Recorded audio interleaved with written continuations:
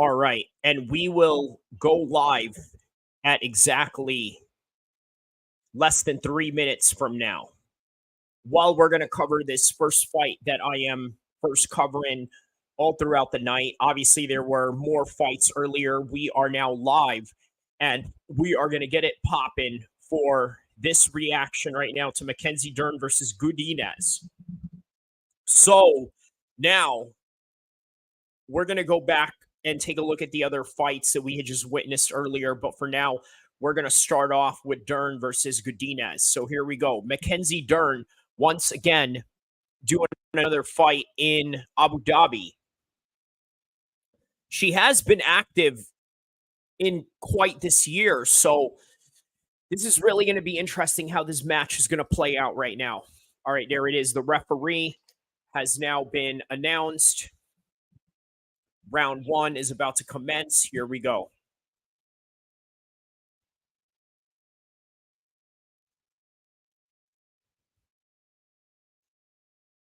All right. First round, a little bit of a filler or just a feeling out process, or not so much.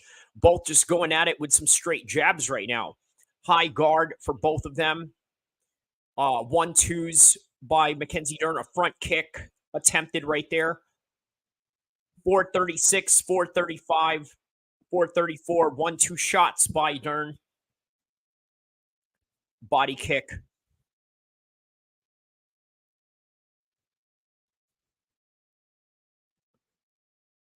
So the 20-minute mark of this live stream, we're going to continue on different conversations while the fight is going on. Obviously, we are reacting to Mackenzie Dern and GODNIZE right now.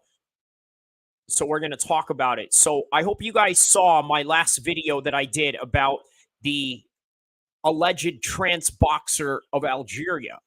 Now, why that was significant for me to do as a story and as a video, I'm about to explain in less than 20 seconds from now. So 1-2 shots still by Mackenzie Dern. First round. Oh, there's a takedown right there by GODNIZE. Catches her while she was going for a low kick. And obviously now they're back on their feet. So the reason why I had decided to do that piece about the Algerian boxer was because it's really important to understand journalistic integrity. Now, a lot of combat sports commentators and media personalities, and especially YouTubers, they don't really look at what they do as a sense of responsibility to any degree. But there's a certain responsibility that you have to tell the truth. At least that's what I'm willing to offer for this channel, in opposition to what other people are trying to offer out there, whether it would be just satire, entertainment, or whatever accomplishments they're trying to look out of their YouTube careers. For me, I want to be able to entertain, but also entertain with the truth. But you also got to understand sometimes the truth is not the most entertaining process. Just like some fights are not the most entertaining process when it comes to fighting methodically or technically, the way that we're witnessing Mackenzie Dern and GODNIZE fight right now. First round, 220, 219 of the first round. Here we go. Still not much of a filling out process anymore, just straight right into it. So as we are going to do this live tonight, I'm also going to talk to you about life lessons and everything in between to sort of tie this into something we can learn outside of the sport. And there's a takedown by Mackenzie Dern right there.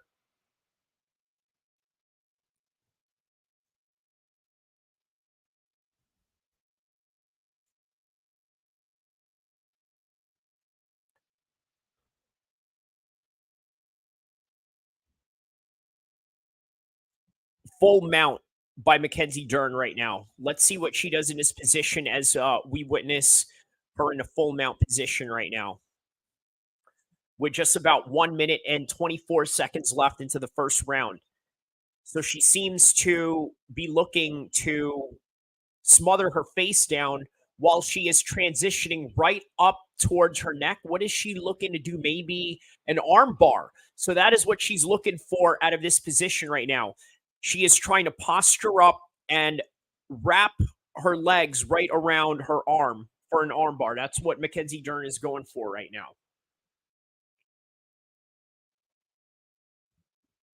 There it is. There's the arm that she was looking for. Can she finish from this position? Mackenzie Dern, very high level grappler, right? She should be able to finish this position, all dependent on GODNIZE and her submission defense and how well she's worked in this positions during camp. 30 seconds left into the first round. By the way, guys, don't forget to like and subscribe as I give you guys the most epic mixed martial arts breakdown in the history of mankind. And why do I make that claim?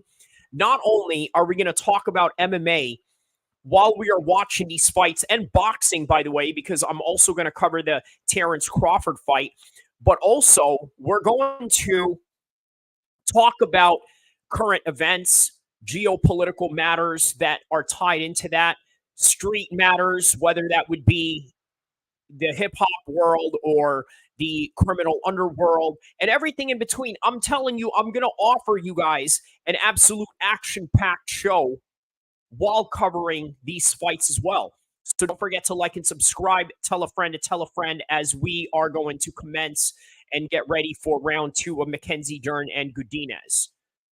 So the reason why I thought it was important to make that video about the Algerian boxer is because there isn't enough integrity in the world of combat sports journalism. I think that we're in a culture where we have to double down on what we believe, at least in a political realm, maybe even in the realm of how you rate your favorite rapper or how you rate your favorite basketball team or any other sports for that matter. But the one thing that a lot of media commentators have in common right now is the clear biasness that they have when it comes to the takes that they have in the sport. I want to offer something different. Obviously, I want to offer a type of show that can give you full analysis, looking at every subject and possibilities. So a lot of people were suspecting this Algerian woman to be a man. Okay. Now, why are they saying that? I'm going to give you guys a controversial take right now that a lot of people may not agree with. As we are watching this women's fight right now with Mackenzie Dern and GODNIZE, I'll tell you right now, Mackenzie Dern is a high-level grappler, very great at her submission attacks, as you've seen in the first round, even getting better with her striking right now. GODNIZE, the same thing. Right? Great for Mexican MMA and the evolution of the sport in that country. And I'm just going to say this out flat. There's a reason why a lot of Muslim fighters, such as Khabib and Islam, are not very fond of women's MMA. Okay? I'll just tell you flat out, it's not it's not a feminine thing for a woman to fight. It's just not. Now, for the other guys that like women like that, okay, that there's a niche following to that. I get it. And there are people that fall in love with other people in MMA and boxing gyms, and a lot of this stuff happens. But the reality is, it's just not a sport that's for them. We're going to watch it, we're going to cover it, but it doesn't mean that it's for them. So when you see somebody like that Algerian boxer who is just phenomenal, I mean, not exceptional, because you've seen in the video with all the comments and the commentators that were in there saying that she had lost before. My friend Matt Rodriguez had said that she'd lost before. So she's not invincible, but she just happened to have been the better fighter during these Olympics. And so naturally, people are going to create jealousy, some sort of enviable statements, just saying a whole bunch of things that are really not true just to make an excuse as to why they weren't able to perform. That's really all there is to it when it comes to the women's trans Olympic scandal or a nothing story and how it's really perceived to be at this point. But most people are going to double down, and there is an agenda going on, and you got to ask questions as to that. I'm not going to pretend that I know the answers, but I know that there's some questions to be asked, and that's the reality of that particular subject with the so-called trans boxer that was never a trans at all. So let's transition back into this fight with Mackenzie Dern and GODNIZE, 140, 139 of the second round. Still a little bit of the same, a whole lot much better boxing in the part of Mackenzie Dern at this point, a whole lot better than what we've seen out of her in the past. And let's see if she continues on with this round. Let's see if she can at least initiate a takedown. Earlier, she proposed pulling guard. I don't know what she was planning to do with that. But I tell you what, if Mackenzie Dern can get on her wrestling singlets and wrestling shoes, go for an ankle pick, take her down, I think that she would cause a lot of problems for GODNIZE. But great striking, significant strikes on both her and Mackenzie Dern right now are sort of dead even at this point. It's sort of a back and forth type of thing going on with them.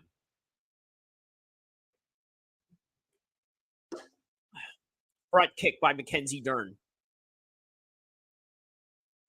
See, and this is what I mean.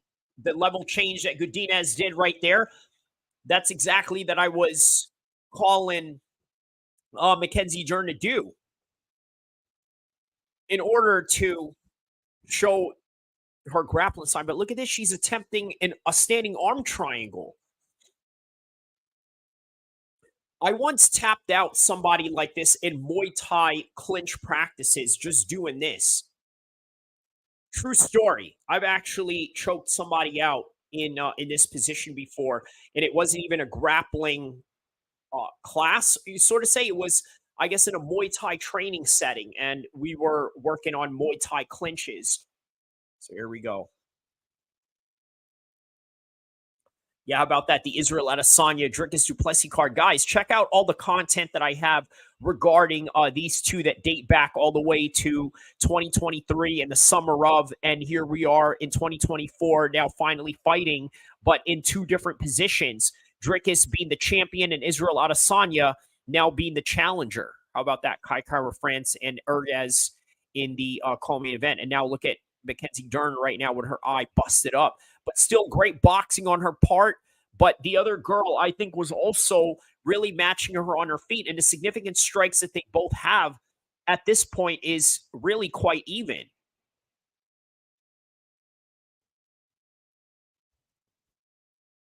He said, "You're looking good in those feints right there." He said, "Stay focused, stay focused." All right, here we go.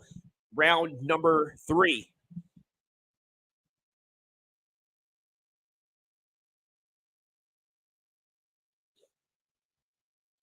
All right, round number 3. Here we go. 1-2 shot by Mackenzie Dern.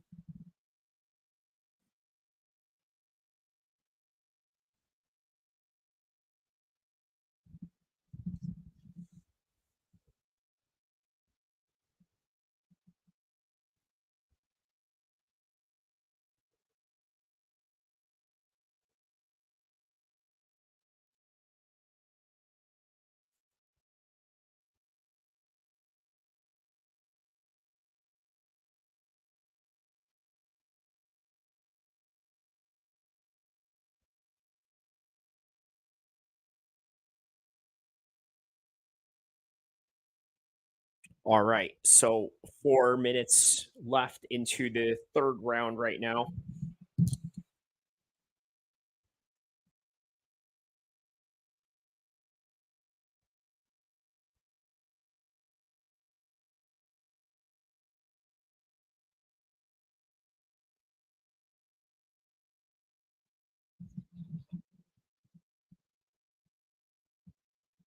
Yeah, some real good straight punches they got going on in this fight right now between Mackenzie Dern and Godinez. Here we go. Now, Mackenzie Dern finally shooting in for that double leg takedown that we've been looking for her to do. Boom, there we go. Now she got her down. Perfect. Now she's in side control. I believe what Mackenzie Dern is going to look for here is to transition into a mount position, which she's almost, but she has the half guard secured for sure. Oh.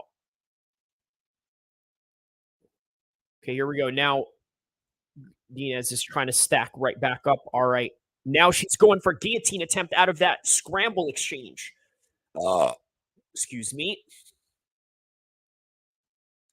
All right, so now Mackenzie Dern's trying to pull her down on the mat. Got her chin down.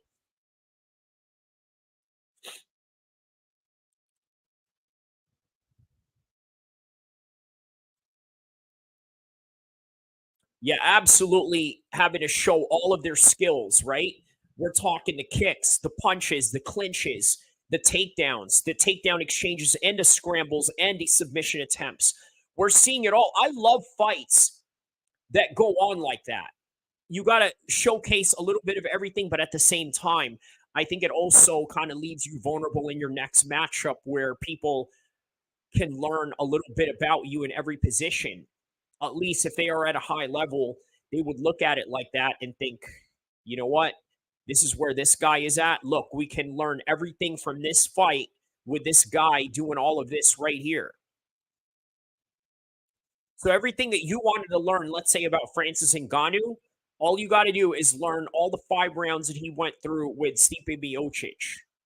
And what do you notice in that one, right? He can be hit, he can be taken down, but he can probably also be submitted as well if you, I guess, put Francis Ngannou in a debilitating position enough, right? Like rock him, sort of like what Nate Diaz did to Conor McGregor, like that. All right, here we go. We got the content covering right now. Mackenzie Dern and Godinez. Obviously, we're covering the main event for Ormar, Nurmagomedov, and Sandhagen. Another one of these great cards that we're going to build memories out of, right? And then tonight, an even bigger card, a boxing card right here, taking place in Los Angeles, California. It is Terrence Crawford versus Madrimov, if I'm saying his name right. And if he wins tonight, Madrimov, we're definitely not going to forget how to pronounce his name. Could this be another one of those Andy Ruiz moments? Perhaps. Who knows? But we're here to find out. We're here to find out all of it. And don't forget to like and subscribe.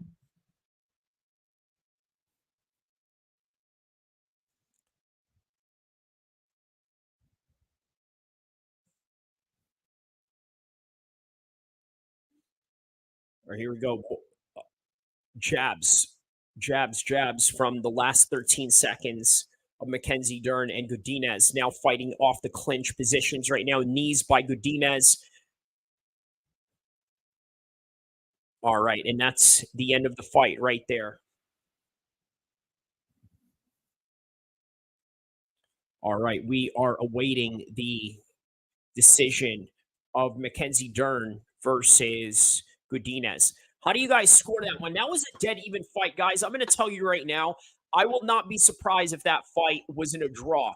Okay, so now that we are waiting for the decision, in the meantime, let's do this, right? Let's take a look at the rest of the card tonight, what had happened, and what we can analyze from it. So there was a TKO knockout by Azmat Nurmagomedov. That was a good one right there. We saw that earlier. Fernandez knocking out Muhammad Yahya in the first round. Shamil Gaziev gets a decision win over Dontel Mays. Really good boxing on this guy, by the way. Very good boxing, right? Somebody to really look out for in the heavyweight division. Jai Herbert gets a decision over Bedoya. Earlier of the night, first fight of the night, Sidris Dumas gets a third round decision. By the way, really, a really hard and tragic post-fight interview that he did. Heartbreaking, but glad to see that he got that win tonight. Sam Hughes gets a decision win over Victoria.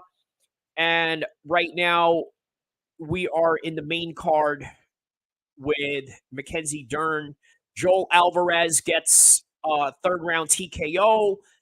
And we are now about to find out Mackenzie Dern, the decision of this fight right now. Let's find out.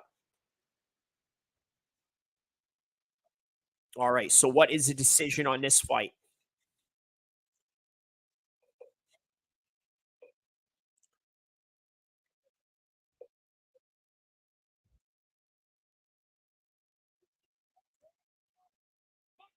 Mackenzie Dern wins it. Mackenzie Dern wins it by decision. So, hard fought fight, very hard. I mean, it could have gone either way, quite honestly, but I'm not mad at it. I'm not mad at the decision.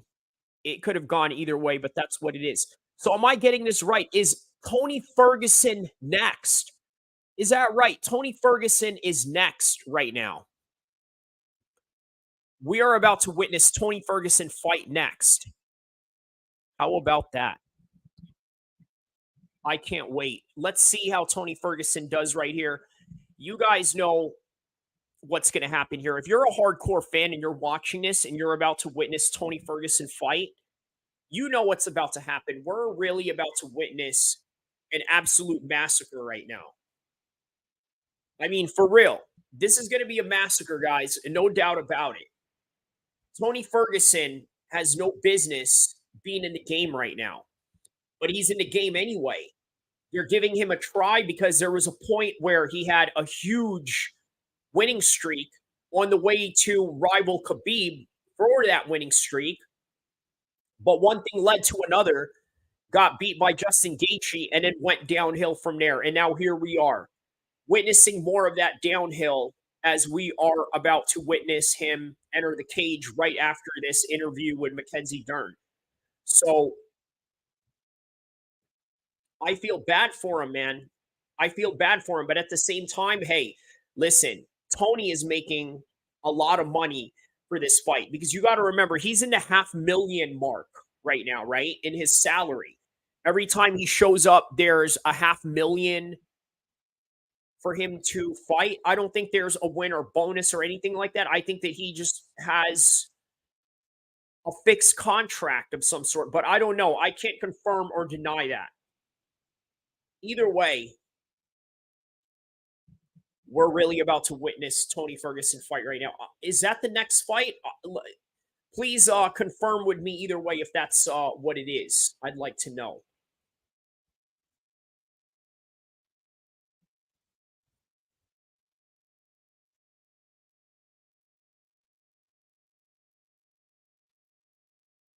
All right, what do we got here?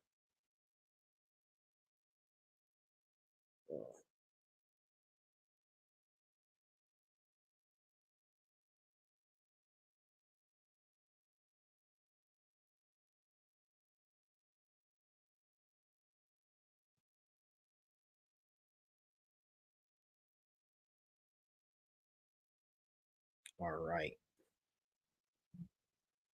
I can't believe it. We're really about to witness Tony Ferguson next. I hope that's the next matchup, but who knows, man? We're obviously looking at the Google version of this. It's not always correct. There were a few times where they did mix up the cards and whatnot, but we'll see.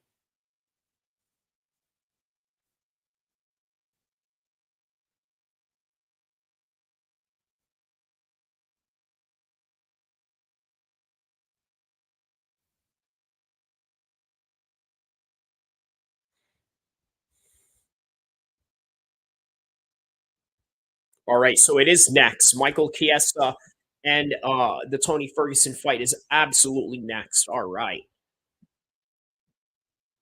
This is going to be great.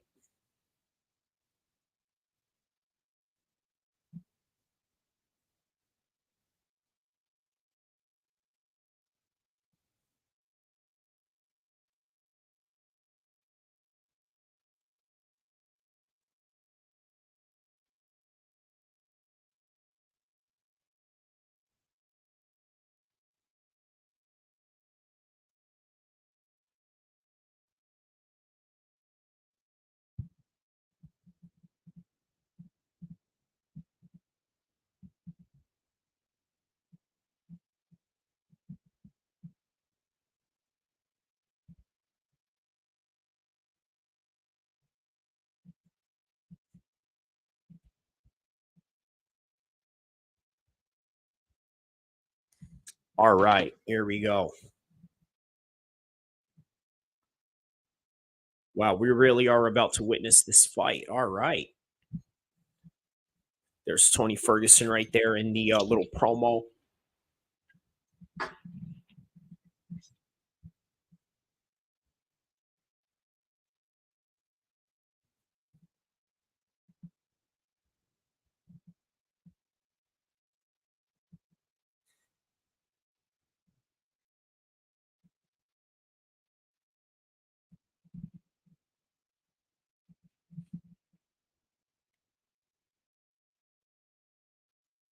Yeah, they're saying if you make a mistake against Tony Ferguson, but you know what? That was Tony Ferguson back in the day, though. You know what I'm saying? This is a completely different ball game right now, so we shall see.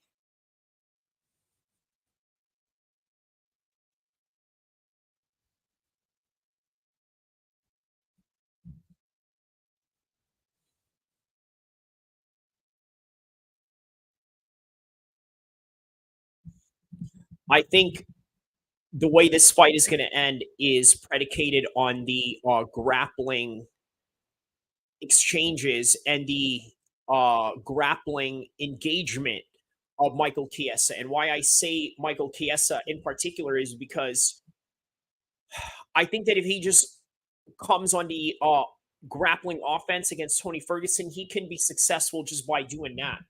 I just don't think Tony Ferguson has it in him anymore to fight anything off, let alone heavy strikes, let alone uh, really taxing grappling exchanges. I just don't think he's going to be able to withstand this. I just think that Tony Ferguson overtrains. And as a result of that, I don't think that we're always going to get the best version of him. That's really all there is to it.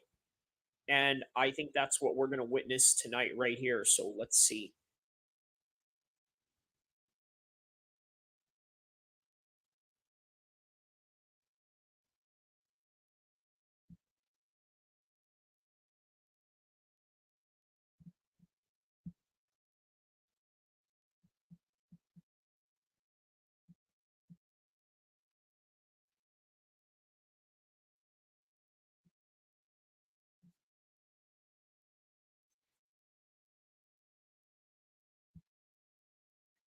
All right. So we're just looking at some commercials right now while we are waiting for these fights. Thank you for everybody that is tapping in to this live stream right now. Uh, we're going to wait for the matches to commence. In the meantime, I'm going to talk about some of the videos that I've had going on this week. So I did a video on Mr. Beast, by the way, and I thought that, you know what? As somebody that's trying to expand beyond combat sports, I thought that it's kind of important to talk about other subjects, but also relate it to combat sports. So take a look at my catalog right here. The trans boxer, obviously a big news in the world of combat sports right now with the Olympics. Mr. Beast is a fraud, and I'm about to go sideways on Mr. Beast. Mr. Beast was accused of not really giving true charity, but the videos that he does where he gives charity to people are usually people that he works for. And a lot of people have a problem with that. I can see why, but I also bring a combat sports psychology aspect to it. I urge you guys to check that out. Also, the other video that I have going on with Terrence Crawford and his relationship with the Saudis, check that video out just right before you watch Terrence Crawford tonight. And by the way, the beauty of that video is that even if Terrence Crawford was to lose tonight, highly unlikely, but you never know. That video will be worth something either way, right? Usually, when people make videos during fight week or about a certain fighter, it can only be relevant to that particular week. Well, me, I like to make videos that are relevant to the fight week, but also relevant later on. And I think those are one of those videos you can check out. I also have a breakdown of the main event on this one right here. Maybe I'll play this one later on the live stream. Manel Cap, was he justified in his pre-fight attack of Makhachev and back and forth they had going on. Bilal shocks the world. Jake Paul, is he championship worthy? I talk about that as well. So check out my latest catalog that I have going on in my YouTube page. As a matter of fact, you know what? Let's play one right now. And for those of you that don't understand combat sports history, the origins of boxing and Queensberry rules, for that particular matter of fact, is derived from bare knuckle boxing. And of course, in the later centuries, they started adding gloves into the whole situation. And as a result, this is the sport that you see today. So let's talk about why a lot of you have this constant hate for Jake Paul. And again, I'm not speaking as somebody who is a fanboy of his or anything like that. I'm just speaking from an objective point of view as somebody who is a combat sports analyst. Here's something you got to understand. For those of you that are boxing heads, do you know who Adam Azim is? Do you know who Hamza Shiraz is?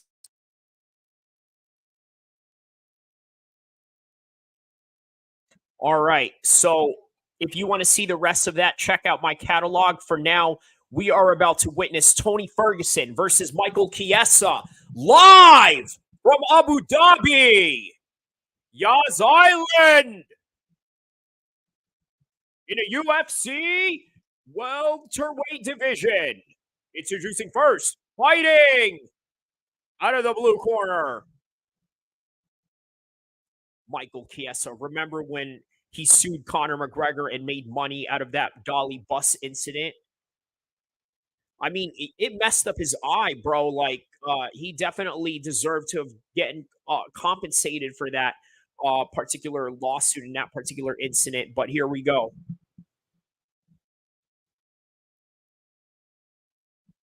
All right, Michael Chiesa, let's go. Here comes Tony Ferguson right here. All right, fighting out of Orange County, California.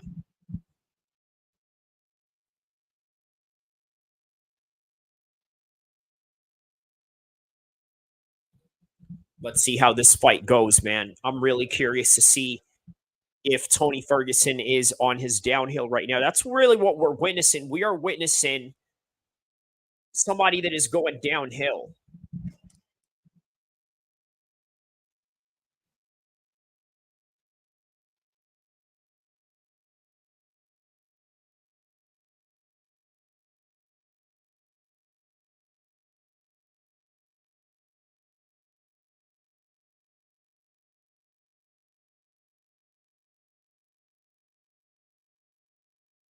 All right, just wanted to put a little time stamp on this one.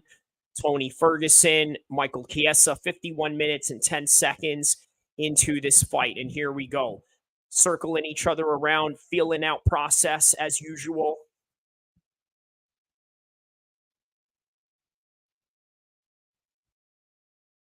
Yes, so Daniel Cormier says that every champion has one last performance in him. Let's see uh if that's Tony Ferguson. I don't know, man. It really depends on if Michael Chiesa is off his game.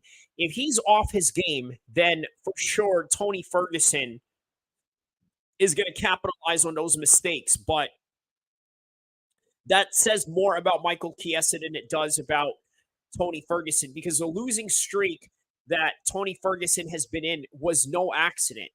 Now, you can argue and say, yeah, they were the top guys in the world and this and that, but we're going to find out a lot in this fight right now.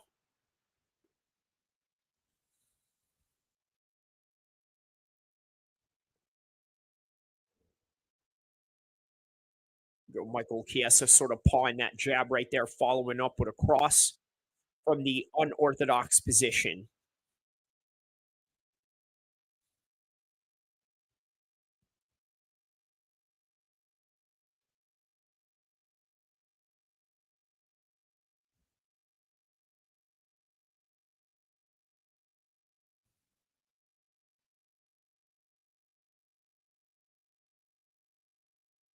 Wow, he said he did 120 rounds of sparring.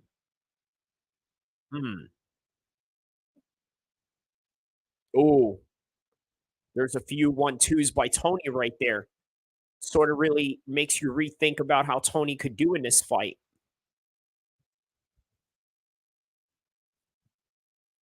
Now, from what it seems like, maybe Tony could be the better boxer. Okay, nice little low kick by Tony right here. Another low kick. Yeah, it is a southpaw versus southpaw situation, isn't it?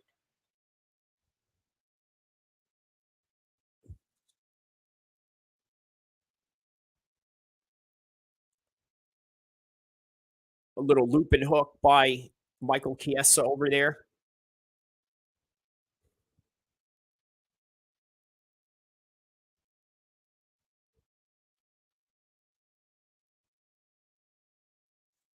Ooh, nice little low kick by Tony Ferguson right there.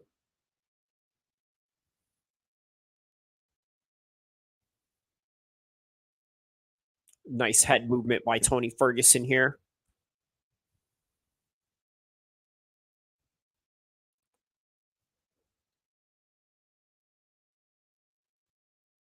Here we go. The grappling engagement by Michael Chiesa here. As I said, if there was anybody, here we go. Oh, wow. You see how easily he got it.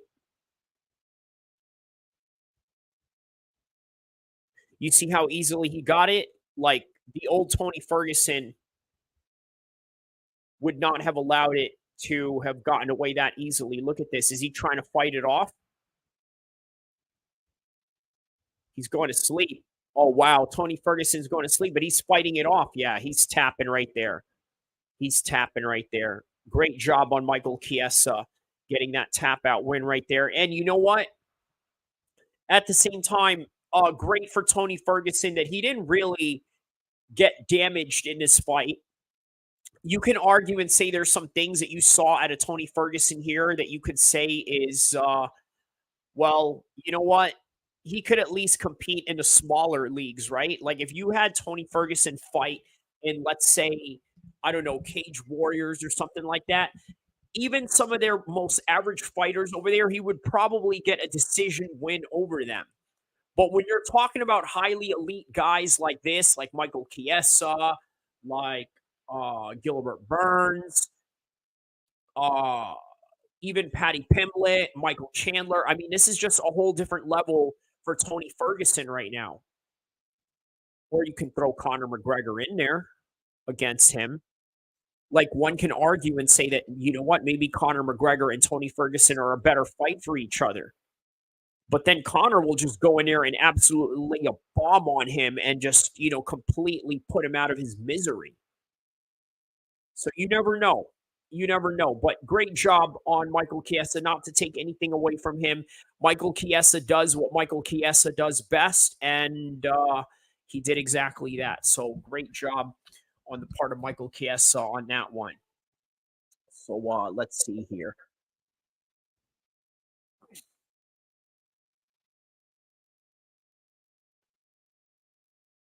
Yeah, great job. Great job on Michael Chiesa's part right there.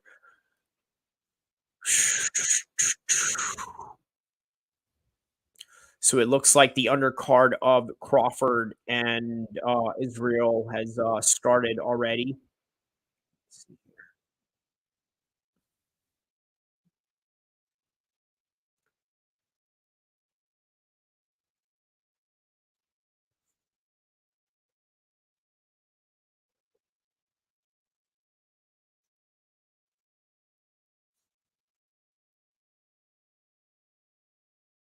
All right, 3 minutes and 44 seconds of the first round.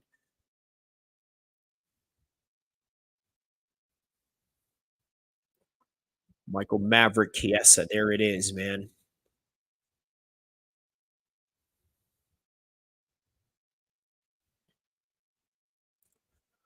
There it is. So since today is the fight for, I'm going to play this from yesterday real quick.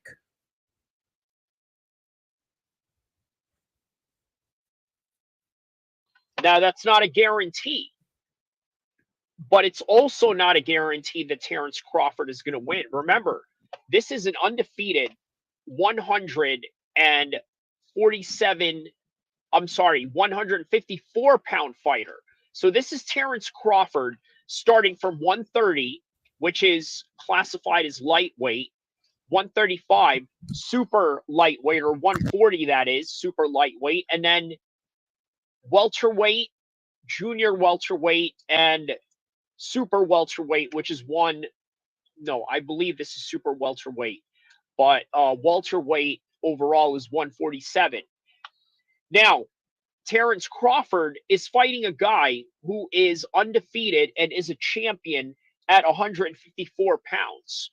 So there's a lot at stake coming into this particular fight with Terrence Crawford and Madrimov. One thing that I can guarantee with Terrence Crawford is that he is going to have the power advantage, even if he's the smaller man. And I've seen this from the way that he power lifts, or deadlifts rather, 400 to 500 pounds with the size of the man that he is, being able to do that. I mean, it's absolutely the quintessential pound for pound strongman in Terrence Crawford. And it is no wonder why he has knockout power in ways that Floyd Mayweather doesn't. Now, as you imagine, Floyd Mayweather isn't really one of those guys that emphasizes a lot on power workouts, right? In other words, you don't really see him power lift. You don't see him lift heavy. You don't see him push sleds or anything like that. And you got to ask yourself, the reason for that is he relies a lot on technicality, and it's the reason why he inevitably wins a lot of his fights. Here's the thing with Terrence Crawford, right? He doesn't have to be technically correct. Now, is he a technical master technician? Absolutely he is. But once again, he doesn't need to be. So as a result of that, what you have to understand is Terrence Crawford is allowed to make a mistake due to his technical prowess. And that's the best way I could really put it. Now, why do I say that? This is the reason why I say that, okay? Terrence Crawford is a great blend of somebody that is technical, but also raw strength, athletic ability. Terrence Crawford has a background in wrestling. On top of that, he has a great pedigree in wrestling, which ultimately makes him very dangerous on the clinch. And now, the thing with boxing is that you can't really do much in clinching positions. Not in a way that you can with, let's say, dirty boxing or Muay Thai or plums or dirty boxing strikes as allowed in the new hybrid sport that Mike Perry apparently created. But I think Terrence Crawford's attributes of his strength plays a big factor into his boxing attributes. And I think that's really the best way to understand that. One thing I can tell you about Terrence Crawford is that he is a generational great. You got to remember, he's a 41 fights in, right? Undefeated, which means he's probably less than 10 fights away from becoming the next Floyd Mayweather, or even better version of Floyd Mayweather, if you think about it. He could go 51-0, 52, way beyond Floyd right now at this rate. And by the way, I'm going to have a new video coming out that is going to emphasize the relationship of the Saudis and Terrence Crawford. This doesn't get talked about as much, and I can understand why. One of the many reasons why that matchup is not being talked about, I mean, where was I going with this? Okay, I'll tell you this, right? Terrence Crawford doesn't have any more competitions, right? He can literally fight the Madrimovs of the world, the Charlos. He can go through a list of what I'm trying to say is that his toughest fights are behind him. And that includes Errol Spence. And one can argue that Errol Spence was never really the same after the car accident. And as a result of that, maybe we got the shell version of himself going into the Terrence Crawford fight as a compromised boxer coming fresh out of his car crash. But Terrence Crawford does have the ability to get 50-0 and surpass Floyd. But if he does that make him the greatest of all time? I would say so. But I'm going to tell you there's going to be some rebuttals on it, and the rebuttal side of it is going to be predicated on his pay-per-view numbers. Now, before Errol Spence, one of the biggest problems that Terrence Crawford had was being able to sell pay-per-views.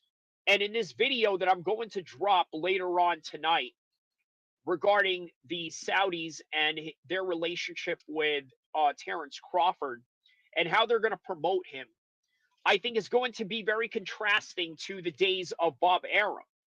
You see, when Bob Arum promoted Terrence Crawford, he did it with such minimal effort.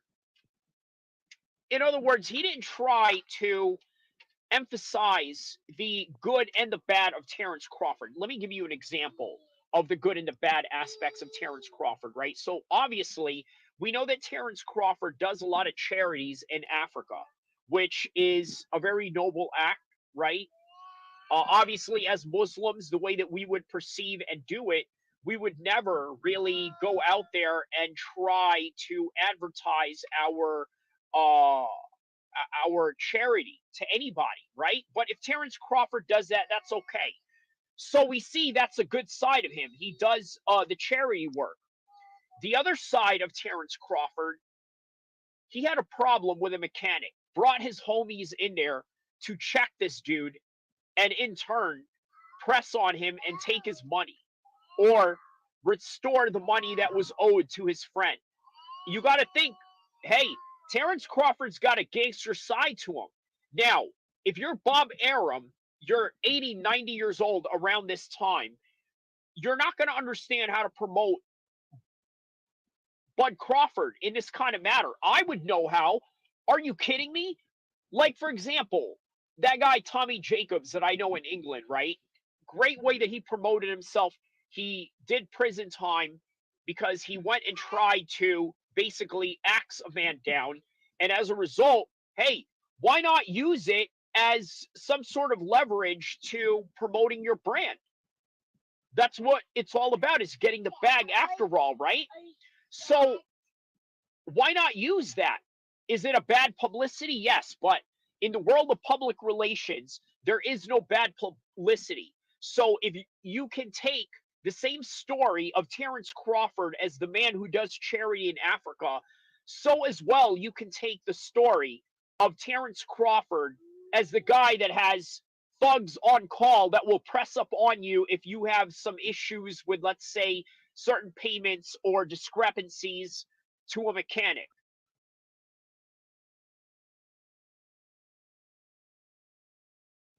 Of men that combat sports. Okay, so as a result of that, use it. Unfortunately, I don't think Bob Arum had the insight to use that. Now, will the Saudis have that insight? I got to be honest with you. The Saudis have an easier time promoting Terrence Crawford right now than Top Rank ever did. You want to know why? The reason why it's easier to promote Terrence Crawford right now is because he's coming off of a big win against Errol Spence. And as a result of that win, what you have is a situation where you can promote him as the best in the world. He's already the undisputed champion at 147. He is now pursuing a new weight class at 154 against none other than Madrimov, an unknown guy that nobody really understands or really can pinpoint out why he's dangerous, but he's undefeated and he's a champion at the WBA at 154. And as a result of that, Terrence Crawford is going to use this fight and this championship matchup as a way to catapult him into the next level of this particular weight class and the next venture. And that's where the Saudis are going to come in and give him a road to 50-0 to beat Floyd Mayweather's record. And why do they want to do that? Think about it. The Saudis are going to have their stake into that matter at hand of him being able to be the guy that beat Floyd Mayweather's record. Because you got to remember, Floyd Mayweather came from an era where his pay-per-view numbers were predicated on the fact that he was a pay-per-view star in an era where people didn't know how to stream, didn't know how to look for online engagements or links or things of that nature in order to watch these fights for free. Well, now you're in an era where Bud Crawford, unfortunately, is not really highlighted, nor does he go out and self-aggrandize himself just to promote his brand, but rather stays quiet, does his work, and now considered one of the best in the world, pound for pound, number one, at least top two. And as a result of that, very much easy to promote. And guess what? There's 10 fights that they can line up to go and beat Floyd Mayweather's record. Now, how interesting is that? That's what you have going on with Terrence Crawford and the Saudis and their relationship. So I'm going to drop that video later on tonight and more on this card. How about Gerald Miller versus Andy Ruiz? I'm going to be honest with you. I think I'm going to take Ruiz on this one. I think that there's a certain consistency that Ruiz has maintained, which I think will really surprise Miller. But we'll see. We'll see. I'm going to have to go with consistency over brute strength and also strength of schedule. Although it's a tough one, but man, I'm going to have to go with Ruiz. I feel that Ruiz is the safer bet. Pitbull CRUZ, obviously that's going to be an easy fight for him. That's literally all that there is in that particular card. There's other big names as well. Obviously, they stack up these boxing cards like they were UFC cards. And as a result, you get a magnitude of these different types of fights. So, yeah, man, that's let's talk about the plan that the Saudis have going on with Canelo and Terrence Crawford. My humble opinion, I think Canelo is going to duck Terrence Crawford. And I don't have a doubt in my mind that that's going to happen. You want to know why? Think about it like this. It's bad enough that Canelo has already suffered a loss from Floyd Mayweather, no shame in that, in the way that he retired as the man on top. 175 great PITBULL. We found out that, yes, Canelo can be competitive at 175, but he's not the best at that weight class, and he can be the best at 168. But if he gets beat by Terrence Crawford, a guy who may be more skilled yet smaller, I think will really affect his legacy. And I don't think that it's worth it for him to take it. And as a result of that, don't be surprised that Canelo decides to duck Crawford because of the risk factor that's involved. Is it big money? Yes. But how do you entice somebody with a lot of money to get more money just to risk losing money, if that makes any sense? And if you don't understand it, rewind that back and try to understand Canelo's mindset in the risk assessment of whether he should take this fight with Crawford. So he's not going to take this fight with Crawford. It's too dangerous. It could destroy his legacy. And not only that, destroy his ego in the long run. Prince Nassim is a great example of that. You want to know a great example of Prince Nassim after the Barrera fight? He had one more fight, and then he called it quits. You want to know why? Because he knew that if he continued, he was going to have more moments just like Barrera and would have rather gone out on top as the guy that won his last fight, even though he had a competitive matchup in his perception against Barrera. That's the reality of combat sports, ladies and gentlemen. I'll give you another example. Do you guys play GTA Online? This is what I do on GTA Online, right? When you get into a shootout with somebody on GTA Online, they take you out, you take them out. It's a back and forth scenario. And next thing you know, you're stuck in it for several amounts of hours, just trying to get each other back. Payback after payback, back and forth, a nonstop, right? That's GTA Online. So at some point, I make it a conscious decision. Hey, guess what?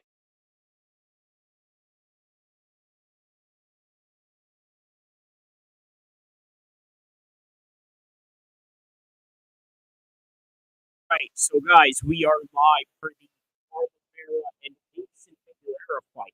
Can you imagine how good a card this is, right?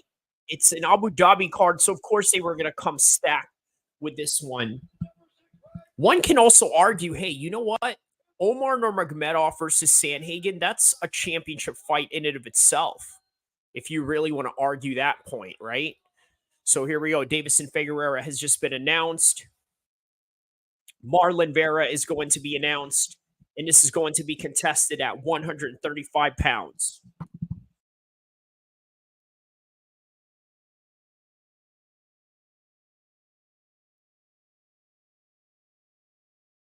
Check out the ink job on Marlon Vera. The dude looks like a straight up cartel assassin.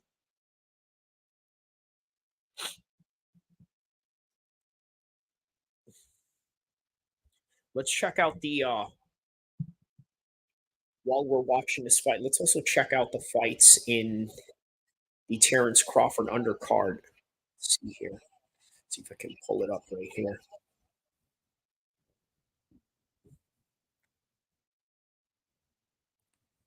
When you want privacy to be fun and simple, Here we go. Thinking about it, man, it's a big card for the Middle East all around the world. Obviously, the Saudis are in LA. And on top of that, you got UFC in oh wait, no, there's not much, there's no fights going on yet. It's just yeah, there's no fights going on. It's just what's his name? Sean Porter and another reporter on stage. Okay, nice little outdoor arena they got going on here.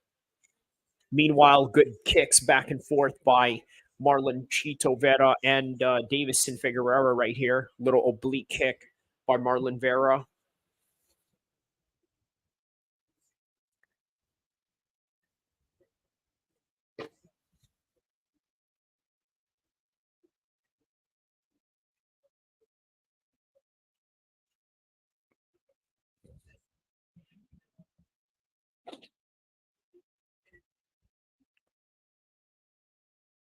A little boxing range between Davison and Marlon right now.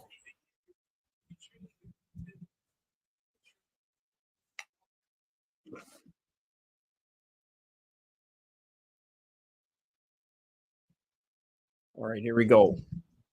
Nice takedown by Davison Figueroa right here. Very good takedown.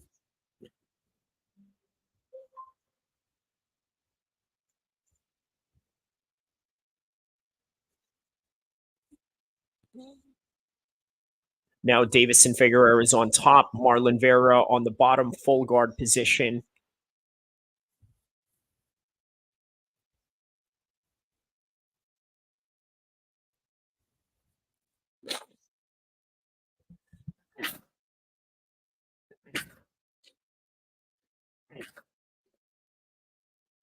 Davison really going for the neck right here.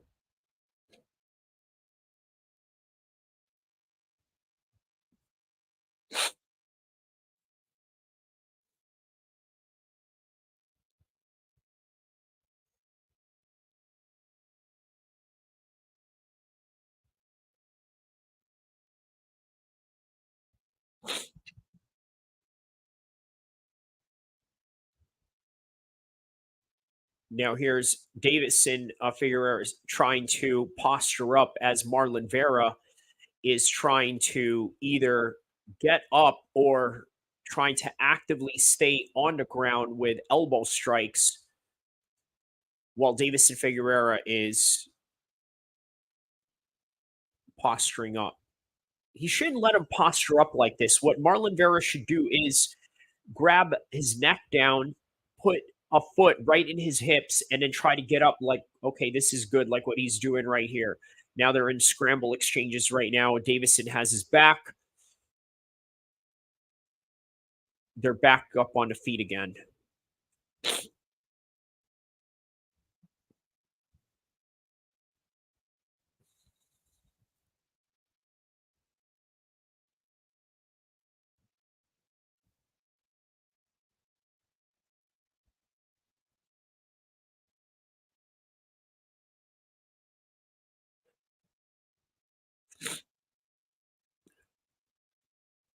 Boom.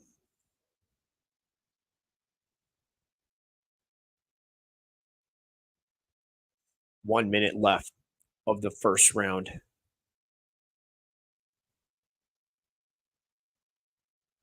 Nice low kick by Davison Figueroa right here. Very Jose Aldo-like during his prime days. Switching stances.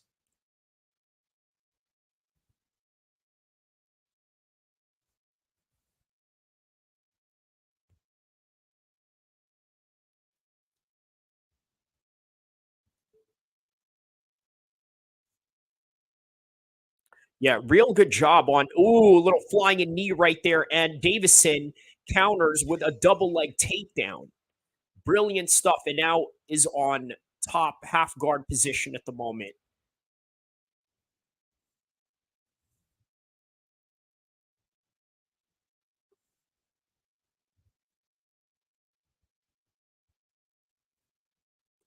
I think Davison is going to end his first round in a half guard position right now.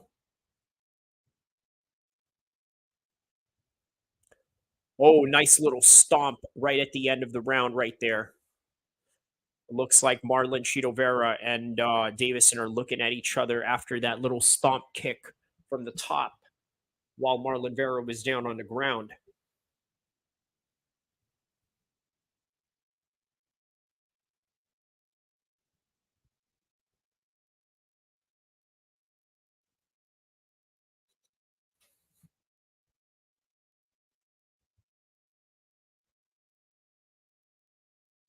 All right, here we go. Joe Rogan with another special going on, huh? He said, "Don't get mad at me. You know why you came here."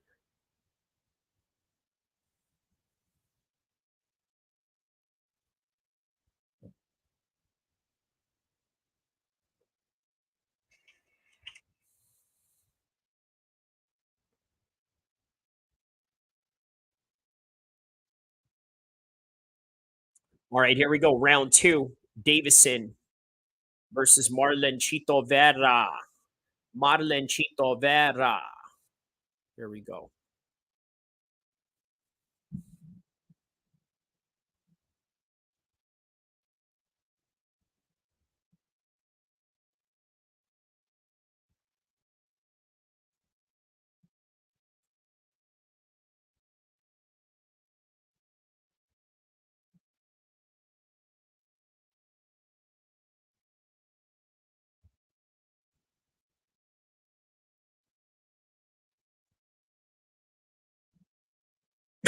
After this, it's a co-main event with Sharaputin Magomedov taking on Mikhail Olashenchuk. It's a good fight. It's a good fight if you really think about it. I like it. I like it. It's a good fight. Real good fight.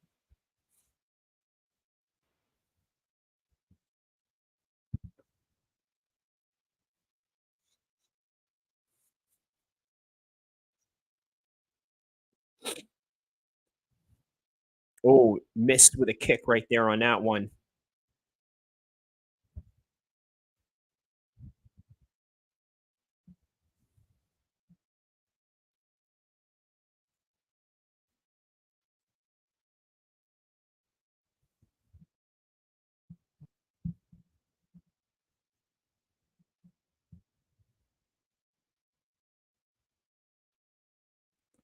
You know what? I think that's very smart on Cheeto Vera to do that, right? He's implementing more short burst sprints rather than long-term type of stuff. I think this is good. This is very good. This is very good because I got to be honest with you, long-term running can be very bad for your knees. So at some point, you got to think of the diminishing returns that comes with that. Here we go. 2 minutes down already on the second round.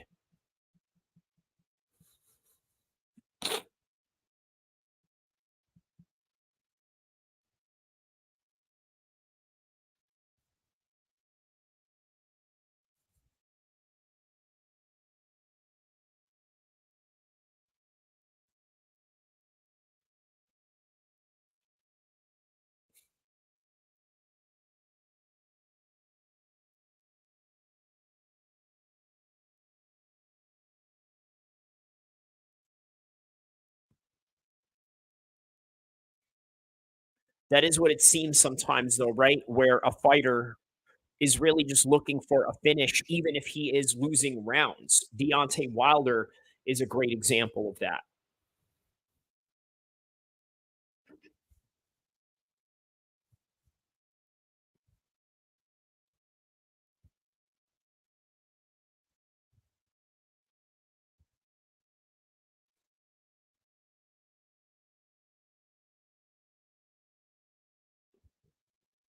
Yeah, good defense on Vera right there. Nice low kick by Vera.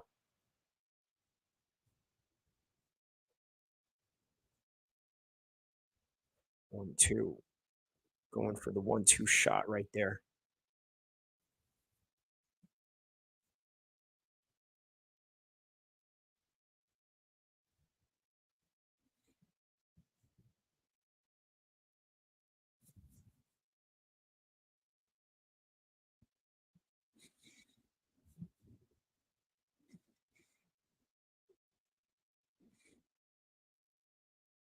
Nice front kick by Vera.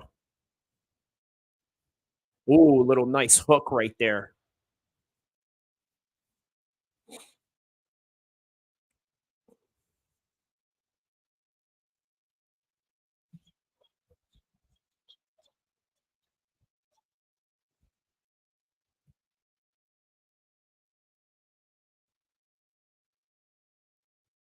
Yeah, Davison definitely does not get tired at all.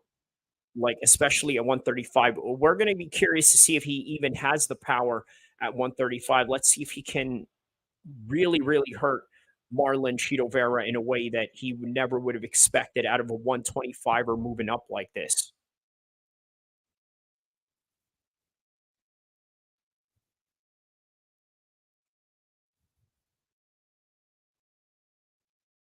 Ooh, nice little jumping kick by Marlon Vera right there. Real fast and explosive in that exchange. Now he's got him clinched up, goes for a nice little body. Ooh.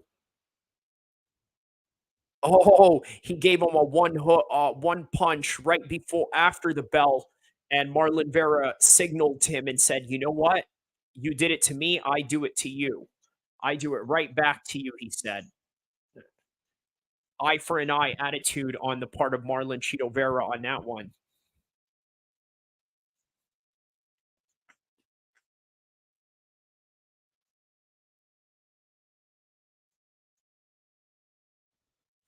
All right, so on to the third and final round. Who do we have for these first two rounds? I'm gonna have to go with Davison. I think Davison may have had the better exchanges of this one, and the third round right here, I think, is going to be a tiebreaker. That's how I see this one going on right here. It's going to be a tiebreaker for this one. Yeah, how about that? I'm really excited for that fight right there. Dricuss, Duplessis, and Adesanya. That's a really exciting card. Again, the storyline, the amount of trash talking, the fight week buildup. It's all going to be there for that fight. Everything that you look for in a fight.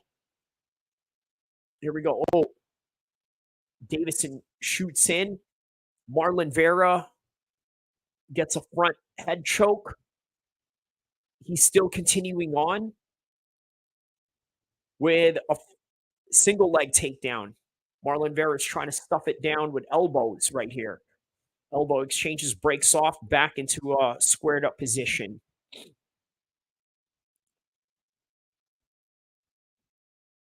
Crowd yelling for Cheeto right now.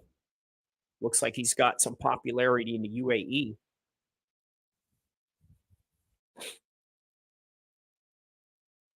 Nice kick by Davison right there.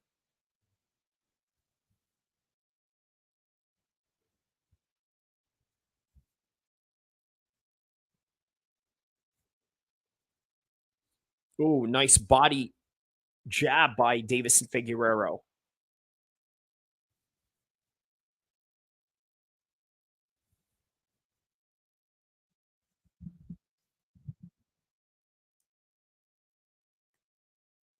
Nice exchanges they got going on right here.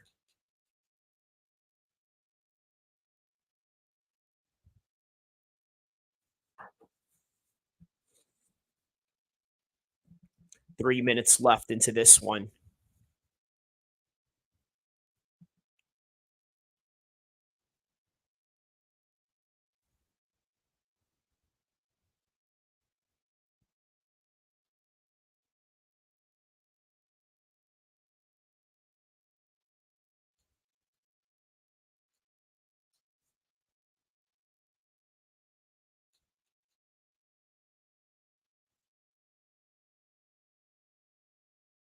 Oh, he just rocked them right there. Oh, he rocked Cheeto. He just rocked Cheeto. Oh, no.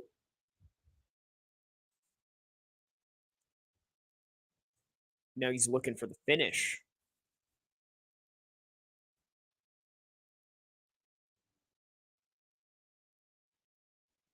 Oh, nice body shot by Fig right there. Front kick by Fig. And now Vera's looking like a statue slash punching bag right now.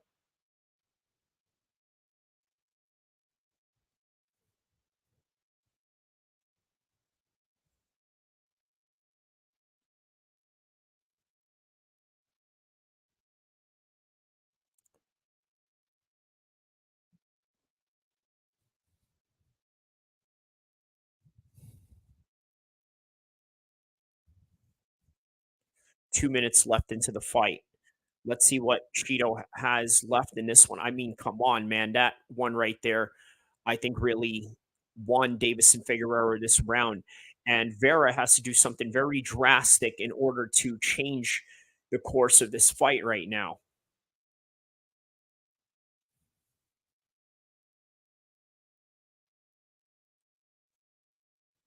130 left, less than 90 seconds left into this round.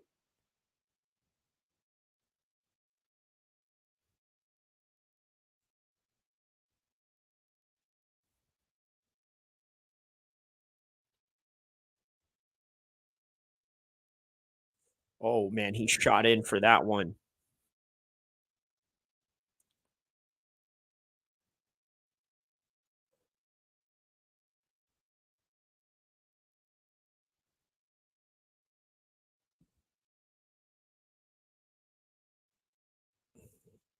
Oh, nice spinning attack by Cheeto, but misses with that spinning heel kick.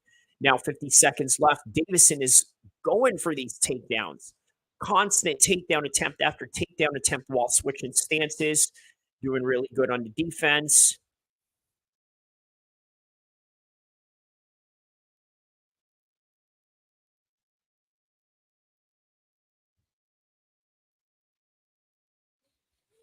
Yeah, he is using the takedown attempts in a way to just make Cheeto tired. Caught him with that other hook right there again. He's got about less than 11, 13 seconds left right now. 10. Oh, little standing elbow right there. 5, 4, 3. Oh, flying knee by Cheeto, but he falls. All right, man. Good fight. Good fight between them. I'm sorry. I'm going to have to give that one to Marlon Vera, bro. I'm giving that one to Marlon Vera all the way. That's Marlon Vera. Sorry. Yeah, that no. I'm sorry, not Marlon Vera. I'm gonna have to give that to Davison Figueroa. That's let's find out. Let's find out.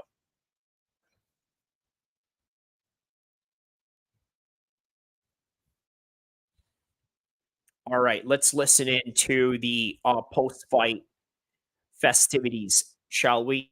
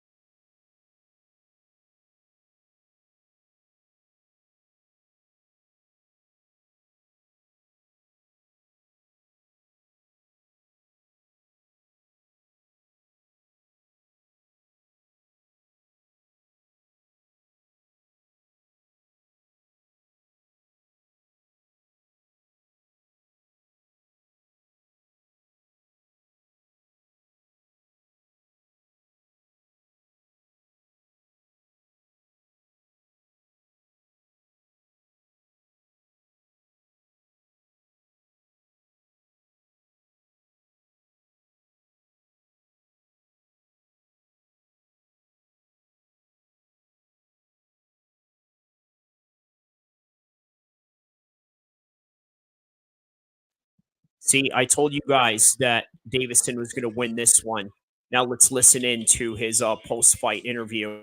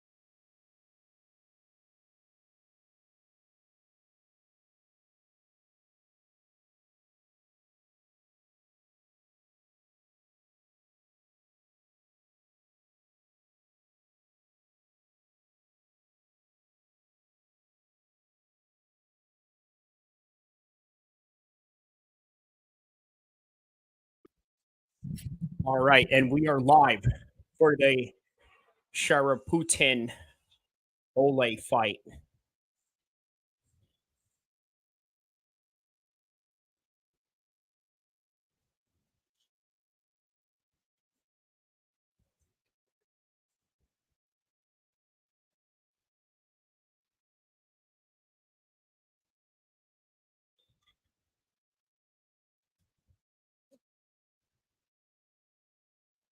All right, now that is the fight that we are reacting to live right now.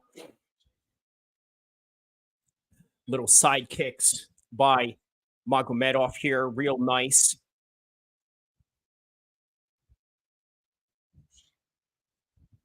Got cracked right there.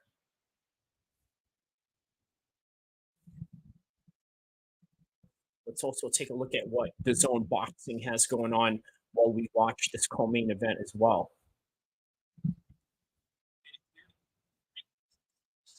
Who do we have in the undercard right here? We have Alamov and Bullock. Okay, so the Saudi boxer they got going on. Meanwhile, we got Sharaputin fighting for his life right here. Good low kicks. This is a really good opponent for Magomedov if you really put this in perspective, right? I mean, this is not an easy opponent by any one stretch of the imagination. I mean, this is a tough outing for him for sure. Look at this, just constant low kicks, great Muay Thai, knees on top of it. 320, 319, 317 of the first round. 1-2 by Olejanchuk. Goes for the body. Sharaputin circling away, being pushed up against the cage. Now, one of the reasons why I constantly bring up if, let's say, a fighter is being pushed up against the cage or something like that is because what a lot of people don't know that have never been in a cage or a boxing ring is that it really is adding a whole lot of pressure to you. It's making you fight a lot harder knowing that the closer that that person is getting to you, the more pressure you're going to have to move, react, or somehow put yourself in a line of defense against a guy who is coming at you with a straight line of offense. And right now he's mitigating it pretty well with that side kick that he had to the body. Olejanchuk is still just going forward with the jab, but Magomedov is keeping him at bay with that side kick. There we go. Nice little body kick right there. But as he got caught, okay, body kick.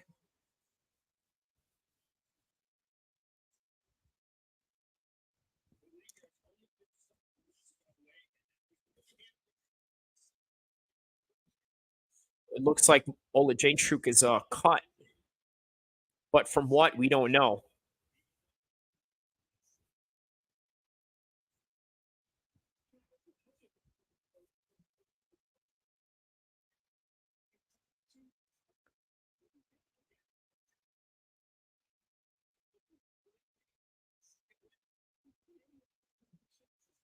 Low kick by Olejanchuk.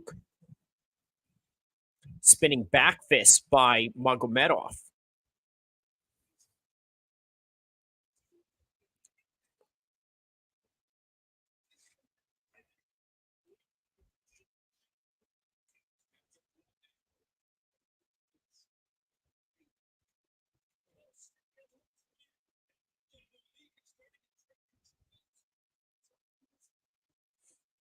Nice little side kick right there.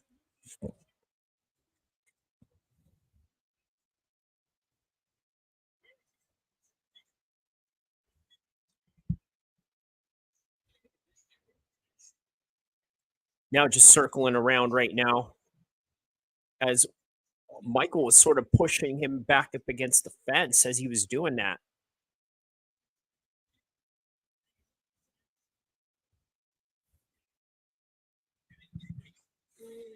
One to the body.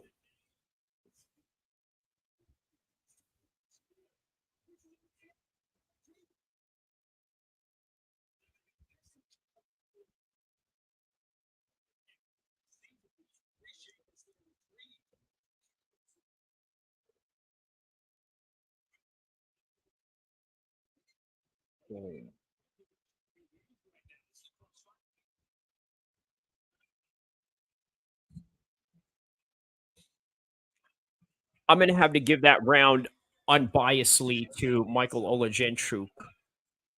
Yeah, man. I give that round to him straight away. What do you guys think? Do you guys see that round for him? I do. I saw that round completely for Olajenchuk, but hey, everyone has their own subjective view of these things, I suppose. So, meanwhile, in the boxing side, you have that Saudi boxer fighting in the undercard of a 6 rounder right now.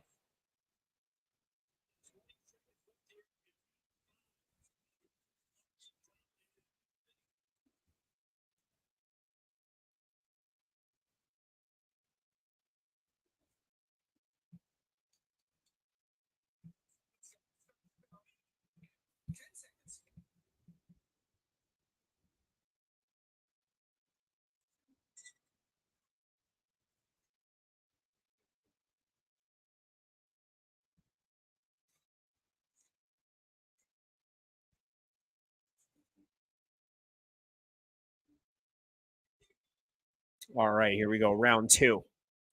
Round two with Sharaputin, Magomedov, and Olajenchuk.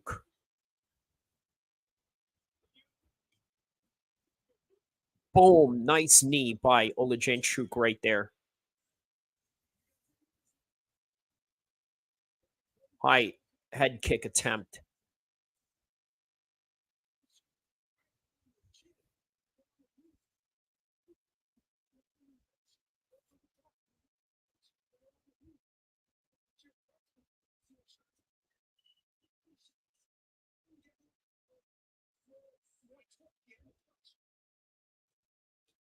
Oh, Superman punch by Magomedov.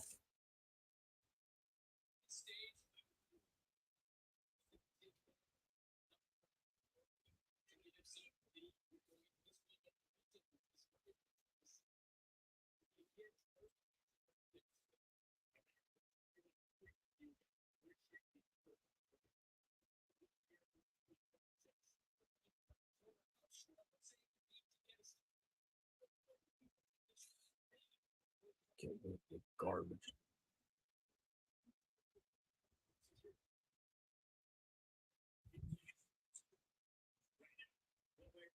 Look at this. Oh, he just caught him with that one. It's like, get out of here with that garbage. Boom. Okay, he's got Michael Olajenchuk cut. Yeah, that was from the first round earlier where he got cut.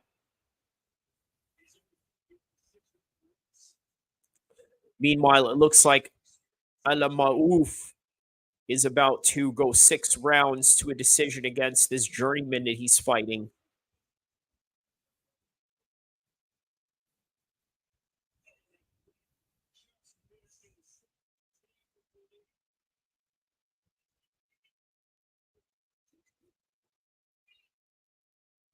Mm.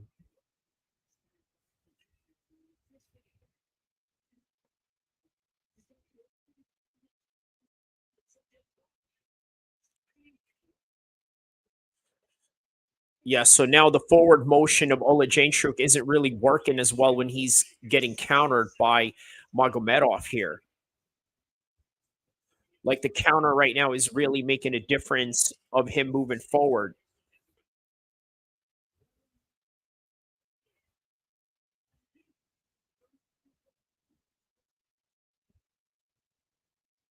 And now it looks like he's starting to miss.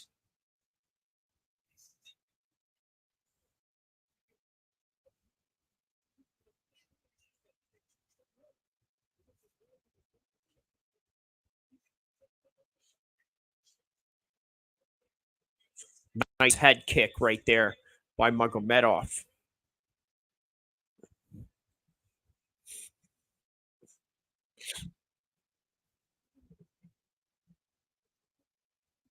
Oh man, nice head kick, head knees right there.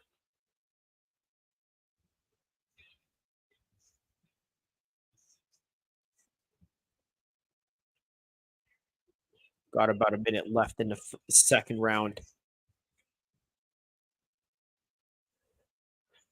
Michael's not allowing that cut over his eye to affect him by any bit. He just keeps going forward at Magomedov. But good thing with Magomedov, look, he's got these different arsenals to counter him with some knees, with some front kicks, spinning attacks. Looks like he was checking a leg kick or was looking for a front kick originally. Nice head kick, but his feet gets caught. Now they get caught up in a scramble. Olajanchek has his back.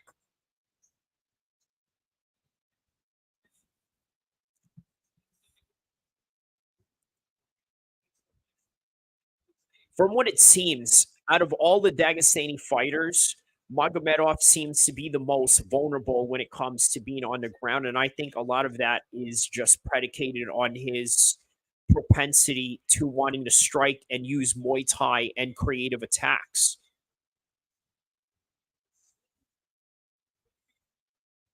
And he was looking right at the camera in order to try and aim the shots at him.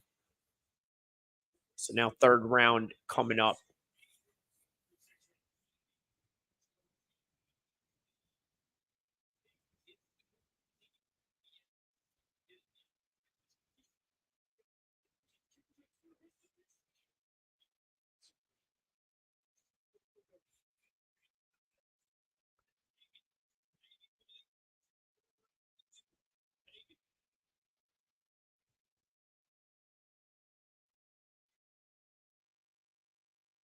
Huh.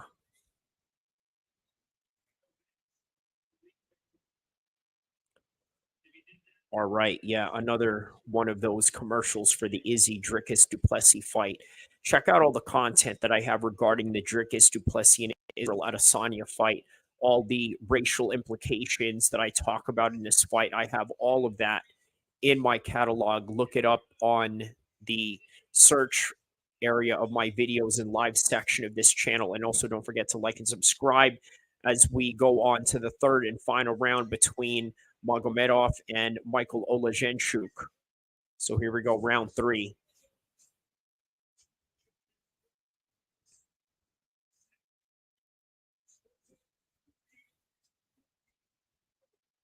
Oh, look at this, taunting him while he's throwing front kicks at him.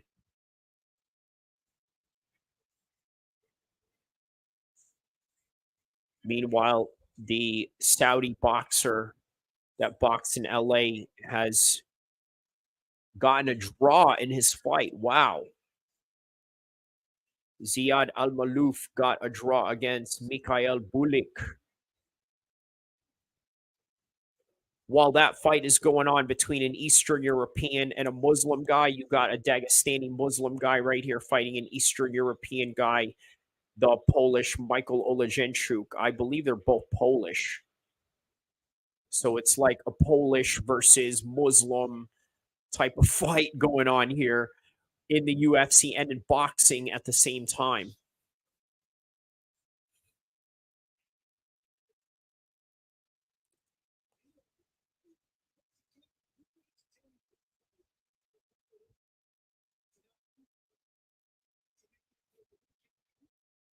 Ooh.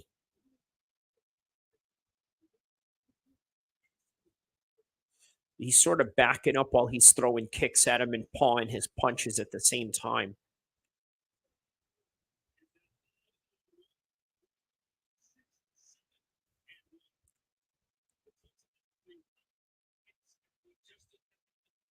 Oh, he's got a clinch there. Boom. But then he gets that front kick. He constantly throws that front side kick, and eventually it landed in the face of Michael Olajanchuk.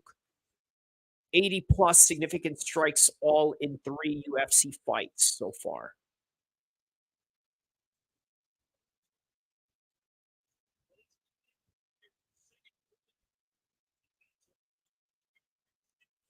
All right. So that Maloof guy got a draw against Bulek. Now, what is the next fight coming up right now? Steve Nelson taking on Marcus Ramon Vasquez on the boxing side, while we are still in a co-main event for Magomedov and Olajanchuk right here on the MMA side.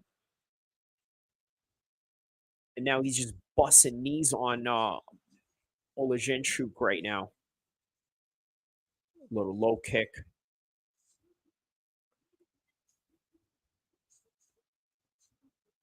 Oh, nice high head kick by Sharaputin, but then gets into a scrambling exchange. So this is what I notice about Sharaputin's game, right? He'll throw kicks with reckless abandonment to where it leaves him open in a grappling exchanges. But then eventually, even when he fails at these grappling exchanges and scrambles, he eventually gets right back up and just continuously leaves the fight standing. That's the great observation that you can guarantee out of Magomedov with just 1 minute and 30 seconds left into this third round, 130 right now. Now Michael is trying to go for a double leg while he's grinding Magomedov up against the cage. Got a little wrist control there. They're both letting go. Now they're back squared up once again. Little fake shots by Magomedov.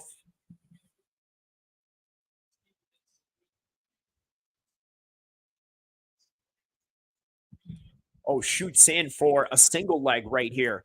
Actually gets it on Magomedov. This is big right here. If he can actually hold on for an entire minute, Oleksiejczuk has a chance of winning here. Unless, of course, Magomedov does something very impressive on the ground where he's using a lot of knees and elbows, which, by the way, he specializes in as he is put on his back. Maybe something that he's used to. He is a Dagestani. He's used to probably a lot of guys putting him on his back. But in turn, he's going to use that as a way to get some elbow strikes from the bottom here. And that is what we are witnessing right now.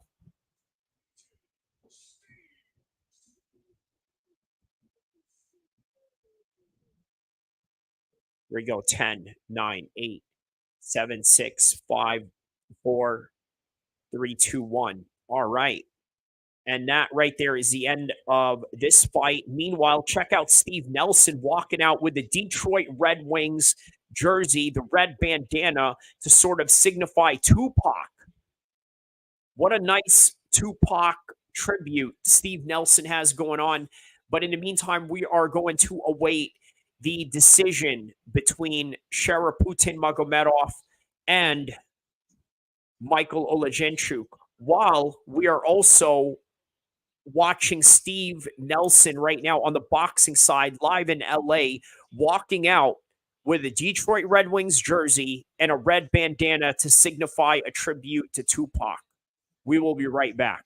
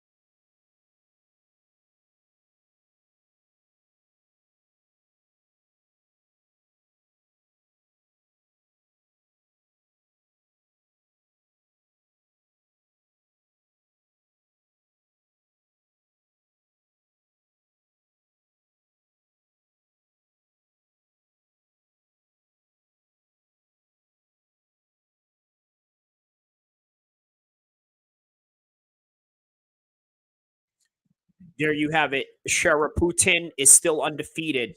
He gets that decision win, rightfully so. That's all that she wrote right there. On to the main event as we are also watching the boxing card with Steve Nelson taking on Vasquez.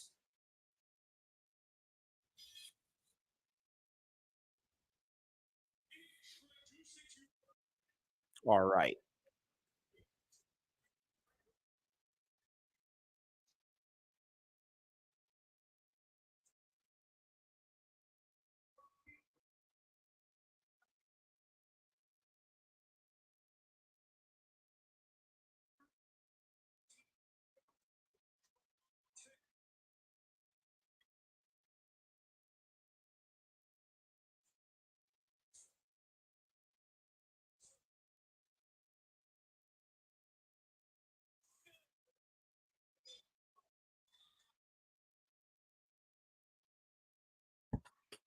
said that his win was epic today, according to Sharaputin.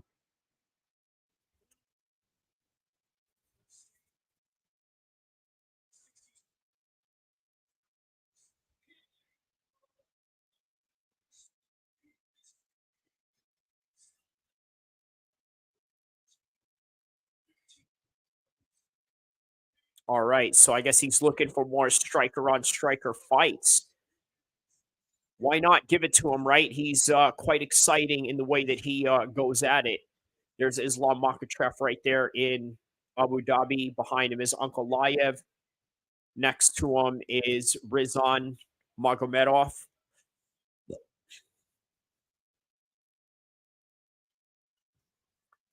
Now it is on to the main event, and Steve Nelson is about to box Vasquez at the same time. We're going to try to cover both. So in that, give us a like and subscribe. Inshallah.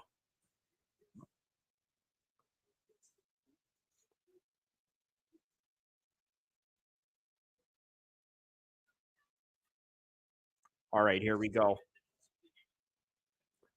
Steve Nelson is about to box Vasquez, and we are just waiting the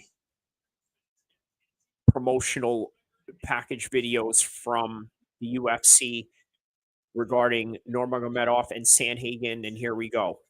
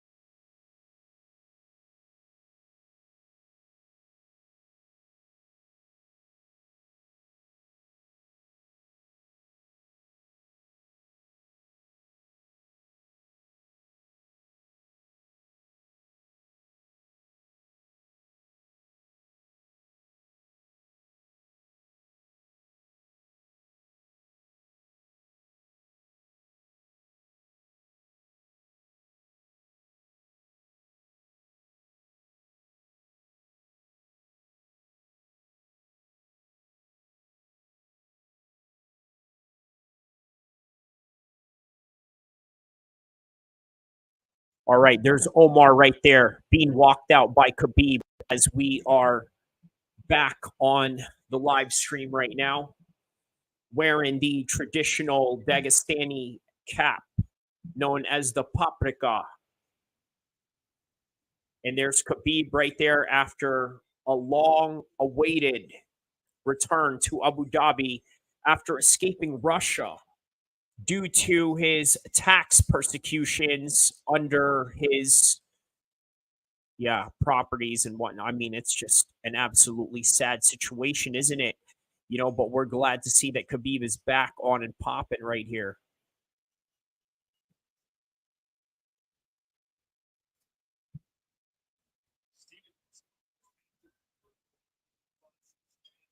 There's Islam right there doing a corner job.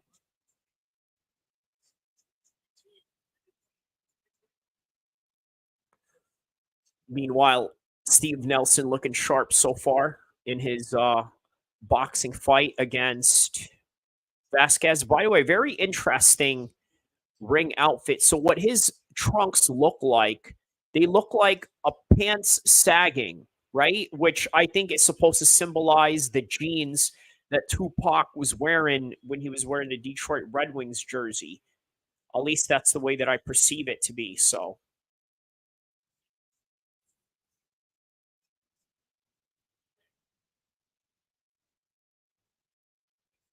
Omar Nurmagomedov is walking into the cage right now.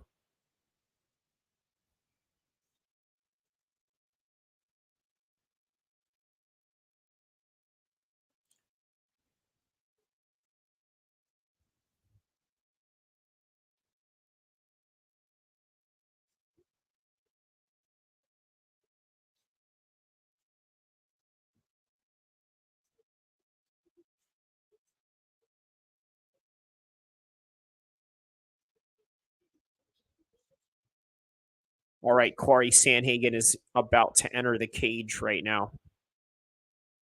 Oh, wow. Walking out to Jimi Hendrix, Voodoo Child. How about this for a little entrance song, huh? Voodoo Child, which is also the entrance of Hollywood Hulk Hogan when he was with the NWO.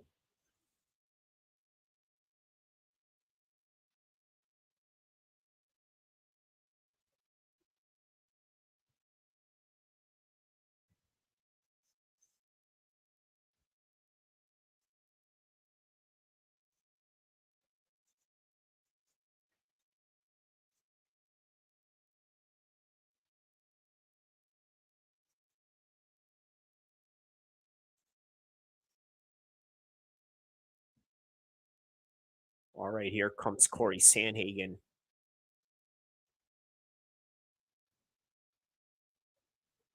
To a mountain. I chop him down with the edge of my hand. Wah, wah. Wah, wah. I'm at the edge of the mountain. Chop him down with the edge of my hand.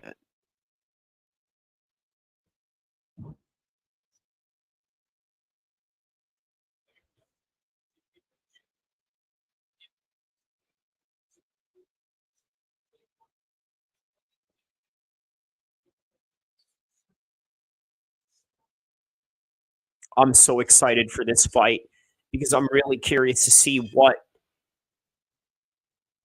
Nurmagomedov could do at the highest level. And Corey Sandhagen right now is the highest level that you could reach at 135, other than champions themselves.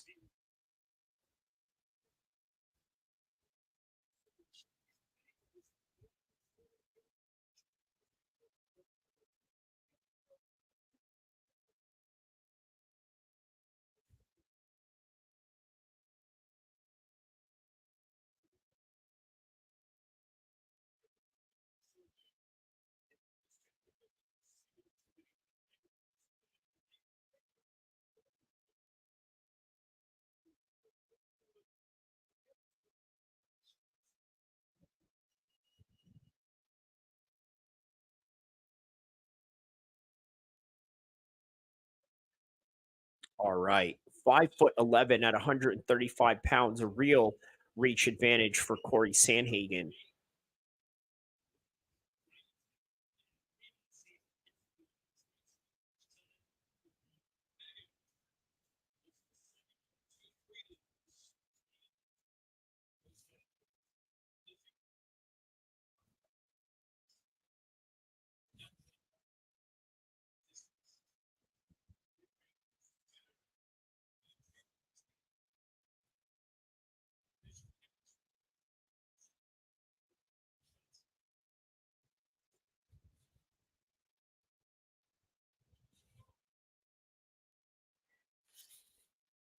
There's Khabib right there overlooking with Javier Mendez in the corner.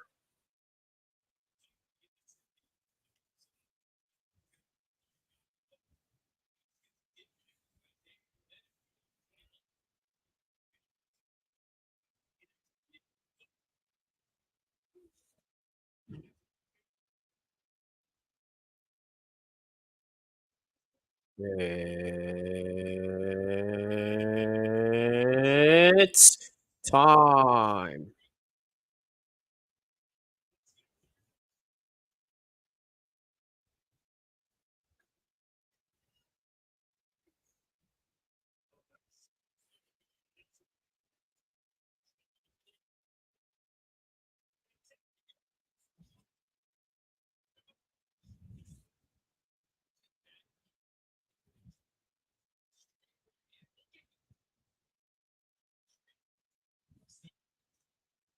All right, Omar is being announced right now. In the world, Nurmagomedov. Here we go.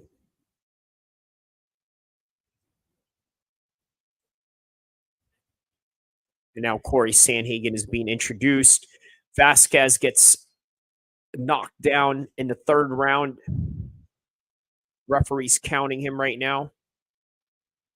And Steve Nelson is looking to get a finish right now.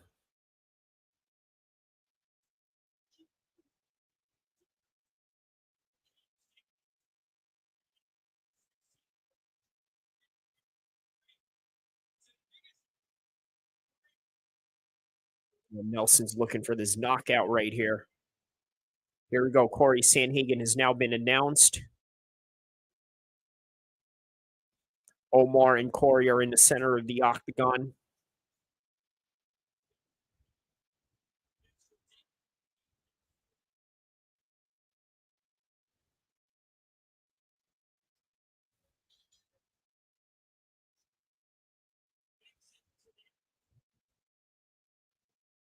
All right, here we go. Round one. Omar Nurmagomedov versus Corey Sandhagen.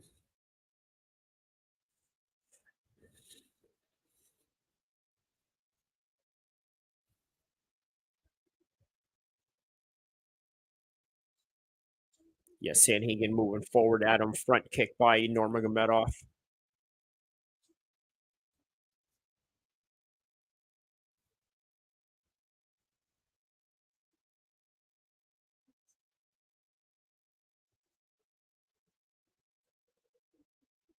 Shoots in on Corey. He gets Corey down. Just like what I had told you guys in a prediction, right? Corey Sandhagen, he's going to be tough to finish right here. But make no mistake, Omar is going to have a lot of the control time here. But great escape on the part of Corey Sandhagen on this one.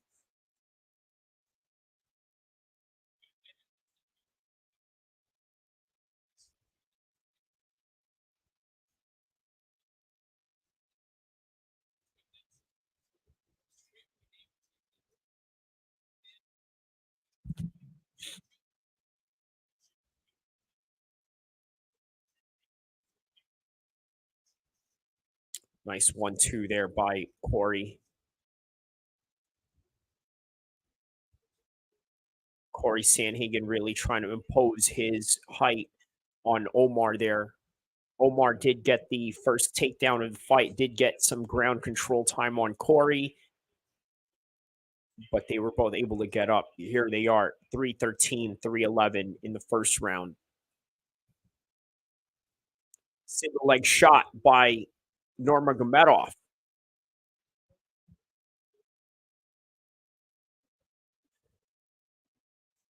Corey Sandhagen doing a very good job of balancing from this single leg. Let's see what Omar does here. I think he may be looking for a trip or... Wow, that was a great job by Corey Sandhagen in being able to escape that.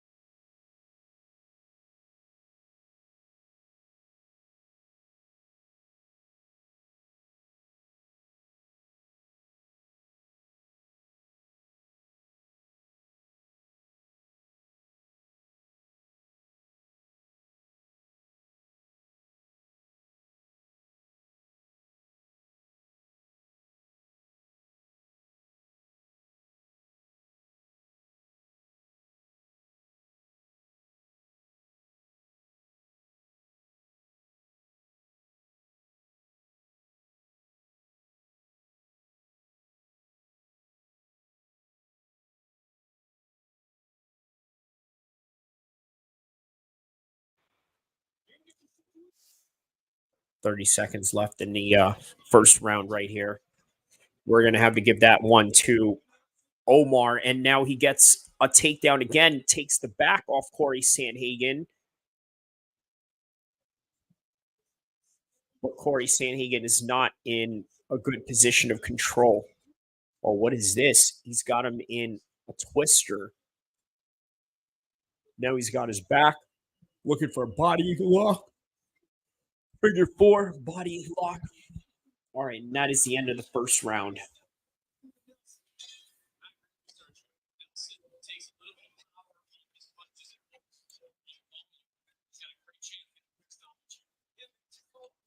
Wow. All right. That first round, I'm going to have to give to Omar Nurmagomedov. The ground control, the scrambling exchanges, and just being able to move forward, even on the striking. It's overall Omar in the first round. All right. Second round.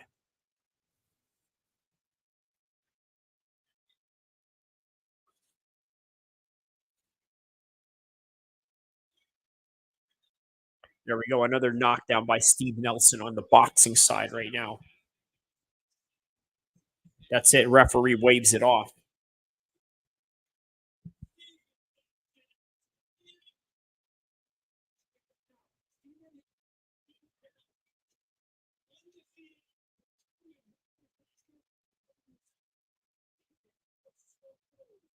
All right, here we go.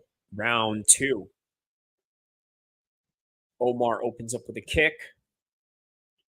Body kick. Low kick by Corey Sandhagen. There it is. Another single leg attempt by Omar Nurmagomedov. Will he get it this time? I think he will. I think it's only just a matter of time that the minute he grabs onto your leg, that he's going to get a leverage off of taking you down. Good grappling exchanges here. Good scrambles. Now he's got Corey Sandhagen's back. He now has the back of Corey Sandhagen, and he is looking to backpack him. Perhaps, okay, he gets off on that one right there. Ooh.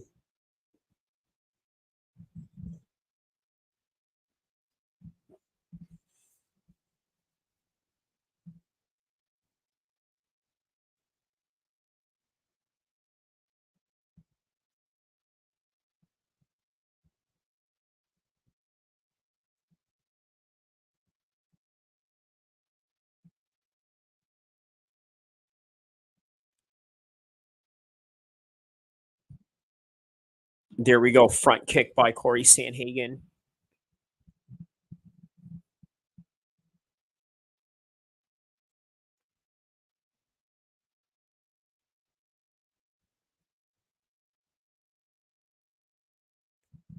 Yeah, really doing a good job also of avoiding a lot of these possible spinning attacks and flying knees that Corey can hit you at a certain range. And Omar seems to be reading a good range in how he should be fighting Corey Sandhagen as he is circling around him.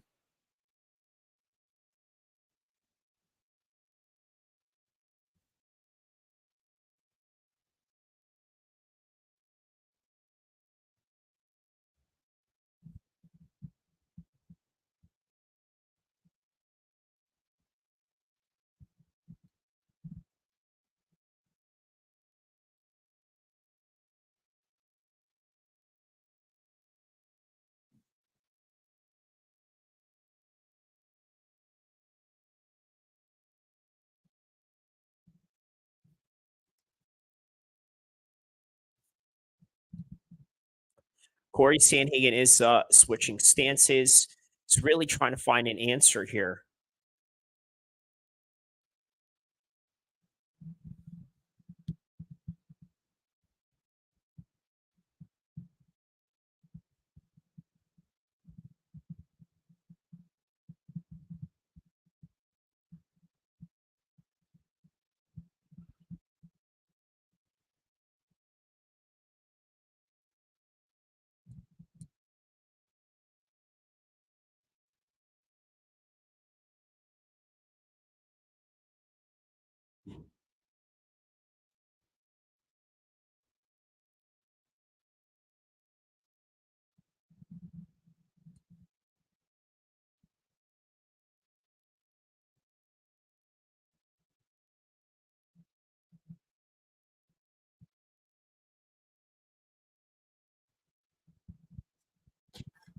Wow, Omar is really doing an awesome job right here, just mitigating every situation that Corey Sandhagen has going on. There it is. See, he goes for the kick, catches his leg. Instead of catching his leg, he catches his back. Now they're on to these grappling exchanges, and now he's looking for that uh crucifix or what's going on here. Corey Sandhagen is trying to go for a leg. Okay, there it is. Now he's in this body scissor of some sort.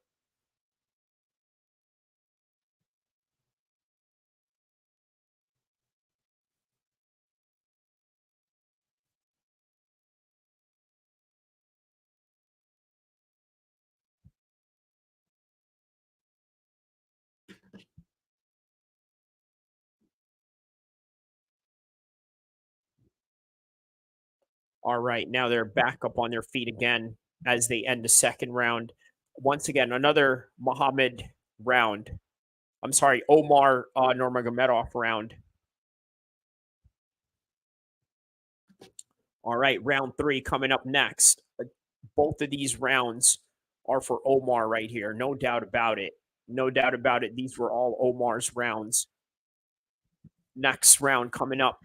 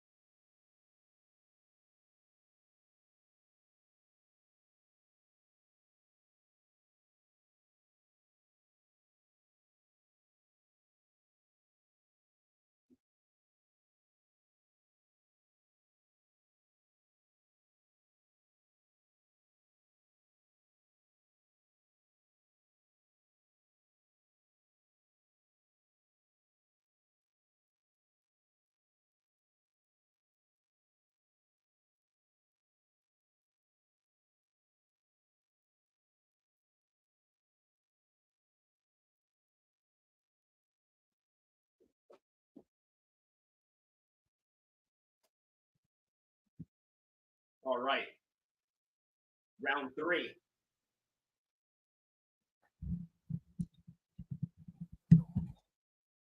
Nice kick right there.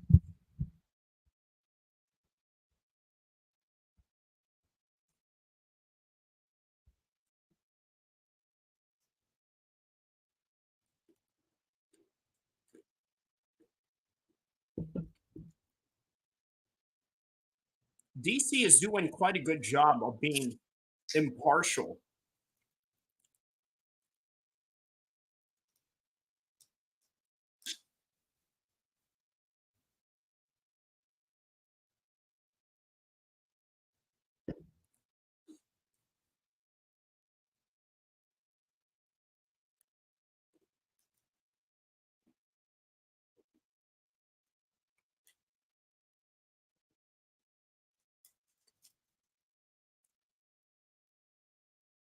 Nice low kicks by Nurmagomedov here.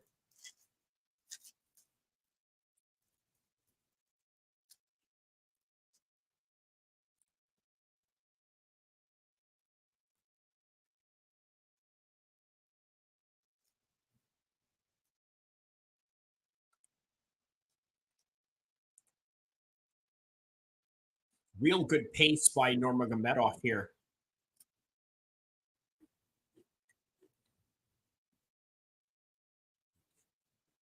Good leg kick. Front kick to follow.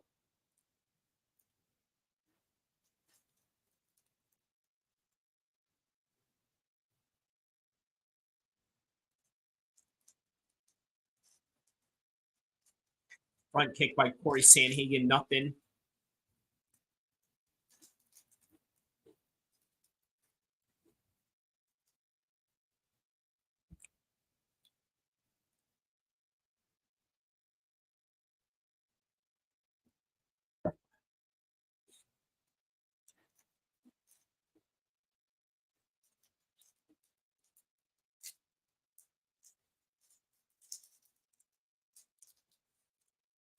Corey's doing a lot of stance switching here. And there it is, another scramble exchange to where Omar got him down.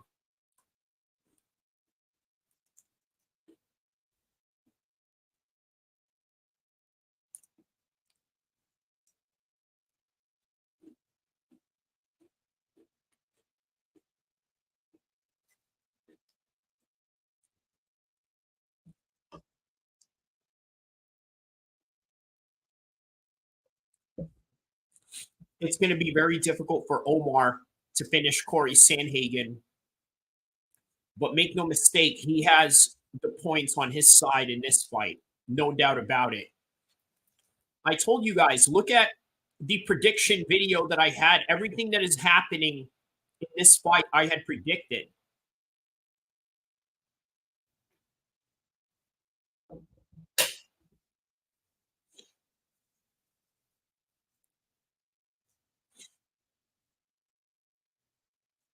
Nice head kick there by Omar Nurmagomedov.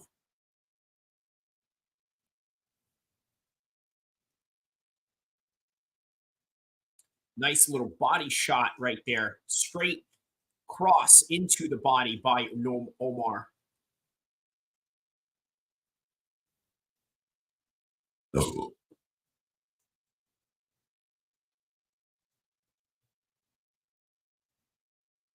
Go into the body again.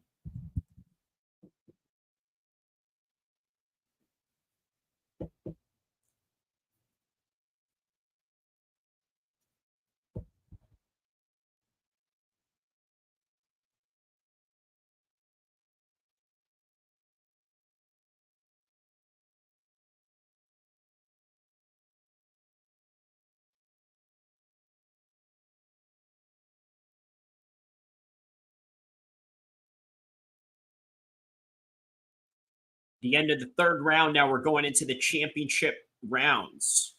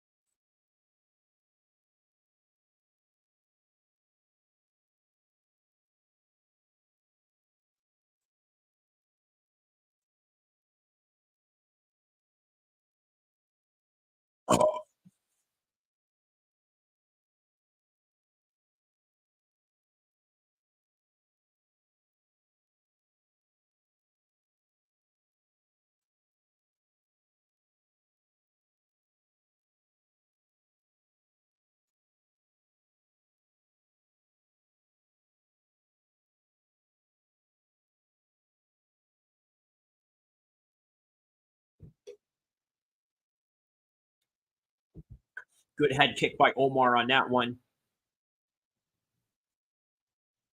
By the way, guys, stay tuned because we are going to stay for the Terrence Crawford fight.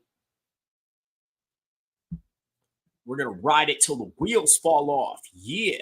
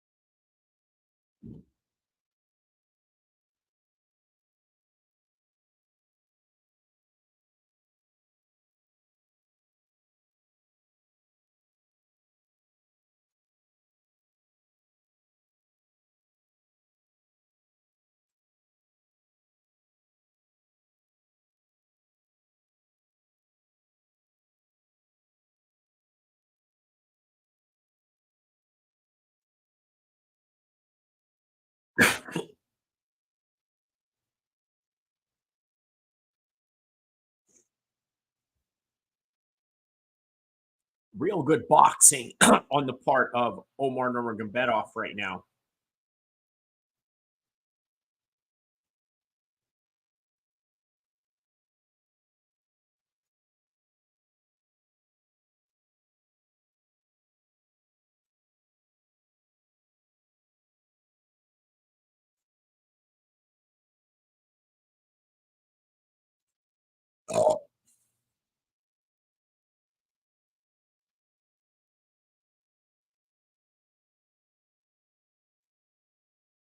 A little jab there by Corey Sandhagen.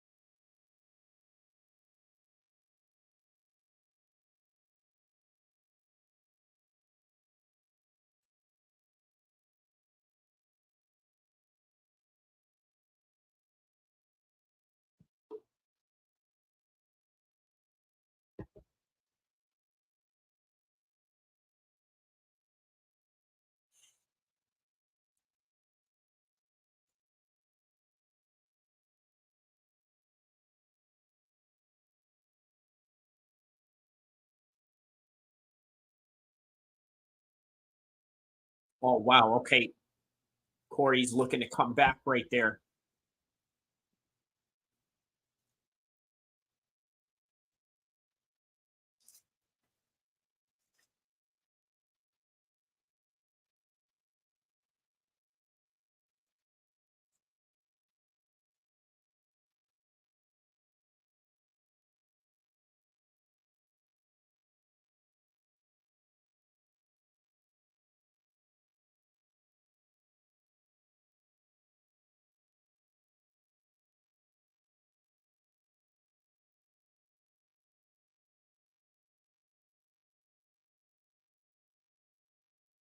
Good kick by Corey Sandhagen there.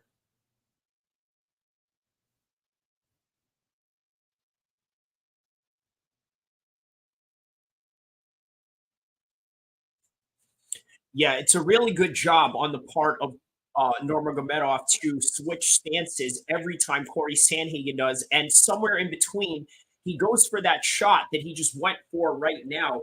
And now he's got a body lock on him, once again, taking the back off Corey Sandhagen.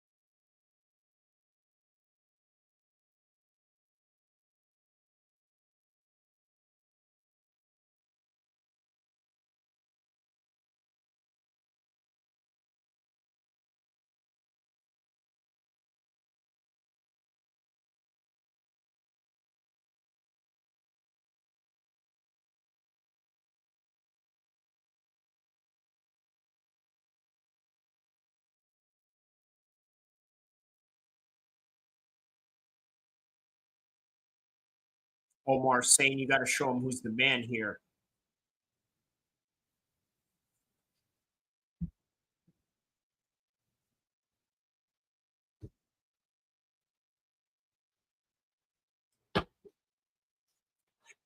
Here we go, fifth and final round of this fight.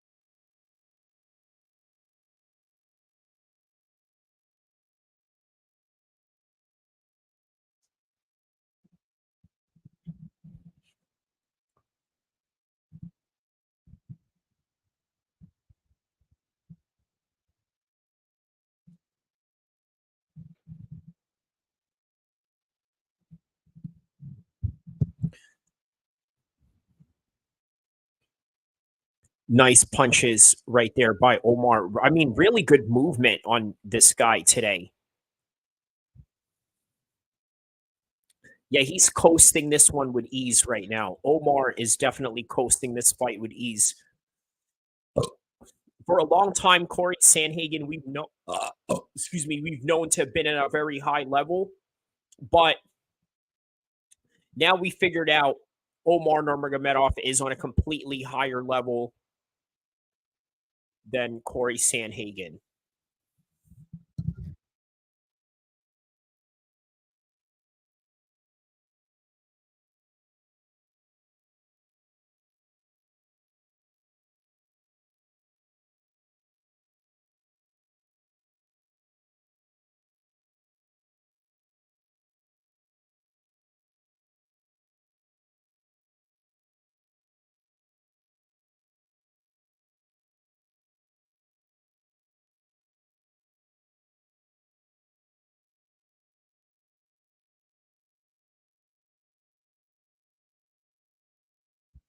Nice takedown by Omar right here.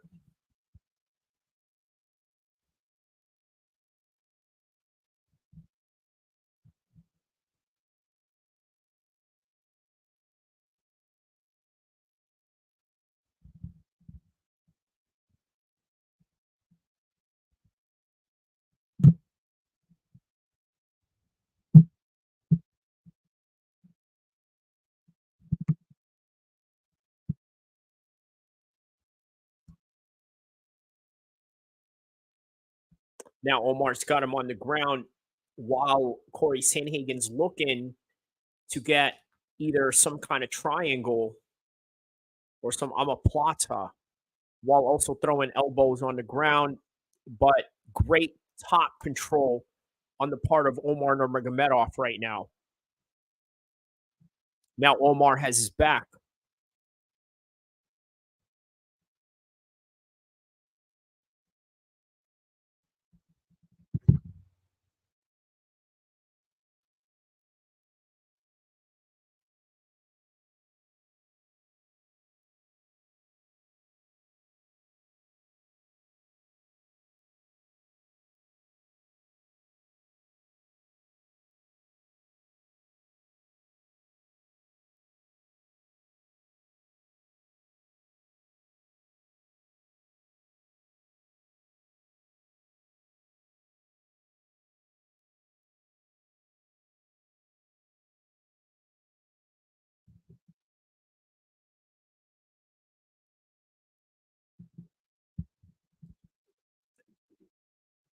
Omar Nurmagomedov displayed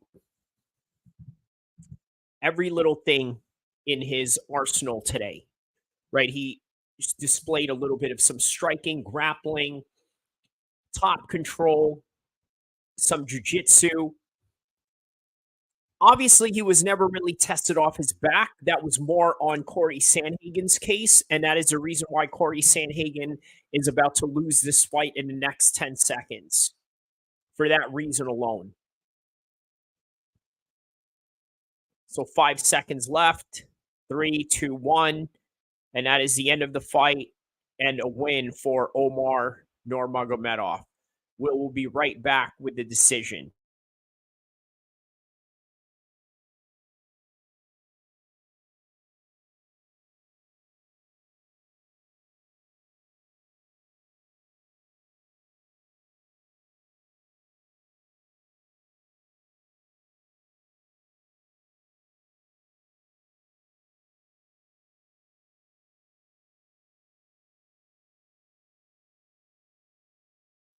That was an easy win for Omar Nurmagomedov. Real easy win. I don't see how the judges are going to look at that any other way, but we shall see. We'll be right back. Here we go. They are ready to announce the decision right now.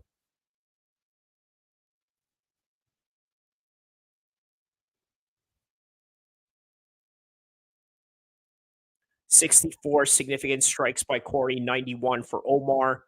Distance head strikes, 46 for Omar and 20 for Corey Sandhagen." Oh.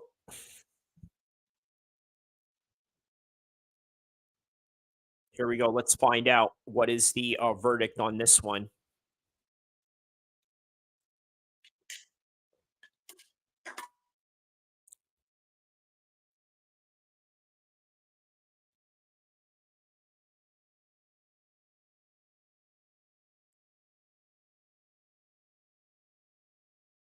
Yep.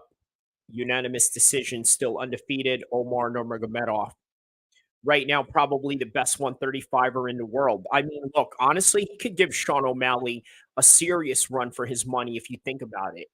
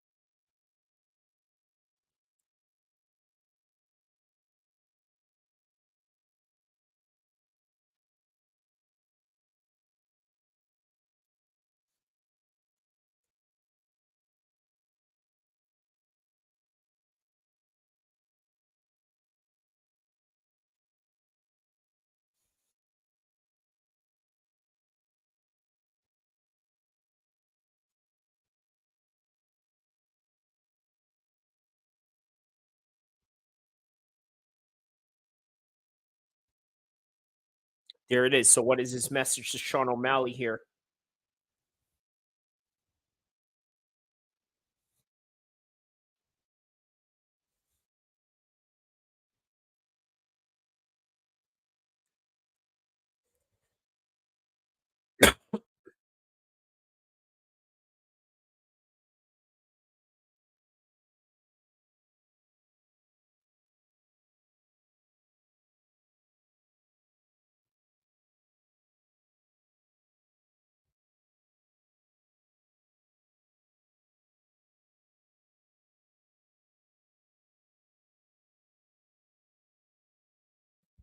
He's thanking all his sparring partners and all that.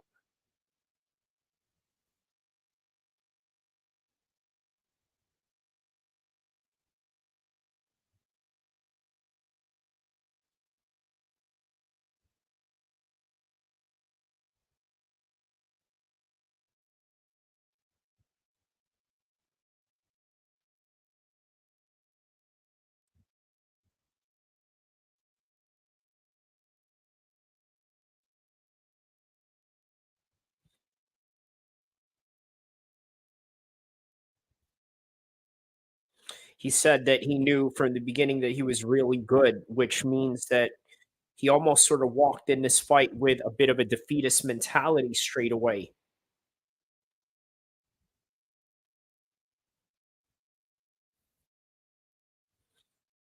All right. So Corey Sandhagen getting a bit of some applause there.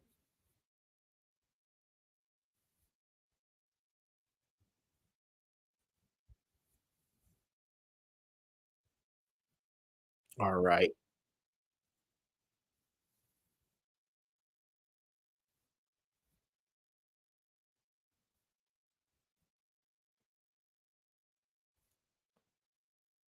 All right. So where does Omar Nurmagomedov go from here?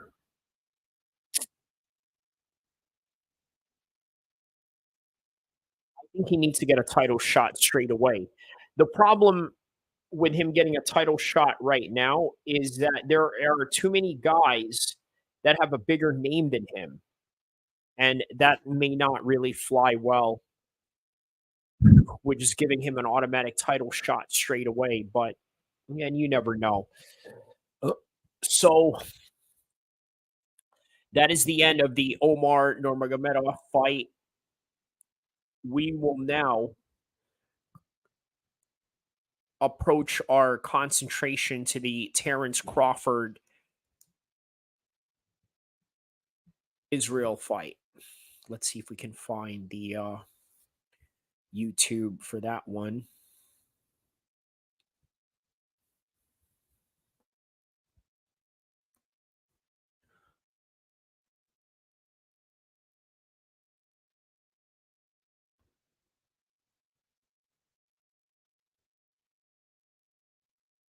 Natural boxing.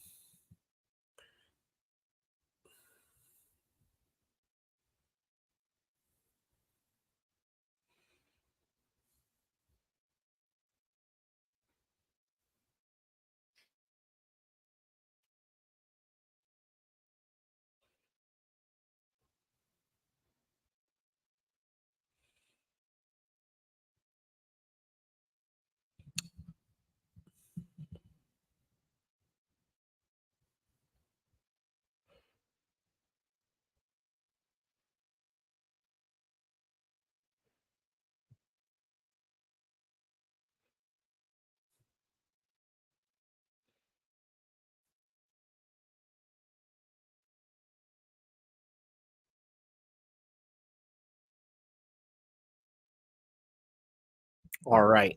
So now we're on to the next portion of this live stream, which is going to be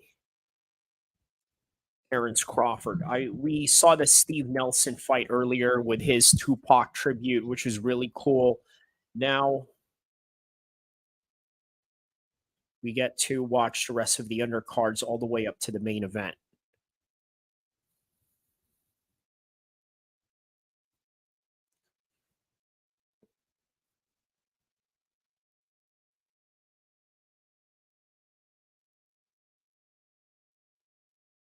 You to whatever interest your mission is.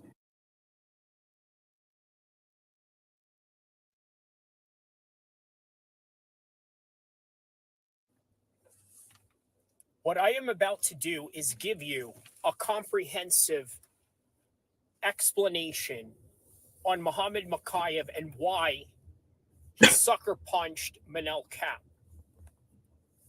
Many MMA content and YouTube videos that you were watching regarding this matter are going to do the following. They're going to condemn Muhammad Mokaev. They're going to call him the P word and criticizing his fighting skills based on the fact that he did not deliver in the way that he originally had intended. It's not looking good for Muhammad Mokaev, but I wanted to offer, as an advocate of Muhammad Mokaev, a different outlook on the matter. And I want you to correct me if I'm wrong, because I could be wrong in this matter. Full warning. But I also feel that I'm right. And in the world that we live in today, what is correct and what is moral in terms of the actions that you're going to take really are subjective. Let's be honest. Not everybody lives an honor culture. What exactly do I mean by an honor culture? Can I give some examples of that? For one, take a look at people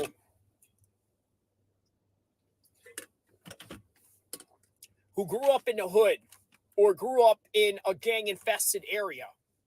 They operate in that matter. Khabib and his guys, they operate in that matter.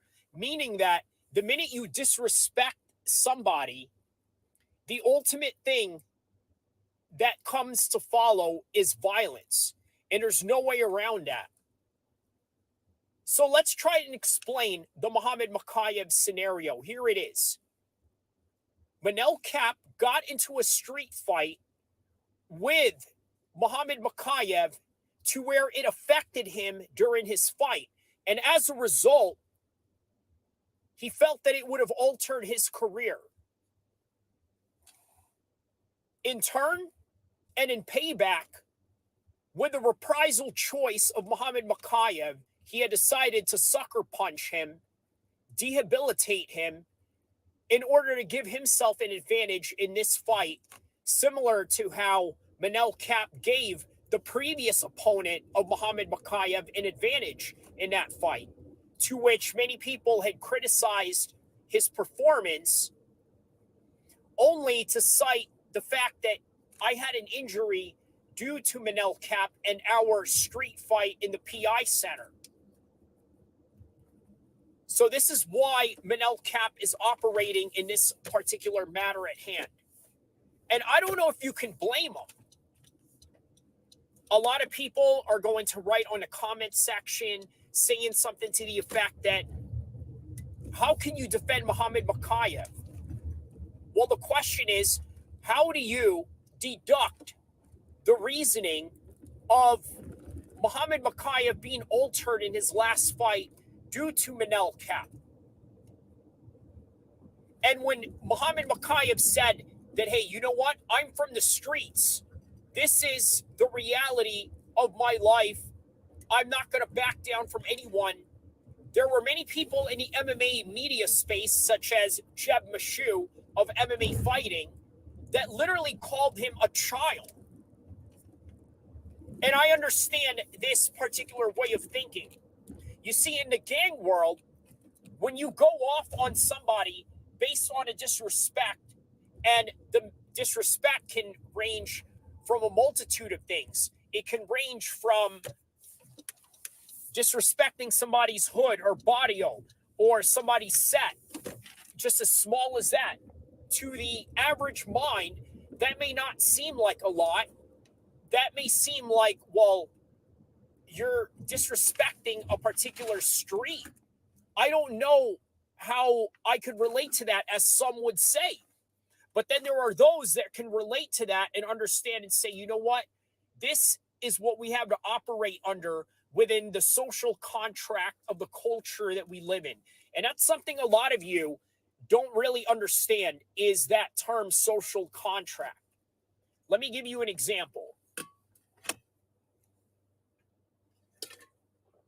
Growing up, I've had many friends who became gang members, criminals, thugs, and then on the other side, many of them were police, sheriffs, COs, law enforcement, all in total.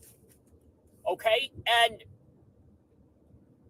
I got to be honest with you, every time I bring them around a specific party or a get-together or this and that, it becomes awkward, but the elephant of the room always goes something to the effect of, oh, man, you know, why you bring a snitch around or this and that. Here's something you got to understand. If you live on one side of the law or if you live on the other, if you're in a gang, your social contract is tied to your neighborhood and everything else that falls under that in terms of how you're going to react with reprisals, how you're going to react in retaliation matters, how you're going to function in terms of a hierarchical ranking order. More so in California than anywhere else in the gang cultures of the world. But when you are a police officer, here's something that a lot of my gangster homies really don't understand, right? When somebody is a cop, they are not a snitch. What they are is operating under the social contract of who they are as somebody that is serving the law and serving the Constitution of the United States, just like you as a gang member or a gangster is tied to the social contract of the street. So in other words, you don't snitch. And when you are a cop, in other words, you don't go and commit a crime. When you're a civilian, you don't do either, or sometimes you have to fall under somewhere in between that one side of the law to the other for whatever reason benefits you to whatever interest your mission is.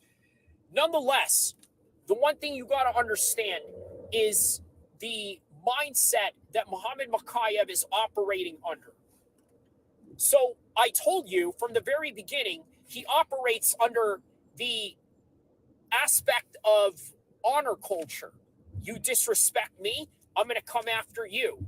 And again, the gangster world is not the only type of world that is embedded in this way of thinking. Obviously, the Muslim community and its masculine base obviously operate in this particular mindset matter. This is where he is operating under. He felt that you could have cost me my career, some money, and some rankings.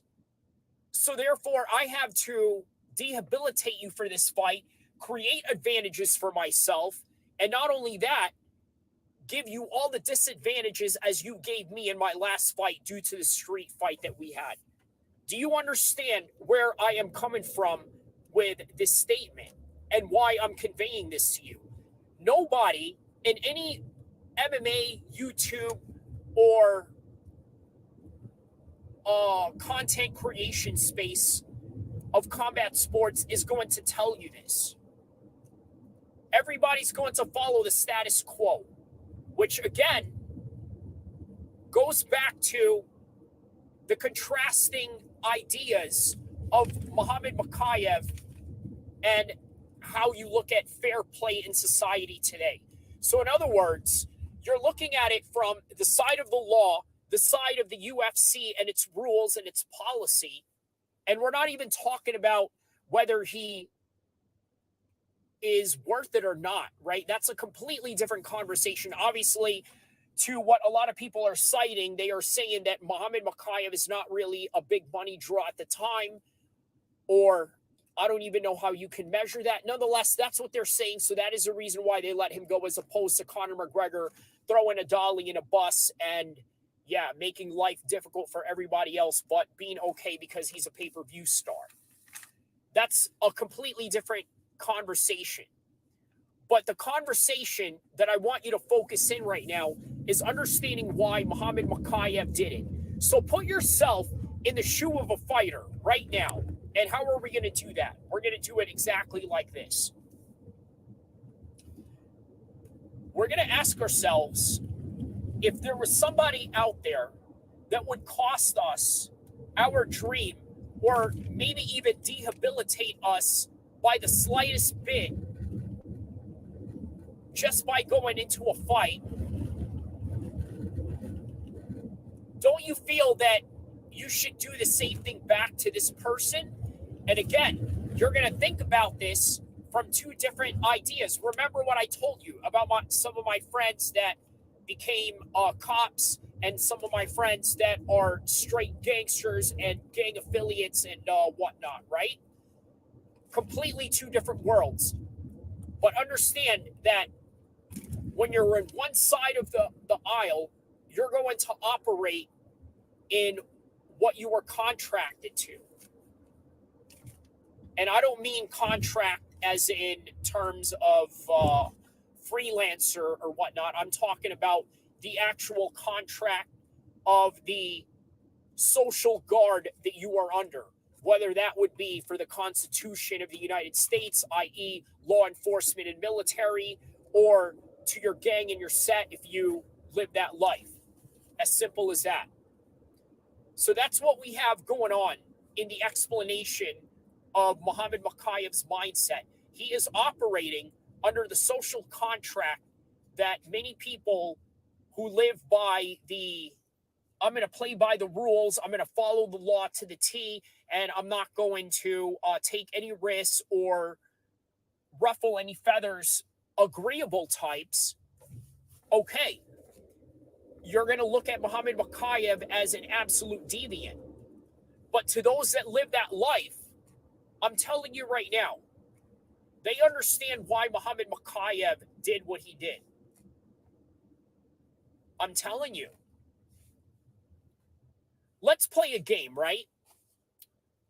Who would condemn Muhammad Mokaev? And while we name names, let's look at their background and history. Okay, let's start with Tim Kennedy.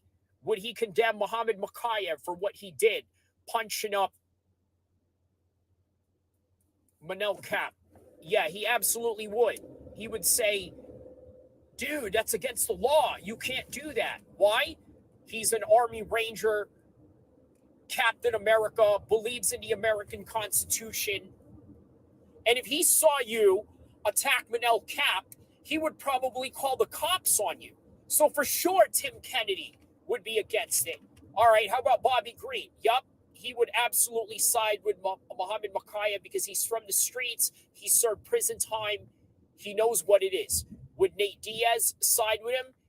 Nate Diaz would be like, hell yeah, Muhammad Mokaev. Yeah, I knew that. Yeah, man, yeah, it's Stockton. Would Conor McGregor agree with him? Yeah, he would absolutely agree with him. And in the most biased way, because they are both tied to the same management company. So how about Brian Stan? Absolutely. He would be against it. Marine, believes in the U.S. Constitution. Yeah, he would absolutely do it. Sean Strickland, you know what? He believes in a Constitution, but he's the type to not snitch on you. So you got to give Sean that. But he lives in that same social contract as people that are thugs and gangsters. So think about those names that I just mentioned as an example. People look at the world in two different lenses. Now, I know that this entire video is about Muhammad Mokaev and the explanation of why he did what he did and giving you an alternative outlook that maybe other content creators are not putting out there. But understand, away from Muhammad Mokaev and away from MMA and away from UFC stories, the lesson and the life lesson that you can take from that is that we look at the world in two different lenses. And that's just the way that it is. Even with people who have the same ideology. You see, even the Shias and the Sunnis in our Islamic community, we may be believers of Allah and the Prophet and his messenger, but there are slight differences and variations. So we're going to look at the world in two different lenses. Just like the January Sixers and the pro-government conservatives, as niche as that gets, right? There's those two different contrasting aspects that see the world in two different lenses. Well, just like this, to those that condemn Muhammad Mokaev and to those that understand Muhammad Mokaev, which is the side that I'm firmly taking in this video, everybody looks at the world in two different lenses. Now, how do you see the world? You see the world like this. I'm going to go to my 9 to 5 every day, do what I'm told, do the routine that I know what to do every day in a safe box. That's your life. Well, I choose to live a different life, take different ventures, go out, put myself on a camera, talk to the world in YouTube, share my ideas that may be controversial to others or something that may not be agreed upon by the majority of people. This video may not be the most agreed upon by other people. Maybe other people will see it this way. But understand that if you mess with mine and you try to take what is mine, you need to understand that the reprisals that I'm going to lay upon you are going to be swift, hard, and they're going to be consistent. And I'm not going to stop until you beg for submission. So, did Muhammad Mokaev operate in that same manner? In a way, yes, he did. And the reason why is because he's trying to take away what was taken away from him. This is something a lot of you don't understand, that really are not about that life. And again, you got to understand, right? You may look at it as an immature way of looking at the world, but a lot of people have this weird stereotype that goes, as the saying goes, only broke people start fights or get into fights or get into street fights or this and that. It's kind of weird that you use a socioeconomic qualifier to somehow determine somebody's behavior. Now, you could be whatever you want to be, but I tell you what, even if I were a billionaire, if you disrespect me, I'm rocking your snot box. And there's no way around that. I don't care how much money I have. I don't care what I got going on. I don't care what I could lose. Because the minute that you back down away from anybody, the more that they're going to continuously take from you. So this is the ride that I'm trying to bring you right now, is the mental understanding of why I am willing to take certain positions when someone tries to take what is mine. And this is the mindset that Muhammad Mokaev is operating under. And again, most of you are not going to understand that. Because what most of you understand is playing by the rules, which, by the way, don't get me wrong, there's nothing wrong with that. You should play by the rules. Go out, get your money through legit jobs and legit investments and risk factors that you're going to take in order to reach the top. But at the same time, try and understand that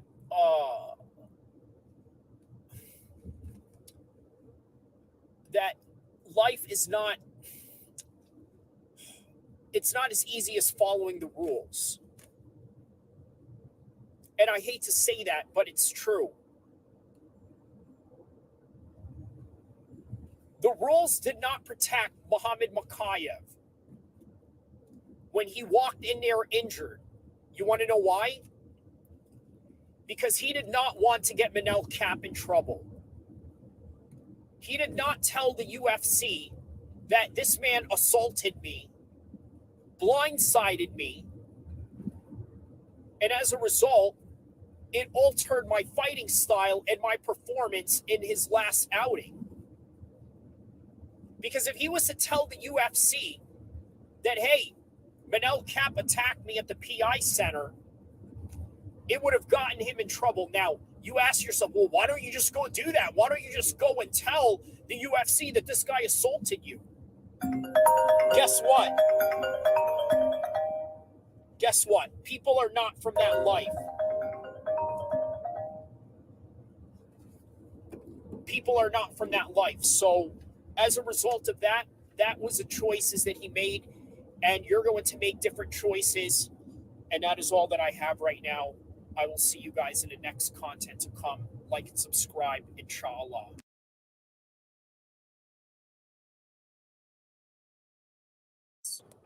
You don't have to do that. What I'm saying is, you gotta fight the man. And that man, his name's Dana White, and it's fucking tough to get a fucking inch on the dude. But you're gonna give his respect, and you're gonna get what you deserve in this world, and that's what you should do, dude. Otherwise, the game's gonna pass you by, and you're one of the most talented people I've ever fucking... And that's a great point. This game can pass you by, and it is really important to make the most of it, especially with championship opportunities that these men, in particular, Tom Aspinall, has. Dude, he's so goddamn talented. He could be the face of the UFC if you play it right. Otherwise, you're just gonna be another goddamn sheep in this fucking machine. And he is a fucking British lion, dude. But for whatever reason, he looks in the mirror and he's not seeing it. I know exactly what he's talking about. The way that Tom Aspinall presents himself, a little bit more humble than for somebody who is an absolute beast by appearance. I'm telling you, Tommy, look in that fucking mirror and tell people to fuck off, dude. Not literally, don't say fuck off to Dana. That doesn't go well. Don't do that. Trust me. I'm banned from everything. Don't do that. What I'm saying is stick up for yourself, dude. Because right now you're getting bullied. You know how I'm fucking slapping it? He's going to be the alternate in the heavyweight division? In reference to what he was saying about Tom Aspinall saying that he wanted to be the alternate for the John Jones and the Stipe Miocic fight. Whenever have we seen a fucking alternate be more talented than the two guys fucking fighting? Whenever we've seen an alternate who's active, starching contenders? Shortest cage time ever.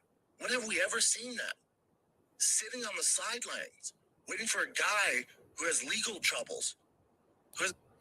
Yeah, so In other words, waiting for John Jones in order to solidify Tom Aspinall's legacy. That is what he is waiting for in the process. So just thought I'd bring that up. Now let's talk about Omar Nurmagomedov taking on Corey Sandhagen. Now, why is this matchup very intriguing? You have the height of Corey Sandhagen, and then you have the close-range wrestling prowess of Omar Nurmagomedov. Omar also has great knockout power, great wrestling. On top of that, undeniable takedowns. Everyone wants to shit on Conor and the shit he does. Look how much fucking... What he is referring to right here earlier was that Tom Aspinall has a lot of potential, yet he's allowing the UFC to bully him to be an alternate. Not only that, take low pay, which he should be making millions, and as a result, they're just going to continue to ride you with non-life-changing money where you'll eventually get clipped and miss out on the dollars that you should have had. That's what he's talking about here in context. Money and fame he has. Now, I'm not saying do all that crazy shit and all that. You know, he's talking about how Conor should be praised due to how he monetized himself in his business. You don't have to do that. What I'm saying is you got to fight the man. And that man, his name's Dana White, and it's fucking tough to get a fucking inch on the dude. But you're going to get his respect, and you're going to get what you deserve in this world, and that's what you should do, dude. Otherwise, the game's going to pass you by, and you're one of the most talented people I've ever fucking... And that's a great point. This game can pass you by, and it is really important to make the most of it, especially with championship opportunities that these men, in particular, Tom Aspinall, has. Dude, he's so goddamn talented. He could be the face of the UFC if you play it right. Otherwise, you're just going to be another goddamn sheep in this fucking machine. And he is a fucking British lion, dude. But for whatever reason, he looks in the mirror and he's not seeing it. I know exactly what he's talking about. The way that Tom Aspinall presents himself a little bit more humble than for somebody who is an absolute beast by appearance. I'm telling you, Tommy, look in that fucking mirror and tell people to fuck off, dude. Not literally, don't say fuck off to Dana. That doesn't go well. Don't do that. Trust me. I'm banned from everything. Don't do that. What I'm saying is stick up for yourself, dude. Because right now you're getting bullied. You know how I'm fucking slapping it? He's going to be the alternate in the heavyweight division? In reference to what he was saying about Tom Aspinall saying that he wanted to be the alternate for the John Jones and the Stipe Miocic fight. Whenever have we seen a fucking alternate be more talented than the two guys fucking fighting? Whenever have we seen an alternate who's active, starching contenders? Shortest cage time ever. When have we ever seen that? Sitting on the sidelines, waiting for a guy who has legal troubles. Yeah, so in other words, waiting for John Jones in order to solidify Tom Aspinall's legacy. That is what he is waiting for in the process. So just thought I'd bring that up. Now let's talk about Omar Nurmagomedov taking on Corey Sandhagen. Now, why is this matchup very intriguing? You have the height of Corey Sandhagen, and then you have the close-range wrestling prowess of Omar Nurmagomedov. Omar also has great knockout power, great wrestling. On top of that, undeniable takedown skills, takedown rates, but also has great footwork. Corey Sandhagen, on the other hand, tall, rangy, not only that, very athletic, coming from his basketball background, and then on top of that, having this elusive footwork that is very similar to Dominic Cruz. You could say that he has that tendency to be able to work his footwork in that particular matter. So does Omar Nurmagomedov. Who's better at range? Obviously, it's Corey Sandhagen. However, who is better in the close range and in turn get the takedown rates that he's looking for in this fight, at least within the 5-round range that we are looking at. Ladies and gentlemen, what I'm presenting to you is literally the same blueprint that you're going to see out of the Leon Edwards fight implemented in the Omar Nurmagomedov fight. Same camp, same team, same head coach in Khabib. Obviously, Khabib didn't come out for the Manchester card, but nonetheless, the same strategy that is going to be implemented. And let me explain exactly what that is. A high-pressure style where Omar is going to be up in your face. Not only that, he's going to constantly pressure you and eventually work from singles to doubles. And then on top of that, maybe even ankle picks if he can get him in the cage. And maybe a couple of knee strikes in between, which I'm going to be honest with you, I think favors Corey Sandhagen within those exchanges when they clinch up and perhaps maybe the knees and elbows start to get thrown. The ranginess of Corey Sandhagen is going to be very dangerous in this fight. How I see this fight play out, it's going to be a unanimous decision by Omar Nurmagomedov, but it's going to be fought in a very hard manner. It's going to be in a very difficult scrap on the feet because what I just presented to you was the close range knockout power of Omar, but also the rangy jabbing and front kicks. On top of that, aerial kick attacks by Corey Sandhagen and some spinning attacks. You're in for a good scrap, but Omar has a good chin. He's going to survive that. And not only that, I think he's going to ride off with a decision because he's going to obtain most of the grappling and takedown exchanges in this fight. I'm almost certain of that. But this is why I'm also certain of him getting the takedowns and the decision in this fight in a hard-fought matter where it's going to be very difficult to finish Corey Sandhagen. And Corey Sandhagen is going to try his hardest to finish him as well.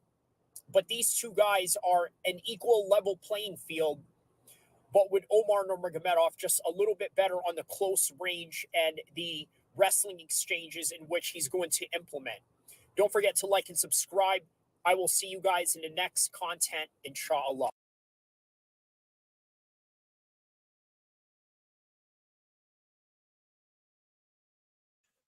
So there you have it. I predicted that whole entire fight down to the T.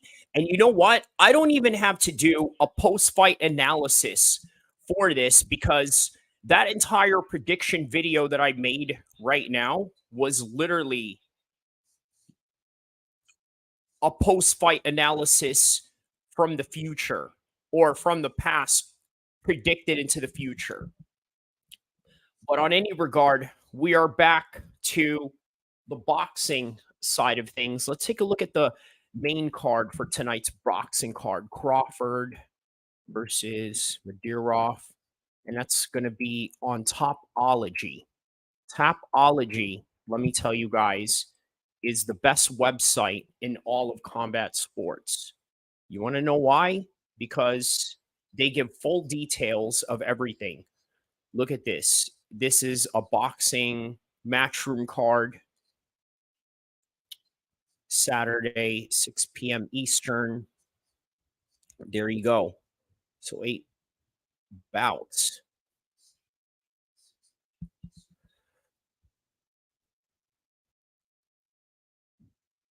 Isaac Cruz, okay. David Morrell. Oh, wow. We're not that far away from the main cards, actually. We got David Morrell, 12 rounds. Andy Cruz. All right, Andy Cruz gets a finish on that one. All right.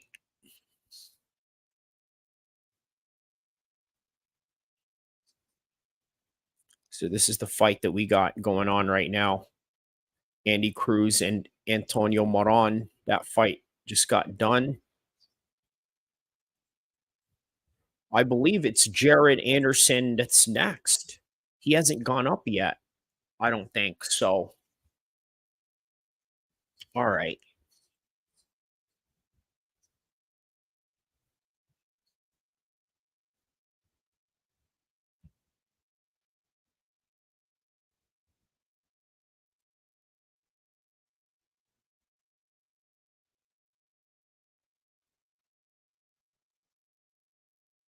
All right, well, let's play this.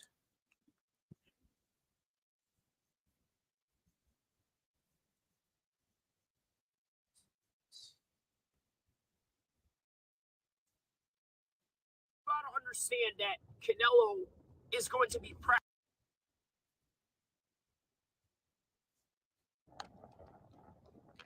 Terrence Crawford and the Saudis, I swear to you right now, have a serious relationship going on. And I mean that in a very positive way. Why? Because Terrence Crawford at one point was a very hard fighter to promote. And that's going and dating back from the days of Bob Arum and Top Rank. And obviously he got picked up by Eddie Hearn. And as a result of that, he was able to get the fight with Errol Spence. Although, I will say this, right? Ever since the Errol Spence fight, it opened up a whole wide range of different doors for Terrence Crawford. Now, let's go back and take a look at the excuses that Bob Arum had mentioned in terms of why he had a hard time promoting Terrence Crawford. His excuse, Bob Arum, and I quote, he has to go out and promote himself.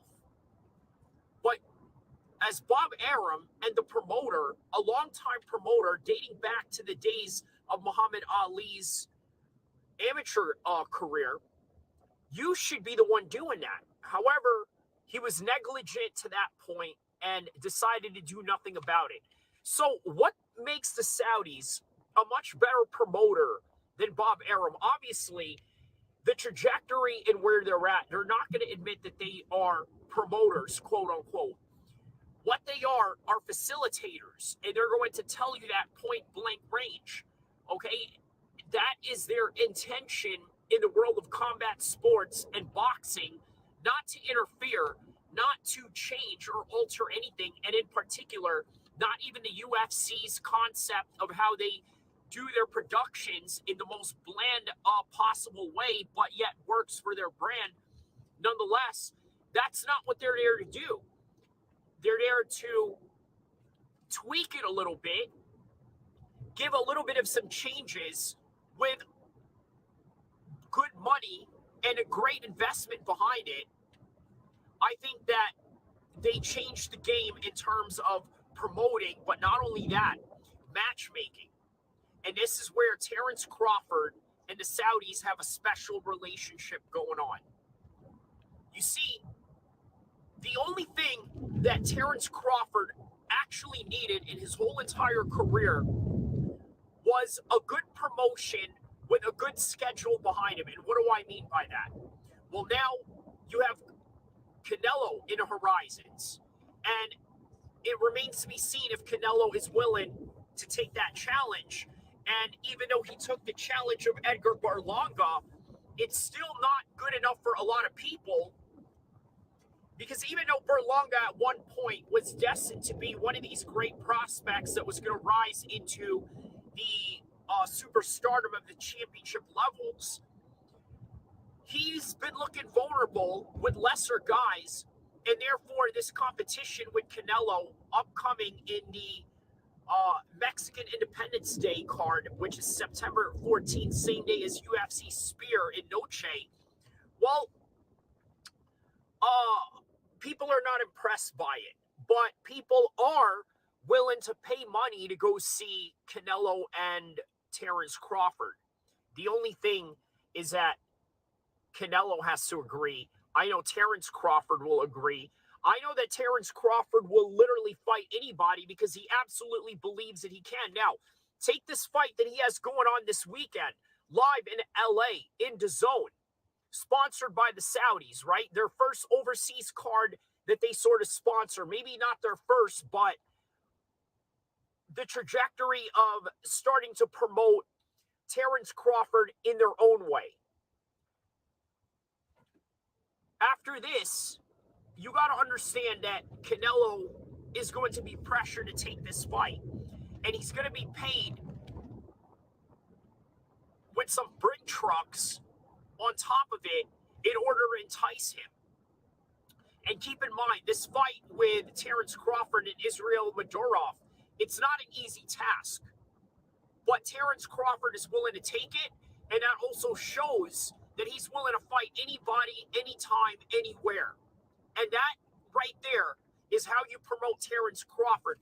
The only problem that Bob Arum has is that he can't promote a guy who's willing to fight anybody, anytime, anywhere, when there were complications of even getting the Errol Spence over the line during the top-ranked days.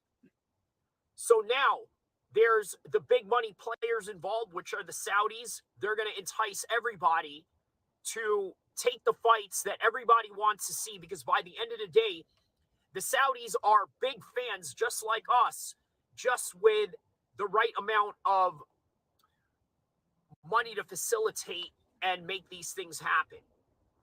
So now, what is next for Canelo? Obviously, there's Edgar Berlanga. There's the long-awaited David Benavidez. But the Saudis really want that super fight with Crawford and Canelo. And if Terence Crawford looks great this weekend, the demand for that fight is going to be even higher. But all of that is predicated on the performance of Terence Crawford against Israel Madrimov. Now, a lot of the experts say that Terence Crawford is supposedly going to walk through this guy. But there's a reason why this guy is undefeated. There's a reason why he's a champion. And you always have to be aware of guys that are the most unknown, because they have a dangerous presence about them. And not only that, the element of surprise. But once again, it's Terence Crawford by the end of the day. And if he is everything that we say that he is, boy, let me tell you, he's got Canelo after that.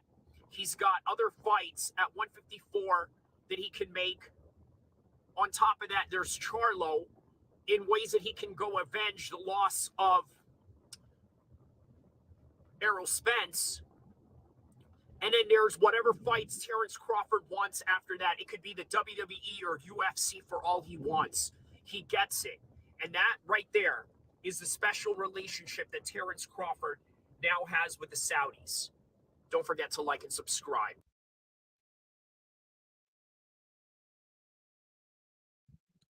All right.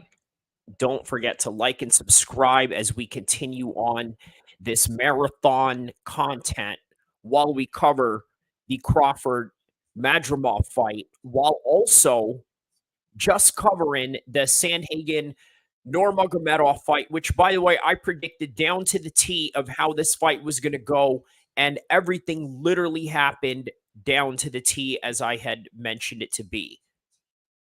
So, do I know my MMA?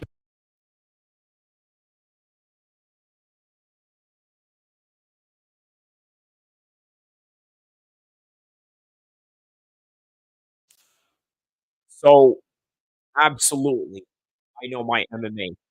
And sometimes I don't know where my microphone check is, and that's had a little microphone problem there. But on any regard, understand this, right?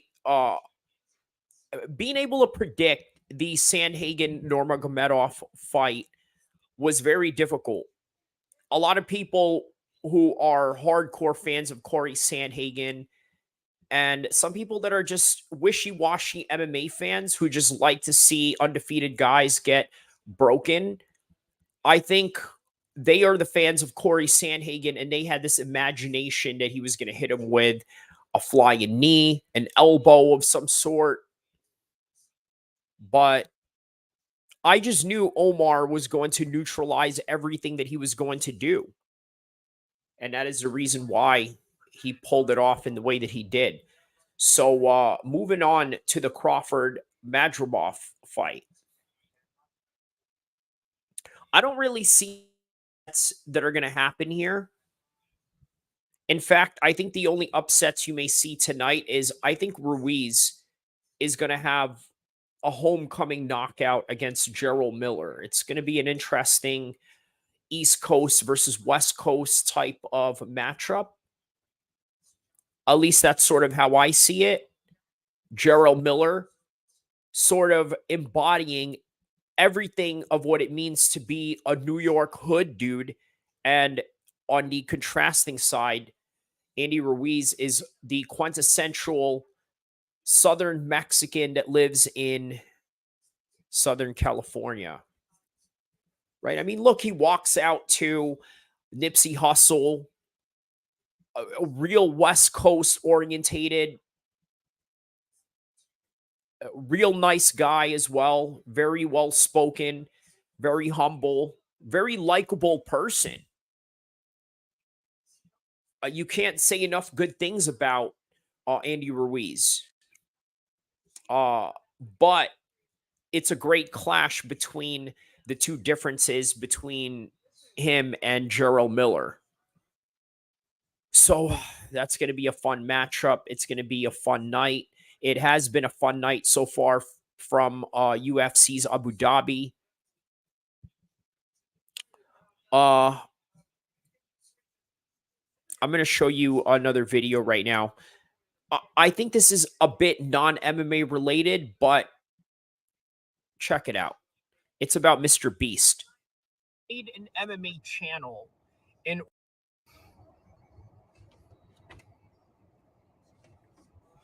So I wanted to talk about this one particular subject that I think is worth mentioning. We're talking about Mr. Beast, okay? And I know it's not MMA content related, but I made an MMA channel in order to talk about life. You really think about it, the best metaphors in life are fights, struggles, and the adversity of going through it. This is a recipe for what we love in combat sports. And in turn, when the Saturday night is over and the cage is closed and put away in an entertainment truck to be moved to the next town over, just like what the WWE does with their whole entire ring set, it's on to the next show, but there is a real life that you live in between that. And in that in between of your real life that you're living outside of combat sports, whether you're a fan, whether you're an actual fighter, a manager, or an observer, or a YouTuber, whatever you are in this sport, you got a real life to go home to on that Monday morning. But everything that you see in the gym, that you train at, that you see on TV, on pay-per-view, and from what you see other fighters do in their daily routines of training, you understand one thing. You understand that there is adversity involved. So you can relate to that. With Mr. Beast, I don't know a lot about him. I'm not going to pretend to know a lot about his biography. But what he has going on is the status of being the #1 YouTuber in the world. And that's important to understand. Now, why is that important to emphasize in this particular story?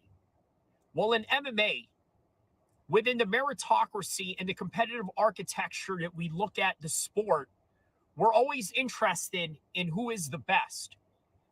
Even when you're a non-mainstream sports, combat sports type of guy, in other words, you're a combat fanatic, you don't like anything that doesn't deal with combat sports, you don't like fake sports or ball sports and what have you, this is how you view the world.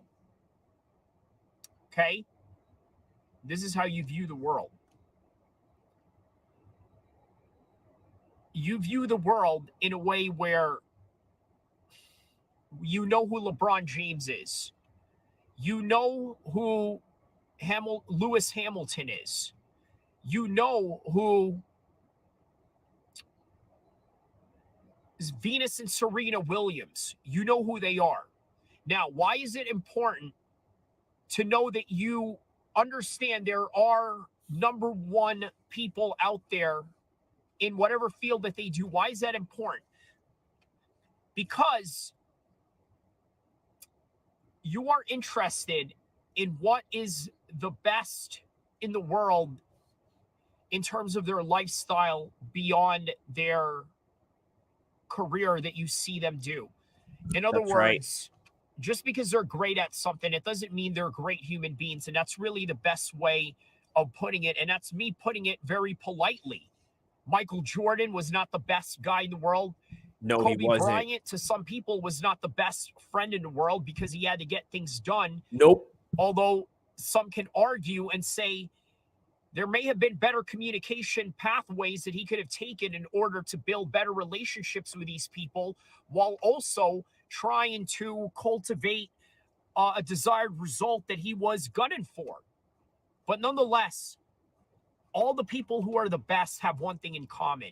And you know what that is? Nothing at all. They all vary, and they can be as easily as just like you and I.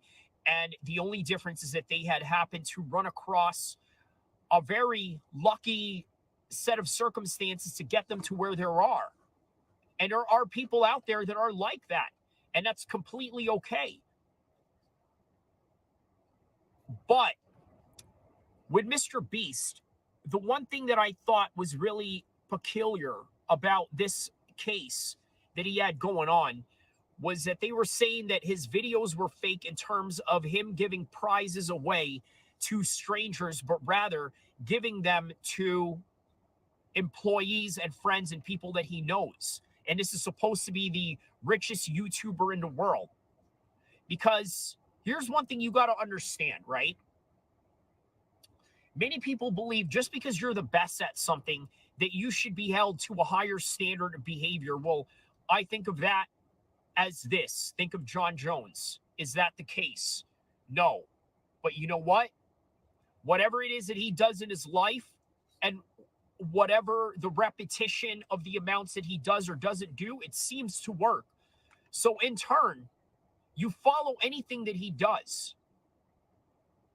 Now with Mr. Beast, you got to ask yourself, would you do the same thing? Create a prize that you would only give to your friends and family? And the answer is remarkably yes. And the reason why you would do that is just for the simple fact that it's an easier proximity to the charity that you're willing to do. In other words, you're willing to do the charity of, let me give you an example. Obviously, if I'm going to have a chance of doing a charity, am I going to give it to a Catholic church or an Islamic mosque that I go to every Friday? I think you know the answer to that. It's kind of like one of those things. Selective charity. But even as Muslims, to be honest with you, we don't ever do this because we're not the type to show off charity in that case. And it's important to know that, because even if Mr. Beast is the best in the world at whatever it is that he does, we still have a different moral set of circumstances that we're never going to take. And we're never going to follow your path just because you're successful at it. It's just really as simple as that. For example, I know many Muslims that have had experience working in finance, mortgage companies, in real estate, in car sales, which, by the way, really deals a lot with riba. Now, for the other people that go into that business, it's lucrative for them, and God bless them. But as a Muslim, it's always going to be in the back of your mind. I could never do that. So here's the question to round it off into the MMA space, right? would you do the wrong thing in order to achieve the results that you want? In other words, would you take steroids knowing that it would catapult your career into a championship stratosphere?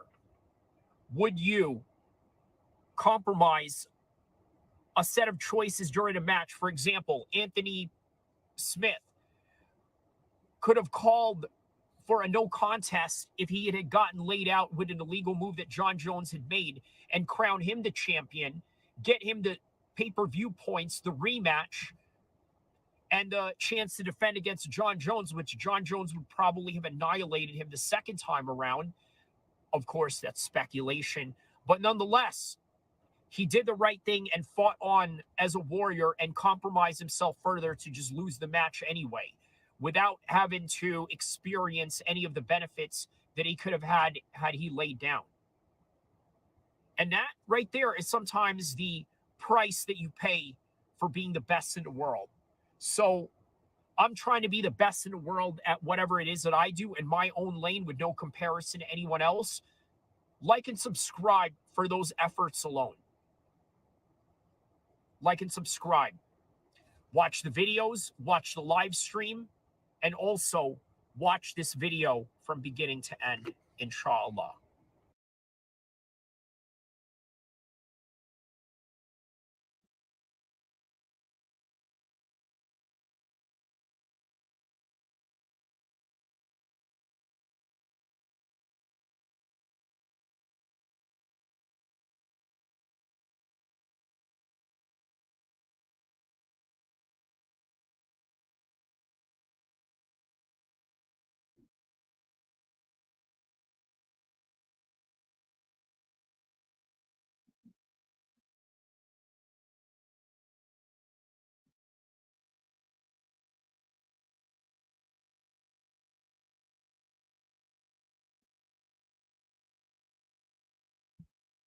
All right, so on to the next bout right now.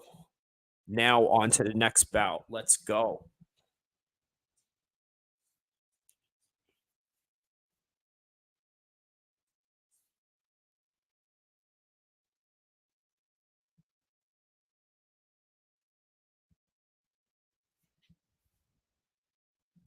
Looks like a real nice little outdoor setting they got going on. Looks like a soccer or football stadium converted into a boxing arena.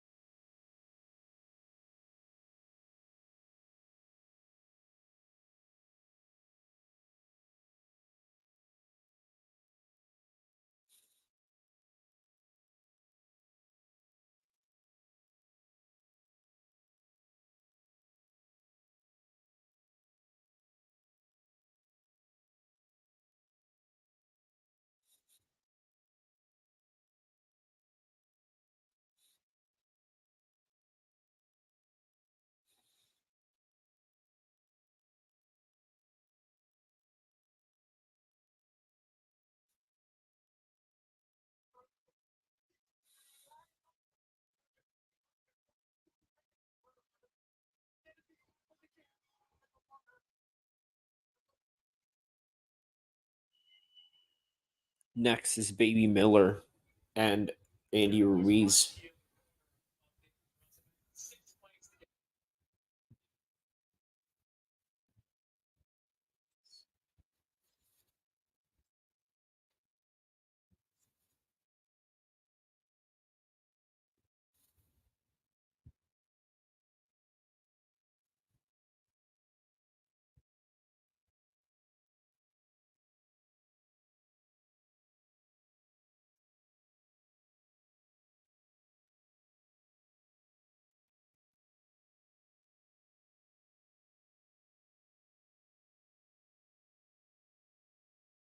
Nice little power straight shots by Burrell here.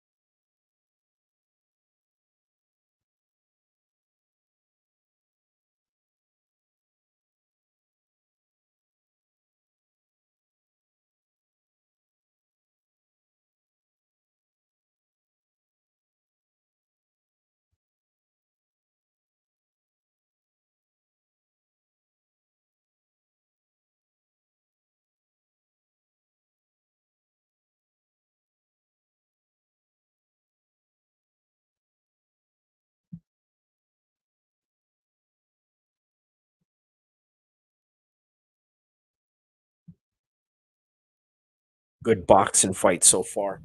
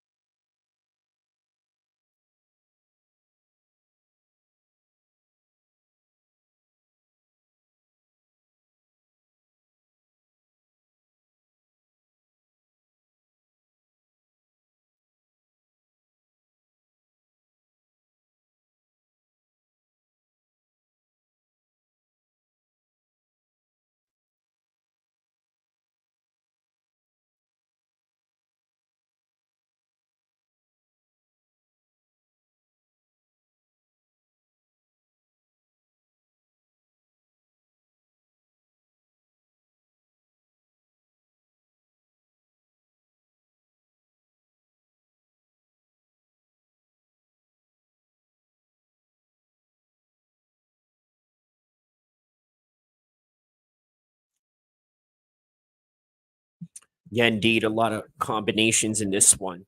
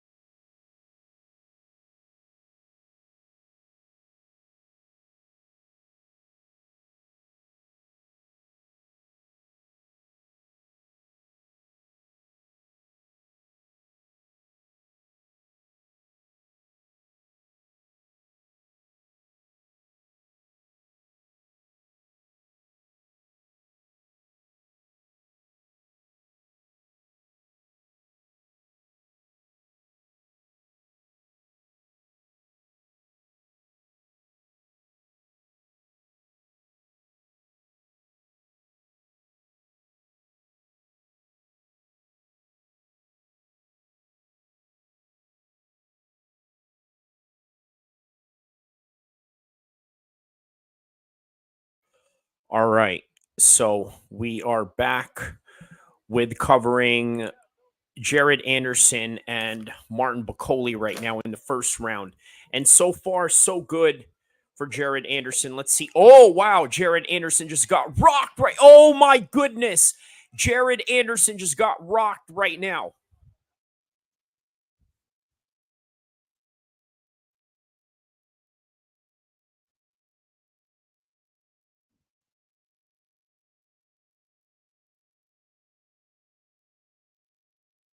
Wow. I can't believe that. Jared Anderson gets knocked down. 5 hours and 17 minutes into the stream, Jared Anderson gets knocked down.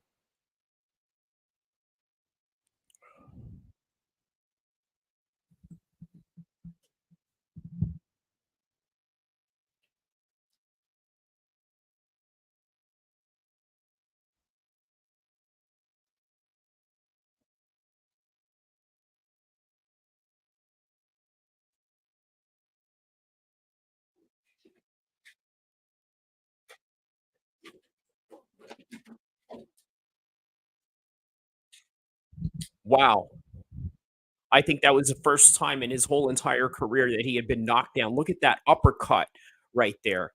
Now, people said that Martin Bakole was not going to be a pushover for this fight, and that absolutely proved to be correct right there. Jared Anderson just got knocked down for the first time in his career, in his pro career at least. We don't know about his amateur career, but here we go. Martin Bakole opening up with some hard jabs in the beginning of the second round. He's absolutely looking to finish Anderson right here, and he has a great chance of doing so.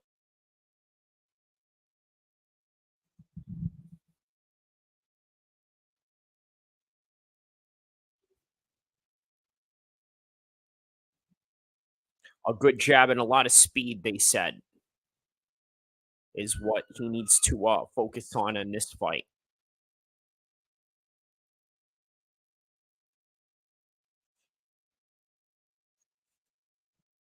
Yeah, he definitely can't just stay stationary for this one.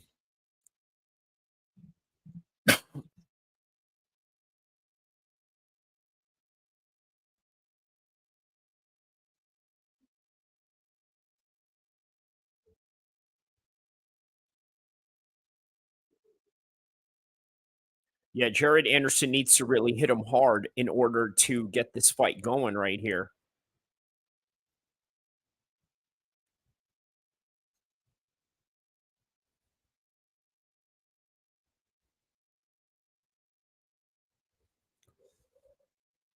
Martin Bakole just seems to be the stronger of the two of the fighters, right? I mean, considering that he knocked him down, he's walking him down with absolutely no respect to his game whatsoever.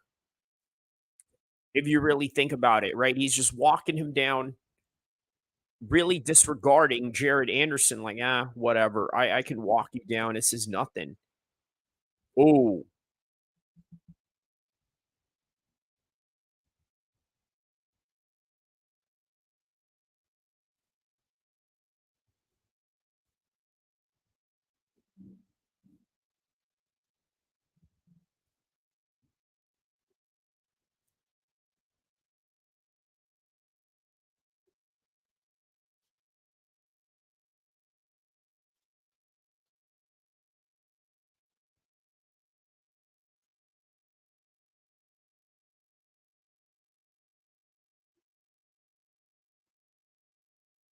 all right. Nice jab by Martin Bakole as Jared Anderson is trying to throw some jabs of his own. Oh, look at this. He's really looking for it. Bakole is really looking for this knockout, man.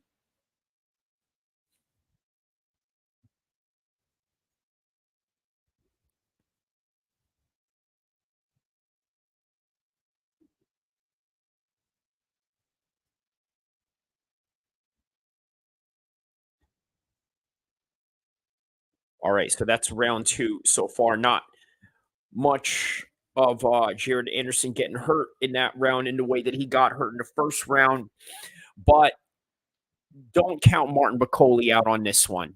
He absolutely has a chance to win this fight, and Yeah, he's definitely looking for it right now.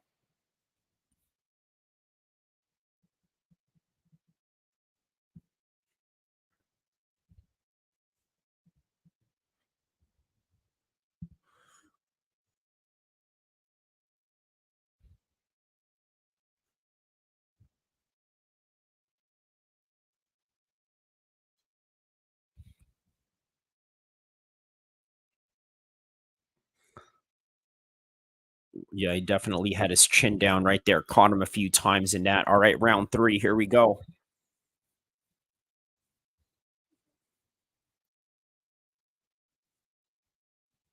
Look at this.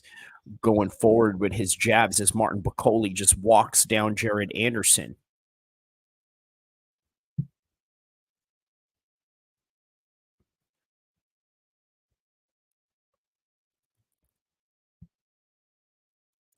Yeah, Martin Bakole's really trying to lay some heavy hands on him on this one. Look at this. And Jared Anderson is also trying to match him with power, but it's just not working in the way that it's working for Martin Bakole. At least within the first round, it was really just all of Martin Bakole's game.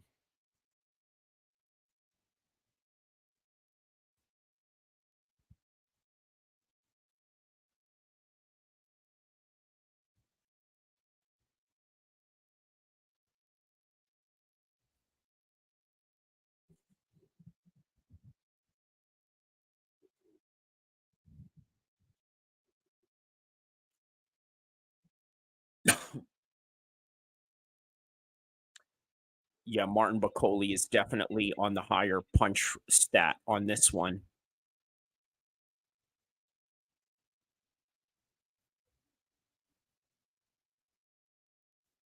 Hmm.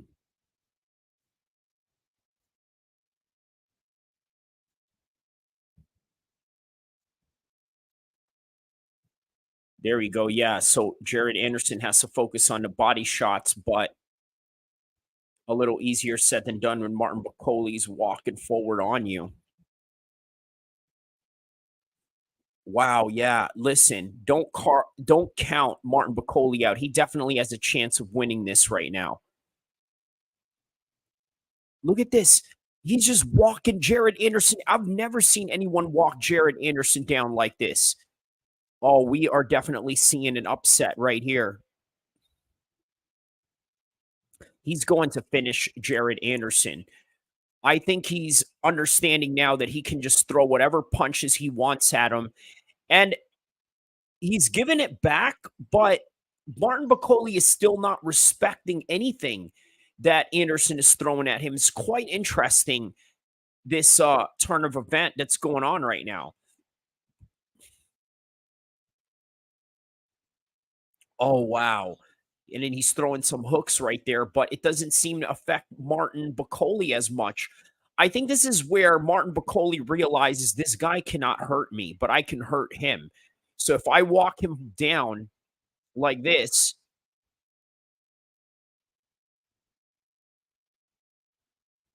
wow. There we go. Time for that one.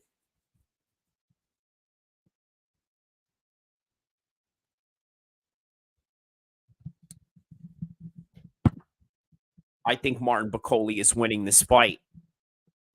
You say anything different, I don't know what to tell you.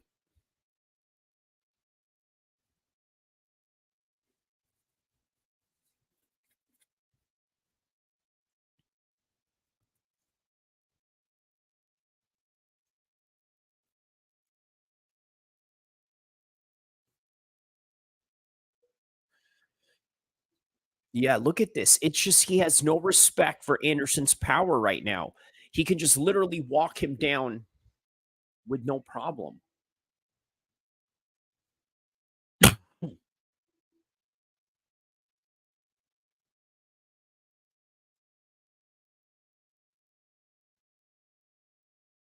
All right, here we go. Round 4.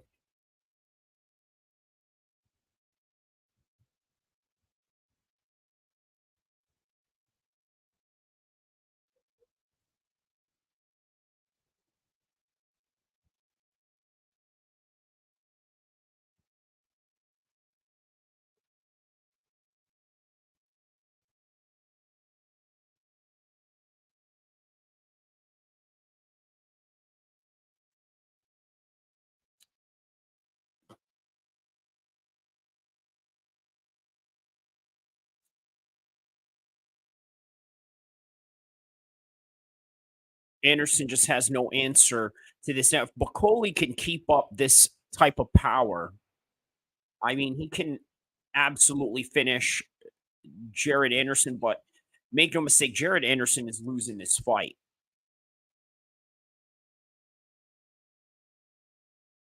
Ooh,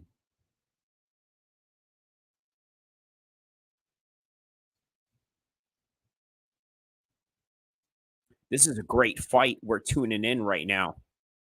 Really good fight.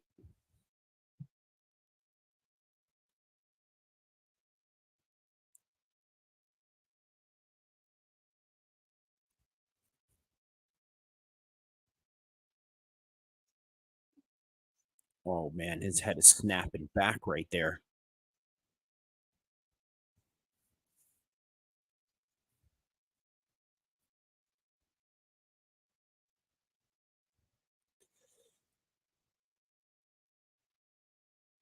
Another. Oh wow. How is Anderson still standing from this? I mean, he's really got a good chin. If he gets by this, the one thing that he'll definitely learn is the fact that he has a good chin. But he's getting rocked back right now. Oh man.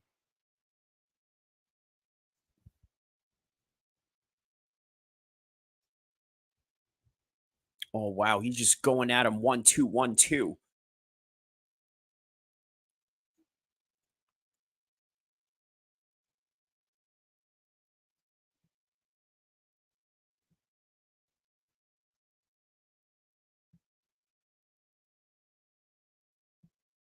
Ooh.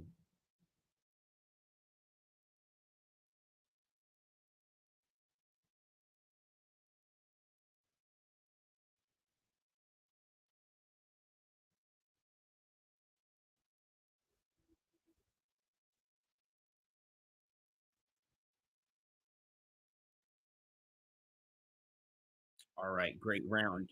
A better round for Anderson, I would assume, right? But yeah, he's definitely losing this one.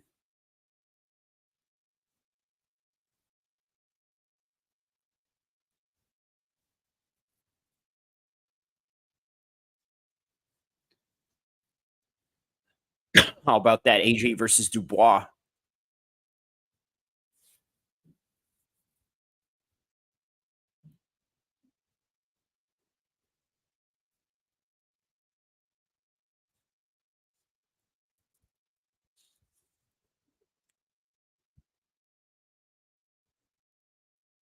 Ooh, man, he got rocked back on that one.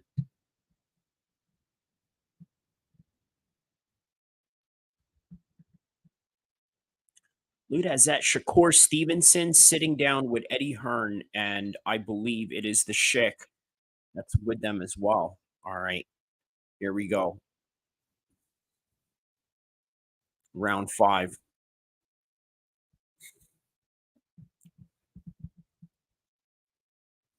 1-2 shot by Anderson.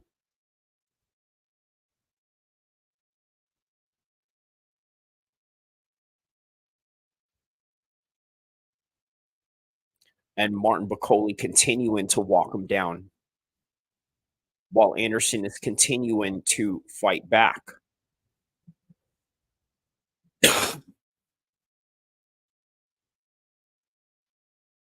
Hmm.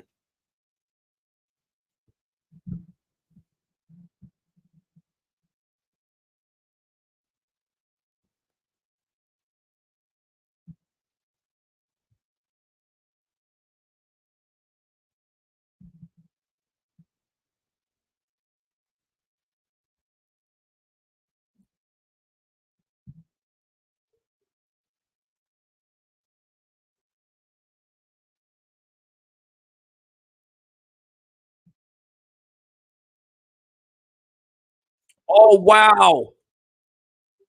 He just knocked Anderson down. And yeah, it did look like an innocent looking punch, but it was quite hard. I'm telling you, man, Anderson is on the verge of getting finished right here.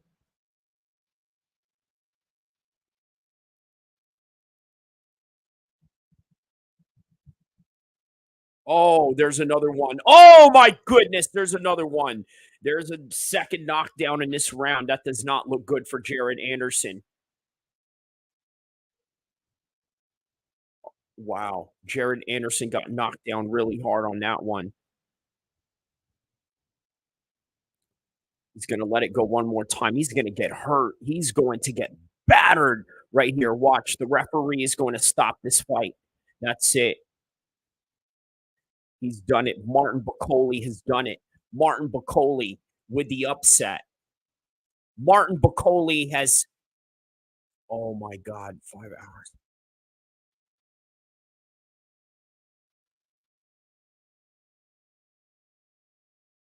There it is, right on the 5 hour, 33-minute mark.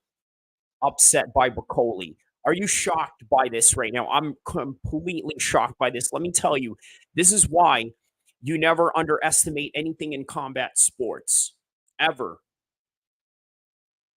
Never, ever underestimate anything in combat sports, my man.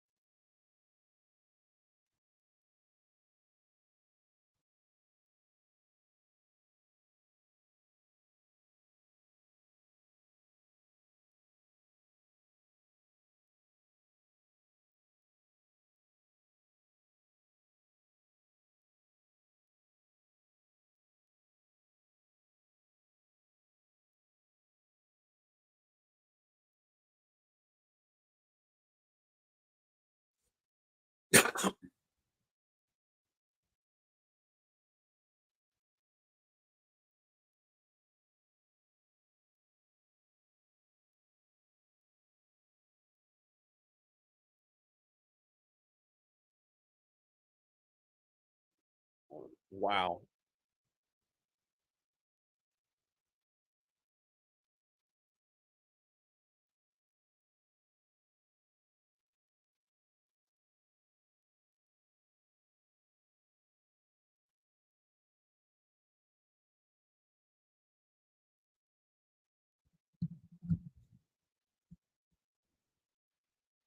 Wow. 3 times.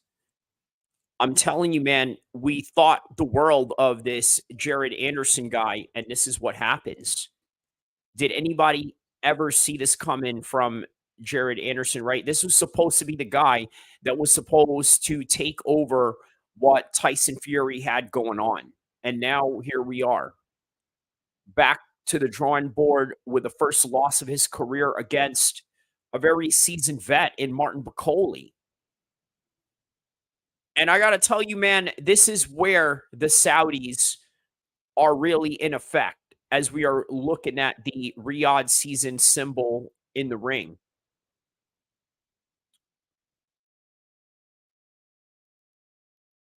All right, man. Shout outs to Scotland.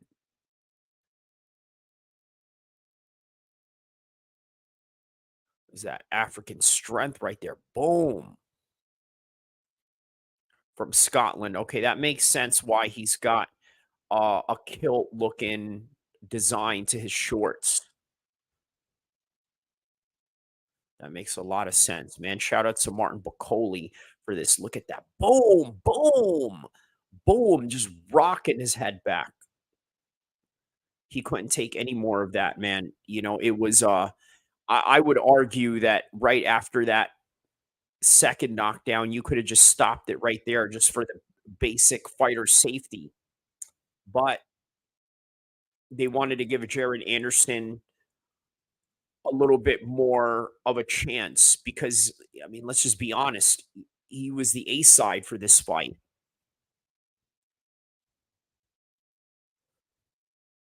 All right. Shout out to Martin Bakole.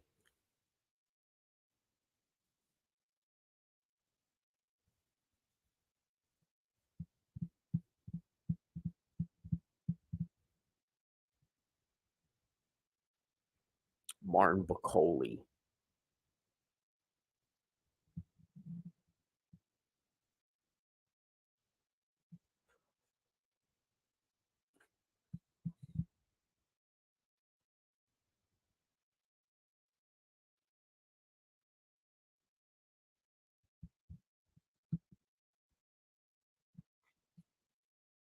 There's Chris Mannix right there.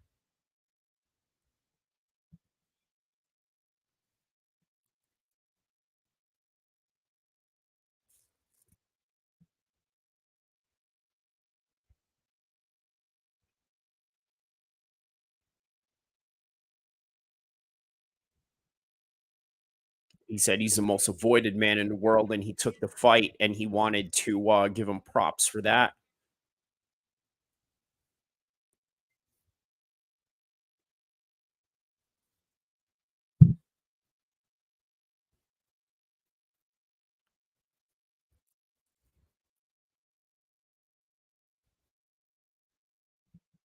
He said he's doing this for his country of Congo and Scotland.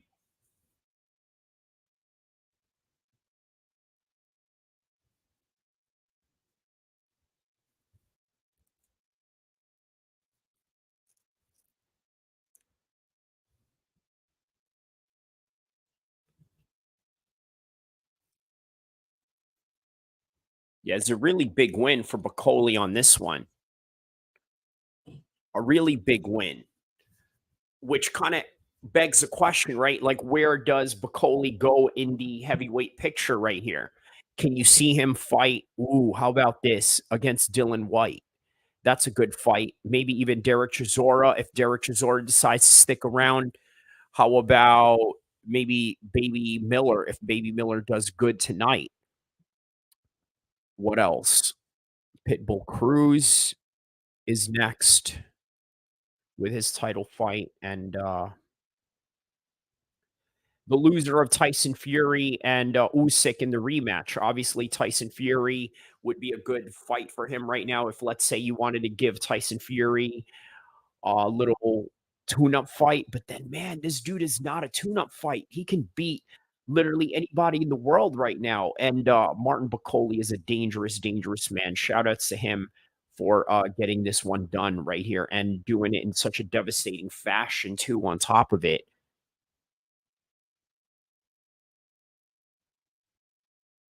he said he stopped the number one American heavyweight. I mean, that's hard to argue, right? You know, would you say that Jared Anderson is the number one American heavyweight? I would say so. I would say so. But I tell you what, this win with Martin Bakole sort of shows you the level that British boxing is currently at right now.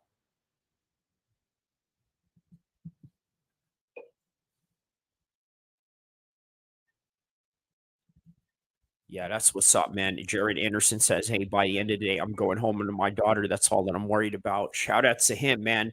You know, never forget that's what this whole entire sport is about. By the end of the day, is going home safe to our families, regardless.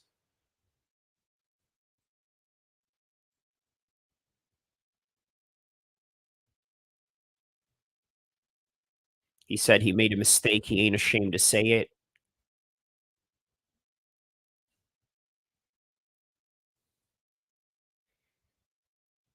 He asked him if they surprised him at all. He said, "Heck yeah."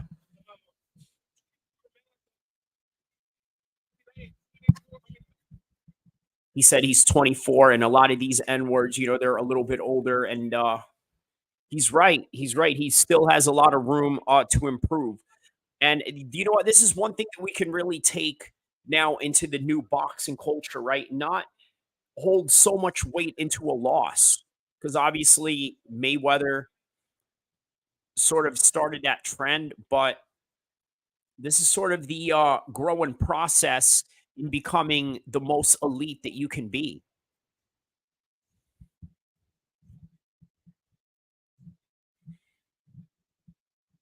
Yeah, man.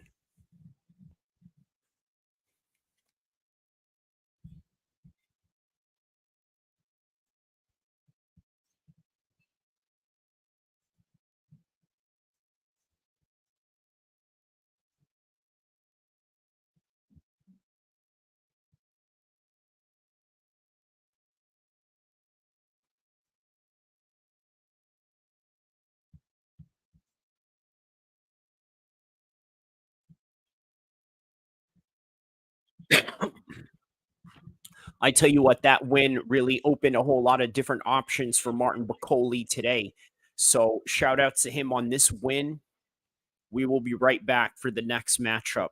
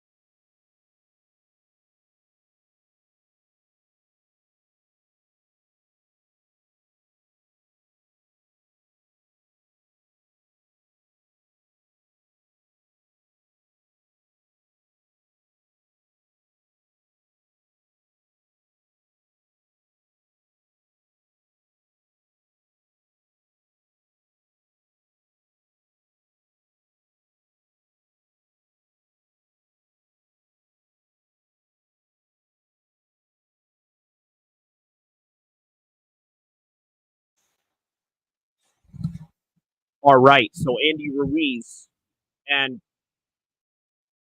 Miller just walked out right now. So it's Ruiz's turn to walk out. And this fight is about to start pretty soon.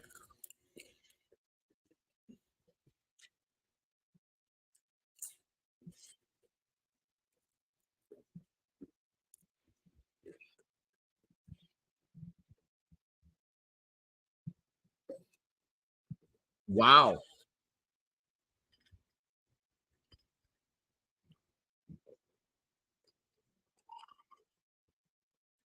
He says he's as nervous as he's ever been. Wow.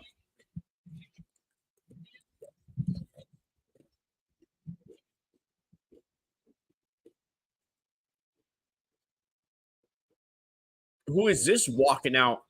Andy Ruiz.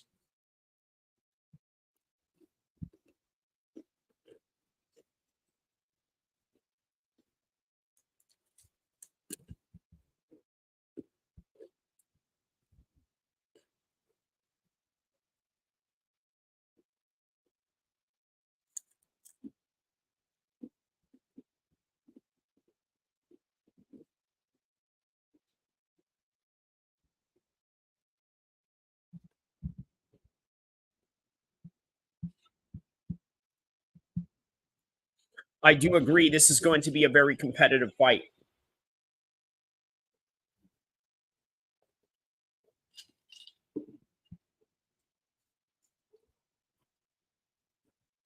You know, he said 162 rounds.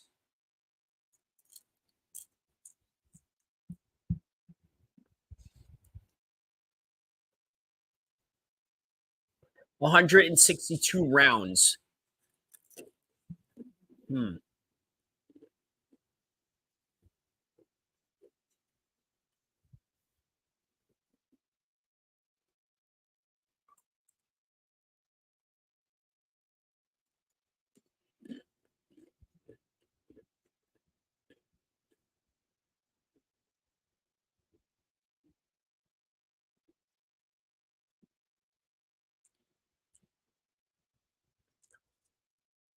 What's interesting about this match, if it wasn't for Gerald Miller, Ruiz would have never been world champion. Think about it.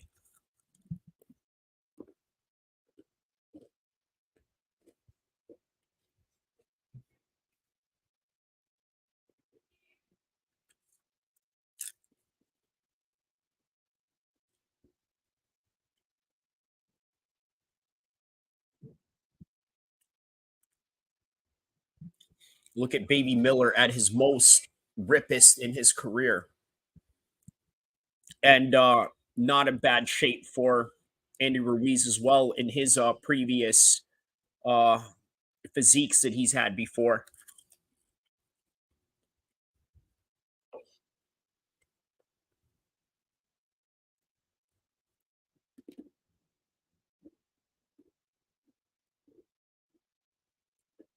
Baby Miller got the crit blue colors on.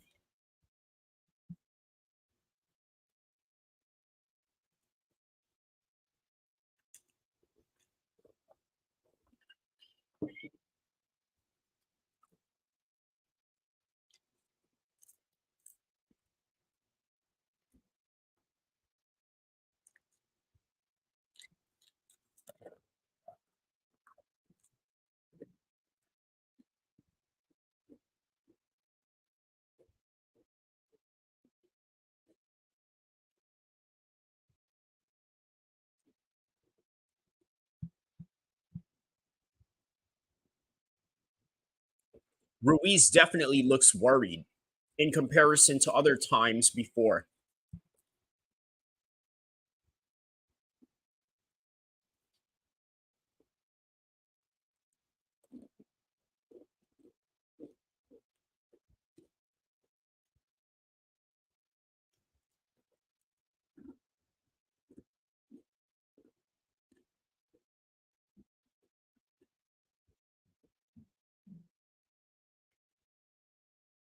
Here we go, Andy Ruiz.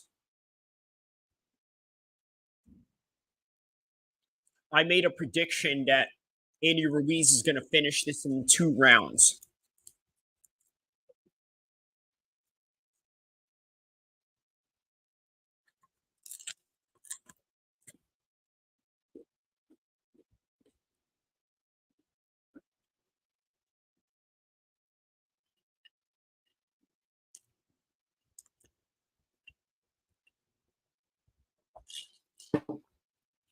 All right, they touch gloves. We are ready for round 1 to commence. Let's go. I got Andy Ruiz on this one.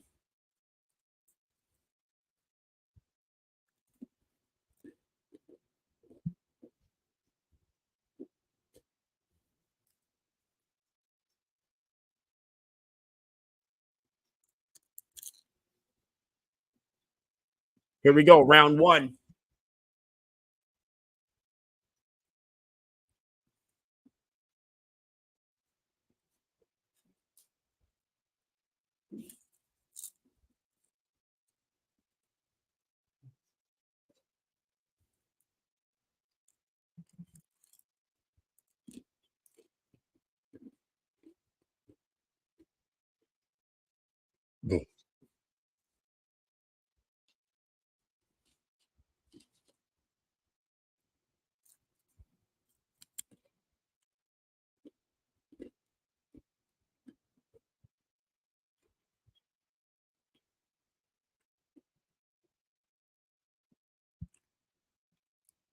Good jabs by Ruiz so far. But for Miller, he's just pawing away at Ruiz.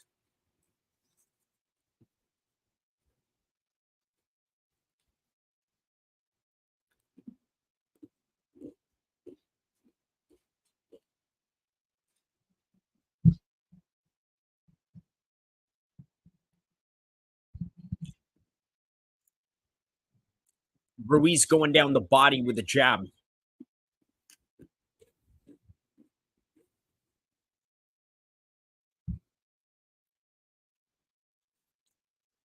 There it is. He's connecting with those body jabs.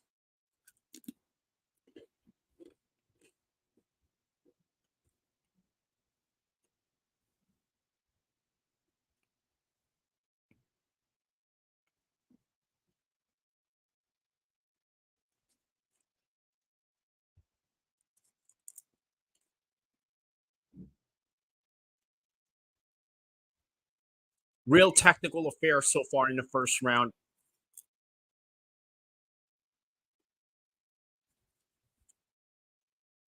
Hmm.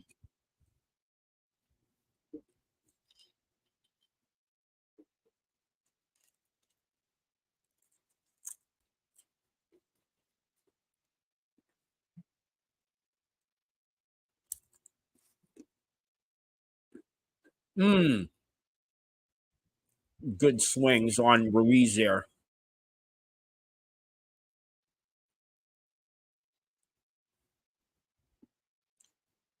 Man, they're swinging big in these exchanges right here.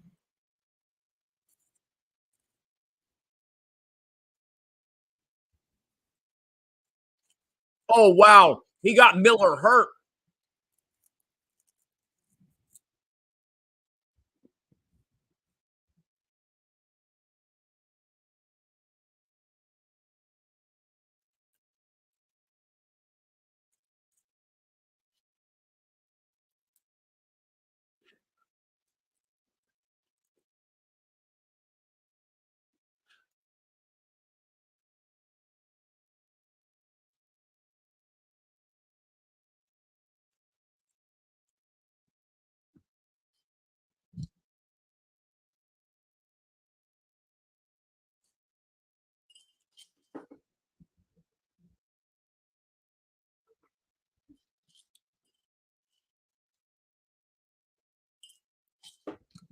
Round 1, I'm giving to Andy Ruiz straight away. Straight away, this round is on him. What do you guys think?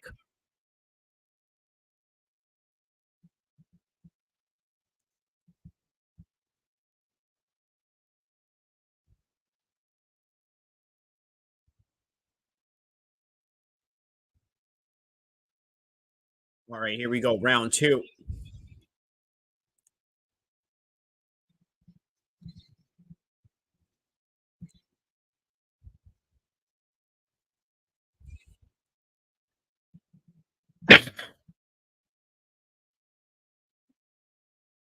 Mm. Good swings by Andy Ruiz on that one.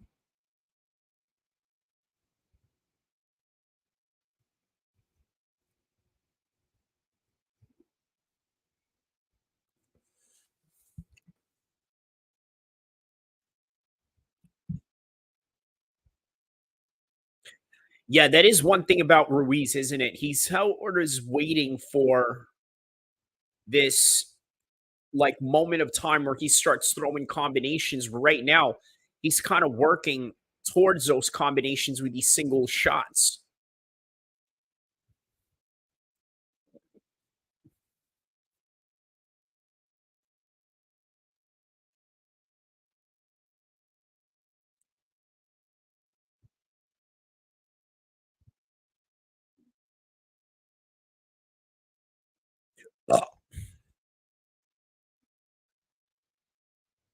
Oh, there goes some combinations with Ruiz right there.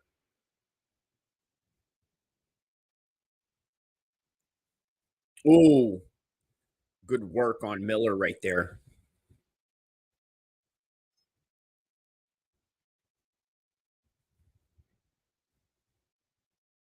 Yeah, the inactivity is definitely a factor in the output of Jarrell Miller right now.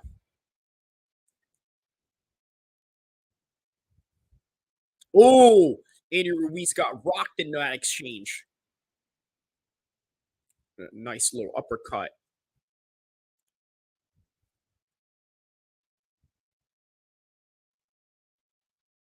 Yeah, Ruiz definitely took a shot on that one.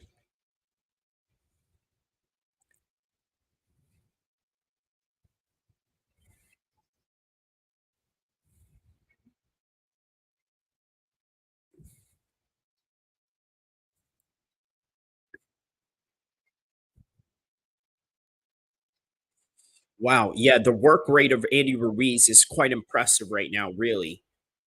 I mean, he is just putting on a pace that he should be putting on. Boom. There you go. He hit Miller again. Don't be surprised if he starts rocking Miller at some point here.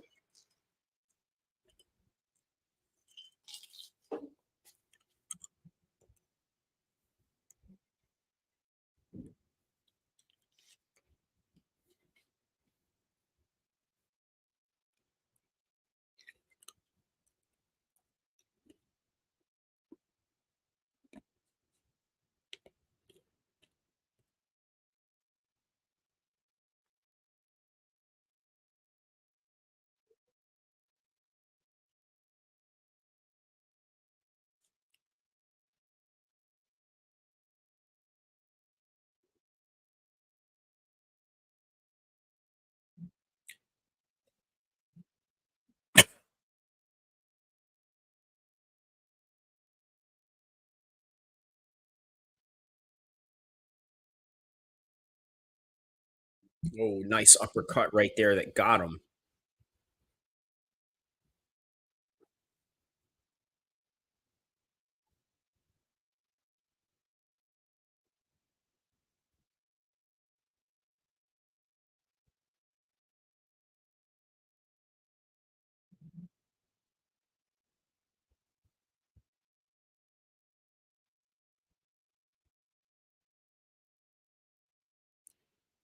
Yeah, their speed is definitely on Ruiz's side in this fight right now. There's no doubt about it.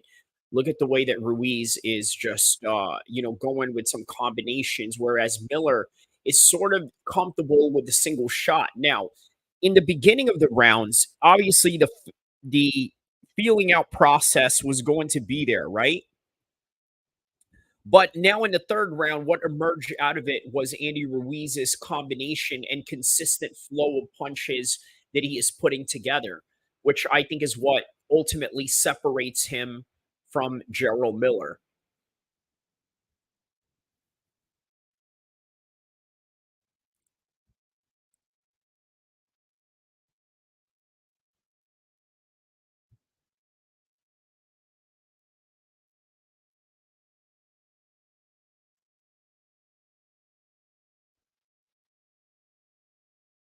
Oh, swing and a miss by Gerald Miller there.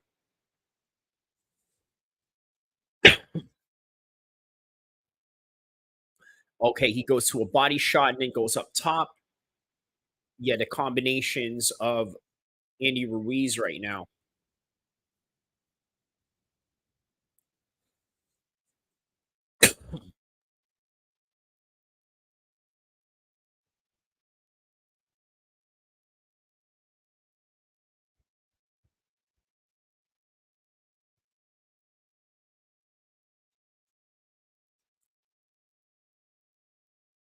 Oh,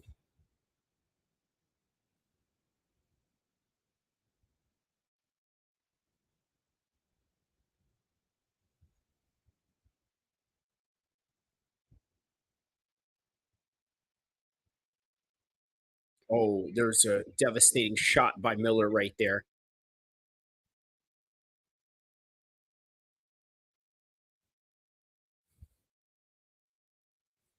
There's a nice right hand by Andy Ruiz right there. Down to the body. Sitting him down to the body right now. Now they're up in close range. He's got to watch that uppercut. That uppercut right there. Ooh.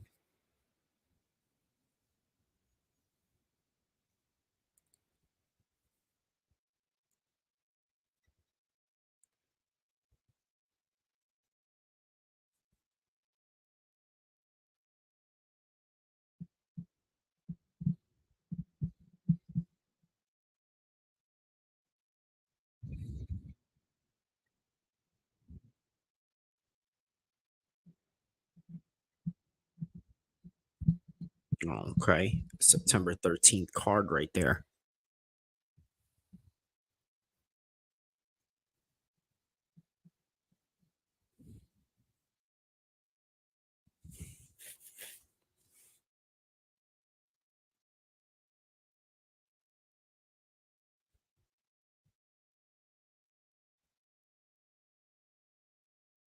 Wow. Okay. Going for some body shots on that one between Miller and Andy Ruiz there.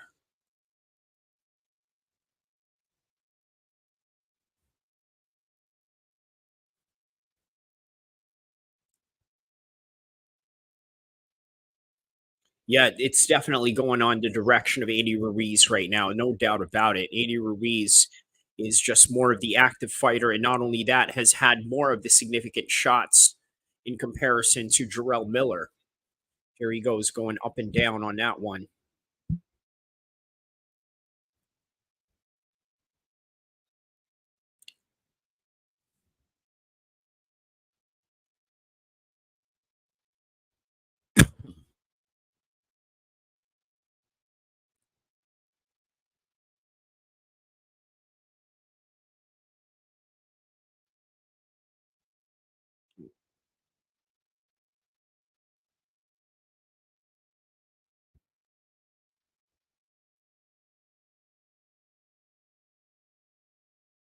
One-two shot by Andy Ruiz right there.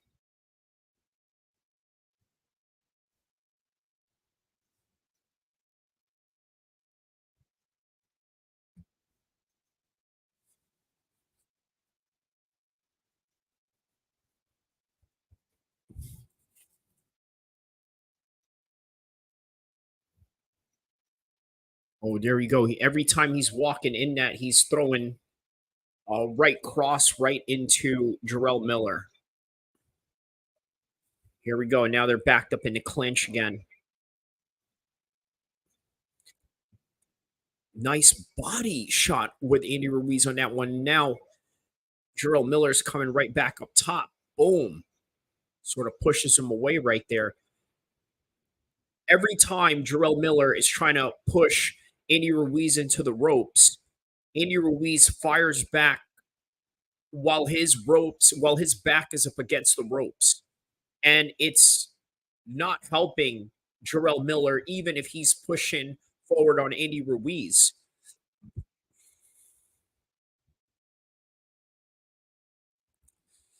Good combinations there from Andy Ruiz. Jab to the body.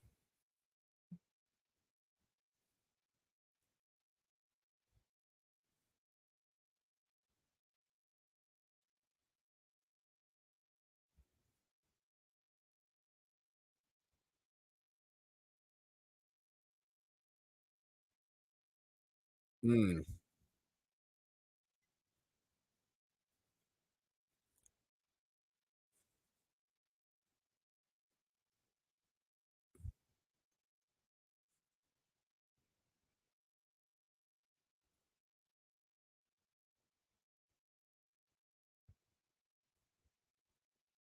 A little punch there after the bell, perhaps.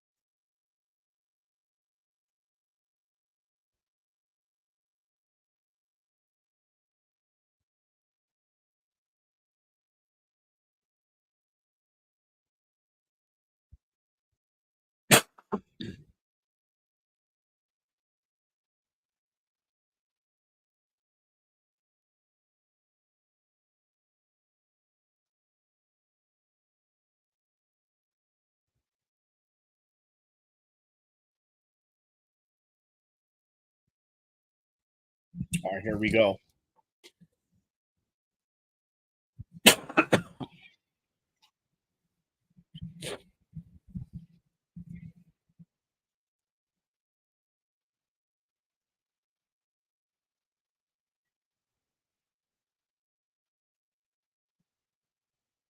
Wow, just swinging away right now in the 5th round.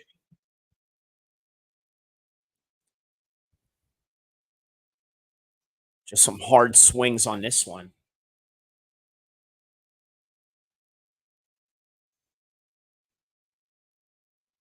Yeah, Miller does seem fresh, even though he's the least aggressive fighter in this one. And I wonder if there's some possum that he's playing here where he's sort of making Andy Ruiz fight backwards. And eventually, if Andy Ruiz is just going to succumb to having a low gas tank as the rounds go on, we're in the 5th round right now, 149 of the 5th round.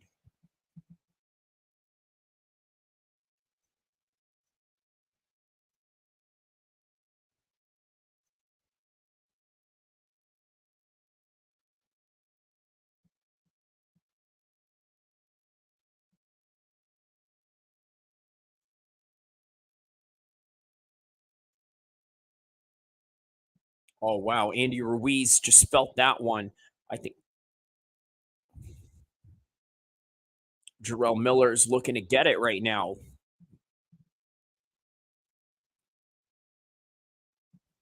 If Miller was to win this one, the one thing that you can take from this is, you know what? You can sort of redeem yourself from losing that opportunity of being the former unified champ by beating the former unified champ, the guy that became the former unified champ because of you.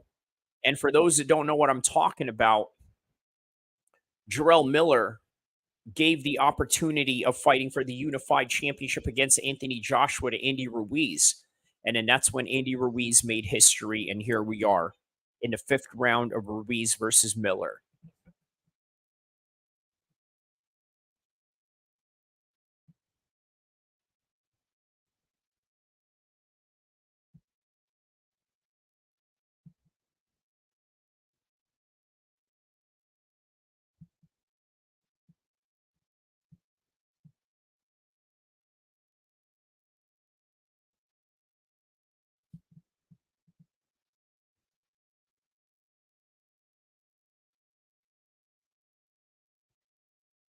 Oh, nice swings by both of them right here.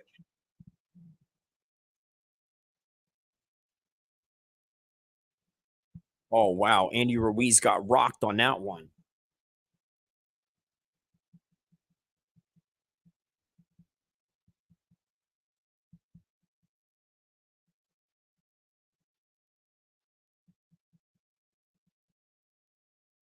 Oh, that's going to be a good co-main event right there. Valenzuela versus CRUZ.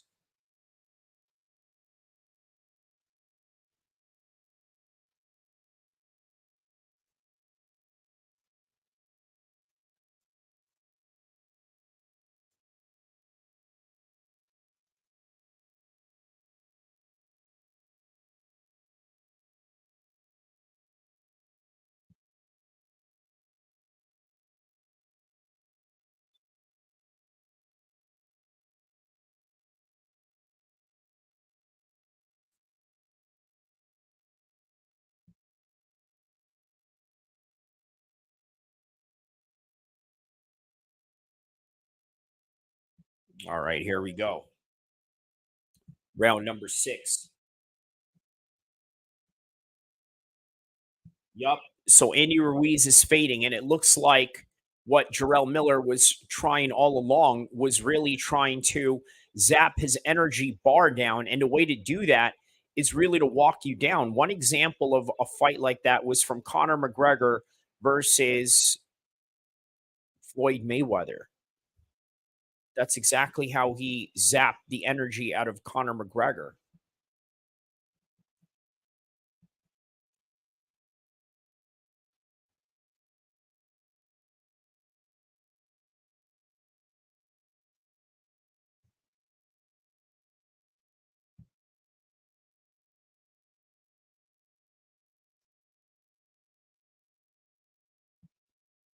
Oh, here we go. Jarrell Miller's walking him down.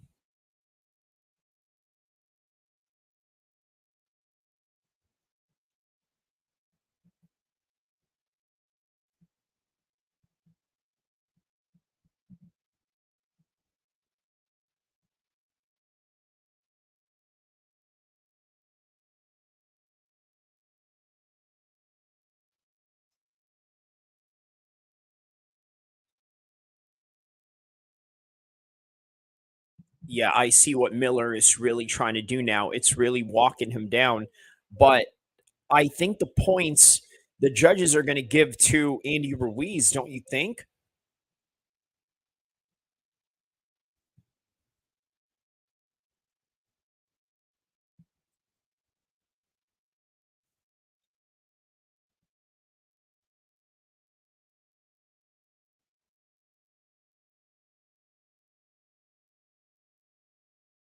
Yeah, Ruiz is fading down fast right now, man. There's no way you can't see that. Like he was looking fresh earlier. His punches are a little bit slower now, a little bit less in the volume. And I don't think that it's also helping. He's trying to throw haymakers at the same time while they're going at it close range. That's just going to leave you susceptible to getting even more tired rather than focusing on, let's say, single shots and all that.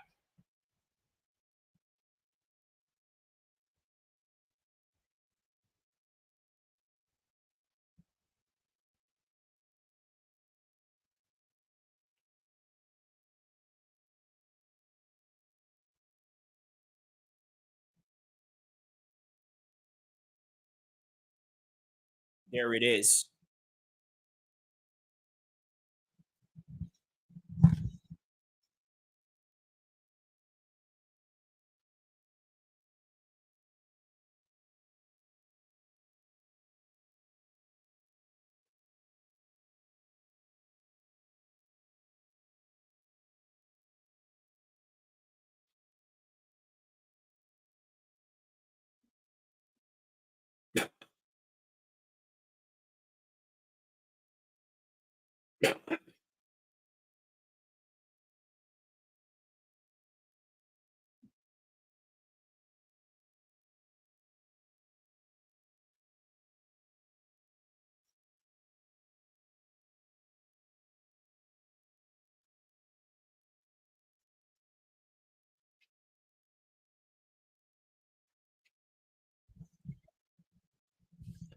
Yeah, it's now getting easier and easier for Miller to start going down.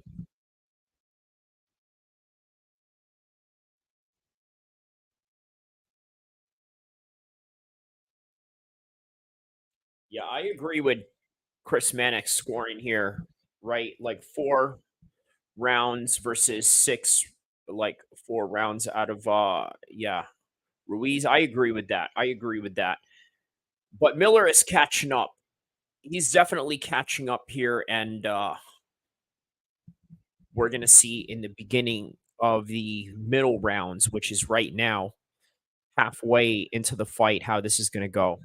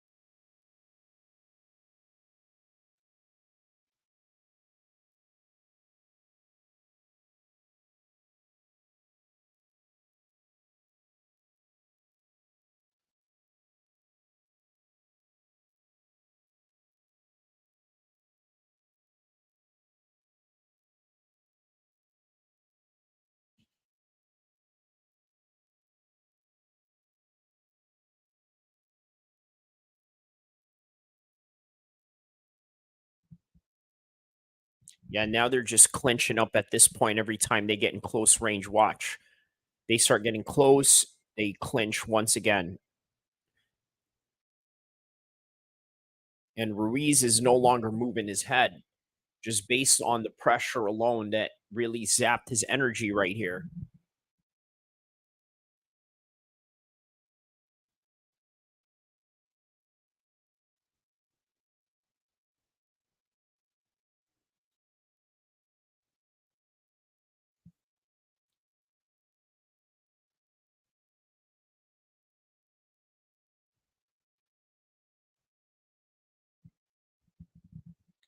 Yeah, it is Miller who is now taken over in the second half of this fight.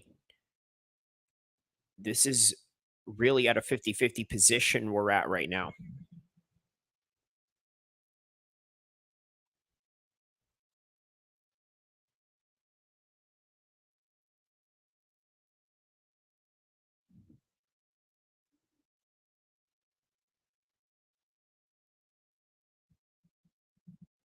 Yeah, the short shots that he's taken is definitely given Andy Ruiz a run for his money. I mean, this is what he was doing earlier in the fight. Now it is in the absolute reverse of it all, right? I mean, it's like the quintessential tables have turned.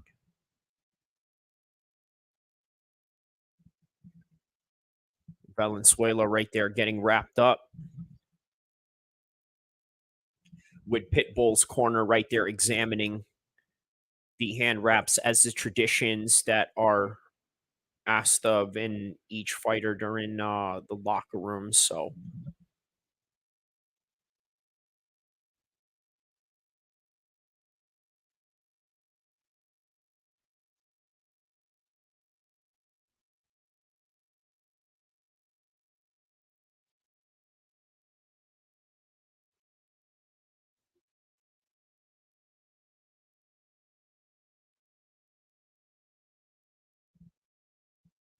all right, here we go. Round number 8. As this round commences, there's Andy Ruiz opening up with a jab, fires back from Andy Miller from Miller.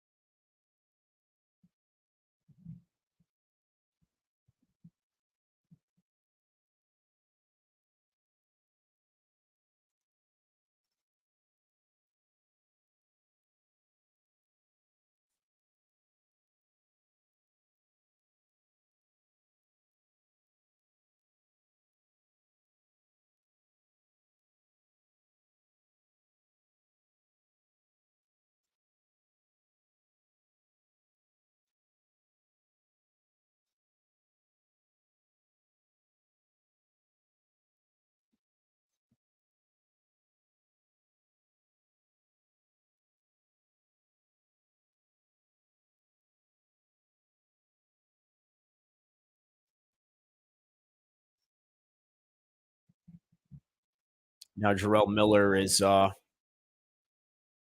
again taking over in the second part of the fight.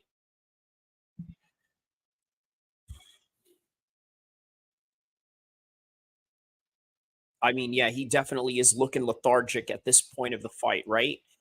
Not looking as fresh. And I think the body shots that Jarrell Miller has been taking has really added up, right? Because a lot of people really underrate body shots. You get hit there a few times, you're going to start feeling it. And those shots that you're doing down low, I mean, they're just nothing more than investments. And he's invested quite well right now in the second half of this fight.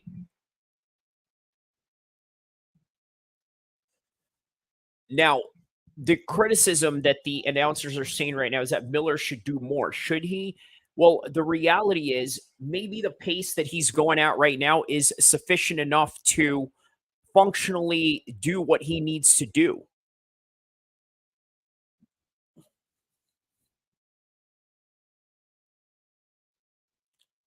Just about 20 seconds left into the 8th round.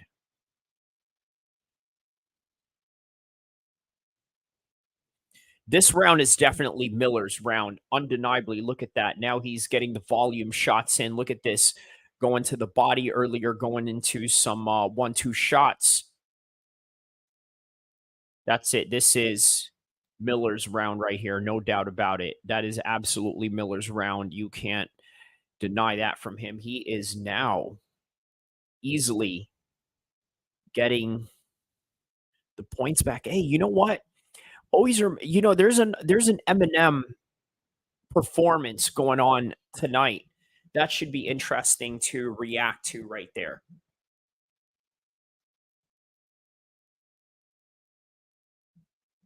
What's going on with Andy Ruiz here? By the way, shout out to everyone that's tapped in across the globe. Don't forget to like and subscribe. Tell a friend to tell a friend. Hey, go open up one of your other tablets and put up another screen just to watch this, just to get the views up. Because I'm trying to be the biggest MMA YouTuber in the world with 9-hour streams that I do. Now going into my 7th hour in a couple of minutes. Here we go. Miller now engaging in the beginning of the 9th round. 250, 249, 9th round right now. There's Andy Ruiz with a little bit of a hook. And Andy Ruiz is still continuously getting walked down. And there's Miller pawing his spear jab hand right away. Now they're getting back into the close range positions. Andy Ruiz goes down for a body shot.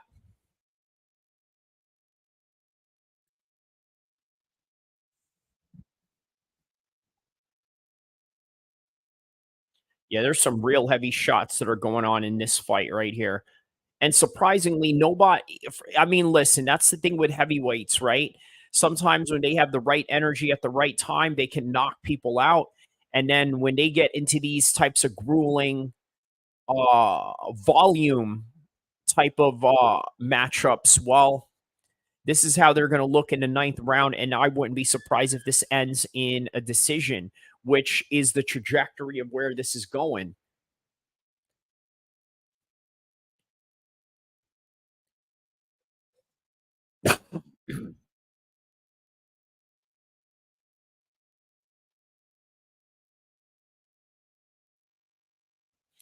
Yeah, he's still continuously walking him down.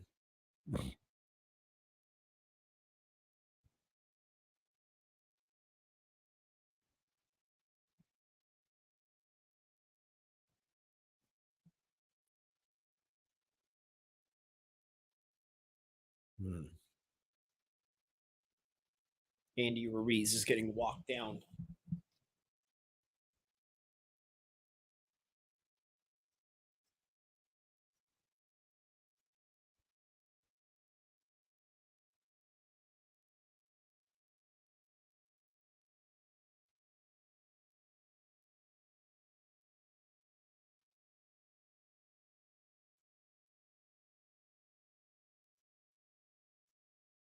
Yeah, Miller is definitely the fresher fighter here. There's no doubt about that.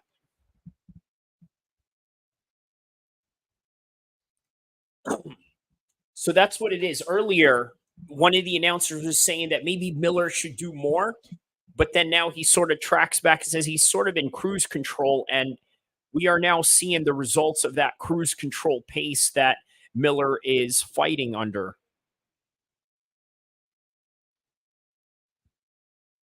We're going into the 10th round on this one.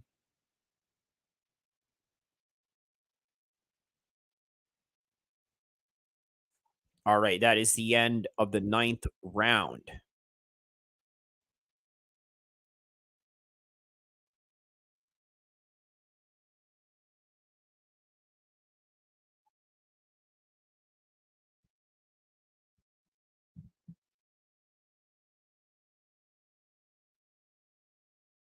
And Eminem is going to perform too on top of that. So stay tuned for this one, guys, because I may just play that one live right here. Stay tuned and watch. I may just put it on live right here. I'm going to find a way to sort of go around the copyright, if that's possible. Because here's the thing, right? With live concerts, they can't really mark you down for that. I don't know, man. Correct me if I'm wrong, but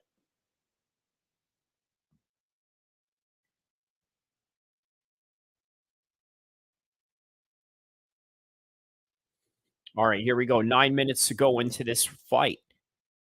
10 rounds, 11 rounds, and then 12 rounds. That's it. Maybe we'll get a finish in between here. We never know.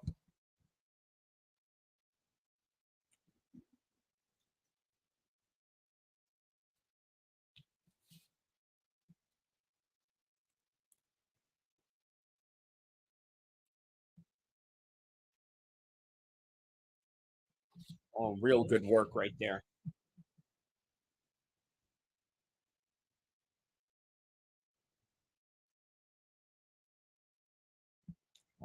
Miller is taunting him on to fight.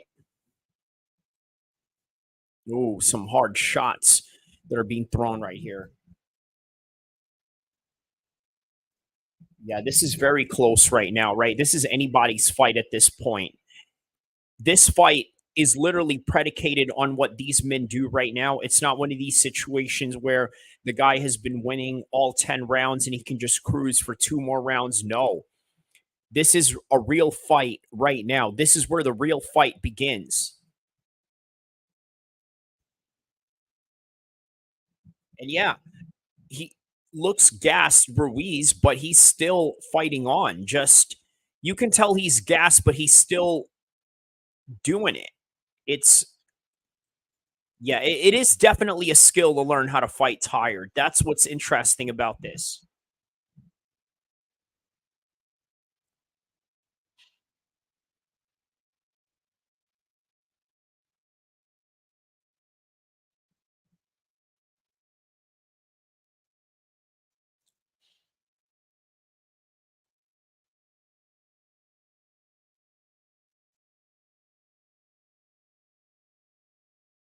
Ooh, boom.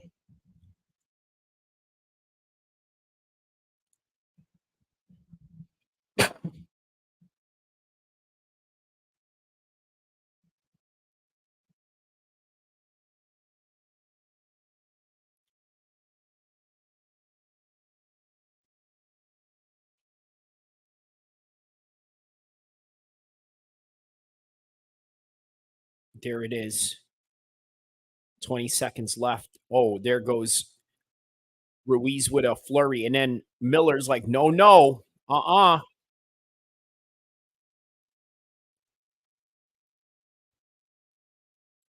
And that is 10 rounds in the books. We are going into the championship rounds.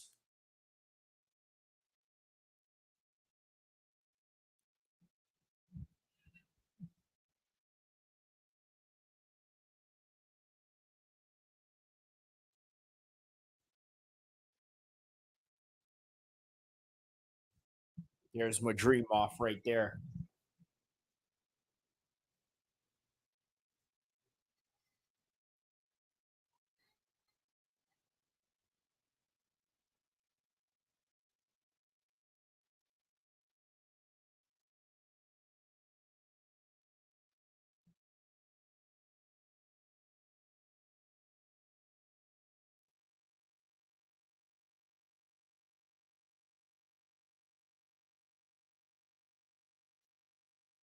All right, and here's Terrence Crawford walking in.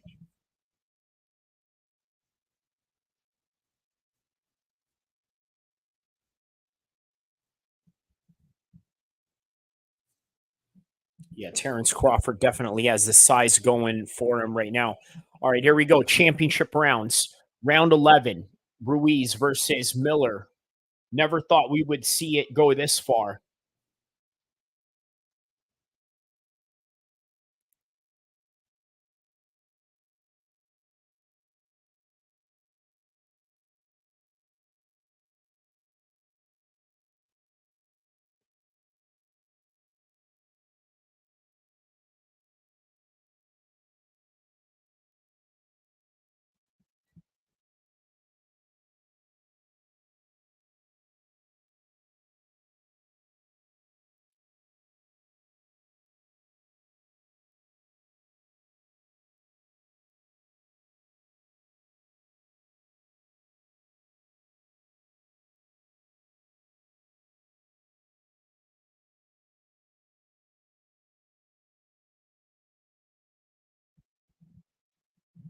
All right, now both of their punches are really looking sloppy at this point, and by design, obviously, being that they were fighting a really gruesome pace for heavyweights. And yeah, I think this is just going to continue on from the end of the fight, right? It's just going to have the same line of work that we're going to see out of these two. It's a rinse and repeat. They're going to try and throw a flurry of punches. One is going to try to get close range, one is going to back up, and then they're going to clinch and rinse and repeat. That's what's going to happen here.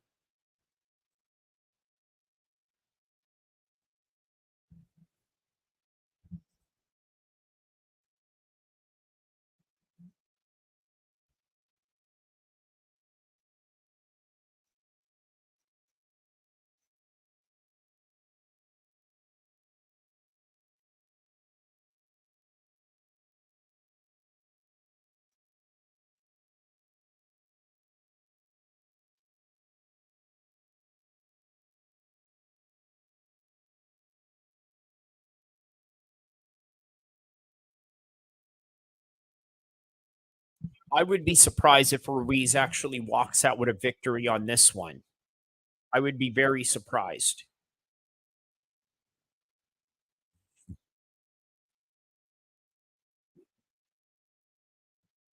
Real good punch by Andy Ruiz there here in the 11th round.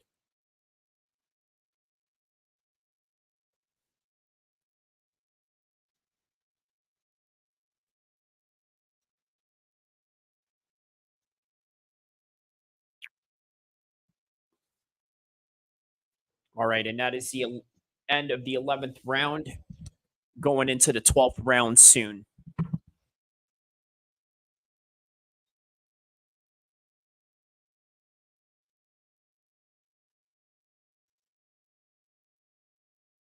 How about that? Eminem's going to perform live in just a few minutes, huh?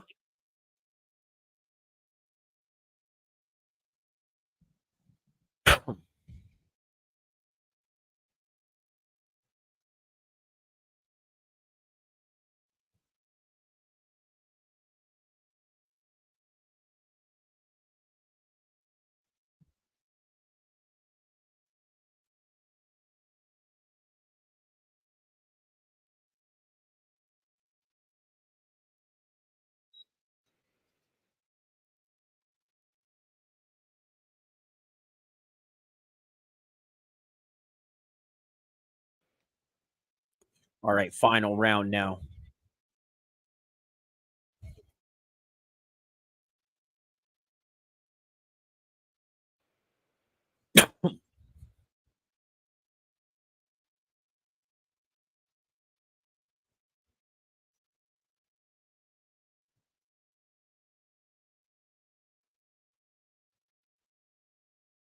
All right, 12th and final round now. Here we go. Yeah, Miller looks way fresher than Andy Ruiz right now. Oh, look at this. He's looking for a finish right now.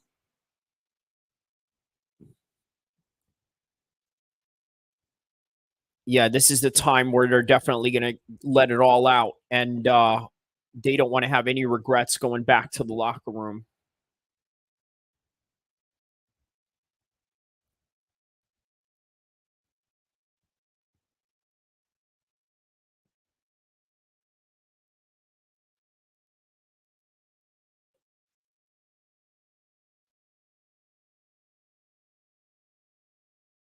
Oh, nice hook by Andy Ruiz right there. Yeah, they definitely need some second wins to keep going here.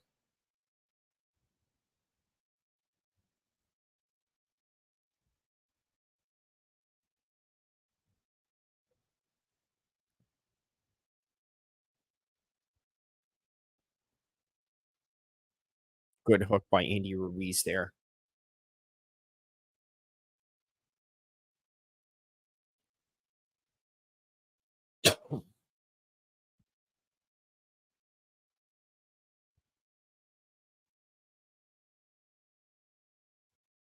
Less than 60 seconds now in the final round.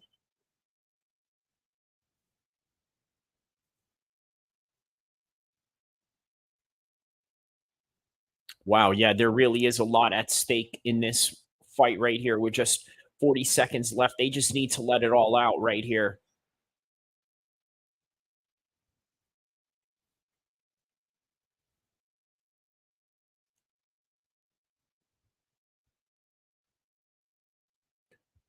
Less than 30 seconds now.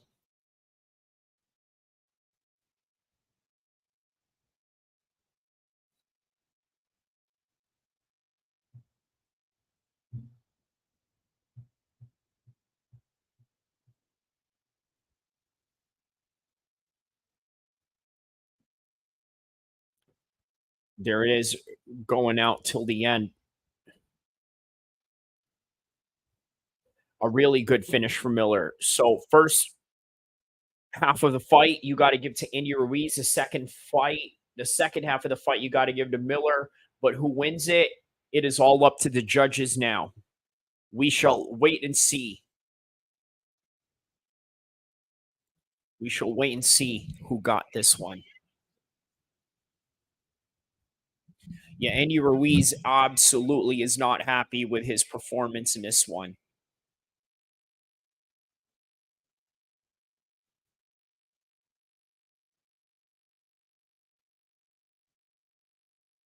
Yeah, Miller did a good job of walking him forward, really trying to impose his whole entire weight on him.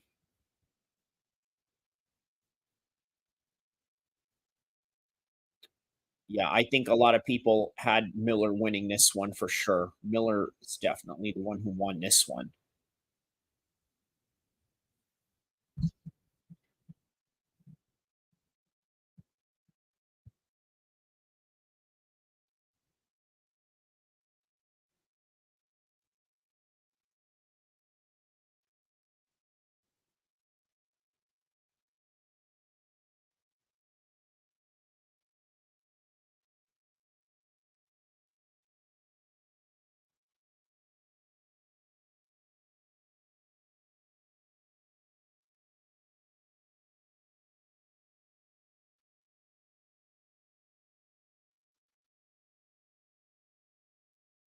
How about this? SummerSlam is on as well.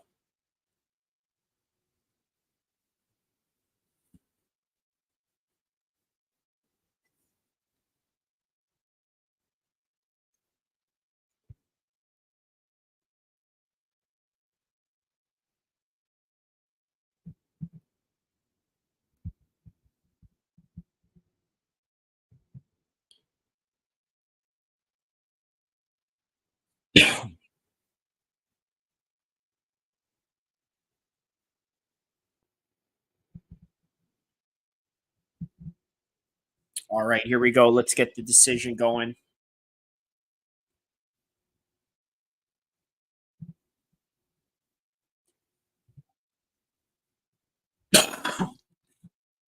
Wow. Okay. One has it for Miller.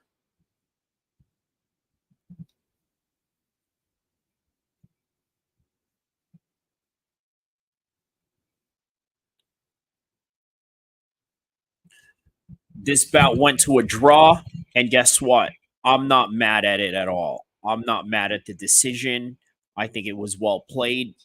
It's exactly everything that it's everything that it should have been.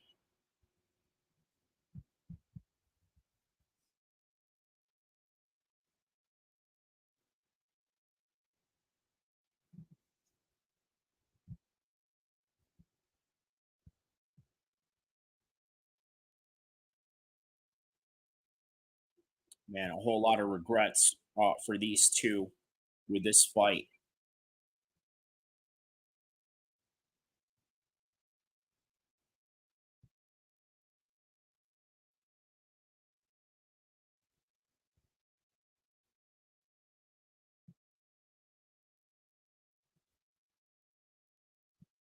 You know, he said he'd love to do a rematch, and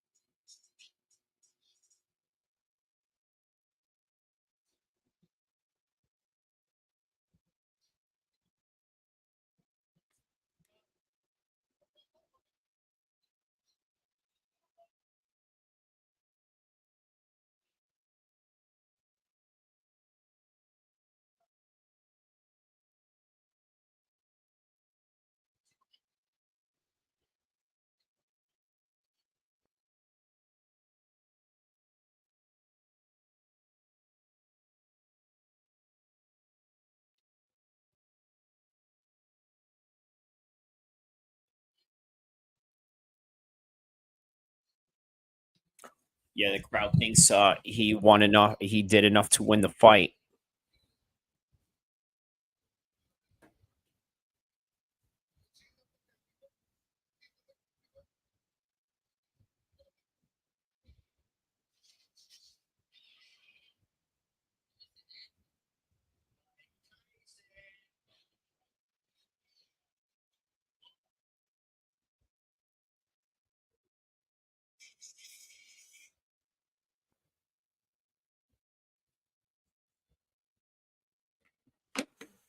Yeah, he said he worked his butt off. He said he had this in the bag, but yeah, this is the unfortunate thing about it, man. He didn't do enough, so it's what it is. So now we await Eminem's performance.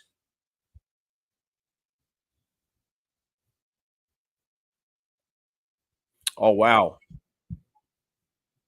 he hurt his hand.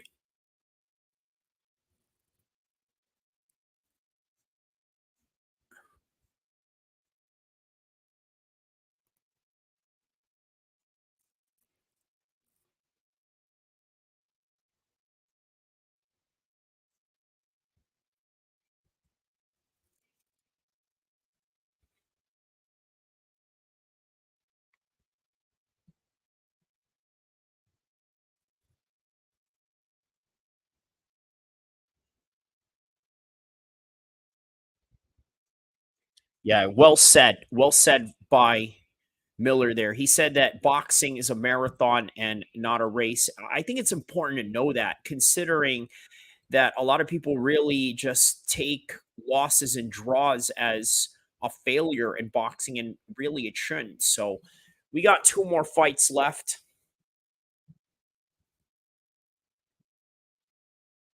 and an Eminem performance coming up next.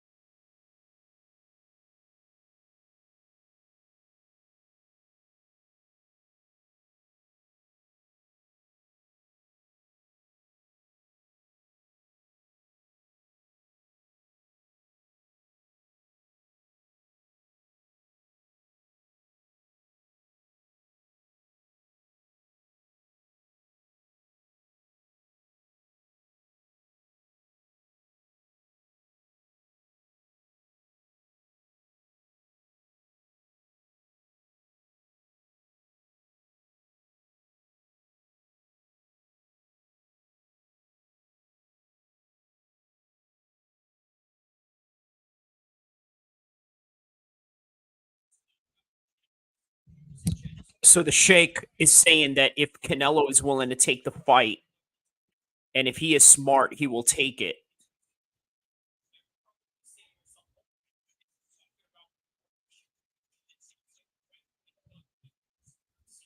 Wow. Okay. So if Canelo does not want to accept the fight with Terrence Crawford, he wants to give it to Virgil Ortiz. How about that?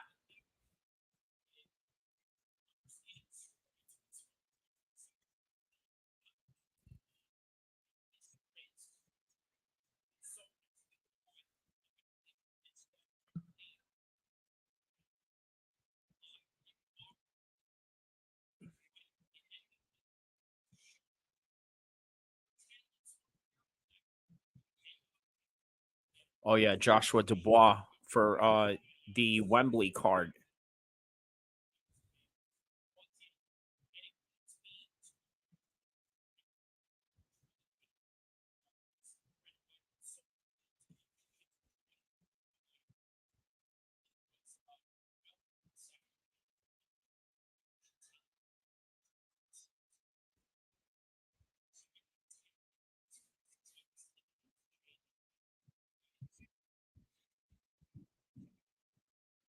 Oh yeah, that is another fight that they are looking to make that they should have made a while ago, which is yeah, better Biev and Bivol, but obviously,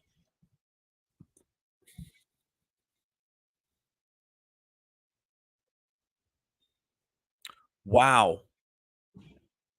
Listen, you know what's going on right now? The Sheikh is literally calling a punk card on Canelo Alvarez right now.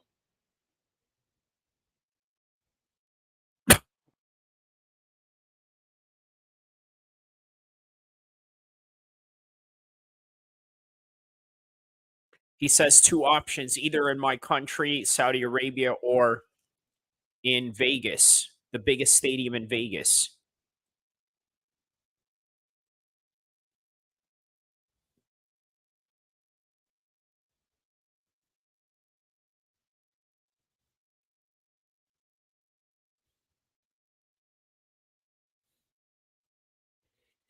That's good. That's a good comment by the Sheikh right there, telling Jared Anderson, listen, you're still young, you can come back. That's the name of the game when it comes to boxing and fighting the best guys in the world. Credit to them. Yeah, that's what it's really about. And they are absolutely living up to the spirit of competition that they promised they were going to bring into boxing, and not all these easy fights that your favorite prospects are doing. And you know what? They're willing to compensate them the right amount of money in order to do it as well. So,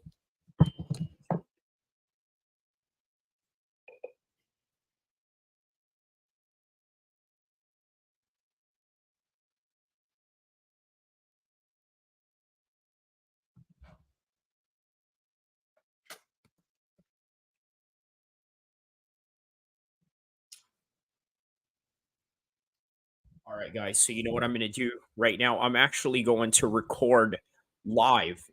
I'm recording on a video right now, right? But what you're going to hear out of this audio right now, you're going to hear on a video that I'm going to release maybe sometime today or tomorrow, whichever, but here it goes. So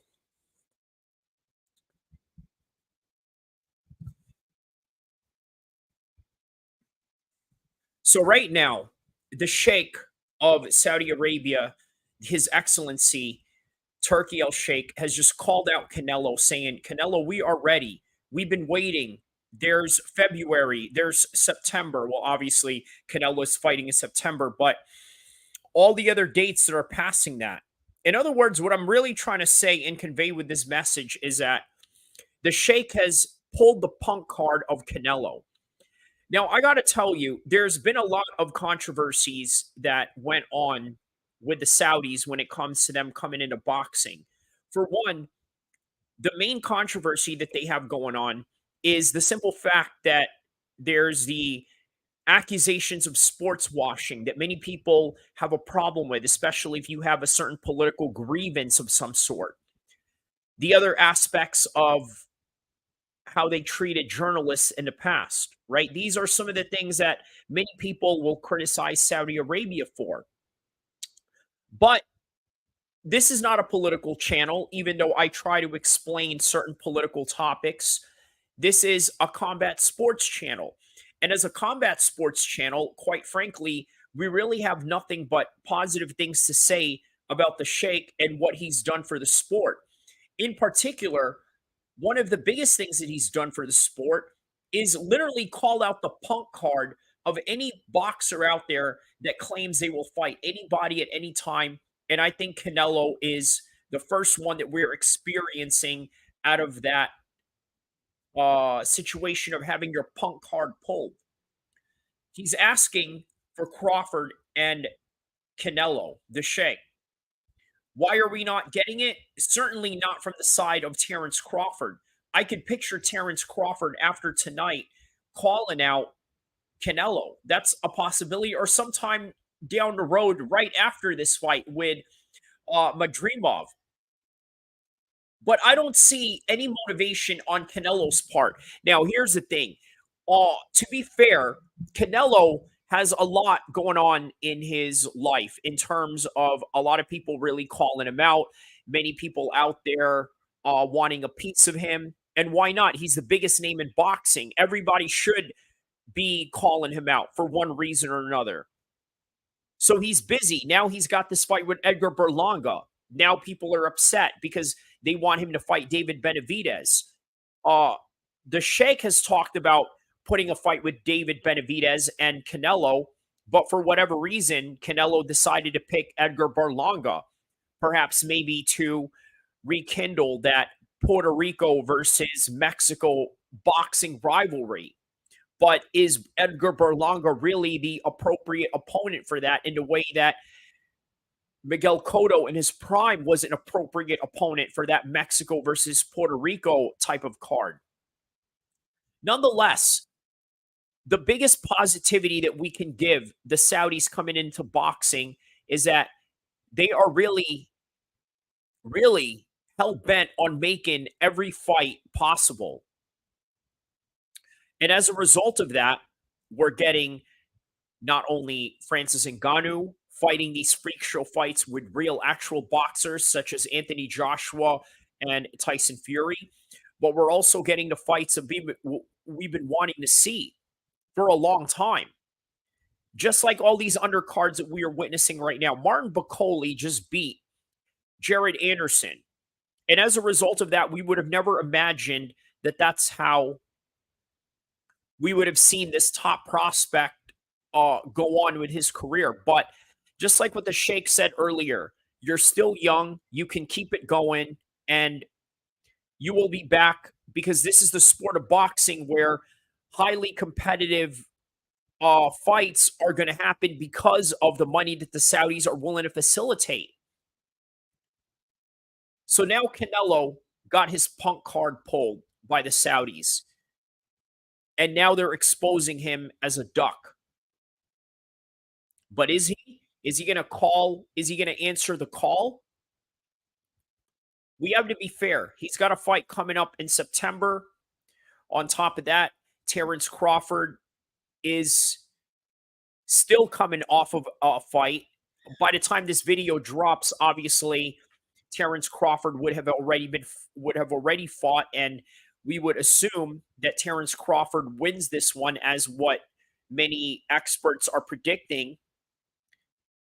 But nonetheless, this is the greatest era of combat sports due to the fact that you have a bunch of trillionaires calling out boxers that say that they really want to get in there with anybody at any time. But do they really? Especially when they have the money and the means to put the money where their mouth is.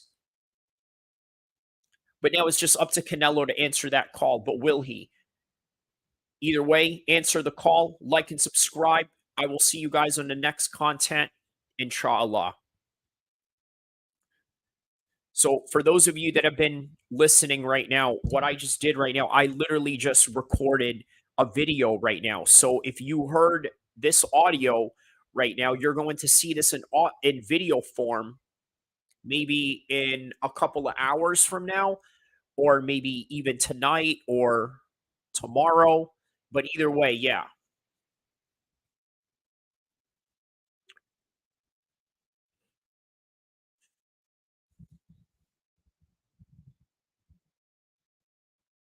So now we're just awaiting.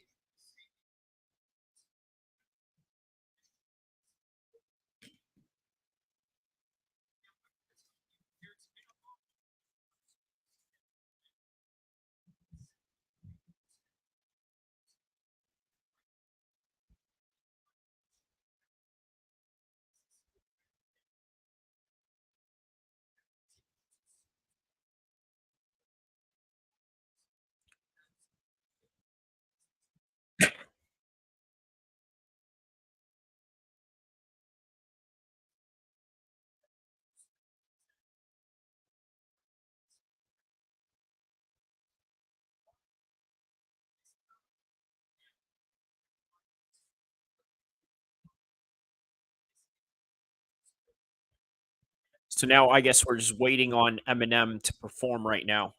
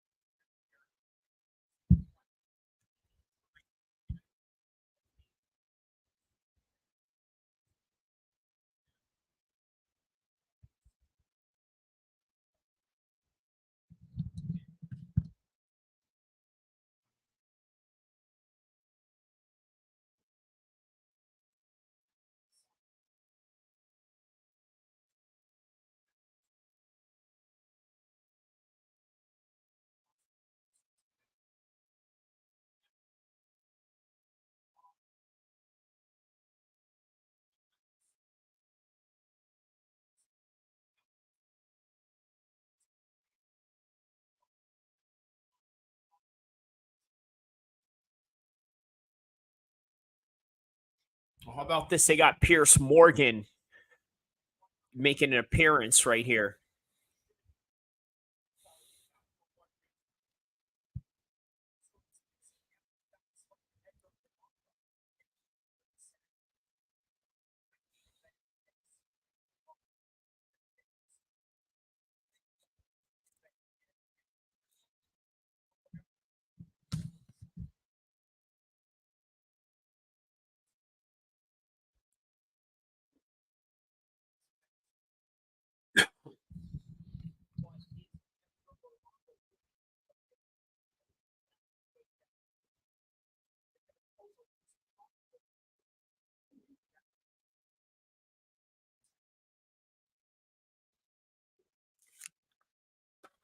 So what other car? So let's see here.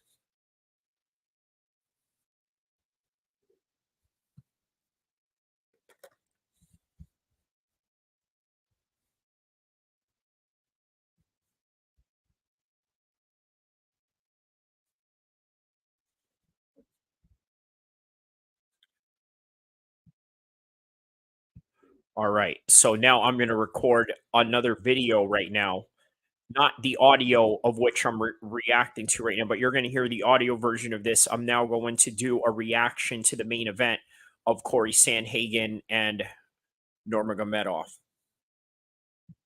So another great night of fights in the UFC, right?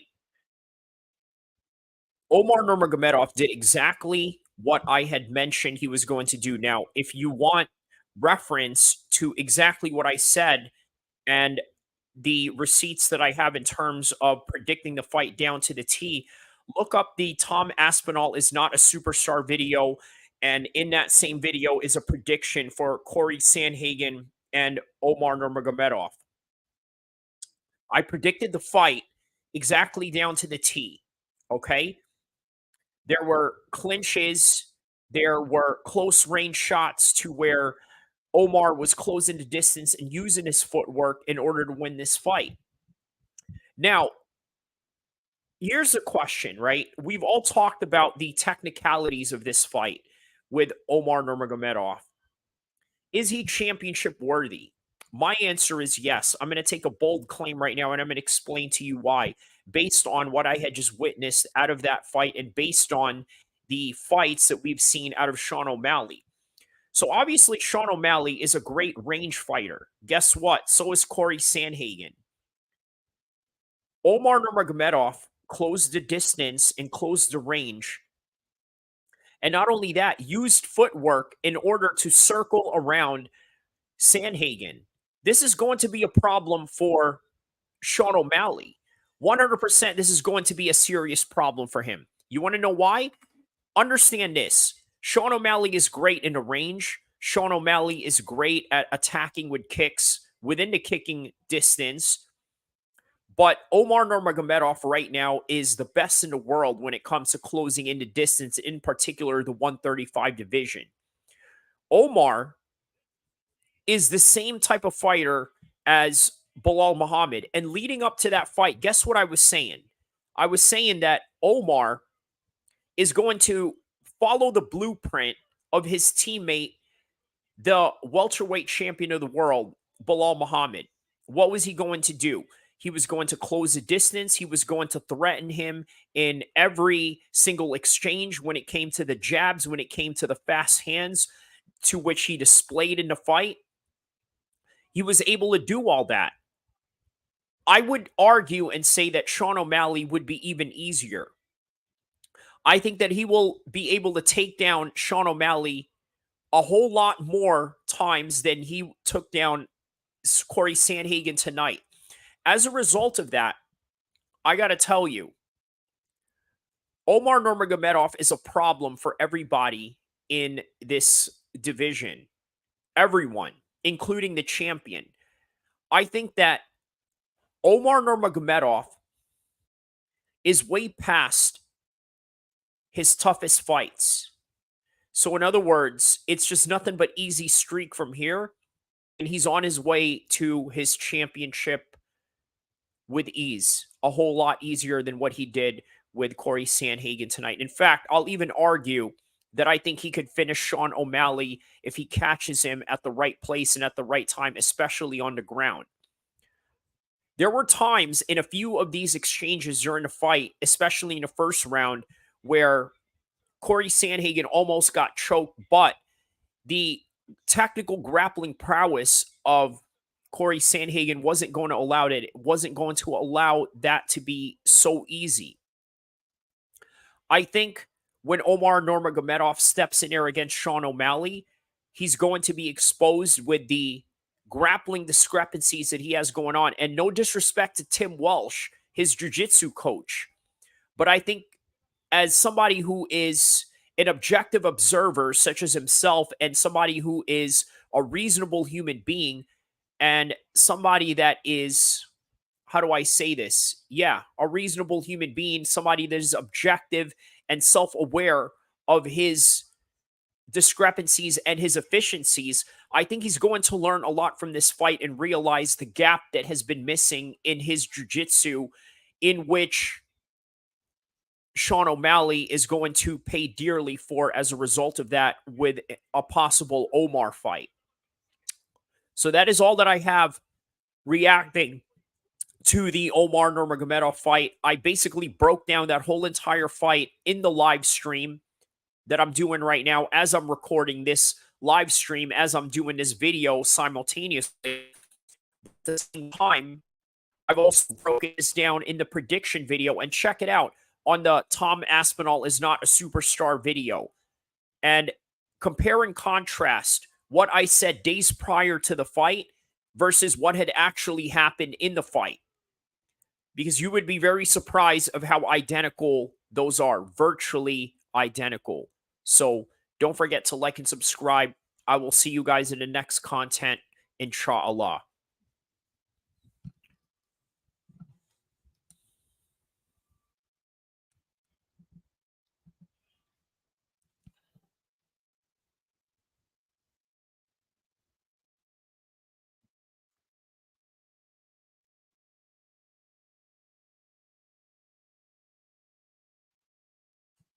All right, so here we go. CRUZ is walking into the cage right now, or I'm sorry, walking into the ring right now.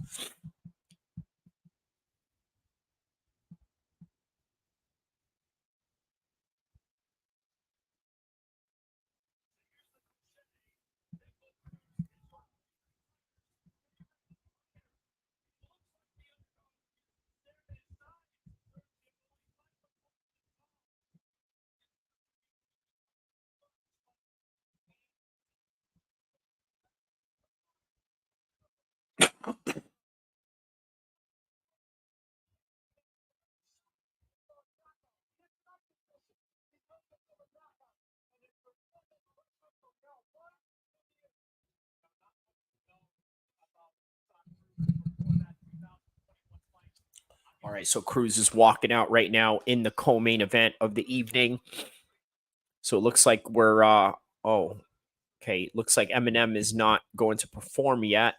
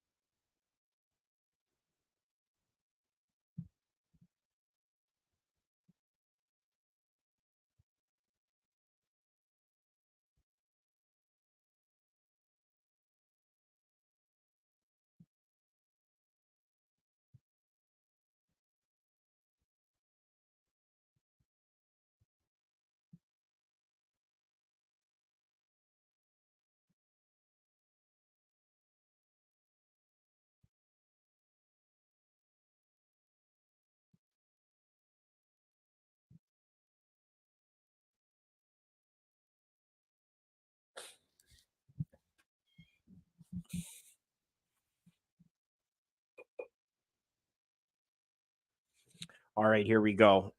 Now the boxers are being announced.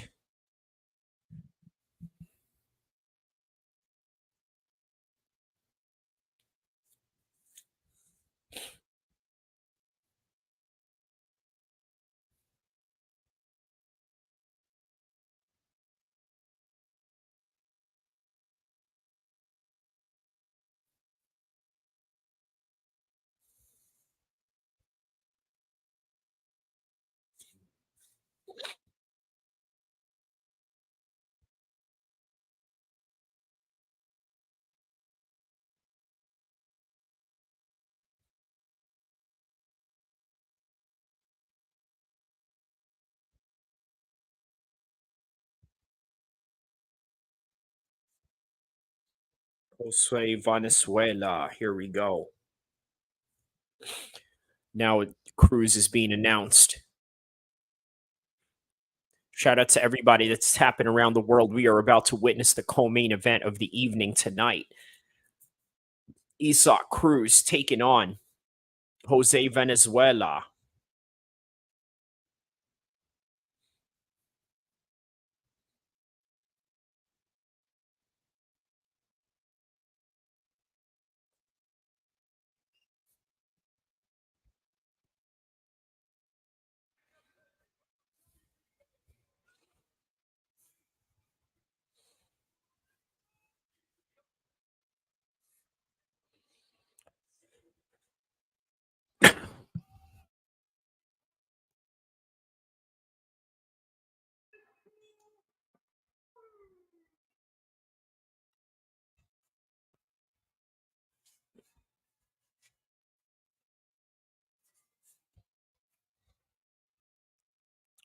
All right, so now they have been announced. They are about to have the men face off with each other in the ring.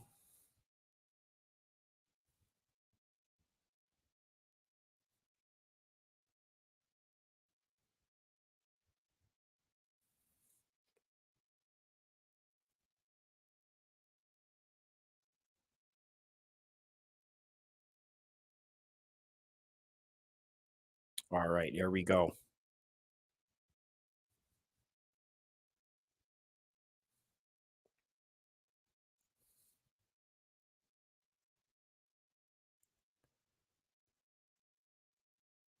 All right, here we go. Round one, CRUZ versus Villanueva.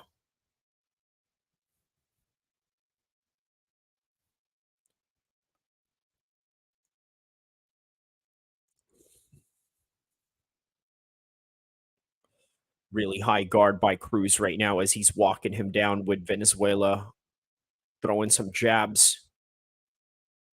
Once again, a real pit bull style, just putting his hands up, Mike Tyson style, walks you down and then just starts throwing bombs.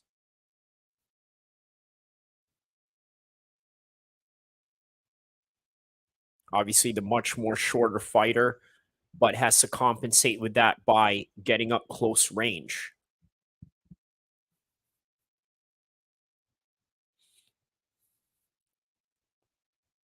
There's Mario Lopez in the front row right there.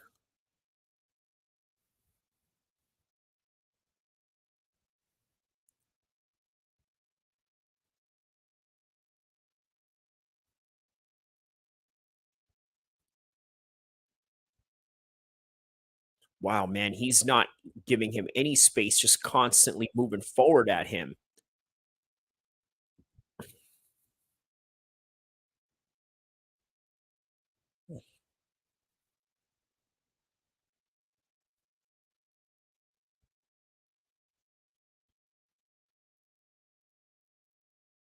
Yo, just walking him down right there. Ooh, look at that. Oh, look at that. Venezuela's trying to lean on him. Referee warns to not do that. There you go. Just constant moving forward at him, right? Doesn't give any chance for Valenzuela to work at all. And why should he? He's a taller fighter. He's going to use that against you, make him fight close range. And CRUZ is doing a very good job of that.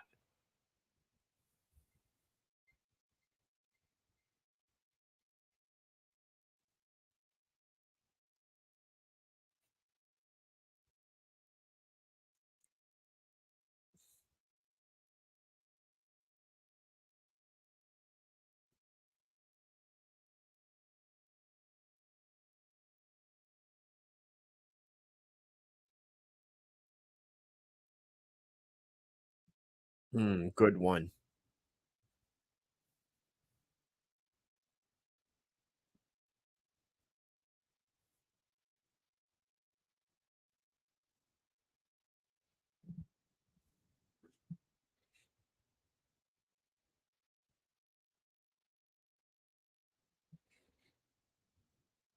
All right, now broken up right now. Here we go. That is round one, and which I'm going to score that one for CRUZ. Round one, I score for CRUZ. And then there's Mike Tyson.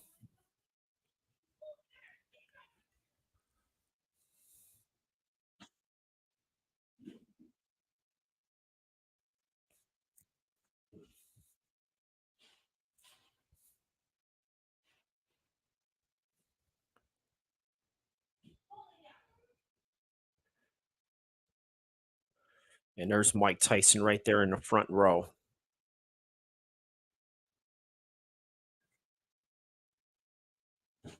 There's Lomachenko right there in the back.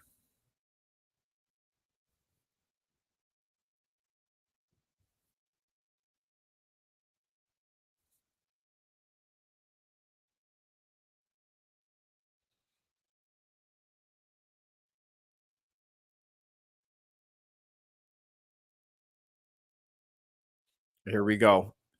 Let's see if CRUZ maintains the same. Oh, look at this. He's really looking to damage this kid. Look at this. Real Mike Tyson style.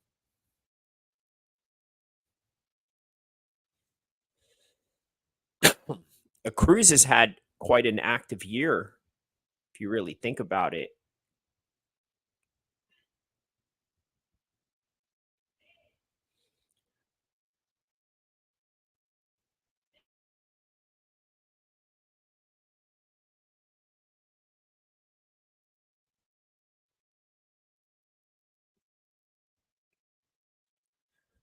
So yeah, he really has to work getting him in close range here.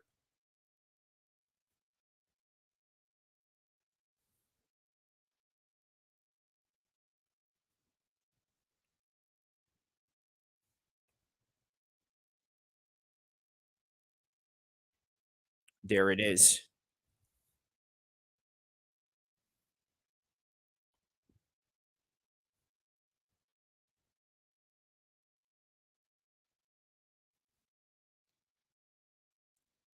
Man, yeah, he's still continuously walking him down. And the thing is, with Valenzuela, he's not throwing the jabs hard enough, and not only not hard enough, but not with enough volume to really keep CRUZ at bay.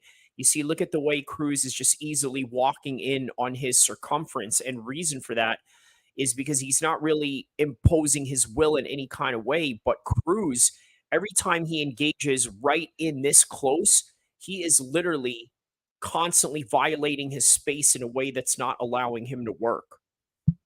A minute left now into this second round.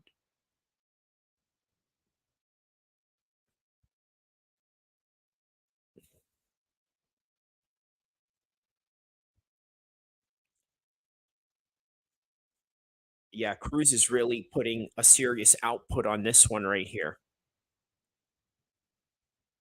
34 seconds.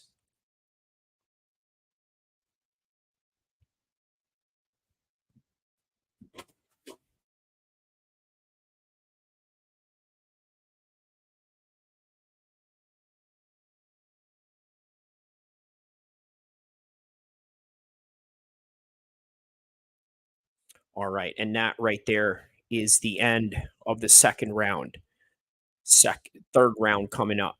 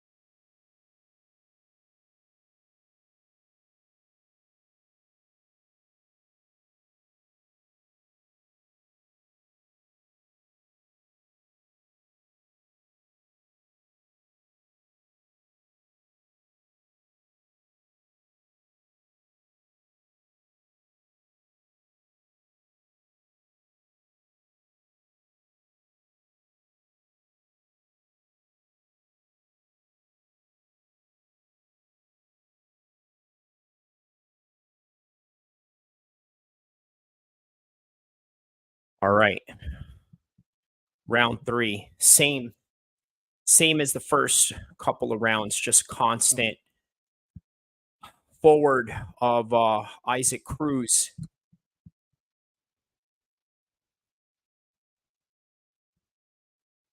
Yeah, now the sun is going down. It's a little bit of a chilly breeze in the outdoor facility of this arena, or this stadium that they are fighting in. It's 8 p.m. right now in the West Coast. So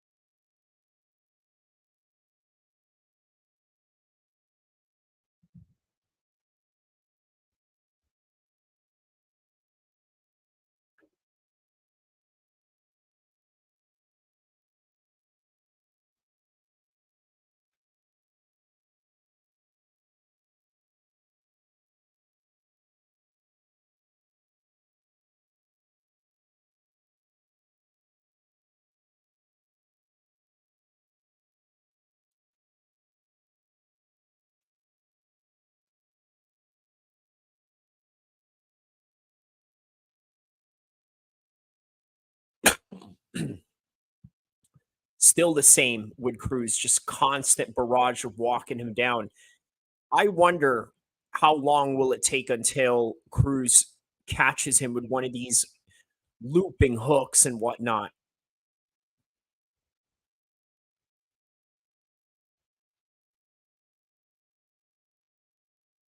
There it is.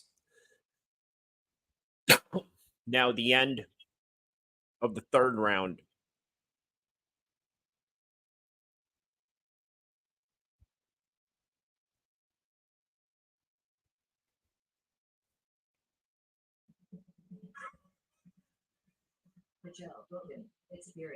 Oh, there's Scottie Pippen right there. All right.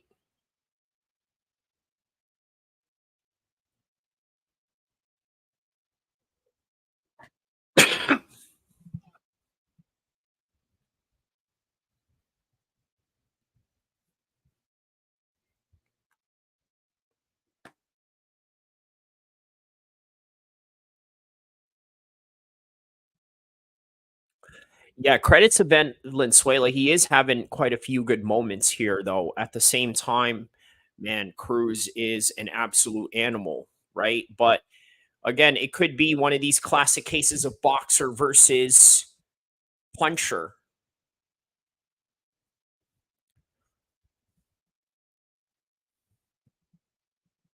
But yes, the style of CRUZ definitely taxing to deal with in this particular matter at hand.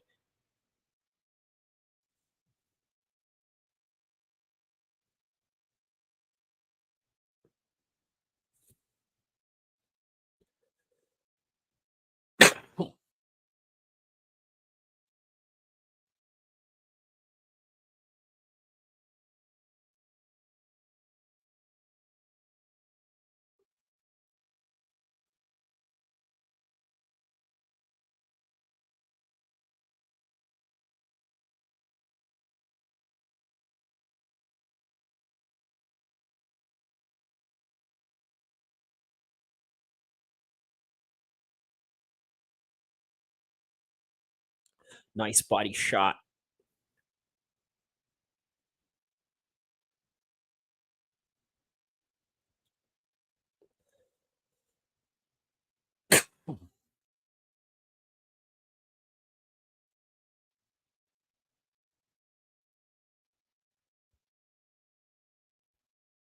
Yeah, this 7-inch reach advantage is helping Jose right now in the middle of this fight right now in the fourth round.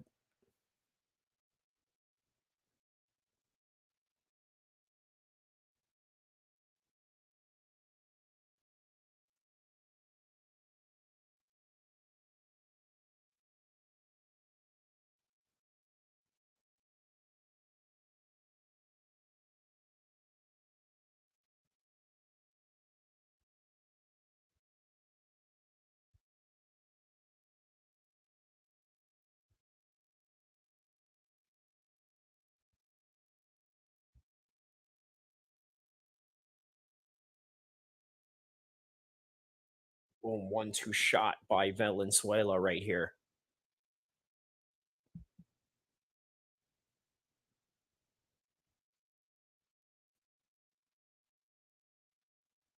Good jabs so far by Valenzuela, just really sticking to it.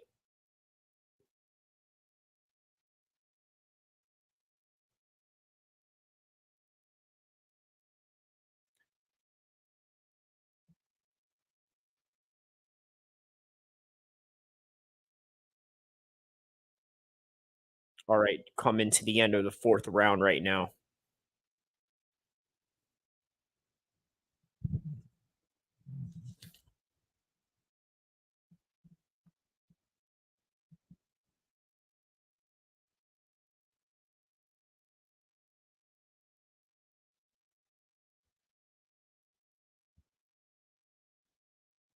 There's Julio Cesar Chavez right there. Always coming up to all the big fights.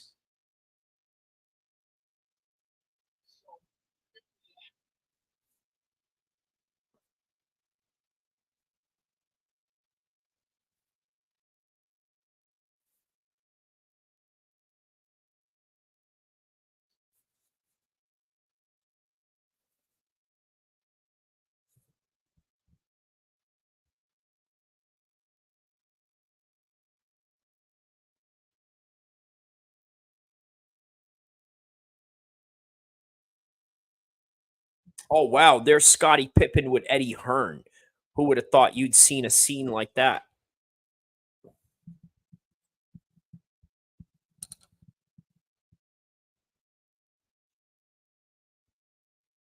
Round 5 now.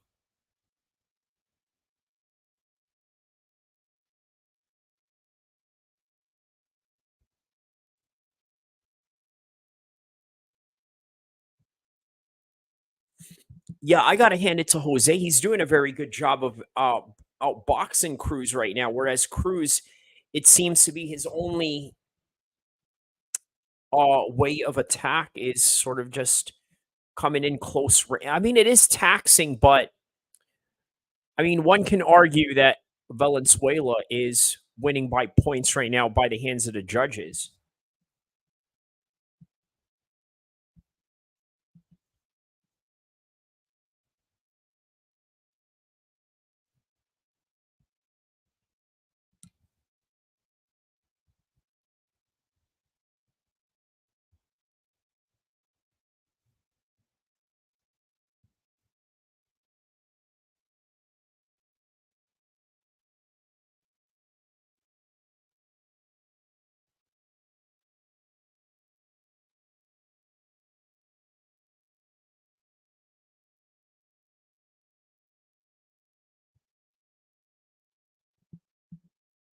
Wow, that's awesome, man. Jose saying that he wants to dedicate this fight to his family, all the sacrifices that they made to come into this country. That's beautiful, man. Well said. Well said.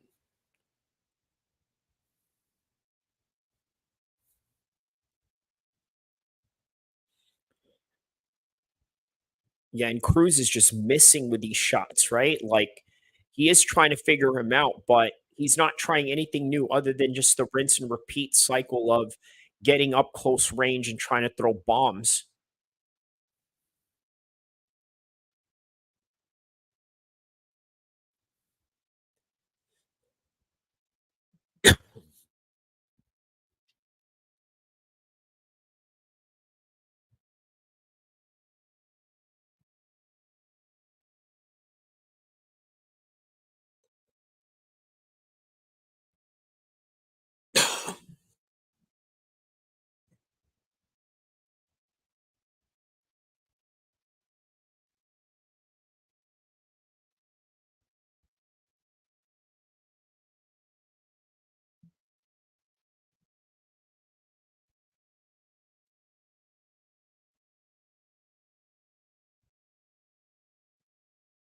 All right, that's the end of the 5th round. Going into the 6th now.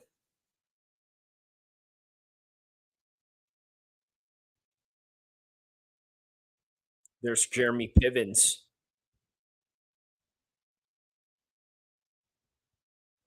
Who's that? Wiz Khalifa?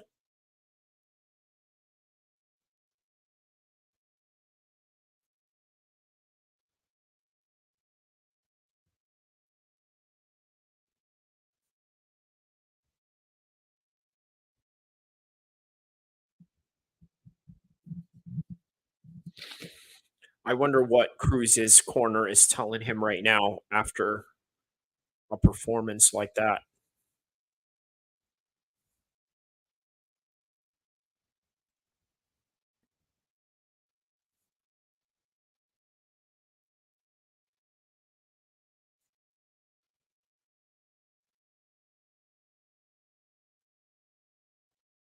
All right, here we go. Round number 6. Nearly halfway into this fight right now.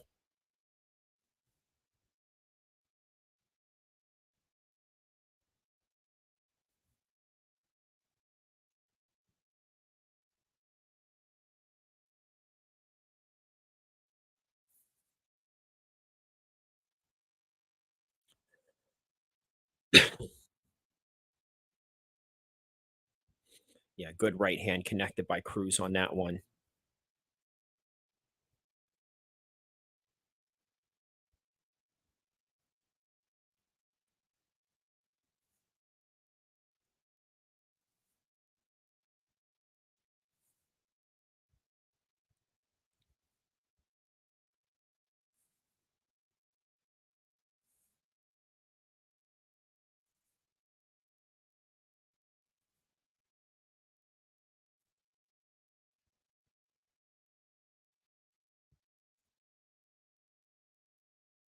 Yeah, real good job by Valenzuela right here.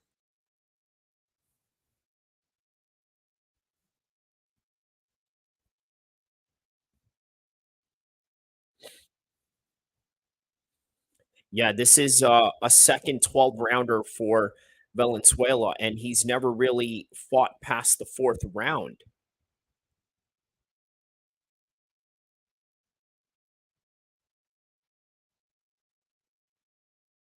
Yeah, so he's really doing a good job of using his momentum against him.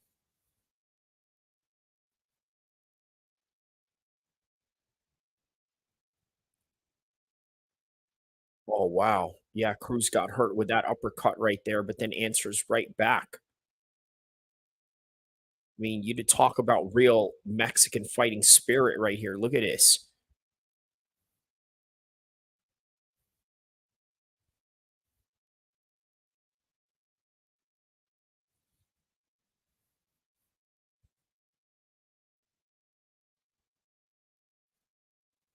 All right. 30 seconds left into the sixth round.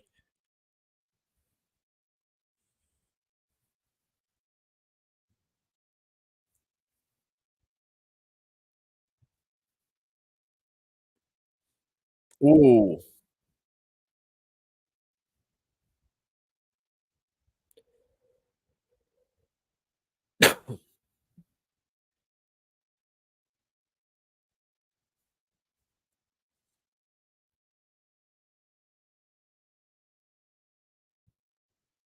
All right. And that right there, the end of the sixth round.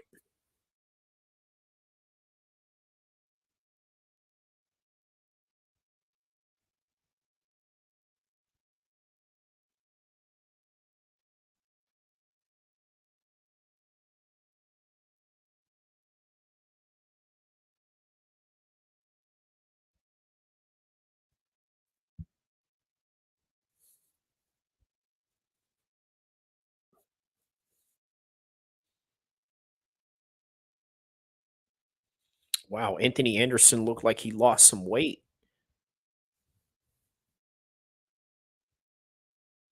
People who used to be super fat that all of a sudden lost weight, for whatever reason, they look strange, but they would not look strange to anybody else that has never seen them fat. I don't know if that makes any sense to anybody, but yeah.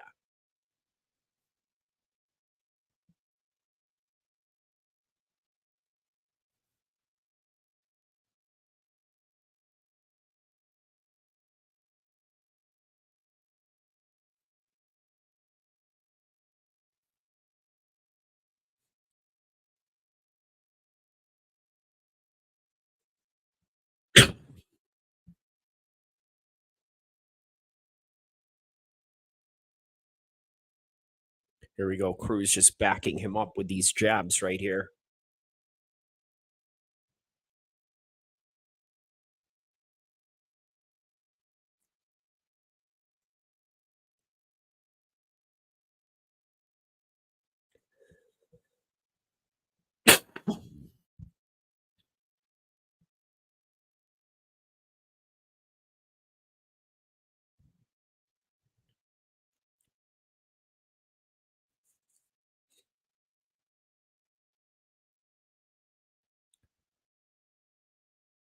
Good uppercut.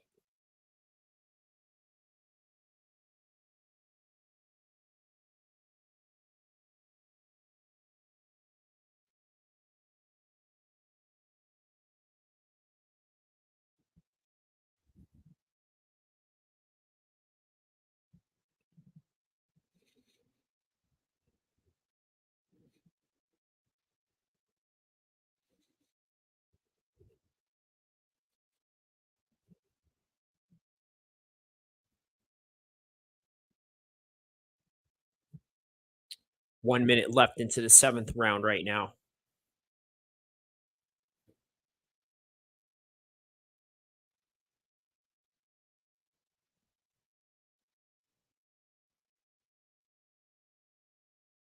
Yeah, the boxing of Valenzuela is really high level right now, really using the aggression of CRUZ against him and doing what boxers do best, which is box. And boxing beautifully he is.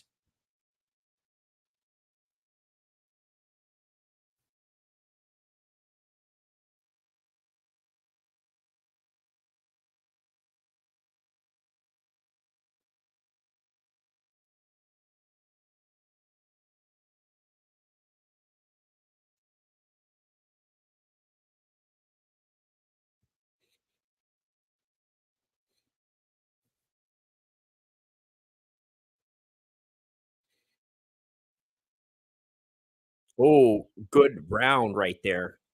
Good end of the round on that one.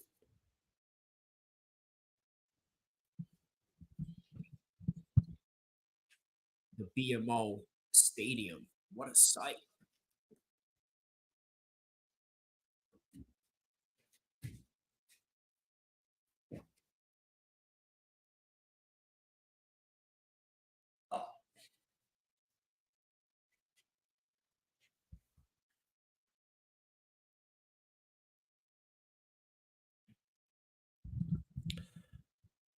There's Madrimov right there.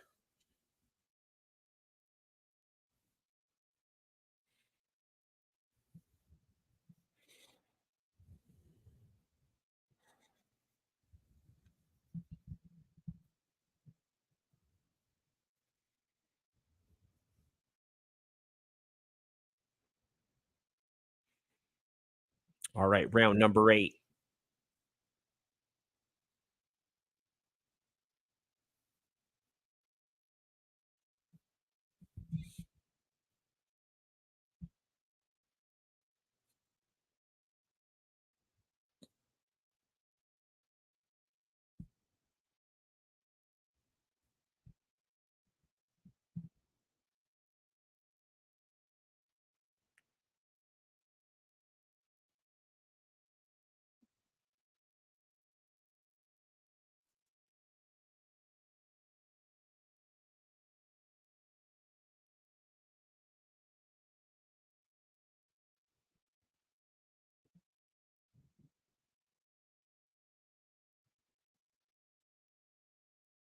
Yeah, Chris Mannix has it 67-66 for Valenzuela. I'd have to agree with that. Yeah.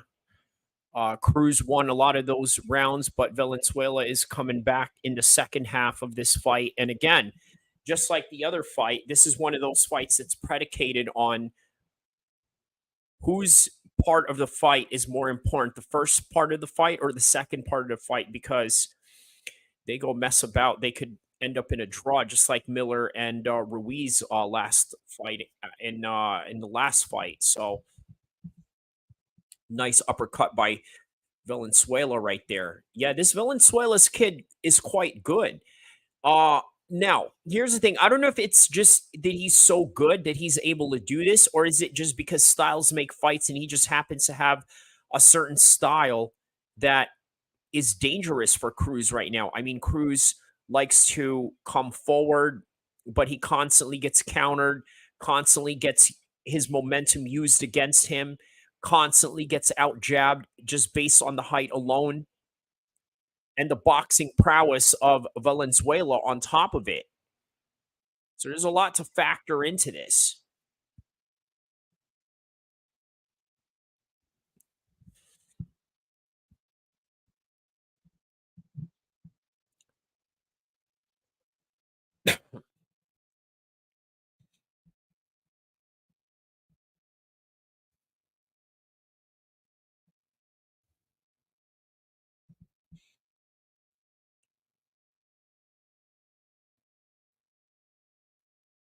Trying to do a zigzag there, trying to cut him off. Look at Eddie Hearn looking on attentively. Meanwhile, there's Scottie Pippen talking to his girl, and then there's the Sheikh. He seems to be talking to someone probably very important in LA. But Eddie Hearn is the only one that has his eyes locked dead into the fight. Quite an interesting observation.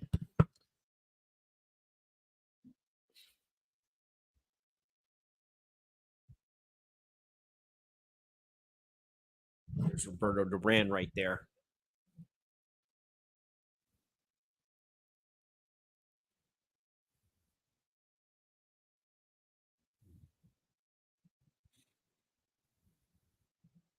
And then there's Mike Tyson right there.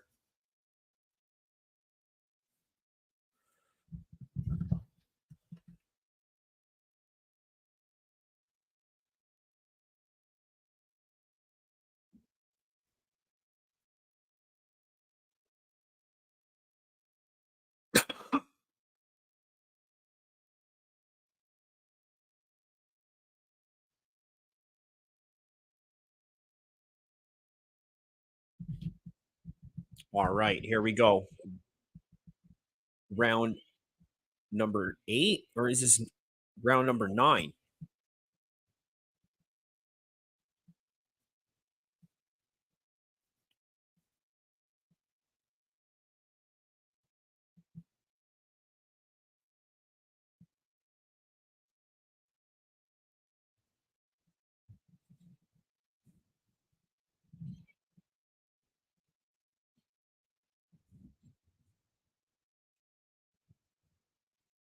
Good left hand by CRUZ right there.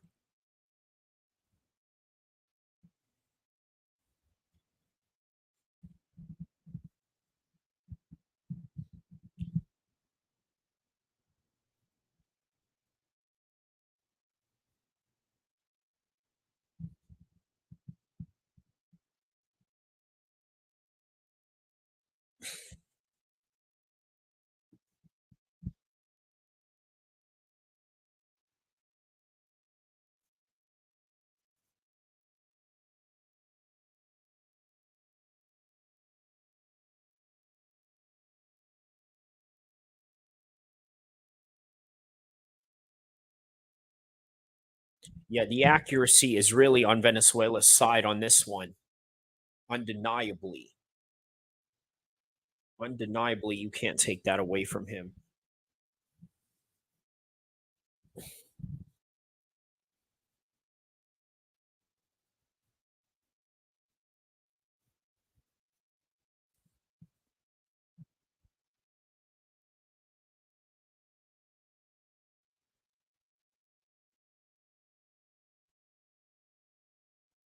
Breaking him up in the clinch.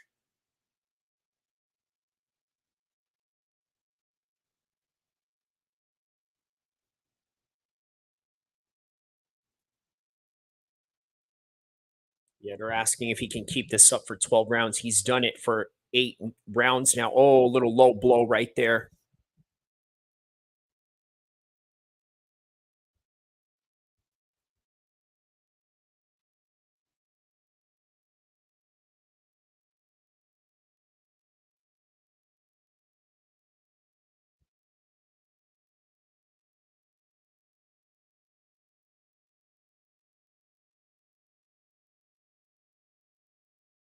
What is the referee asking? He's like, oh, 10 seconds. He's trying to get him back into the action, saying, well, I'm sure you got a good cup. What does that have to do with anything? I think you still have to give them some kind of time before you allow them to go back into action, or at least they have 5 minutes after an illegal blow like that. But anyhow, back to the action.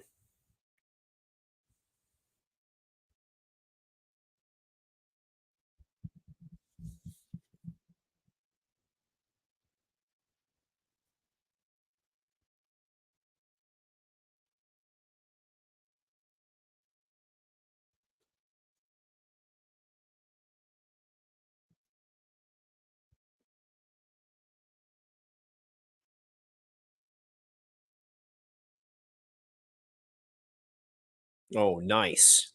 1-2 shot. And now it's going on combinations on CRUZ. And that is the end of round 8, going into round 9. We're almost done with this fight.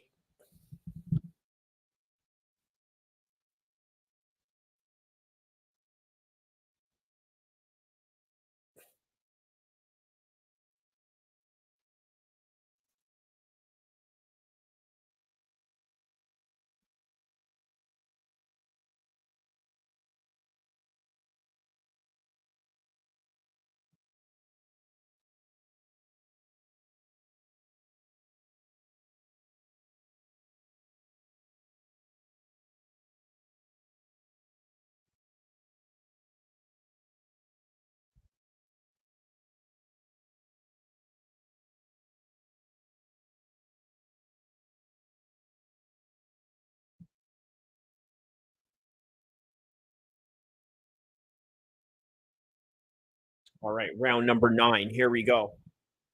Oh, no, I'm sorry, round number 10.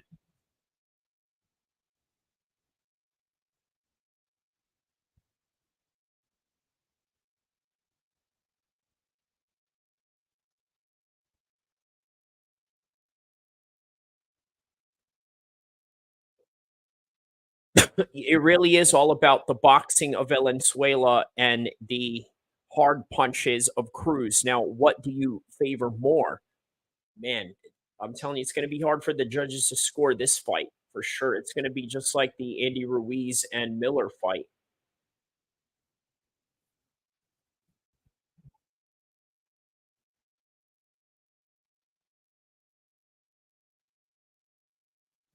Yeah, Valenzuela could take away his Gervonta Davis fight with this win right here.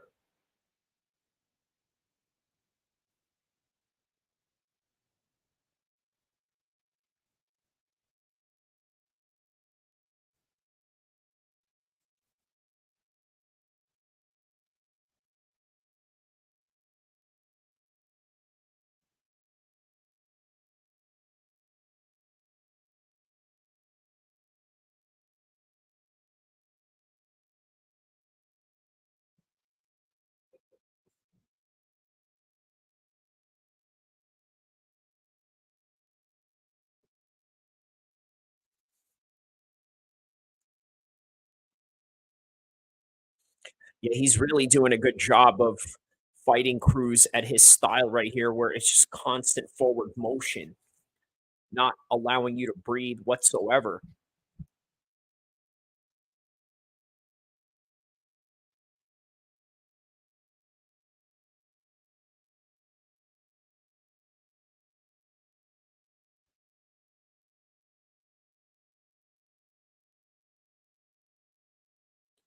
Yeah, I would say Valenzuela's ahead on my card as well. I'd have to give that to him. I mean, the boxing alone is what's winning this fight, right? So I'll be surprised with a draw, but I'll be even surprised if Cruz comes out the winner in this one.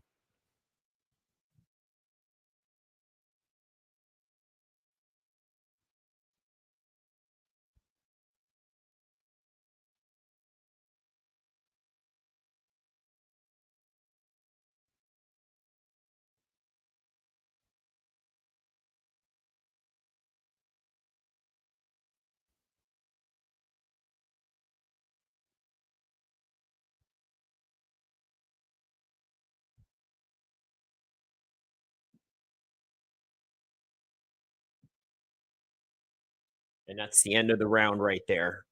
2 more rounds right into the championship rounds now.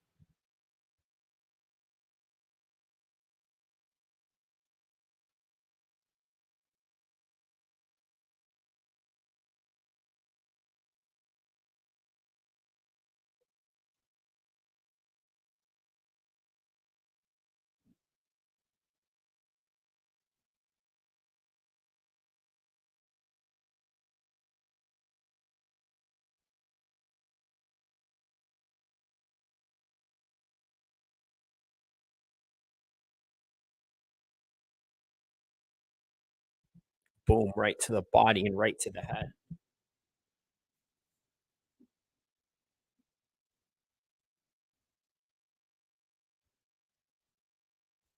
Yeah, the stadium is now officially packed. They are ready for Eminem's live performance. And then on top of that, Terrence Crawford and Madrimov is ready to fight.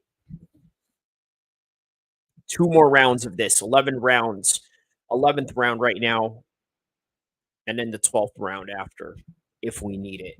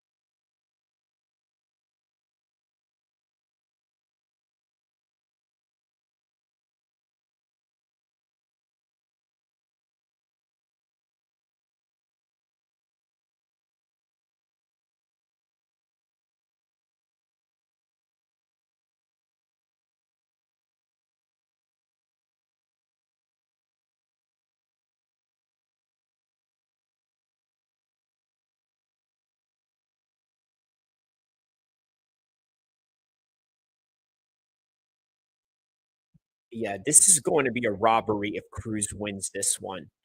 We'll have to see how he performs in the 12th round, but it would be an absolute robbery.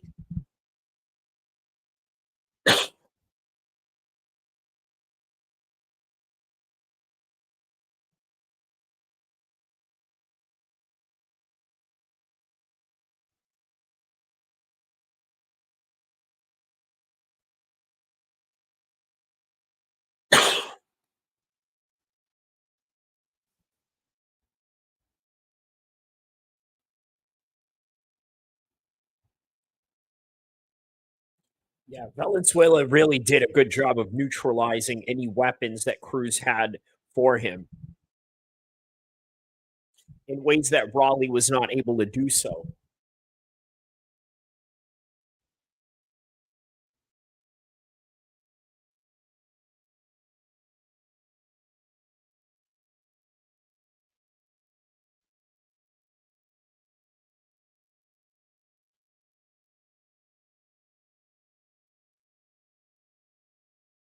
Ooh, it's a nice shot by Cruz at the end right there.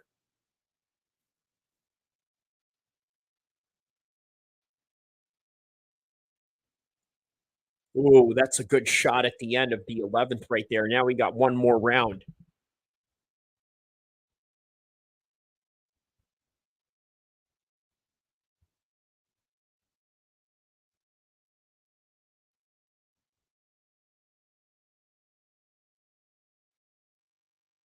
There's Robert Garcia right there advising Valenzuela.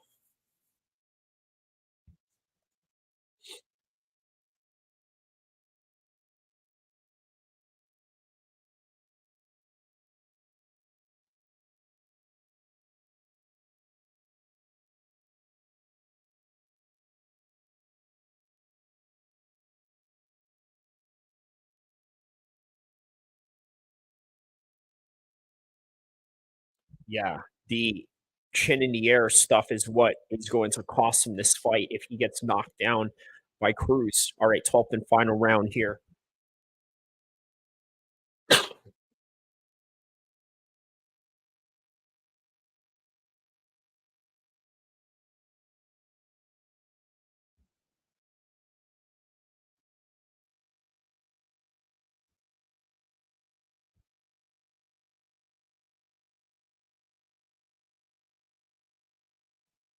Good hook by Cruz right there.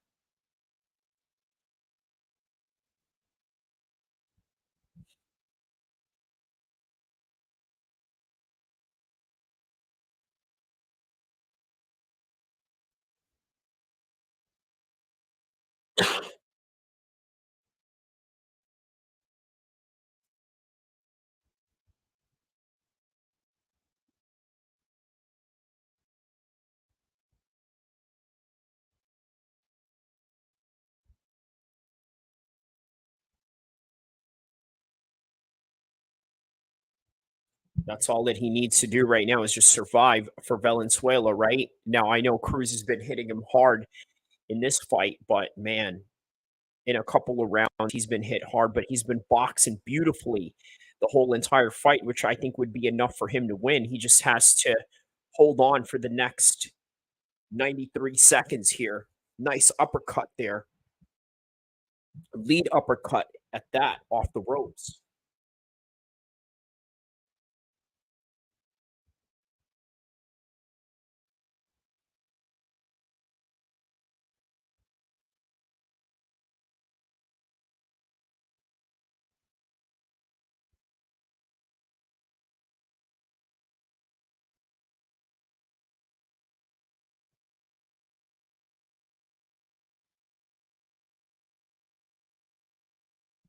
1 minute left into this round right here, into this final round of the fight. Valenzuela dedicated this whole entire fight to his parents and the sacrifice that they made to come to the United States. And now he is about 40 seconds away from becoming a world champion, upsetting Pitbull Cruz. Great fight.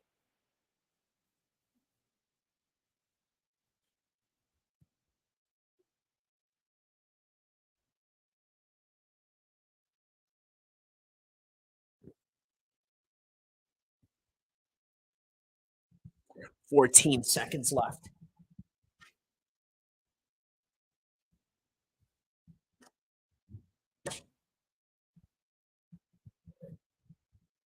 Yeah, he's going for it. Last final punches right there. That is the end of the fight. All right. We shall now see who won this fight.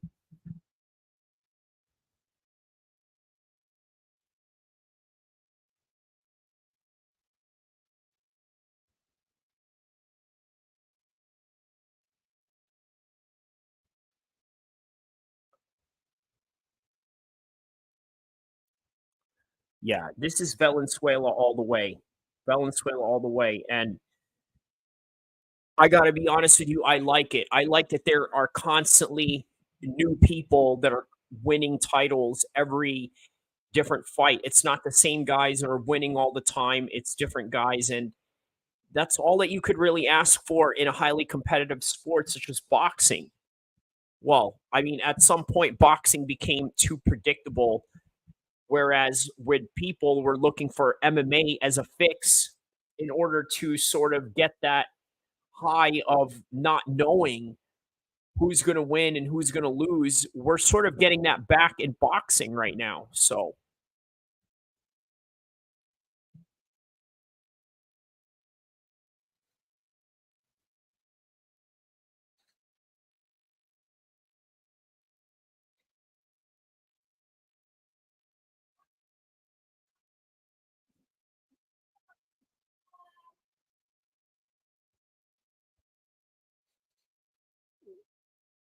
all right, what a great firefight these two guys just had.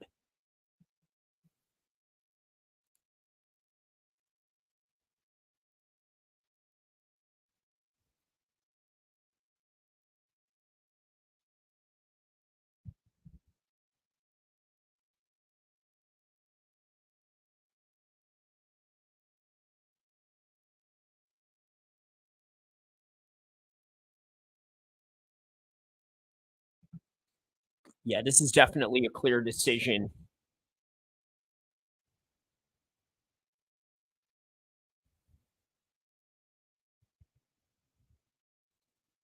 Yeah, maybe CRUZ needs to go back down to 135. Who knows? But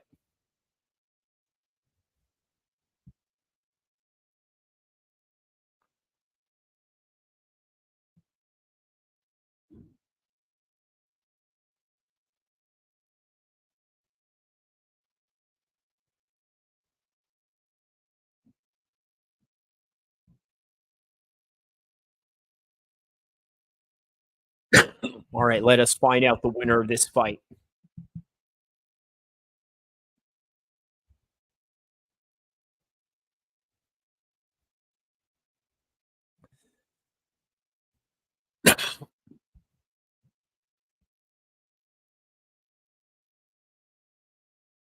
Damn, they got a split decision. What? All right, let's go. Let's find out what the split decision is.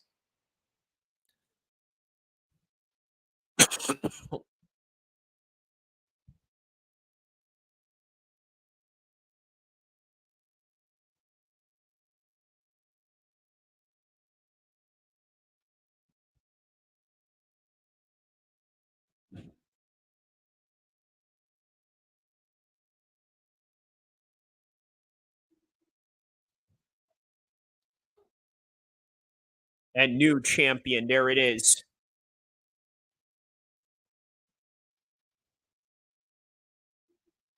All right, Jose won this one.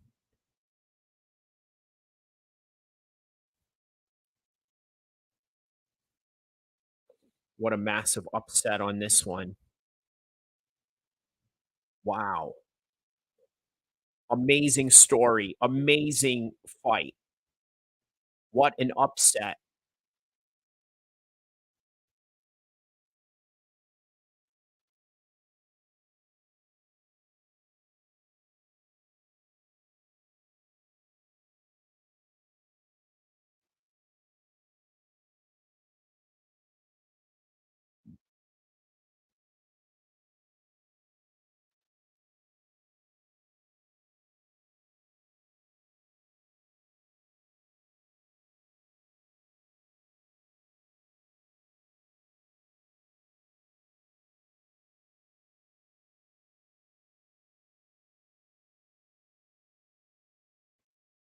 There it is. 8-hour, 25-minute mark. Jose defeats Pitbull CRUZ. So what do I got to say about that? Well, here's one thing that you got to understand, right? In boxing, it's been oftentimes that a lot of these fights have become way too predictable. And as a result of that, we're sort of losing this sense of uh, competitive nature in the sport, right? Where we're just constantly feeding the top stars winnable fights. Well, we're sort of in this era right now where, you know what? It's not that case anymore. It's not that easy anymore. And once again, we got to go back to the Saudis and say they are solely responsible for making all of these things happen. So just remember that it is the Saudis that have been able to make all of this happen, allowing such a competitive architecture in the sport to where you just don't know who's going to win what.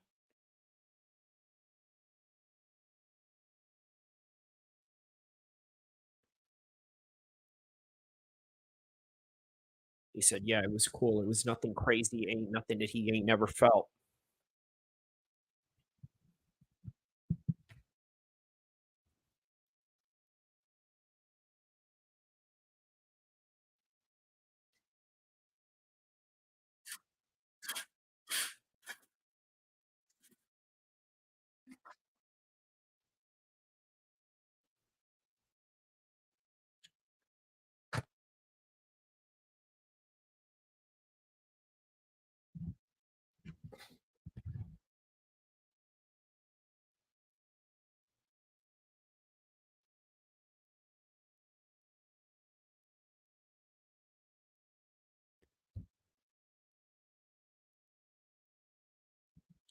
All right, I'm going to record a video while I am live on live stream right now. So here it goes. So right now we just witnessed the defeat of Pitbull CRUZ against Jose Villanueva, which is now the super lightweight champion of the world. Oh, I got to be honest with you. The Saudis have contributed to this. And you want to know why?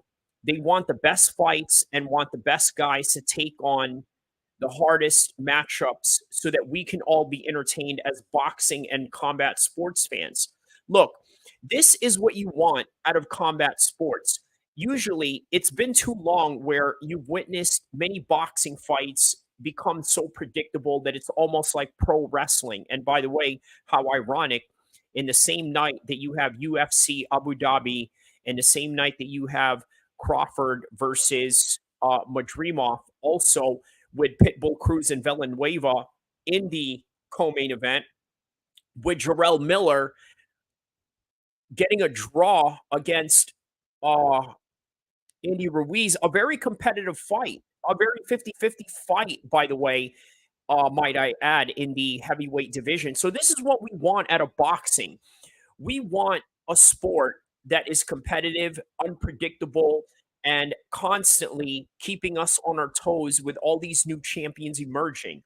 Now, CRUZ, we knew him as the guy that dethroned Raleigh, right? That really put him his lights out, right? And a lot of people enjoy that because you look at CRUZ's life and his background, it's very humble, right? He reminds me of sort of like a Mexican Manny Pacquiao in a way.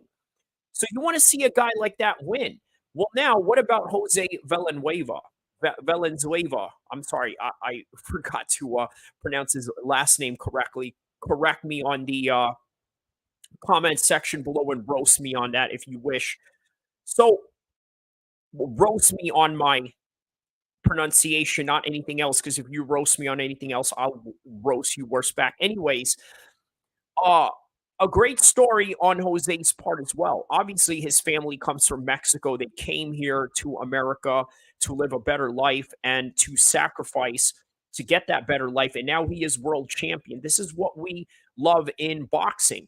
Now, obviously, CRUZ had that same similar story. This is the same story that you're going to get in professional boxing all across the board. Everybody comes from a rough background, and when they win the championship, it's almost like the culmination of a great story that they really deserve. So right now, what are we seeing right now? We are seeing Devin Haney talk to Cruz or sort of congratulating him on his performance, even though he lost. But either way, this is beautiful. This is what we need in the world of professional boxing, in the world of MMA. Obviously, we've seen it a lot in MMA. As you know, the fight with Israel Adesanya and Dricuss Duplessis was supposed to happen way before the Sean Strickland fight. What happened? In the end, Sean Strickland ended up upsetting Izzy Adesanya and created a new star out of Sean Strickland as a result of that, and then only to lose in his first title defense. By the way, in a very controversial decision, and some will say that Sean Strickland is still the real champion, but that's up for debate. But either way, we still got that fight, the Dricuss and the Izzy fight, with all the racial implications and the insane storyline about it. But get this, it's in a different twist because Izzy is not the champion. He is now the challenger, and it is Dricuss who is the champion. Well, just like with this situation with Jose Valenzuela and Pitbull Cruz, will they have a rematch? Yes, but this time the rematch is predicated on the fact that Jose is now the champion and Cruz is the challenger. Just like how Cruz went out and dominated against Raleigh to get his, how do I say this, underdog Rocky story, so too did Raleigh tonight. I'm sorry, so too did Jose Valenzuela tonight in terms of getting his own Rocky story and his own happy ending because this is something that we yearn for in combat sports, and it doesn't always happen because it's a real sport with real occurrences. But when they do happen, they are very special, and we cherish them as combat sports observers. Don't forget to like and subscribe. I will see you guys in the next content, inshallah.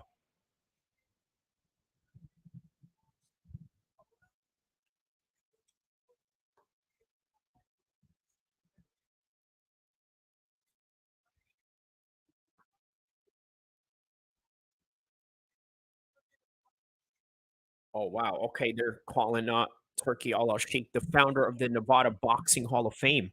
Okay, so that's who that guy was. Okay.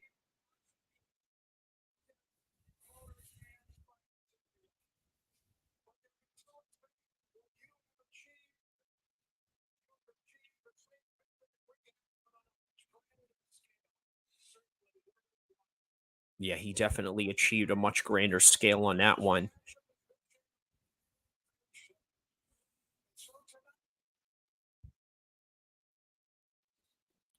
Oh, wow, they're doing a presentation for the Sheikh.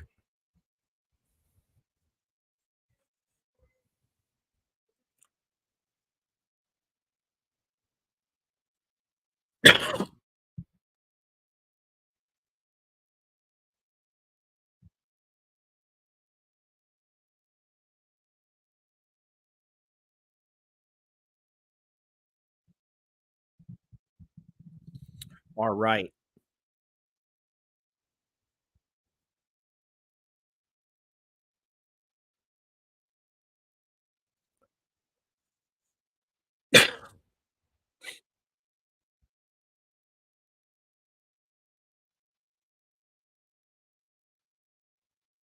Oh, wow, they are booing Oscar De La Hoya while the Sheikh is there, and then there's Eddie Hearn right there.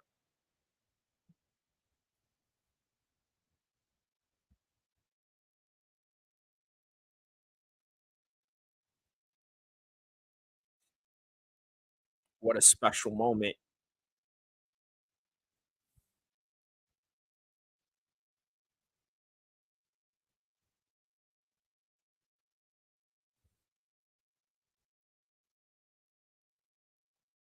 Oh, wow. Turkey Al Sheikh just won an award for the Nevada State Athletic Commissions, but they're not even in Nevada. They're in California, but obviously still very tied.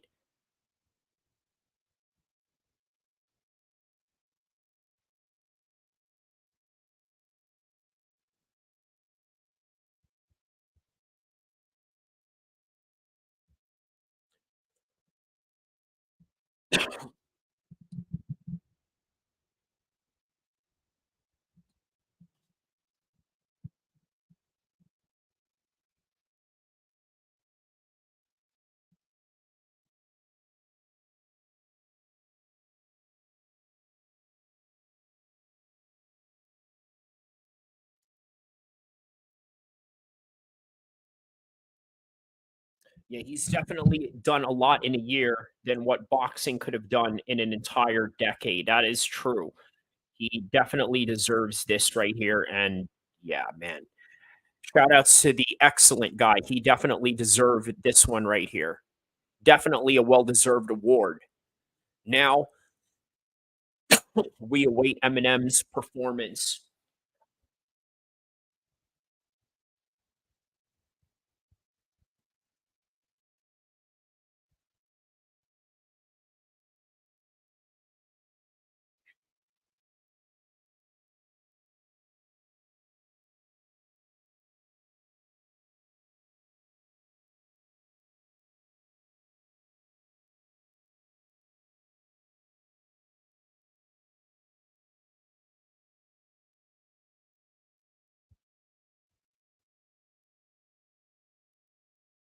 We got a special announcement.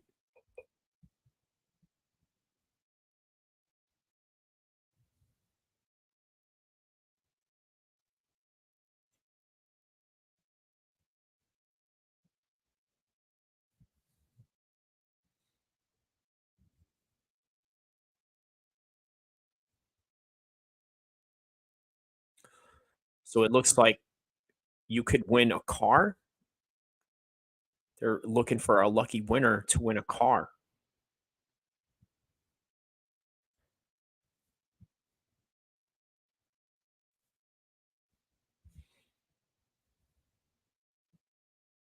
All right. He presses the button. They're looking for a winner.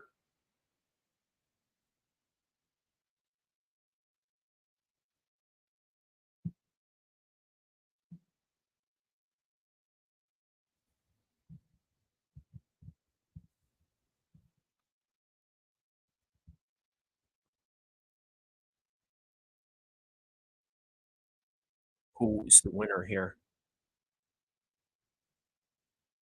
I guess they're picking some random people in the crowd.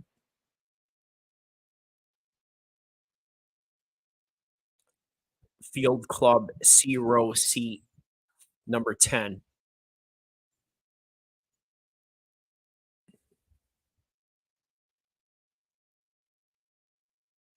Oh, wow. They got a winner. All right.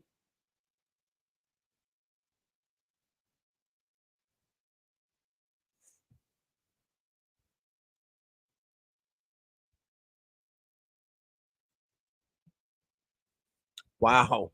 That's awesome, man. That is so awesome. They got a random dude winning a car.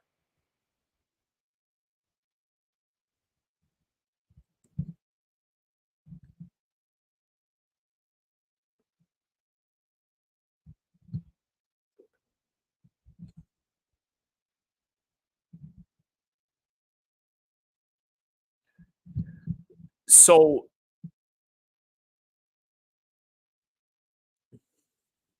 So the Saudis have outdone themselves this time, right? Not only did Turkey Al-Sheikh just win an award for honorary boxing Hall of Fame of the state of Nevada due to the fact that he's accomplished so much in the sport of boxing within a span of a year, something that most promoters and the whole entire sport of boxing couldn't do in an entire decade.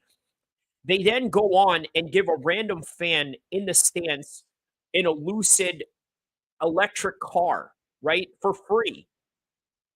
And right now, I'm watching this right now, and this gentleman is walking into the ring. I don't know who he is. He's some random guy, doesn't really have a name or anything like that. He's just a random fan they picked out from a random seat. And here he is. Here he is. Now, a brand new owner of a electric car, a Lucid, made by Saudi Arabia. On top of that, this makes the Saudis look good.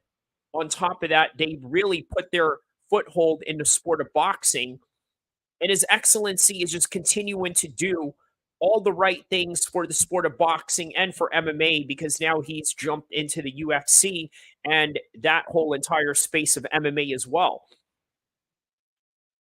Now, I couldn't help but notice a couple of months ago, he did an interview with a DAZN media member.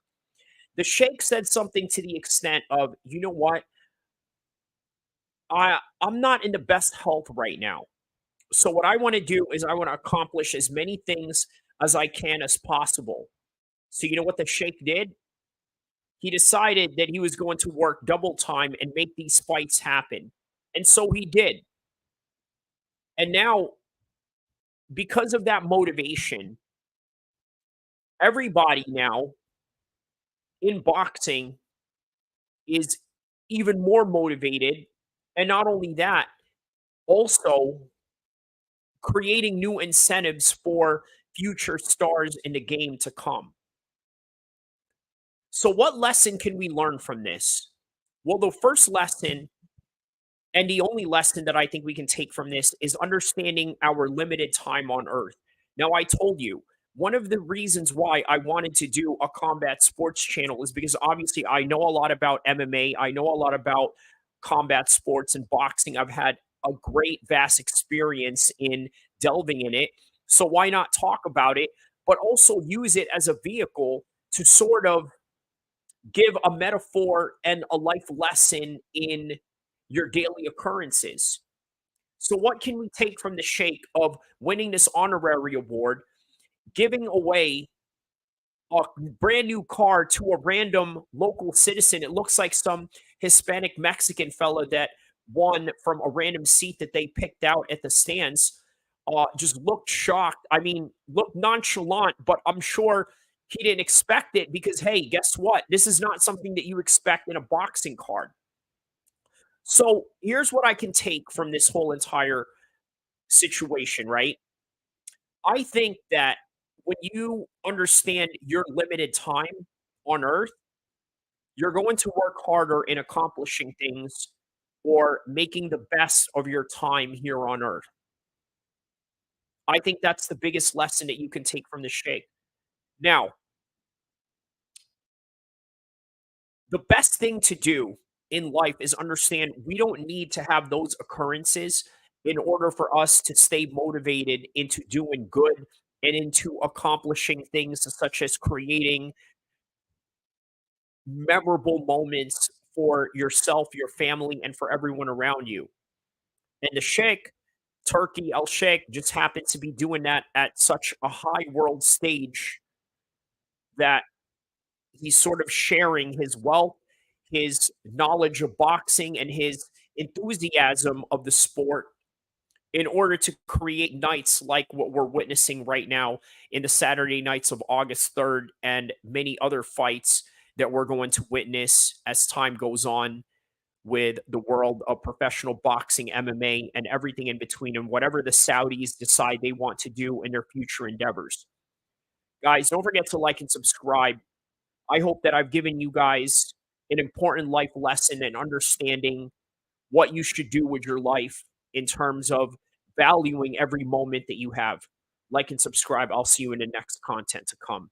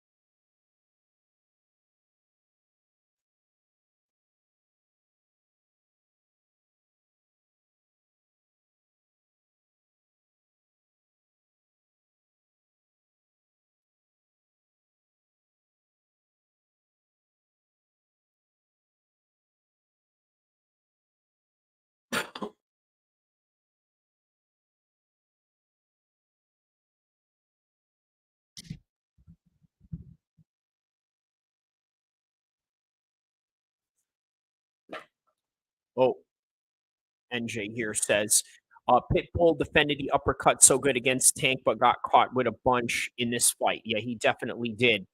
Jose boxed a beautiful fight. He definitely did. 300 NJ. He definitely boxed a beautiful fight here, and that is why he is the rightful winner. And now we await the performance of Eminem and then heading into the main event of tonight. Wow. This card has been a lot longer than what I had anticipated and expected, but nonetheless, I got a lot of good content out of it. I even got to record some videos while doing this live stream. So that's always a plus. And yeah, man, the grind doesn't stop from here.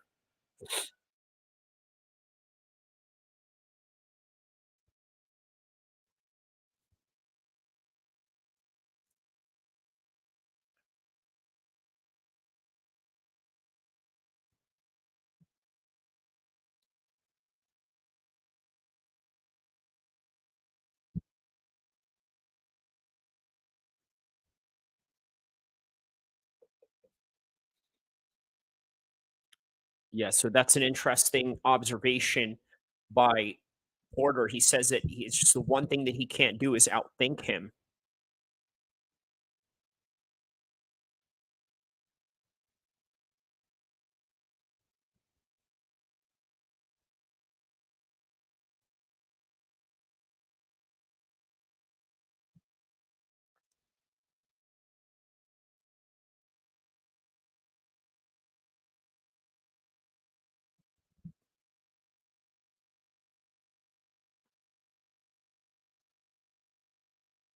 What is this? There seems to be an issue going on with the gloves with the main event right now. What is going on in the back?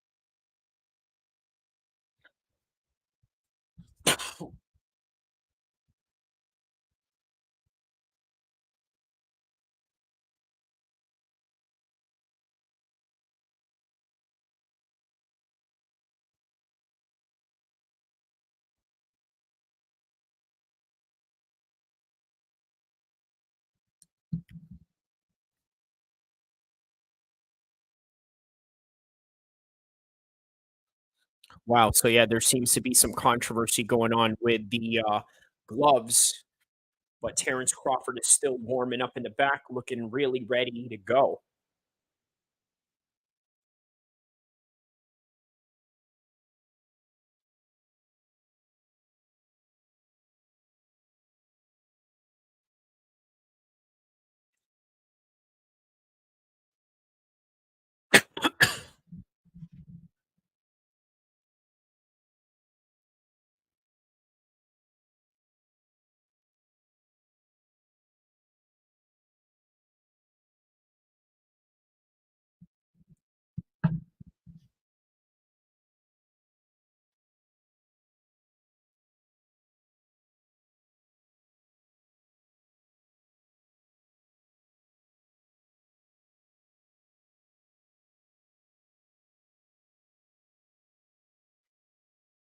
All right. So while we wait for the main event and for Eminem's performance, let us react to this right here, real quick.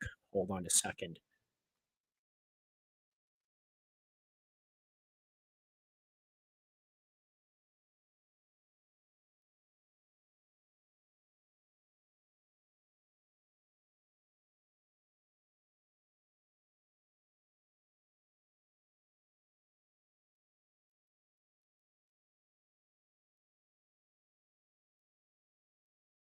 All right, here we go.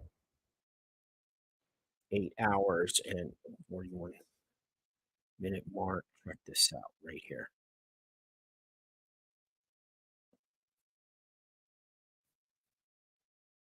We start tonight with a homicide investigation in North Sacramento. Take a look. It happened near El Camino and Altos Avenue just before 6 p.m. tonight. Police say one person was found dead after a shooting. ABC 10's Garshpal Sangha explains what police and a witness say tonight. The Sacramento Police Department continues to investigate this shooting. Right now, they're on scene, processing this scene, collecting evidence, and speaking with witnesses. Homicide detectives and crime scene investigators have begun their portion of the investigation, try to piece together exactly what happened here and try to find a motive. The shooting occurred on the bike trail. A police investigation has taken over this North Sacramento neighborhood. Right now we have no pulse. It's unresponsive. Dispatch audio describing what the first officer saw when he arrived after one man was shot and killed early Friday evening. The Sacramento Police. And by the way, y'all, this has been a common occurrence out here in Sacramento. This is really nothing new anymore, right? This is just constant every day. So Department says a man was taken to the hospital with a gunshot wound and died from his injuries, but not much information has been released as to what happened. It's a little bit too close for us here. Gerald Landreth, one of the neighbors who saw what happened just before the shooting. Coming out of the house to let the dogs out, and then all of a sudden I hear these people, the guy was yelling at this girl, and the girl came out of a car. She's over here like in a Charger, and she came out with a gun, and she came over and just shot the guy right there in the I think he shot him in the back. He says he then called 911. The female shooter got in the car and drove away. The connection between the man and the shooter has not been released. Neither has the motive for the shooting. The Sacramento Police Department is checking video cameras and are asking for the public's help. And here's the thing, right? Back in the days, if you wanted to commit a crime, it was a little bit easier considering the fact that there were no cameras around. But nowadays, it's a little bit different, man. You know what I mean? It's quite easy to get caught up because there's cameras around now. So those are some of the things that you have to be very mindful of in today's day and age. In solving this case. Sometimes people like to put crime in a box and say it happens in this specific area, but it can truly happen anywhere. If you hear something after the fact, to please contact our police department. Even if it seems small to you, it could prove very instrumental in our investigation. The Sacramento Police Department has not made any arrests in the case. They have not released any suspect information as to who they may be looking for, just how many people they may be looking for, but they're asking the community if you know anything as to what may have happened here. I tell you what, the fact that they do have one person describing a female and this and that, okay, maybe that's enough, but at the same time, not really, right? Like, you really need cameras nowadays to really file a conviction of some sort, but you're asked to give them a call. Reporting in North Sacramento, Garshpal Sangha, ABC 10. Again, this happened in broad daylight around 6 p.m. tonight, and so you can also call the Sacramento Valley Crime Stoppers.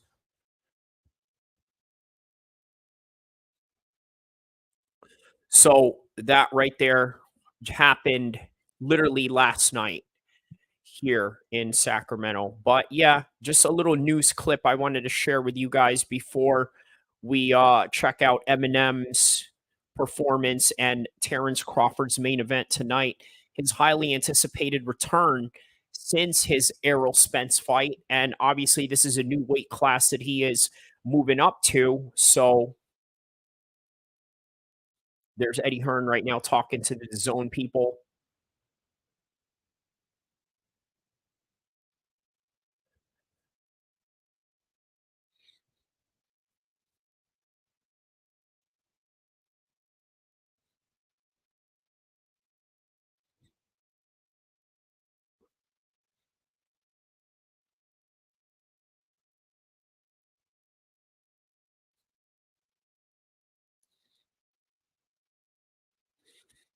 All right, here we go. Eminem is back.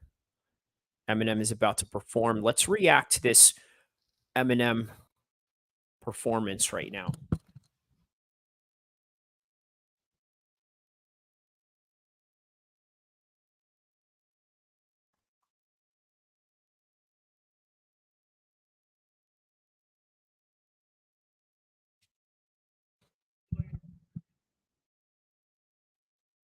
All right, here we go.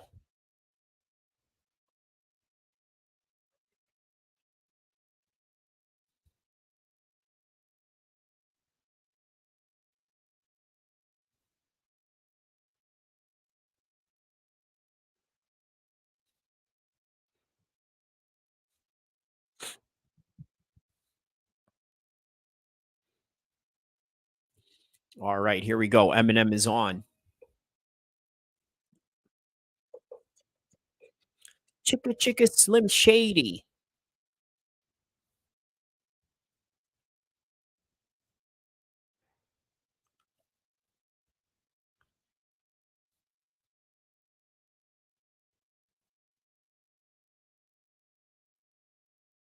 The face off between Slim Shady and Eminem. That complex magazine thing that he does where there's two of them, one from the past and one from the present.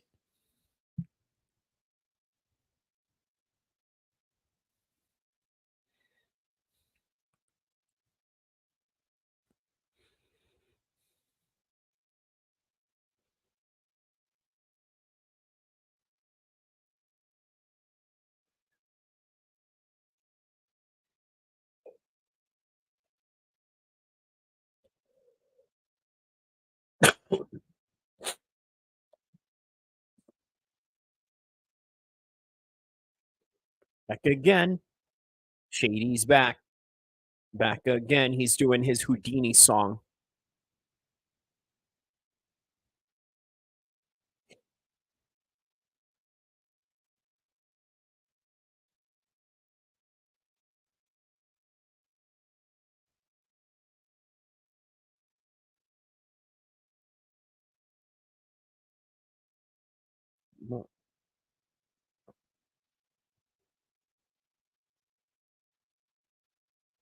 Lyrical technician, electrician.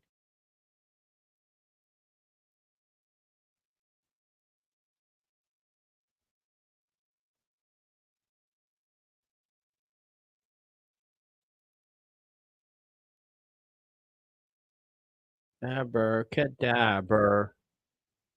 Da da da da da da da. It's quite a catchy song. Cadabra. Da da da da da da da.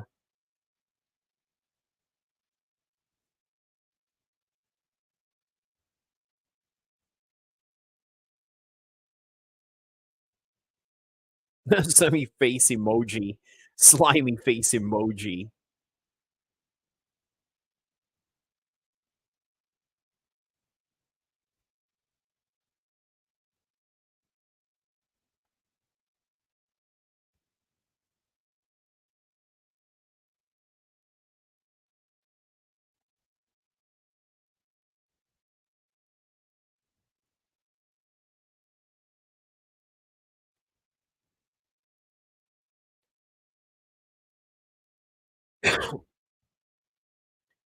Cadabra.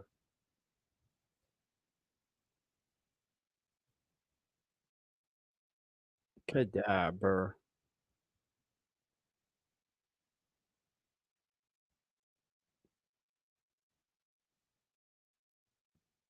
Sometimes I wonder what the old me would say. Yeah, the lyrics on this one's go, bro.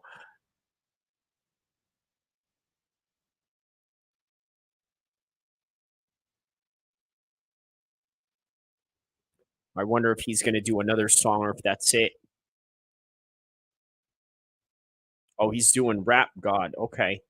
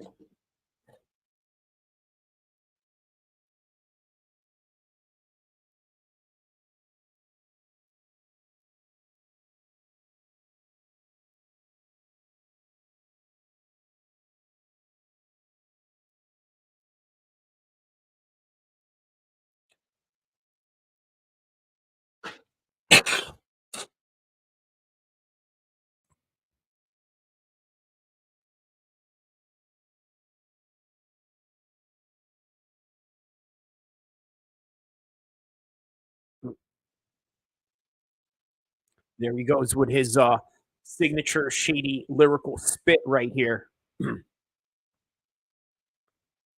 There it is. Eminem showing why he's the best lyricist of all time with his lyrical display in Rap God.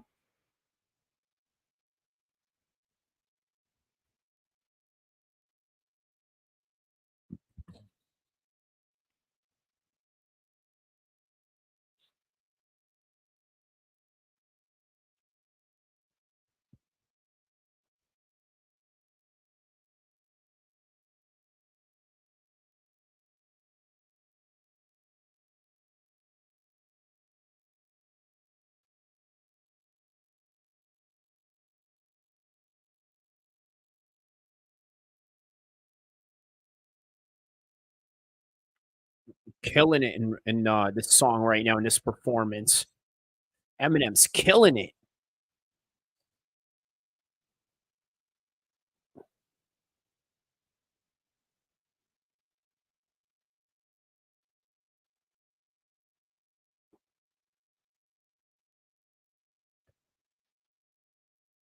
Wah, wah, wah, wah, wah, wah, wah, wah, wah, wah, wah, wah.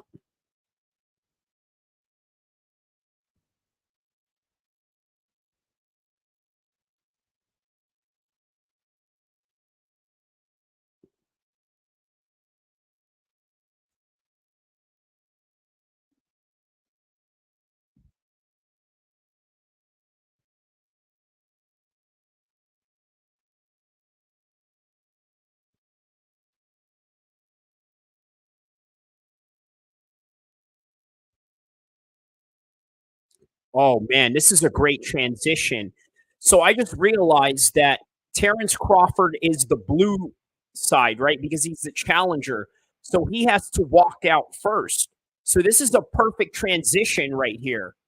Because obviously, yeah, Terrence Crawford has to come out first. So here we go. Let's say it, I'm not killing them. I'm not killing them, and I'm not hip hop, and I'm just not Eminem.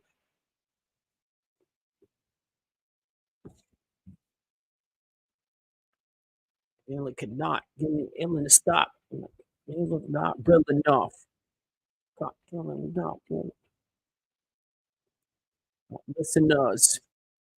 You're not the spirit of God lives in us. You know, you got listen up. This is the plot. Listen up. The roof comes off till it go out. You look like going out. Can't set my mouth. And the smoke clears out. And my higher half. I'm gonna rip this shit till my bones collapse. Comes off. Let's go out. And the leg give out. Can't shed my mouth. Yeah, knees out. And my higher out. I'm gonna rip this till my bone collapse. Okay, I thought he was going to walk Terrence Crawford out right now. I think he's going to do the 8 Mile song as well. The Till I Collapse.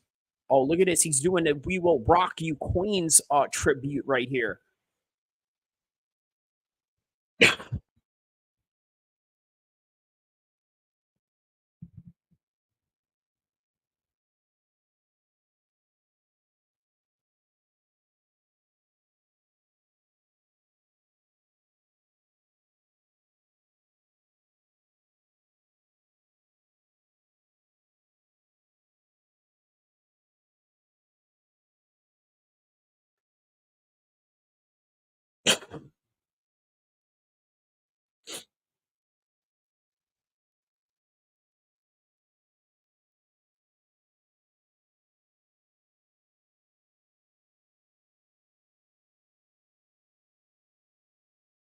Oh, Cinderella Man. All right.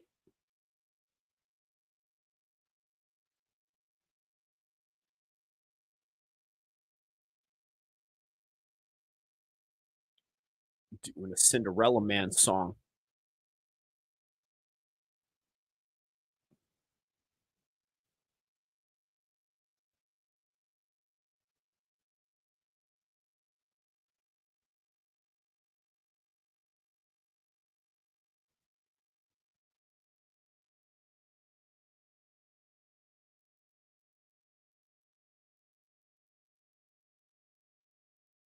Wow.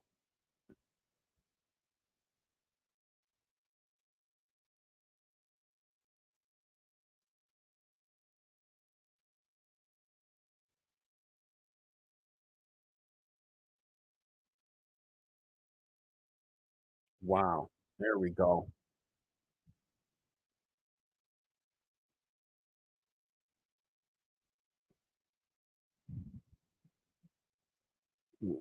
Wah, wah.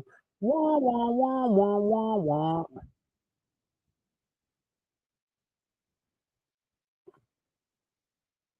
Yes, so far Eminem's done an 11-minute performance.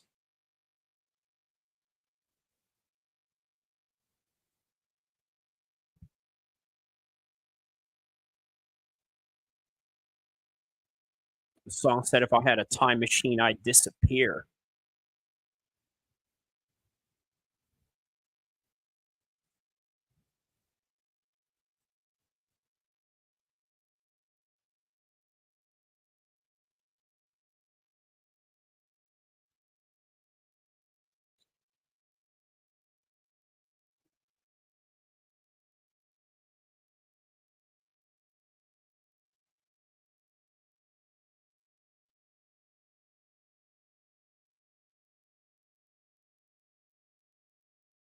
Cinderella Man. All right.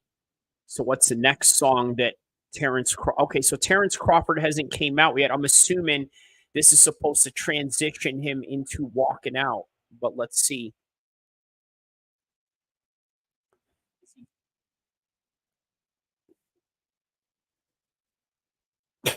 Okay, so he really is about to do the one shot song.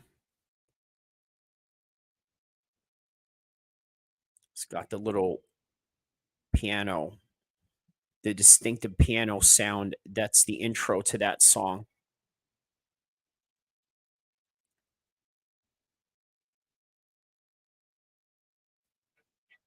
Bum bum bum bum bum bum bum bum bum bum bum.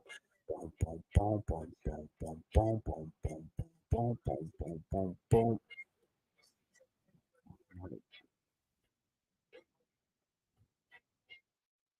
See, last time Terrence Crawford didn't come out with the live performance. He came out with the recorded version.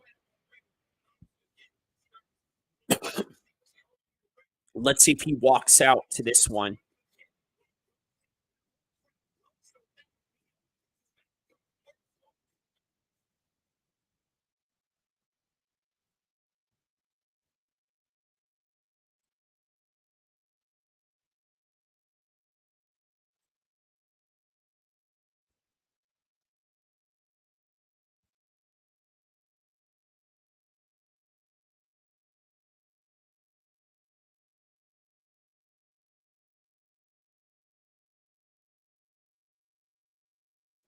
The music.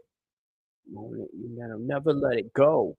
This song is still hot. Even 22 years later, this song is still hot.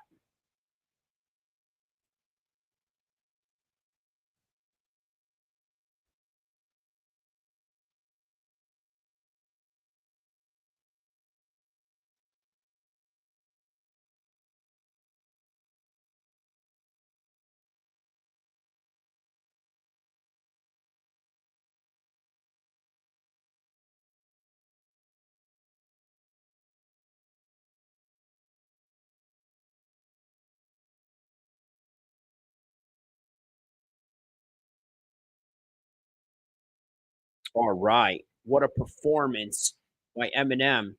And that was approximately 13 minutes or so of performance, I would say.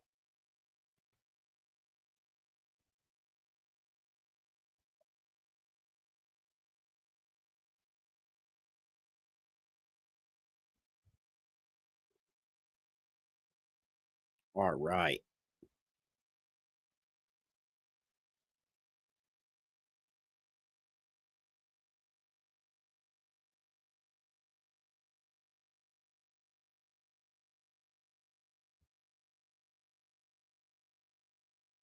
Down to business.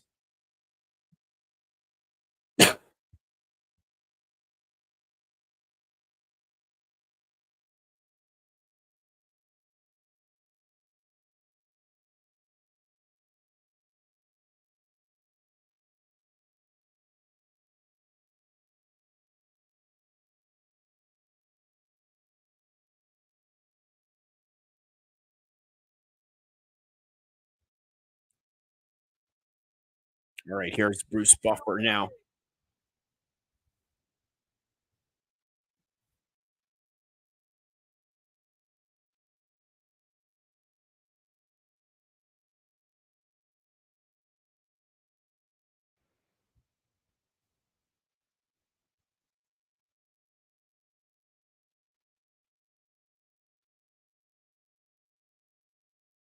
Okay, so Madrimov is the one who's coming out first.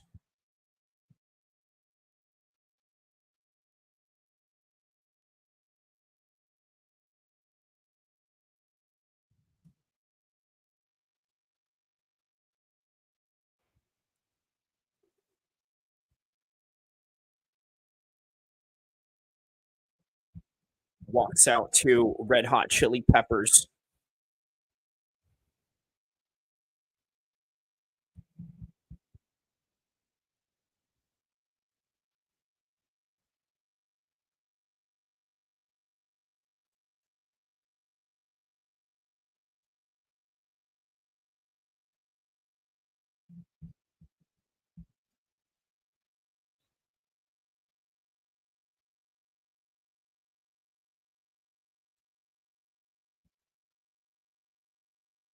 All right, Madrimov is walking out to the ring right now.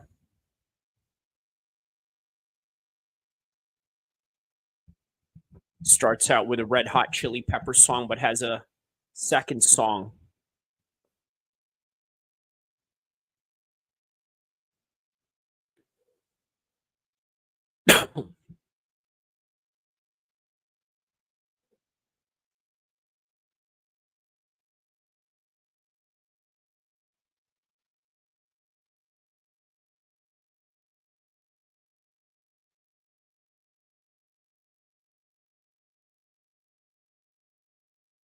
All right, same song, Red Hot Chili Peppers, as he's walking into the stage and into the ring.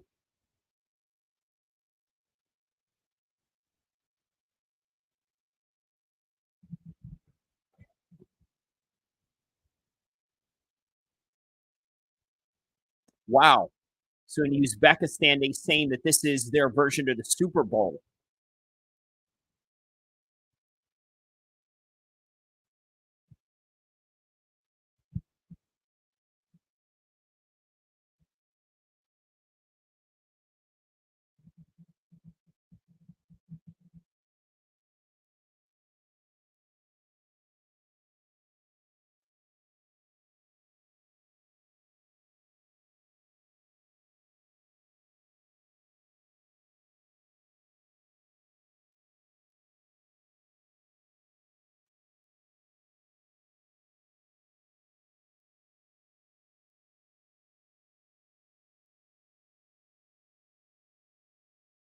One, two.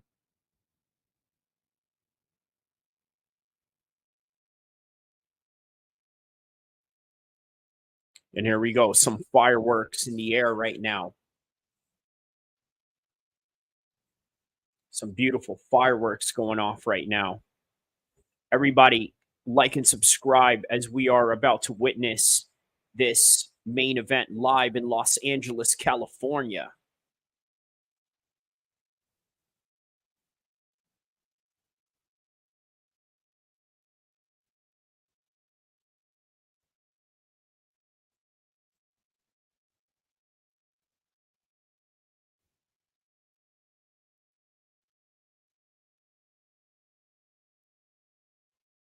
There's Eddie Hearn right there walking him out.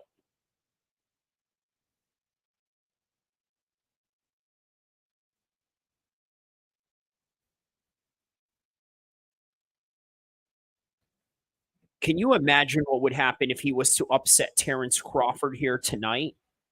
I mean, is that a possibility? But how insane would that be? They literally made this fight for Terrence Crawford, but he could go in here and finish Terrence Crawford and spoil the party.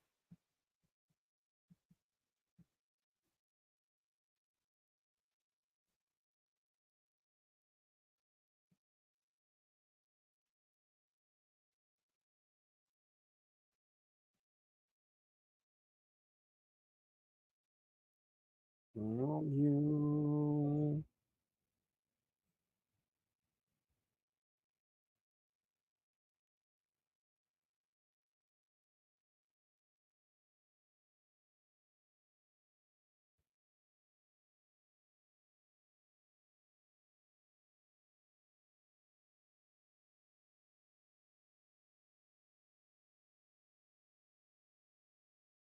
And now here comes Terrence Crawford as Madrimov has just entered the ring.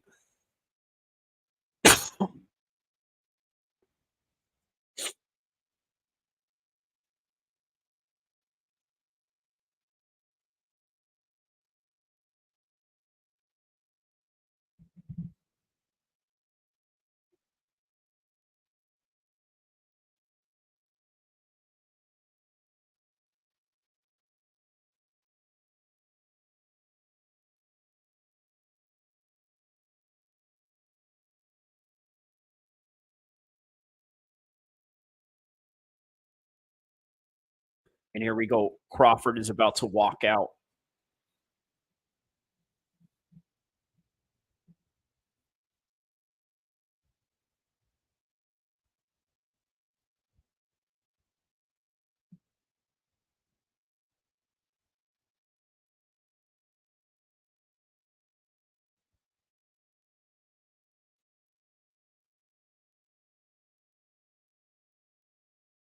All right, here we go. Bud Crawford is about to walk out.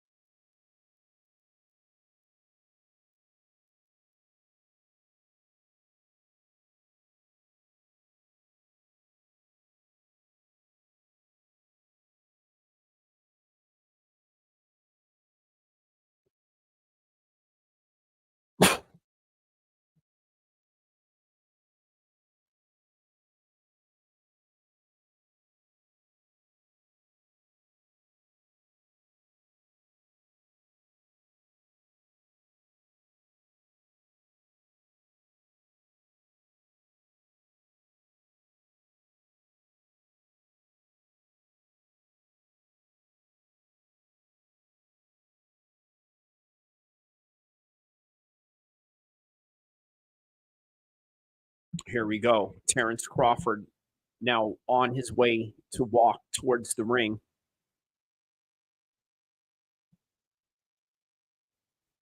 And there's some fireworks right there for Terrence Crawford's entrance. Very similar to what they have down the street in Anaheim, where they have fireworks going on every night for Disneyland. So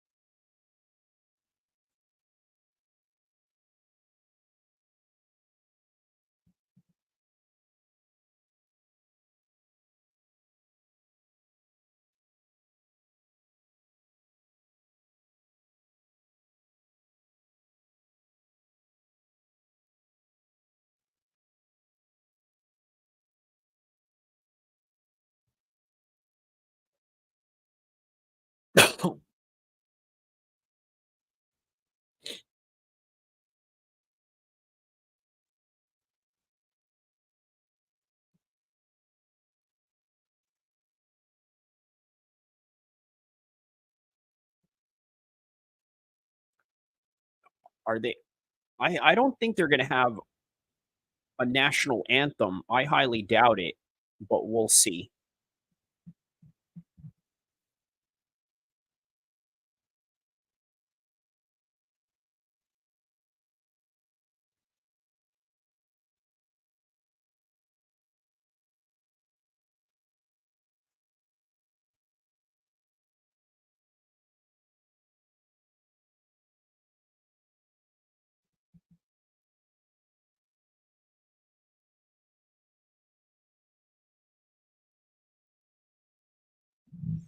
All right, so now he's finally made it in the ring. Both men are in the ring, and Bruce Buffer is.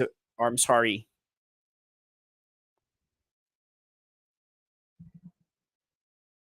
Oh wow, they got a Saudi Arabian national anthem in Los Angeles.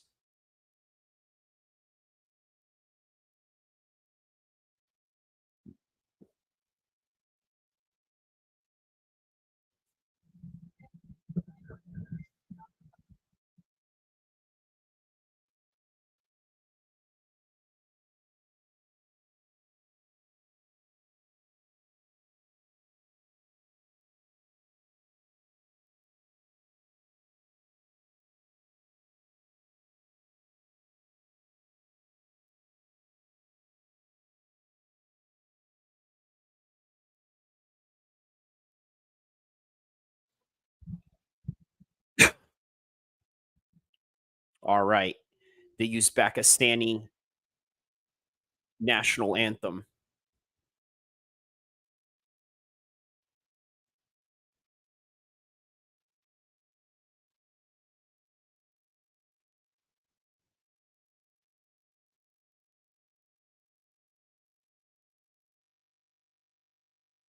Something that boxing loves to do is have national anthems, something you don't see in the UFC.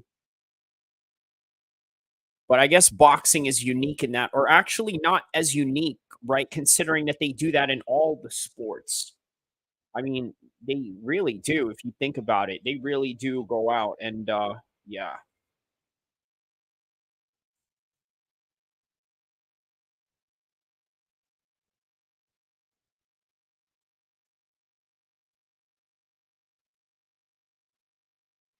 So they are about to announce the fighters in just a second after the American national anthem. Now they're playing the Uzbekistani national anthem, and the American anthem is next. And then they are on to announce the fighters from there.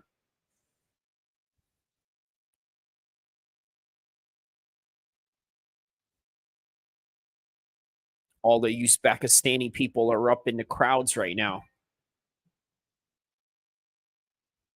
Wow, this is a pretty long national anthem if you think about it. I never really realized how long it was.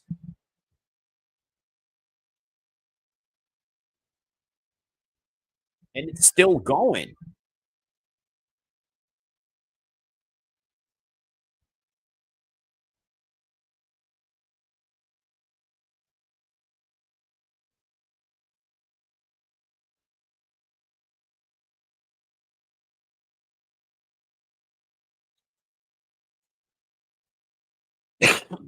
Wow. Still going, this national anthem.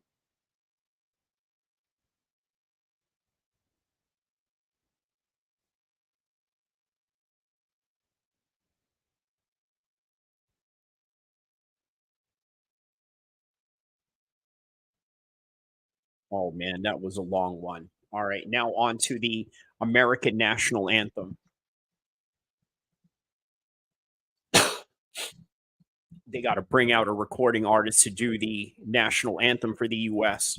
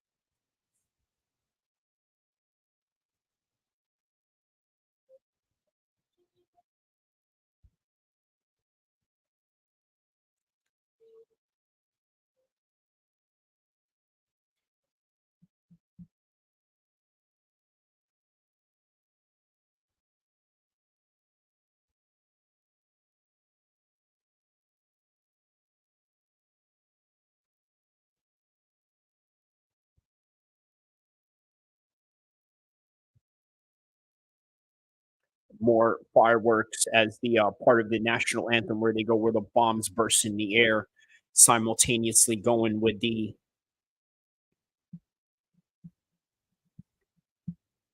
still going with the fireworks.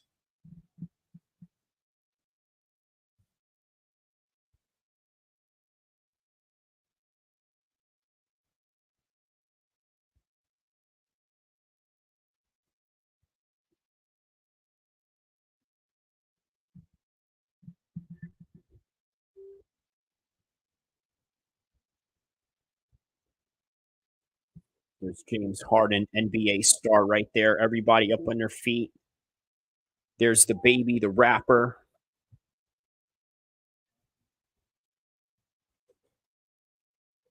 All right, and there it goes.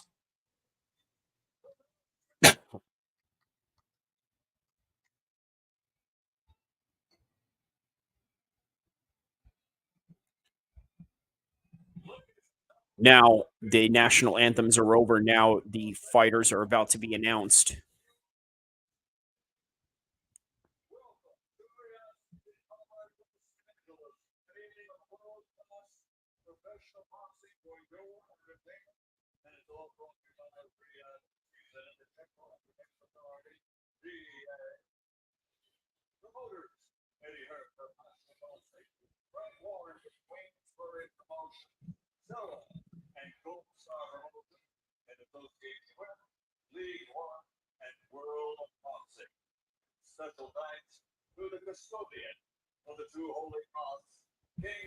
That is so crazy. They are saying the custodians of the Holy Mosque in the City of Angels.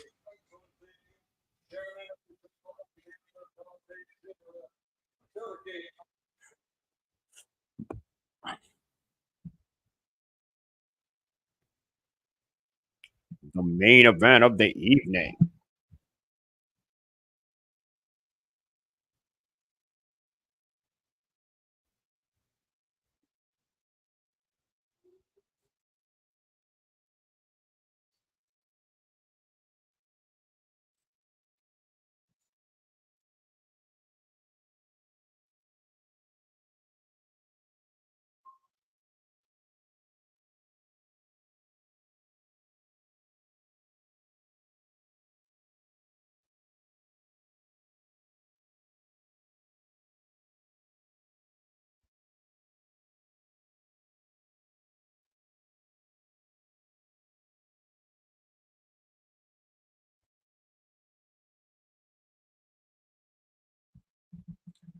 Fernando Villarreal.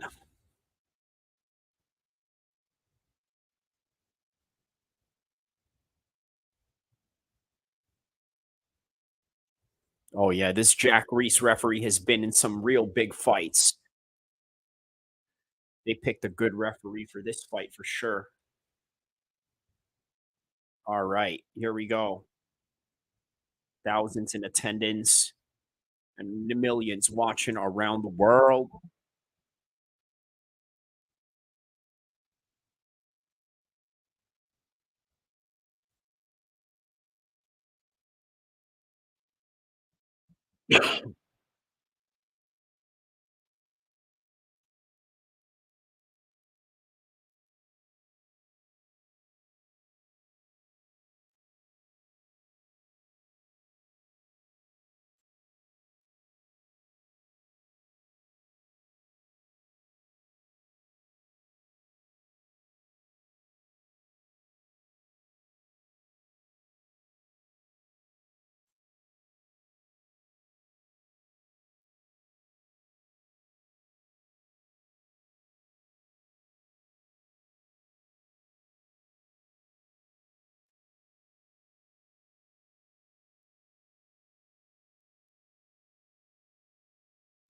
There we go. Madrimov is being announced. The WBA Super Welterweight Championship of the World.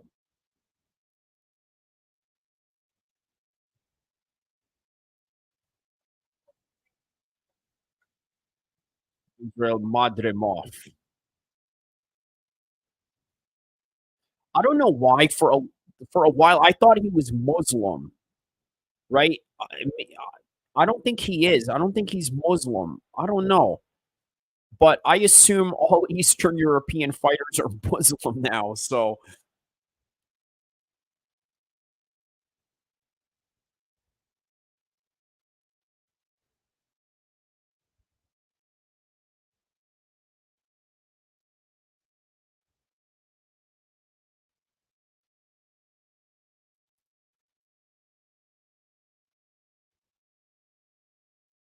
here we go. Terrence Crawford is being announced right now.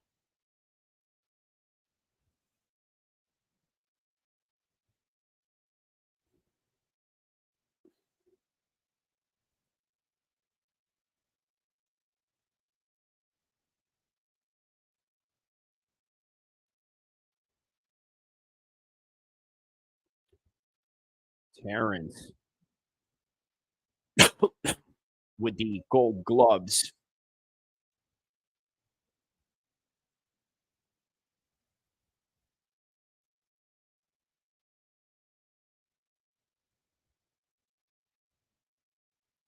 All right, here we go. Two fighters are about to face off.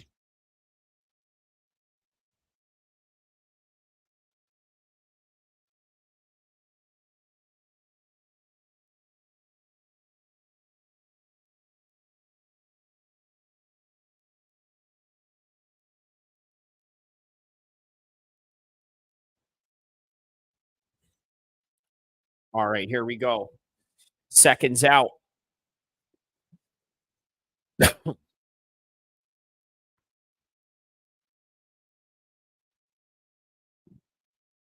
Terrence Crawford is looking to get a finish tonight. Let's see how he does against this guy.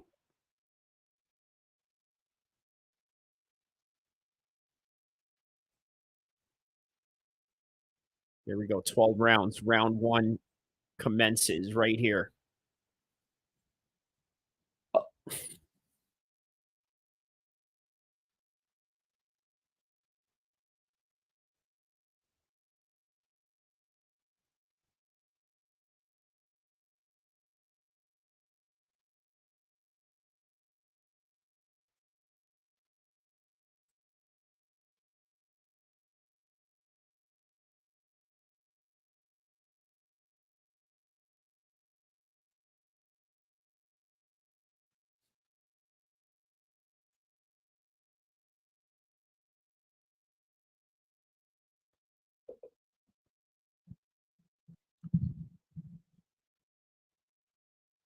Terrence Crawford is circling around as he is being backed up by Madrimov.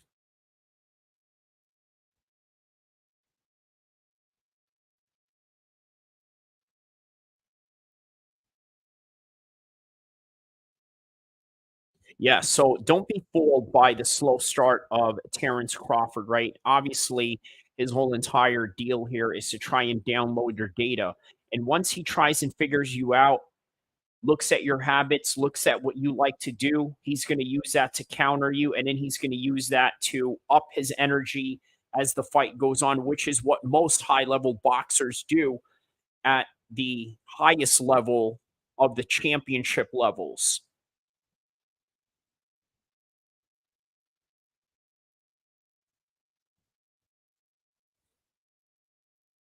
And definitely a switch stancing affair with these two, something that they both know how to do very well.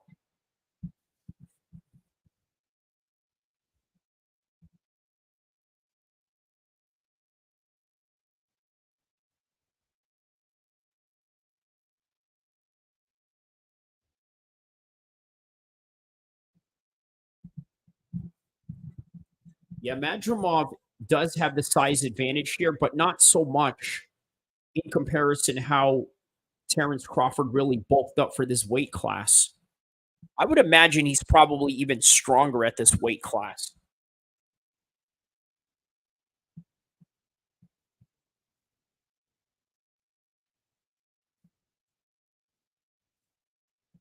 But isn't that interesting, right? In Uzbekistan and in some Eastern European countries, they look at amateur boxing as a higher pedigree.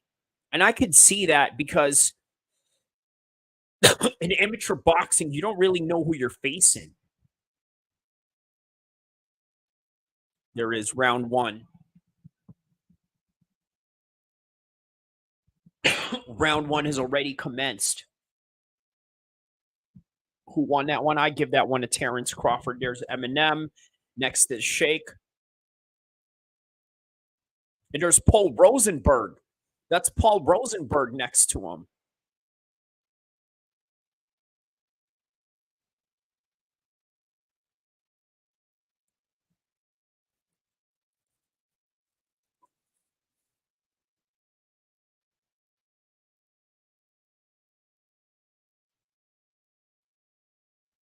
All right, round two. There's Paul Rosenberg, the manager of Eminem.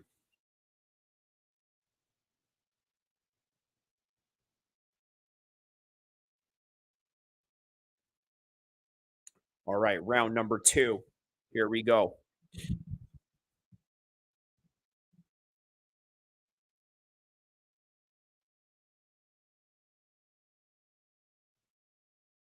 I'd give the first round to Terrence Crawford, though. But he's going to get a lot more comfortable as the rounds go on. You're going to see some bombs landed by Bud as time goes on. Watch.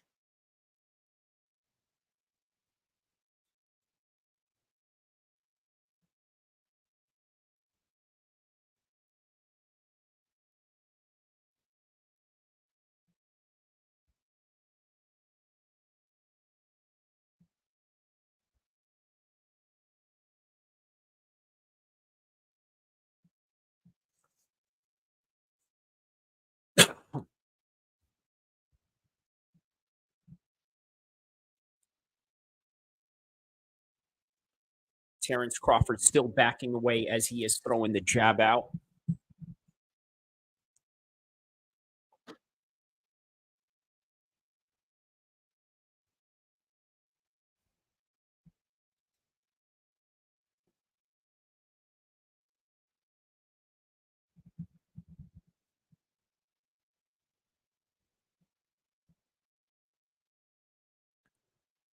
Yeah, he's cutting off Terrence Crawford, but really lacking in the punch volume.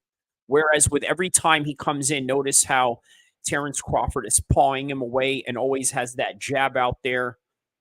Terrence is still downloading his data, and as rounds go on, you're going to see how he's going to react differently than what he's doing right now.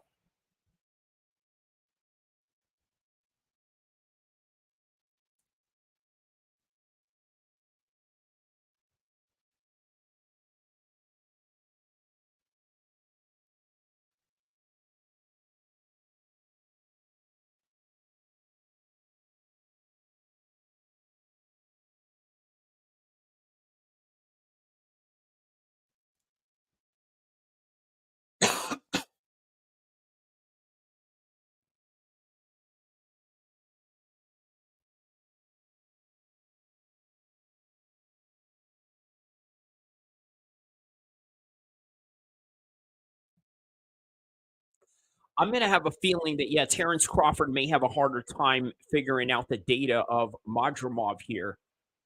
Very good movement on Madrimov's part. At the same time, too, though, uh, I could see him getting Terrence Crawford stuck in this rhythm if Terrence Crawford doesn't hit him with hard shots along the way. All right, here we go. Round two. Round two is done.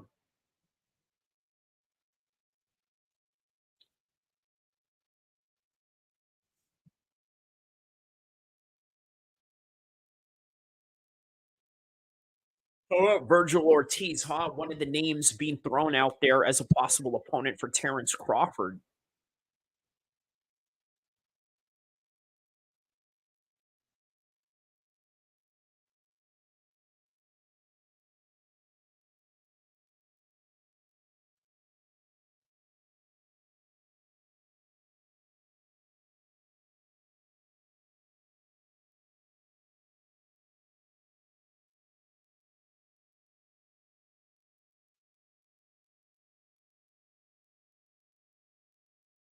All right, here we go. Round 3. We're already at round 3 in this fight.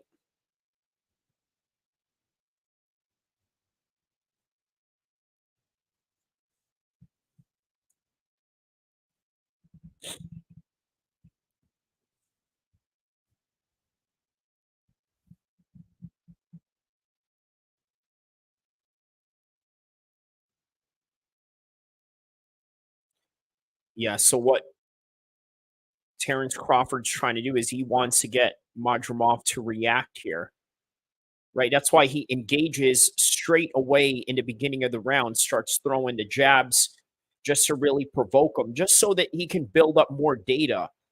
Now, at this point, this is where I would imagine Terrence Crawford is going to start cooking up if he even starts doing so, which, again, is going to be a little bit easier said than done with the type of offsetting style that Madrimov has going on right now.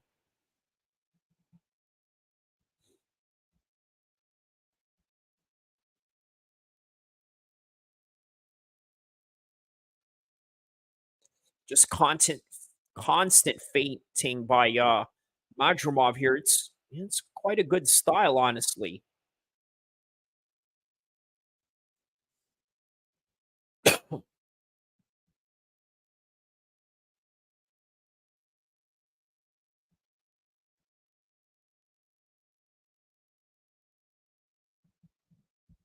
Yeah, so is it posturing or setting the pace in what's going on right now? But yeah, patience is a very big thing in professional boxing, as you know.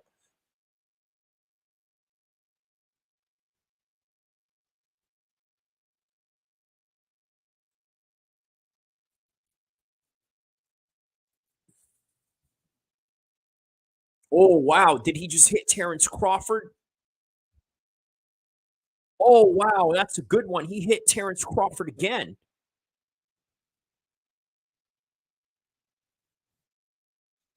So Madrimov is seeing something here.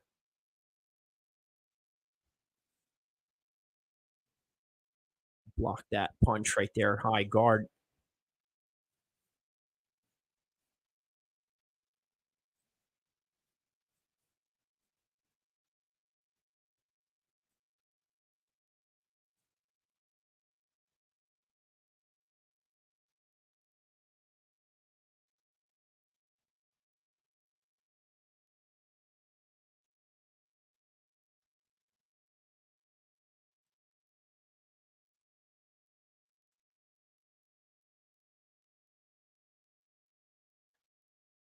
Oh, wow. Yeah, he is changing the pace of Terrence Crawford right now. Like, Terrence Crawford now has to be at a point where he has to turn it up. There's Shakur Stevenson liking what he sees.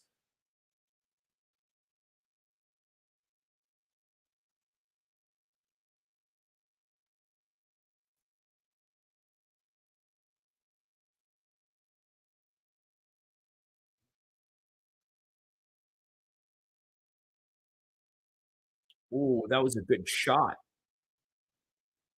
That was a good shot by Madrimov.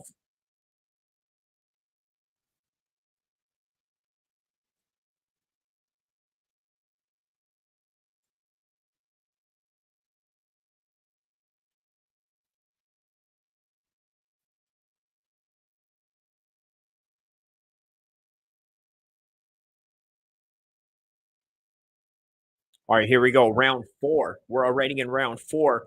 And Terrence Crawford has to pick up here. He's got to pick up the pace here. Something has to give, something has to change. He now has to be in full attack mode. Otherwise, he's going to allow Madrimov to ultimately creep up on the pace of this fight.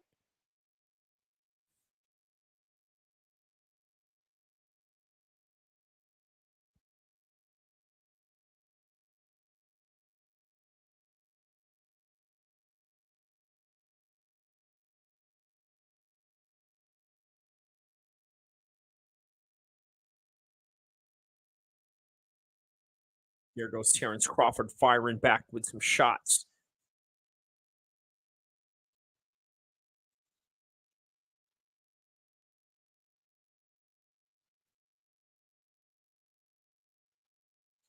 Wow, the punch percentage is on the side of Madrimov.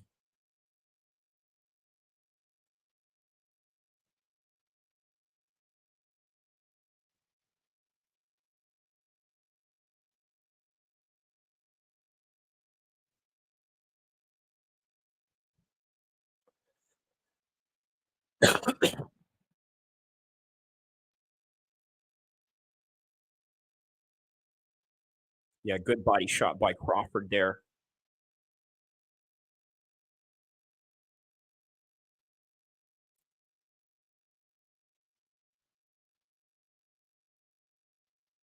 Oh, yeah, they're throwing some bombs right now, especially Terrence Crawford.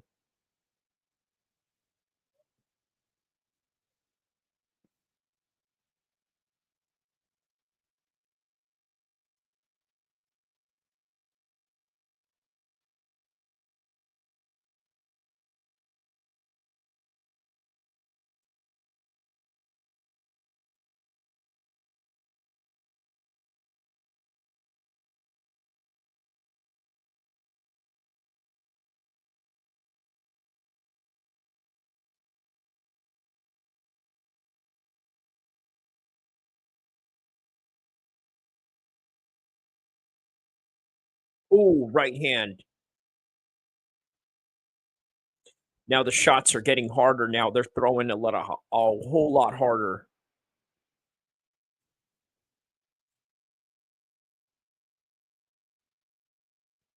But yeah, definitely Madrimov isn't doing too bad, man.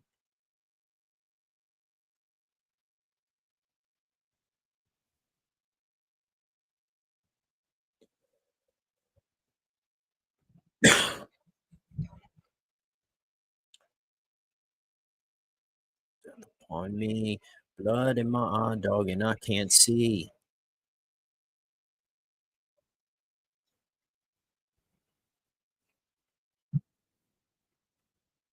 Wow, I'm very shocked of Madrimov's performance in this one, but hey, man, upsets happen all the time in boxing. You guys know this.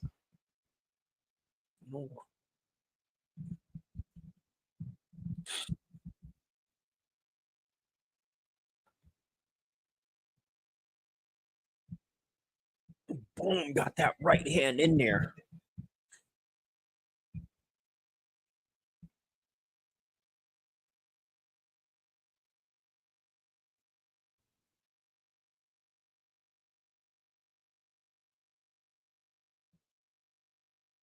All right, round number 5.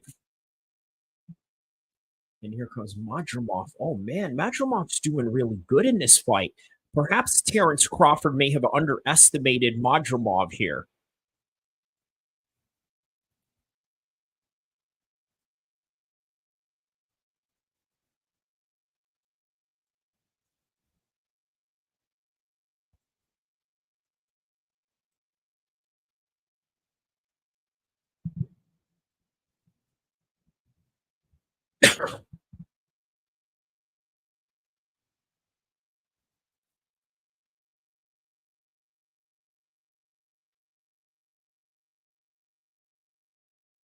Nice shots from Terrence Crawford there.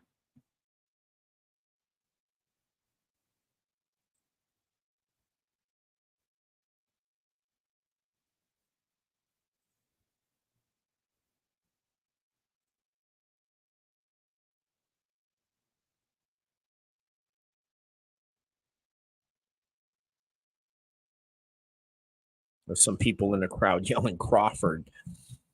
But Crawford isn't really doing much here, man. You got to really give it up to Madrimov in this one. Madrimov is really winning this fight.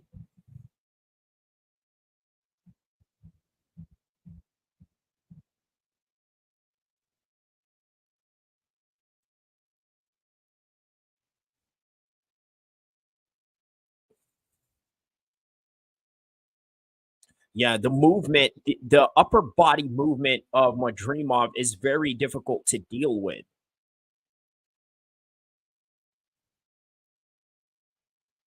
Like, you have a very hard time of timing someone like that, and especially Oh, that was a trip. That was a slip.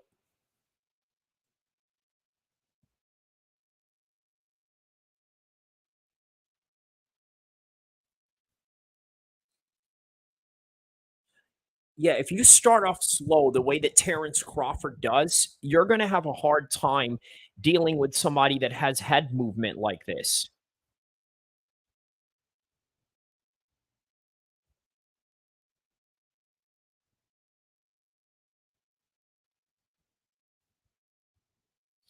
Yeah, this is one of those cases where, like, you're either gonna have to up your pace or you're gonna have to continue to face this constant head feints and fakes around you, which is what Madrimov is doing right now.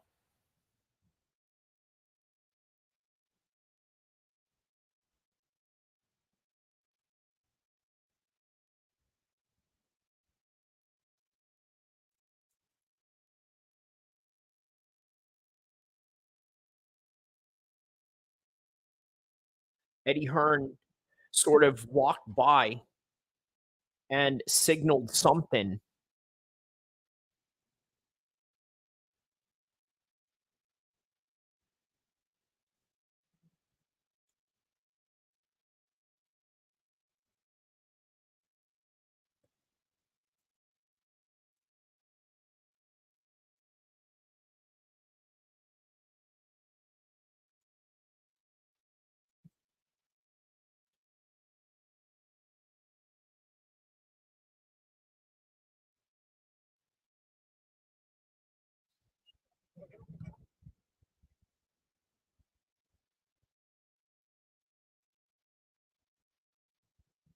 All right, here we go.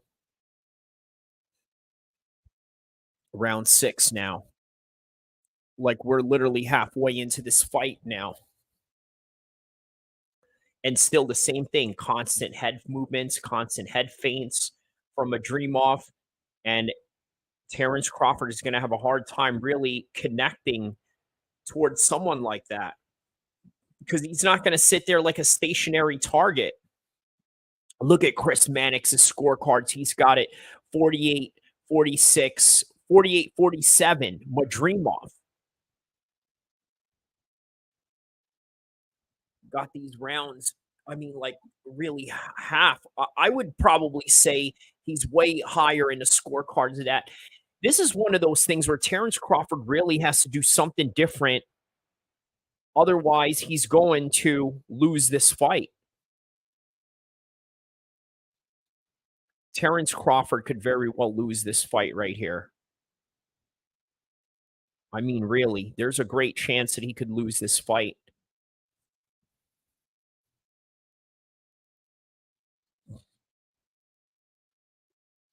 For one, Sean Porter has it 4-1. I don't know, man.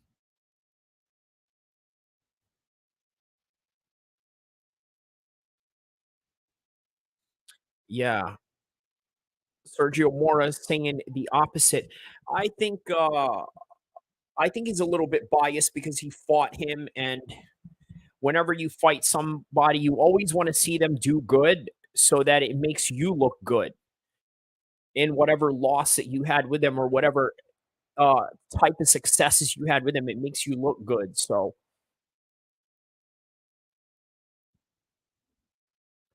look at it, it's just constant head movement, which Terrence Crawford literally has no answer for.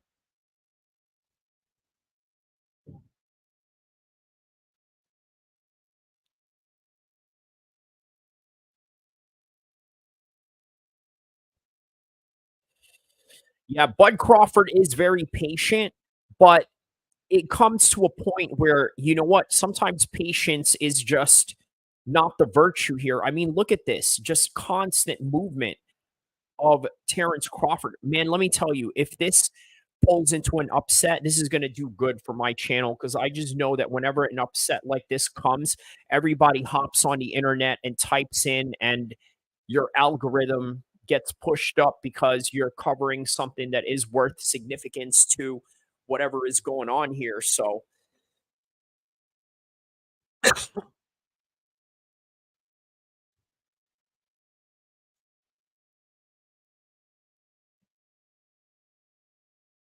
Wow, man. Yeah.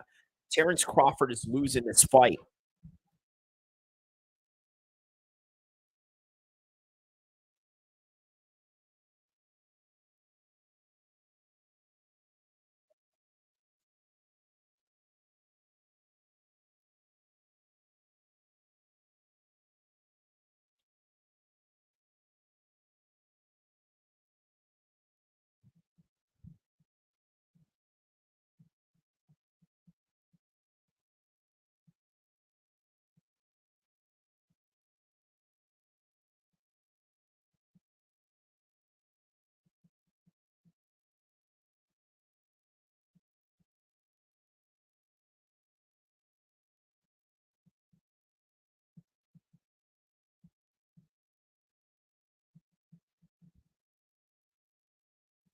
All right, round 7. Here we go.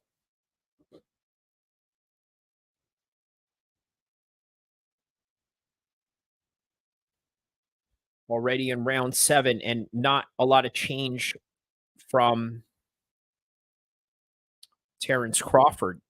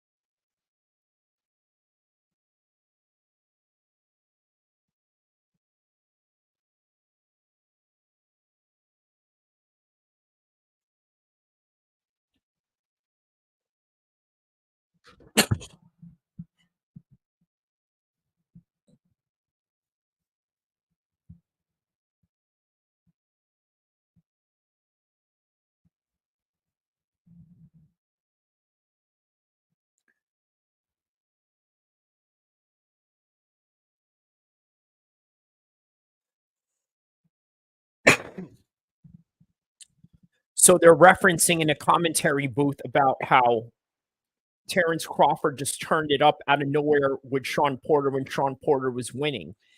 What I think Madrimov saw out of that fight was something to study and say, you know what? Let's continue doing this and then maintain it all throughout the fight while maintaining our defense and safety. And he's doing exactly that right now in this fight. He's doing exactly that. And man, Terrence Crawford, I can't believe it, man.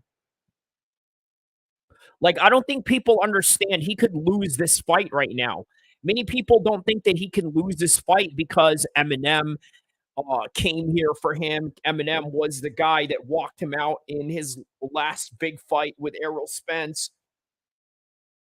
The Saudis made this whole entire card about him. Oh, let's get him the Canelo fight after this. And now Canelo has even more reasons to duck him. Because I'll tell you what, I do not think Canelo would even look remotely like this against Terrence Crawford. But then again, maybe Canelo could have beaten Terrence Crawford. Who knows? Now I'm starting to believe it as these rounds are moving on.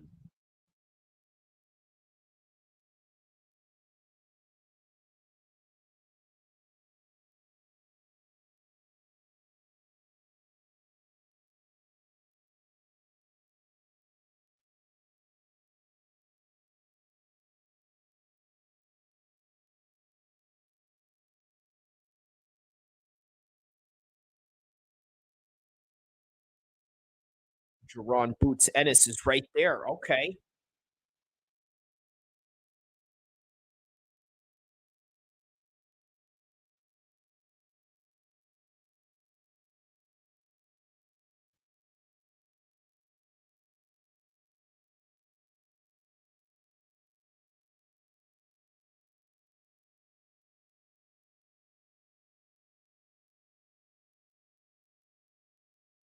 All right. We're now going into round number 8. Look at the skyline of Los Angeles right now.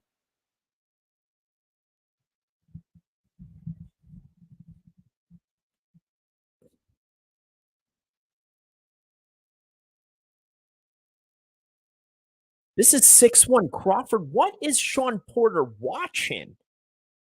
What is he watching saying that this is, I don't know, man.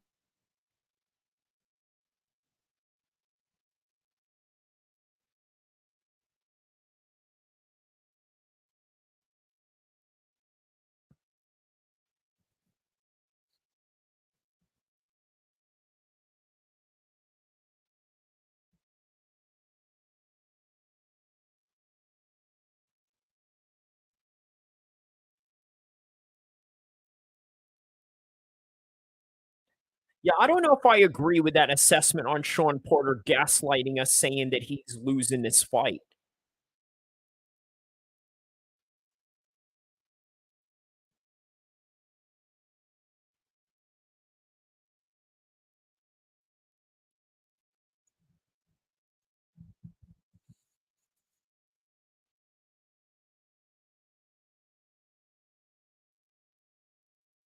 Yeah, so who is going to take the initiatives of these final rounds or so, right? I don't know, man.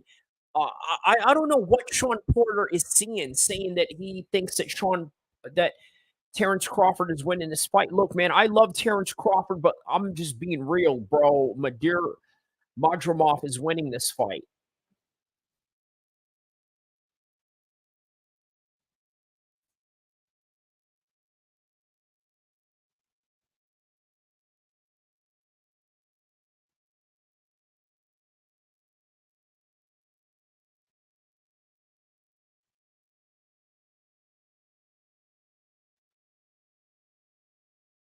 Ooh, okay, he got hit in that exchange right there.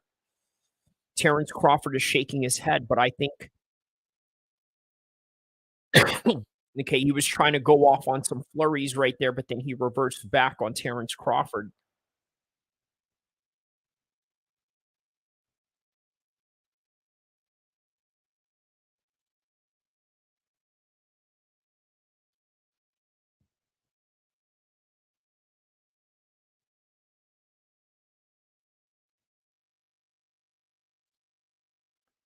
Yeah, I feel like Terrence Crawford is in a bit of a desperation mode here. Guys, I'm telling you right now, do not be surprised if Terrence Crawford lost this fight.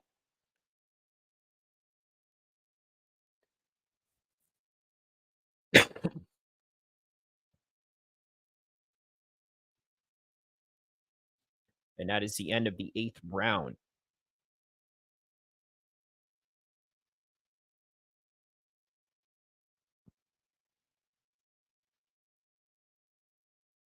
There's Vasily Lomachenko.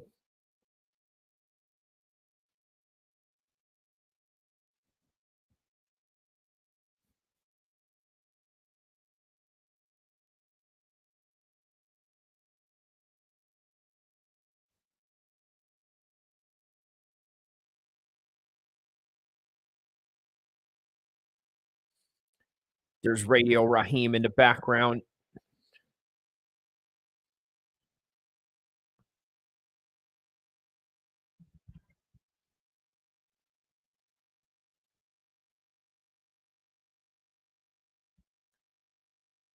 There we go. The trainer of Madrimov telling him he's trying to swing towards your left.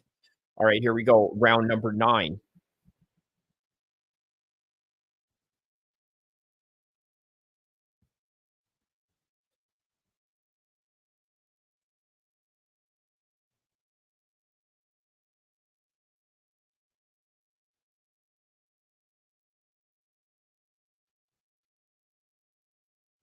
Yeah, this is really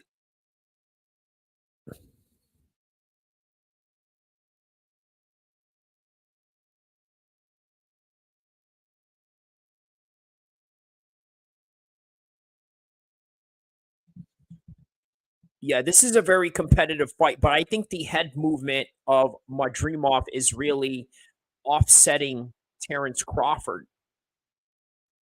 And one thing you got to be mindful of here too is the amount of punches that are being landed, right? Which sometimes can be under or overestimated.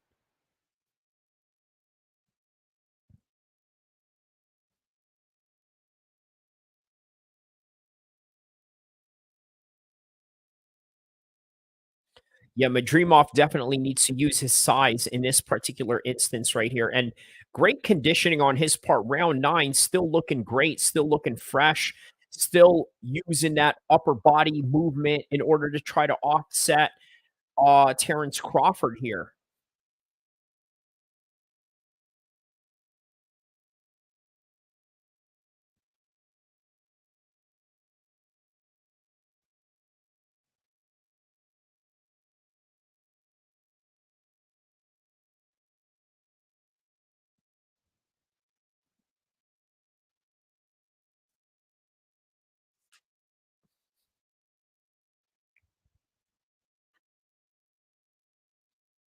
Oh, he blasted Terrence Crawford with that shot.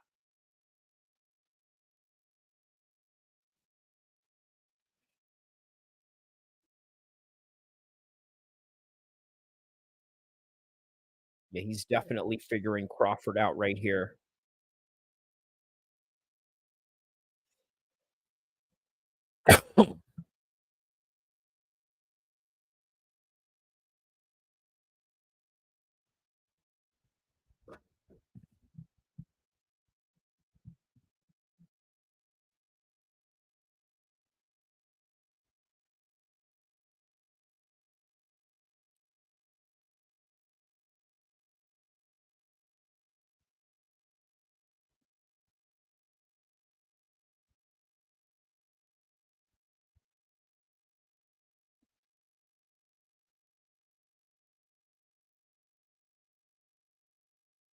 That is the end of the 9th round.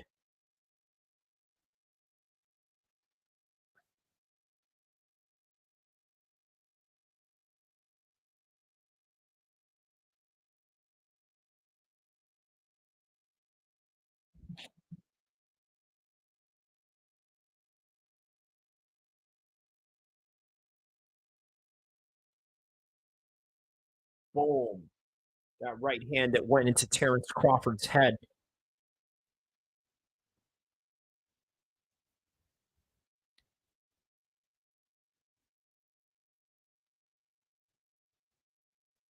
Man, yeah, he's hitting Terrence with these good shots, man.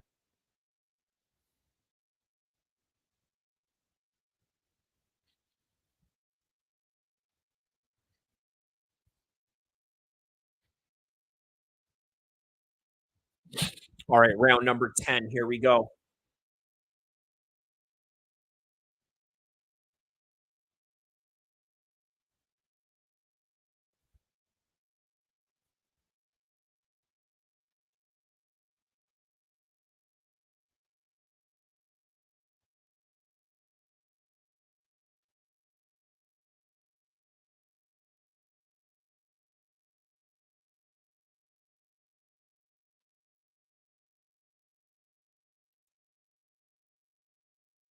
Nice uppercut by Terrence Crawford there.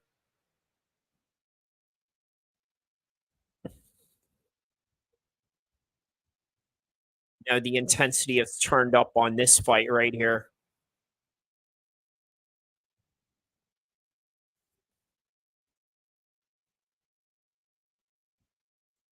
Man, yeah, Madrimov is definitely winning this at least by 1 point. I agree with Chris Mannix's scorecard on this, 86-85 so far out of 9 rounds. In this 10th round, let's see who takes this one. This is a very close fight, man. Very close fight. And sometimes styles make fights. I just don't think Terrence Crawford has seen a guy like this at 147 or 135 the way that he's seen a guy like this at 154.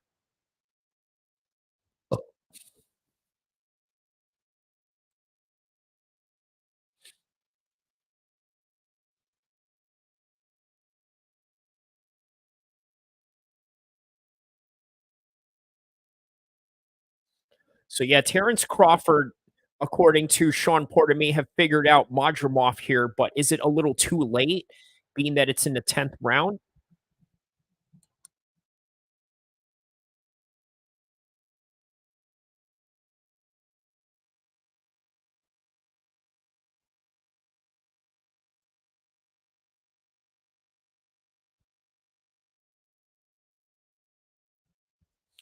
Yeah, it's definitely a close fight where you can't just relax here. Eddie Hearn is over there shouting instructions at Madrimov. Just really invested into this whole fight.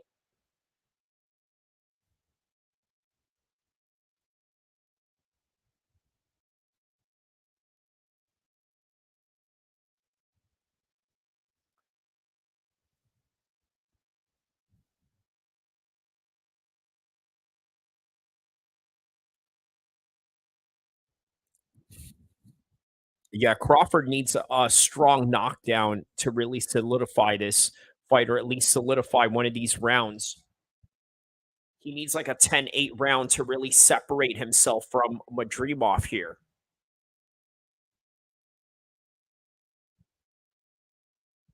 And then it's Eminem songs that they're playing all in between the rounds.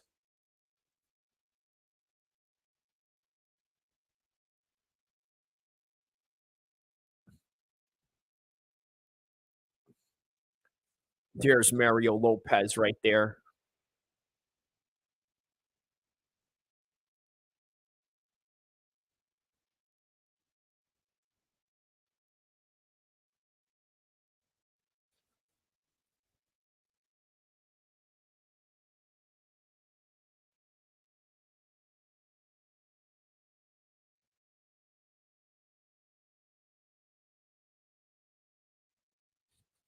Yeah, Terrence Crawford always smiles every time you hit him, but I think it's a bit of a bravado to try to show like, "Hey, look, you didn't really hurt me." But sometimes, that may really tire a guy out. Like, "What, man? I just hit you this hard and you're not down yet? Like, what's going on?" It'll tire you out. But if again, it's part of the bravado and the art of war tactics that are in play during mid-fight.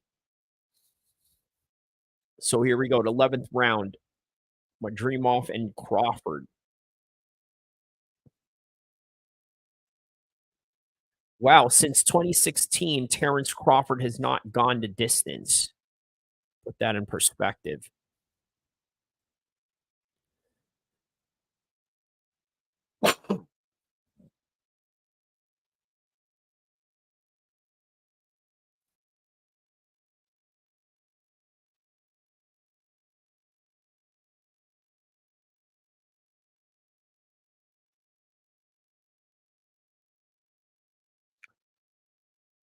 Wow, and he's still going at it with his constant movement, upper body movement at that. Now he's sort of adding the foot into it as well.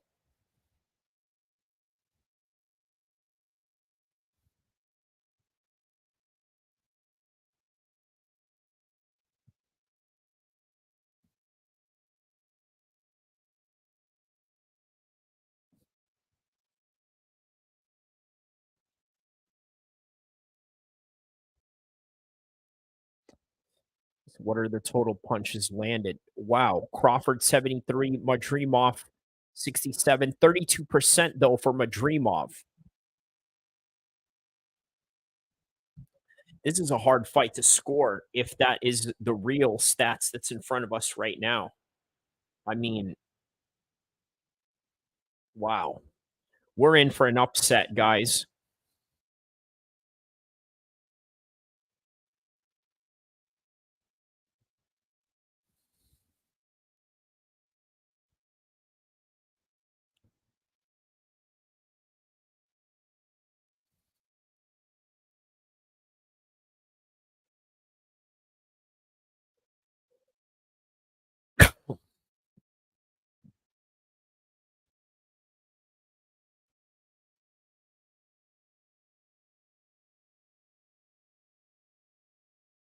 All right, here we go. 10 seconds left of the 11th round. We got about 3 minutes left into this fight to decide who the 154-pound WBA world champion is going to be. Will Terrence Crawford find a belt in this weight class, or will he suffer the same fate as Canelo, whereas he was trying to be great, he sort of caught the limits of the reality that was in front of him? In other words, there's a lot of people that move up a weight and try to win a belt at a different division. Max Holloway is a great example of that. Does great at 145, but try to move at 155. Didn't do too great for the interim strap against Dustin Poirier. Same thing with BJ Penn. Even though he did actually win a 170 belt, he tried to do it again against George St. Pierre. Was a little bit harder. Izzy trying to fight Jan Blachowicz was a serious problem. He wasn't able to win against him, right? Moved up the weight class. Canelo tried to do it with Bivol. It didn't work. And Terrence Crawford right here in the 12th and final round is going to try and attempt to do it and may fail or may actually win just based on how close this fight is. So you never know. Anybody could be behind in this fight right now. Like, this is the round where you have to absolutely go balls to the wall and take risks if you have to. Well, so Mannix has Crawford 105, 104. It's a very close fight, man, but I have a feeling they're going to give this to Crawford just based on the fact that there's just so much money involved with Terrence Crawford and him winning that. Yeah, having this anywhere else is, I don't know, it doesn't seem right. But again, we've seen crazier things in boxing, whether it's crazy for the fact that somebody got robbed or crazy for the fact that somebody won and did deserve to win. We're going to find that out in less than 90 seconds from now.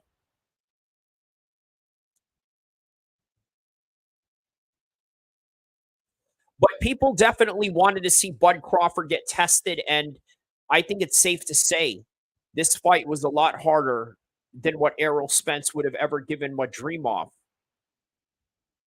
And then it makes you wonder, maybe there's a reason why guys like Errol Spence never fought guys like this.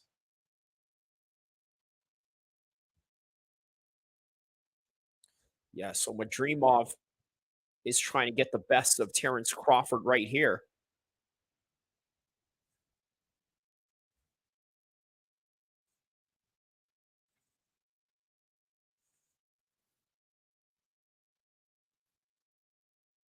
Oh, yeah, they're throwing some mean shots right now in the last 40 seconds of this fight.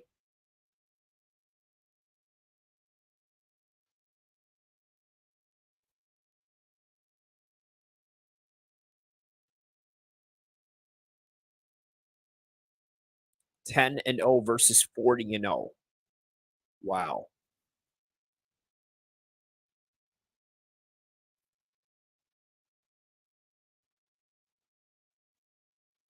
Yeah, just swing for the fences in the last 10 seconds right here. But they're going to clinch it out in the last 10 seconds.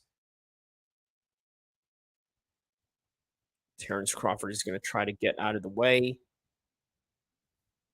And that's it. That's the last of this fight.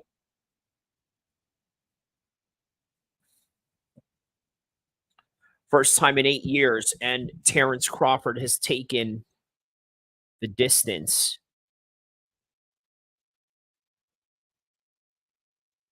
Oh, yeah, this is going to be a very tricky job for the judges for sure.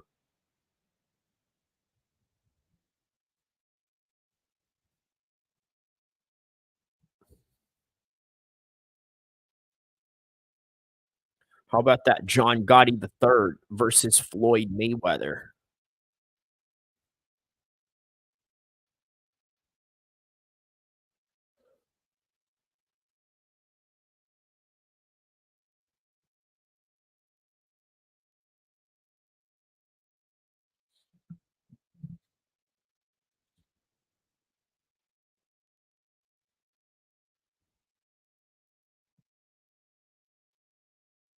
No matter who wins or loses this one, man, listen, shout outs to both of these guys.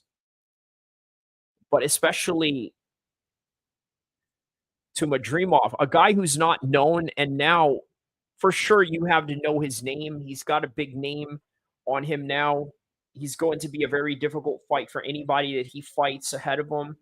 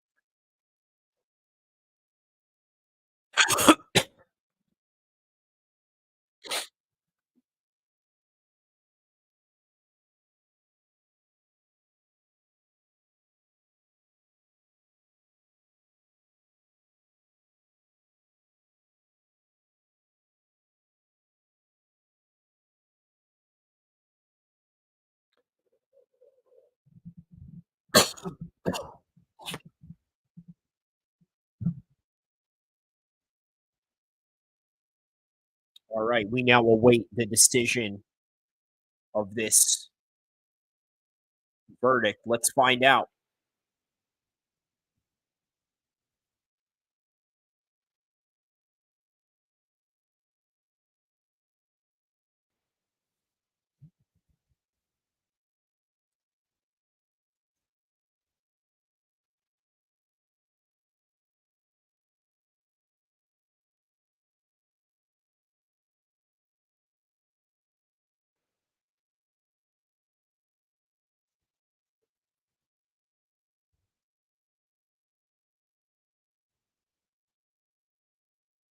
Wow.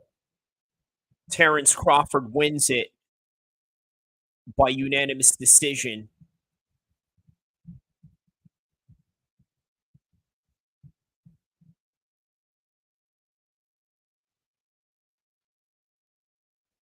Wow, that was a very tough fight right there.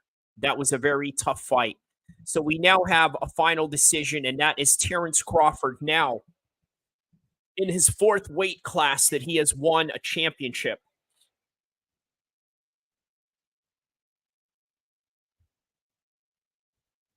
But hey, much respect to both of them. Hey, listen, that fight could have gone either way.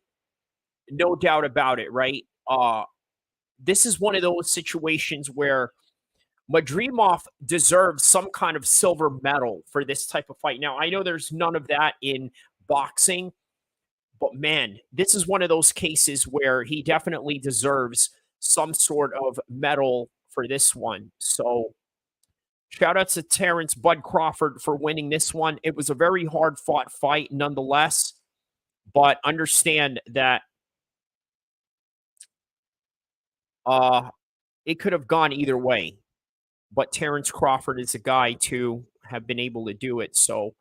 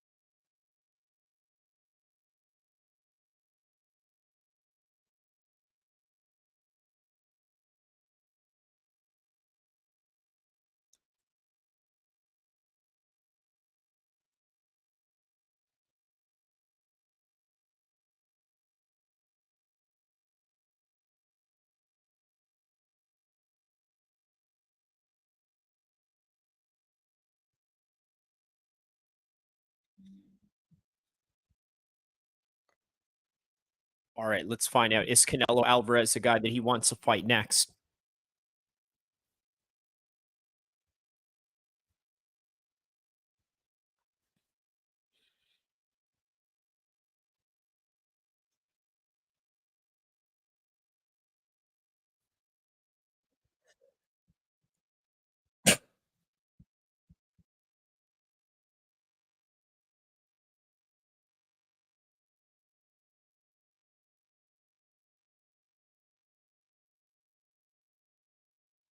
Yeah, he said that he at the amateurs he fought at a higher weight that he is now, and he's very competitive.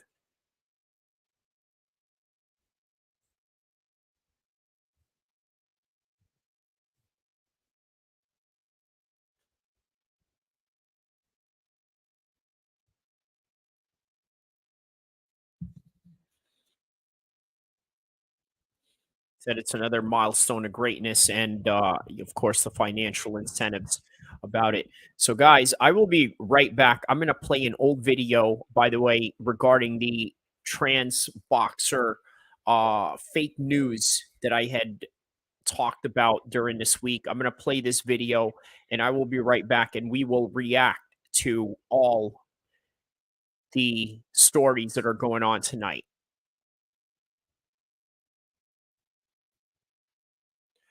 Now, as we analyze this story, there are a couple of things that I think are worth mentioning when it comes to fake news and journalistic integrity.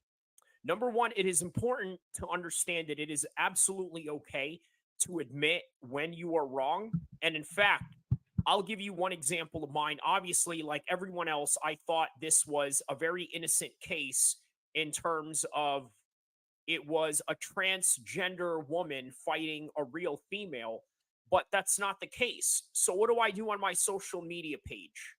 This is exactly what I do right here. I go and I say, Jake, good man. Because just like Jake Paul, I'm sure he's very much misguided from this whole entire news story. And if he knew the context of it in a way that I now just found out, well, I don't know if I would be offering this deal to this girl, but at this point, he's not going to be able to back out from that. And a lot of people are going to really question anybody who's going to go out of the limb and say, you know what, I was wrong. But that is what we're going to analyze, and that is what we need to understand in this story, is that we need to give full context of every story. We need to learn every detail of a story, but not only that, not jump into conclusions without verified evidence. And it leads me to this. My post that I made on my social media page, right, with Jake Paul. It says here, Jake Paul offers Angela, I'm sorry, Carini, the Olympic Italian boxer, a lucrative offer. Now, Jake said to Angela, although your dreams didn't come true today because of this crazy agendas, again, analyze that word. There's always the agendas to this whole thing. Here's a question, though. Whose agenda? Because I don't like naturally born male fighting females in a sport more than the next guy. But again, when we talk about agendas, whose agendas are we talking about? And by the way, there's some interesting cases to bring up in terms of possible Russian collusion into this whole ordeal. Now, you'll probably say to yourself, oh my goodness, he's talking about a Russian collusion. It sounds like a right-wing, nut-wing conspiracy or whatever. Look, here's something you got to understand, okay? There is no political ties when it comes to, let's say, coming up with a theory or coming up with understanding a story to its full context. There should be none of that. The problem is there is. So as we go on about the agendas that are in play in our world at the moment, I would love to offer you to fight an MVP undercard to show the world your talents on a fair platform and not against the man. Again, sorry, Jake, you got fooled like everybody else. You know, I thought it was a man also. It wasn't.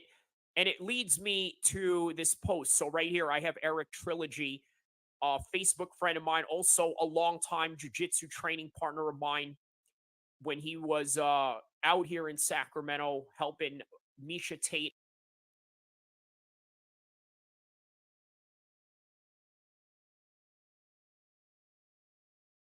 That is offering this lady something, right? Because of the fact that she did not want to fight her. I don't know if she's the one that got knocked out or was the one that quit. Either way, obviously, they're still in the R16 quarterfinal stages and moving on to the semifinals and final stages of the Olympics at this point right now on this Friday, August 2nd, 2024. Okay, so here's the interesting conversations that I got out of this whole entire controversy that is going on right now, right? Let's read and take a look at it. Okay. So, my friend Joe right here, Jakipsy, obviously I know him as Joe. All these guys I went to high school with, by the way, just so you understand the context of the stories that they're going to bring up here. Okay, so there are people that saying she's a woman who likely had higher levels of testosterone. So maybe that's true. If it is, she still shouldn't have been allowed to compete because that's like being on HGH and steroids. Athletes get disqualified for that all the time as biological males and females. This should be no different. Okay, so a very fair argument because it's not from an argument that stems from whether she's a male or female. Now he's understanding this was a born female, which Ryan is going to rebuttal him right now. She was a born female. It's illegal to be trans in Algerian. He says Algerian, but it's Algeria. But okay, not here to pick on his typo to any degree moving forward. You think they'd let her live, let alone represent the country in the Olympics if she wasn't an actual female? Of course not. She has a genetic advantage, and by your logic, she does. Because obviously, here's something you got to understand, right? There are females in combat sports that are hyper masculine or have high testosterone levels, which, by the way, is the reason all to point out their success of combat sports. This is all that they are pointing out right here, right? And that's what Ryan is pointing out here. By your logic, if you're tall, you shouldn't be allowed to play basketball because it's an unfair advantage. Michael Phelps also has a genetic advantage over the rest of the competitors should his medals be removed because he was born the way he was. And so I asked Ryan a very important question. This was the turn of this whole entire ordeal for me, okay? Because you have to be very honest with yourself. Look at me in the eye when I say this right now. You got to be honest with yourself. If you're wrong about something, admit when you're wrong. Say, you know what? I'm wrong. I want to be on the side of the truth. And as a result of that, I'm going to change my position, and you should not be scrutinized or held to a box of a certain political dynamic in order for us to accept you or whatever type of view or acceptance you're looking for out of this. But moving forward. So I asked Ryan, is there proof and evidence that suggests she was born a female? Considering I have mostly MMA, MAGA, West Coast bangers, bros in my echo chambers. So this is important to bring up, and I'm going to tell you why. If you only listen to a certain type of people, it is obvious that you are going to fall into the trap of an echo chamber. Now, look, here's the thing. As a Muslim, at least on the Sunni Orthodox Salafi side, you really have to be in a certain position where you don't want to listen to those that are misguidance, that are full of misguidance, or in the way that we see it in Islamic context, somebody that is spreading falsehood in terms of, well, leaning more towards the religious practices. Okay, but this is true. However, if you stick into a certain echo chamber, how you're going to view a certain news and how you're going to view a certain worldview based on these news events are going to be altered. And as a result, you are stuck in these echo chambers. You're going to ride the stereotypical bullet points of what Republicans or Democrats want to do. For example, obviously, if you're a Republican, you're going to be anti-abortion. And if you're Democrat, typically you're going to be pro-abortion. But there are people out there, not necessarily myself, but people out there that have different variations of that. There are Republicans that are okay with abortion. And you got to ask them, why is that? That's none of my business, but that's the reality of the world. So there are all these different dynamics that we have to try and understand in the complex world that we are currently living in. So what Ryan says right here is he cites this. Aside from her competing in the 2020 Olympics as a woman and every tournament she has been as a woman, here you go, New York Times right here. Olympic official defends Algerians' eligibility in boxing controversy. Okay, so let's get to this article right here in the New York Times. Olympic officials defend controversy online, lefting Paris complex questions about fairness in women's sports. Chief spokesman in the ring Friday, fully aware that she was walking straight into a swirling controversy. Okay, and then there you go. That's where they start trying to get you to pay for New York Times. All right. So, no. Okay. So, here's something you got to understand about that, right? We're going to go back to present the screen right here. We're going to go back to this argument that we had going on online. So basically, to put it in layman's, what that whole entire article was saying in the New York Times is that it is confirming she is a woman. There is no doubt about that. Now, the only controversy here, as what my two friends are mentioning here, obviously, is just about the HGH levels. So Joe is obviously saying that, well, her HGH levels are too high, and as a result of that, you know what? Maybe she shouldn't compete because there's limits to these things, right? And so I said to Ryan, I said, yeah, what's going on, bro? I'm really living in an echo chamber, and I'm willing to admit this instead of doubling down on my own mistakes. Remember, this is what a lot of people do. They like to double down on their mistakes because they have to fit a certain program. So remember, I'm a combat sports journalist, so integrity is an important part of media, right? Meanwhile, Fox News and every bro science YouTuber, she's the Algerian Kate Jenner, right? Which is what a lot of people are saying right now. So Joe says here, here's where it gets really interesting right here.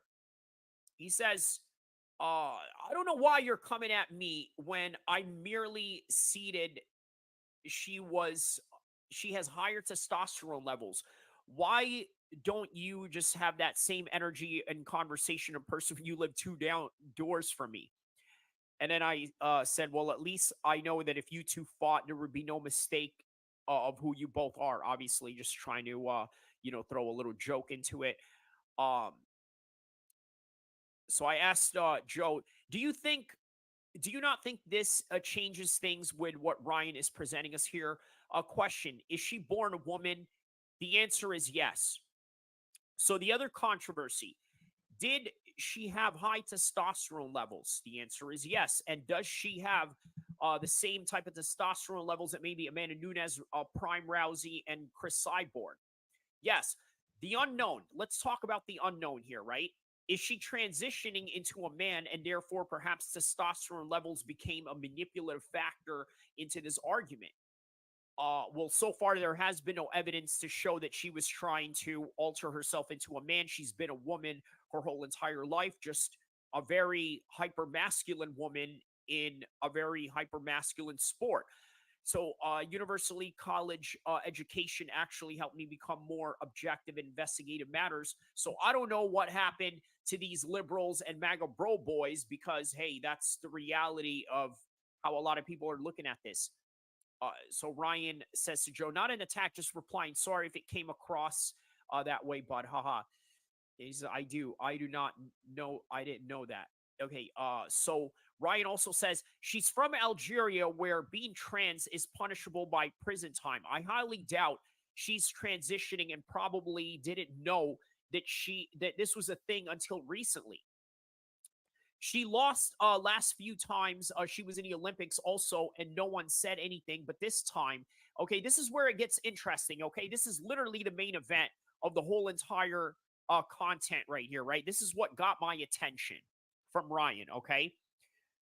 She lost a few times in the Olympics. No one cared, but this time it caught attention of the Russian FSB, who isn't a fan of the IOC to begin with after the doping scandal a few years back.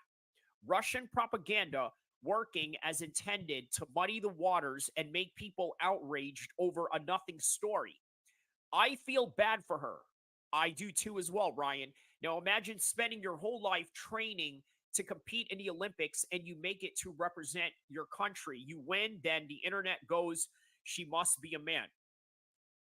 I tell you what, I gave the angry emoji because that's how I feel. I'm like, you know what? You're right. You're absolutely right. If she was born a woman, we got to give her that benefit of the doubt. And unfortunately, we did not.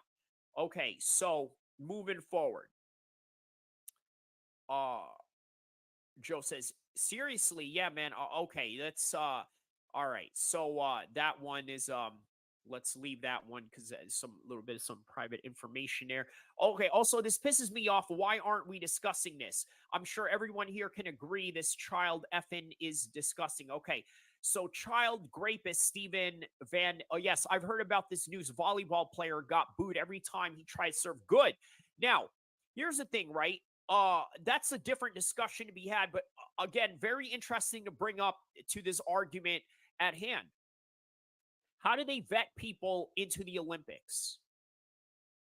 Right? What is allowed, what isn't allowed? I'm assuming it is allowed if you are an ex-con of some sort, right? Is there a rule that says, you know what, maybe this is allowed, maybe this is okay, and reasons why?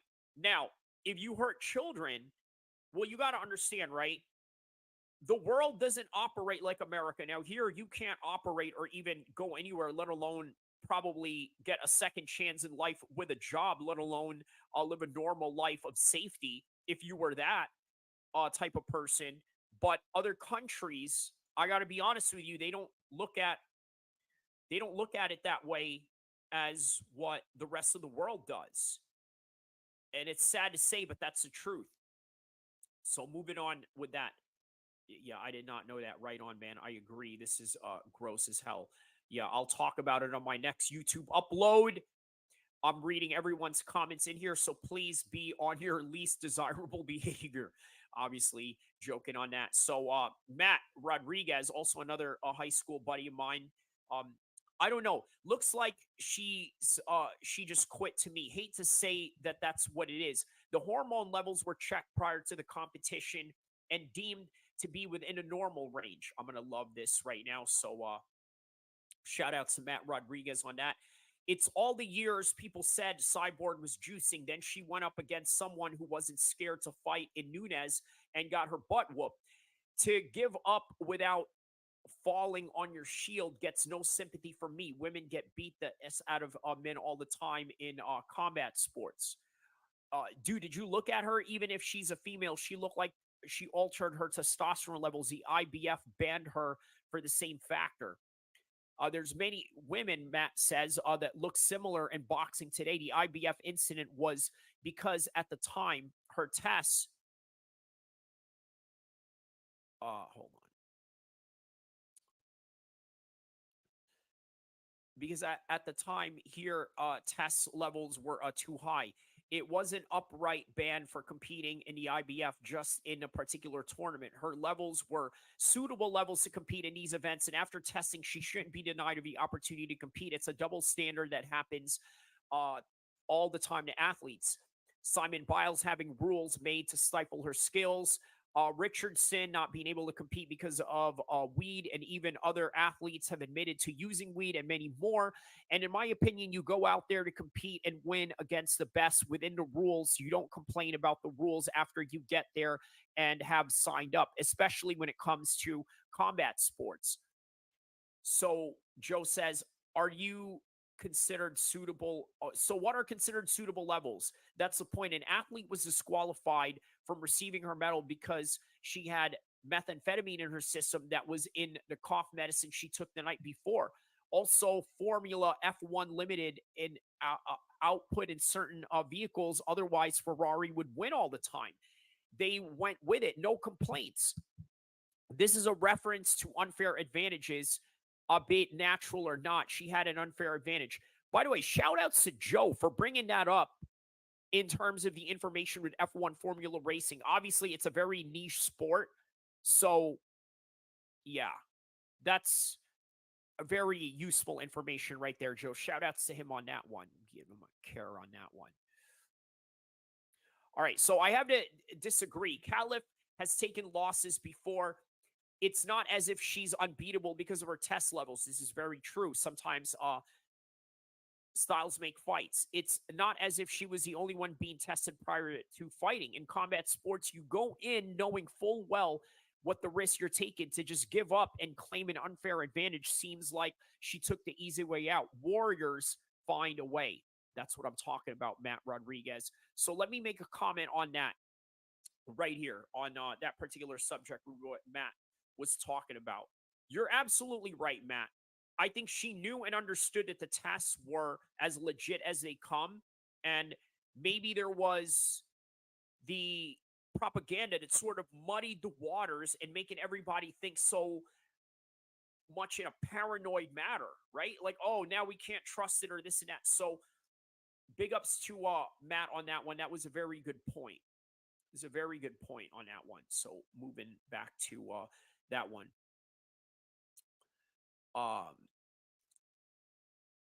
He says to Joe, I might agree if it was a different sport, but as far as boxing or any combat sports goes, I can't. You either have the killer in you or you don't.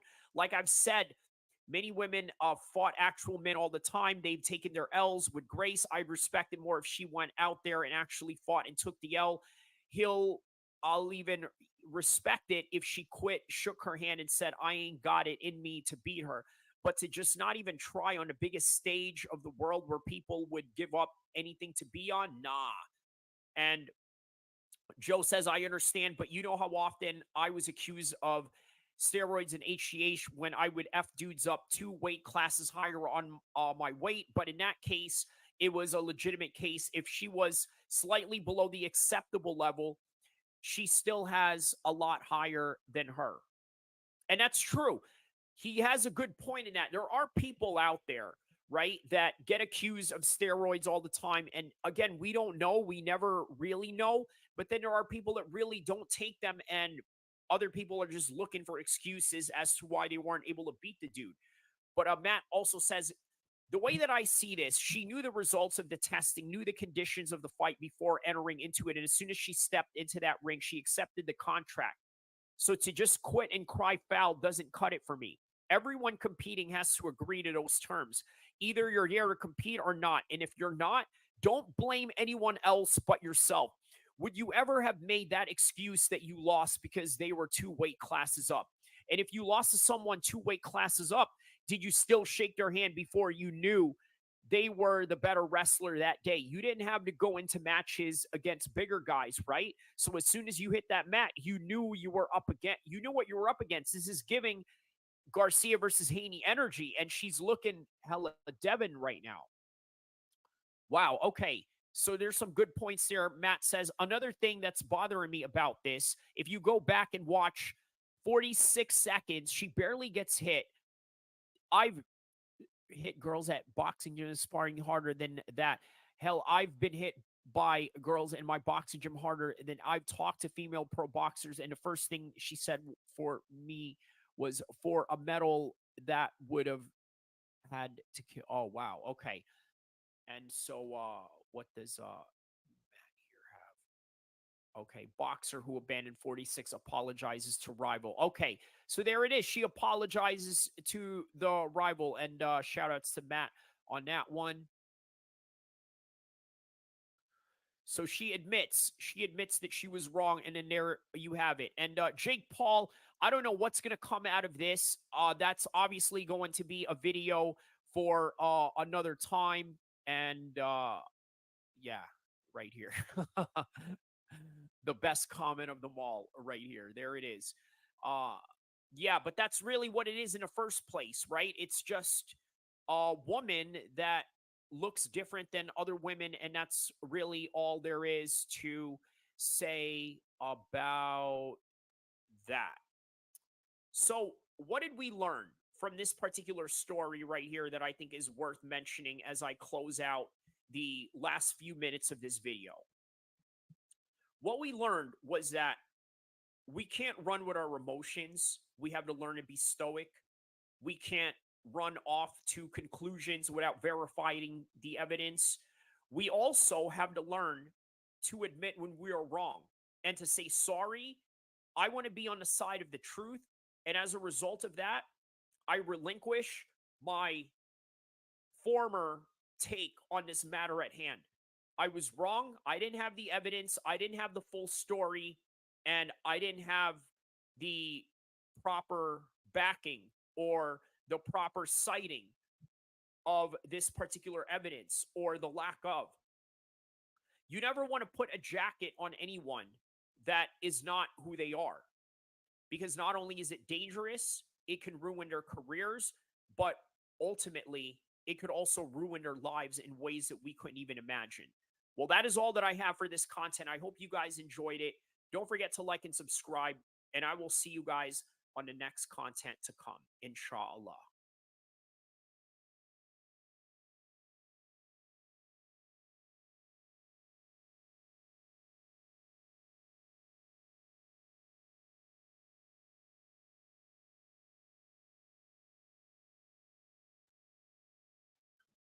So, transitioning this to a UFC talk, there's been a lot of criticisms with Khabib's legacy, right? About what is considered greatness or what isn't. Let's address that right now, right? For one, on the humanistic point of view, let's just understand this. Khabib doesn't care. You may care. Maybe John Jones cares a little bit, but Khabib has no care in the world about it whatsoever. So as a result of lacking care in that particular department, Khabib and his legacy and what you think about it really doesn't matter, because by the end of the day, it's really a subjective conversation with no real answers. Only people that are loud in their voices and their expressions and their emotions with no facts or figures to back up anything, but really just a conversation of subjective matter at hand with no objectivity or fairness or unbiasedness or third unbiased party to observe and what have you. So the criticism goes into his resume, right? Could he have beaten Anthony Pettis when Anthony Pettis was the best in the world? There's a great possibility of that. But why didn't he? There was no opportunity to do so. He was injured sometime in the 13s and 14s, 2013, 14. And then the matchmaking just never came about because some people weren't able to make matches, or one person ducked, or whatever, multitudes of reasons. So there's that. He wasn't able to face Henderson for the same reason. So there's that. All that he had was, even now, you look at the names, they're still quite legit. Even Conor. But even bigger than Conor, the last two, Dustin Poirier and Justin Gaethje. Two names that are very significant, but once again, not really that significant, because a lot of his fights were not title fights, and it was a long road to the top. So it's going to be undervalued as a result. But if you really look at it, in his career, he beat some real big lightweights. Even Pat Healy earlier on in his career was a big win. Trujillo, and then RDA. But that's neither here or there. Again, subjective matter. What is it that you like? Do you like that John Jones was beating up guys that, again, from a hardcore fan's perspective, could still be torn apart and dissected? Oh, they're not real light heavyweights. They were blown up, or this and that. a whole multitude of reasons. So, again, legacy is a very subjective matter at hand.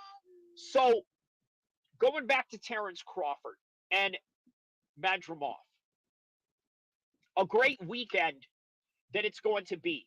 Let me hype it up for you guys, okay? It is going to be a great weekend. Think about this. You got EMINEM. You got Terrence Crawford coming back after the Errol Spence fight. Like, put that in perspective, okay? The last time this guy fought was against Errol Spence. And that fight was an absolute disaster. What did my man here say? Hold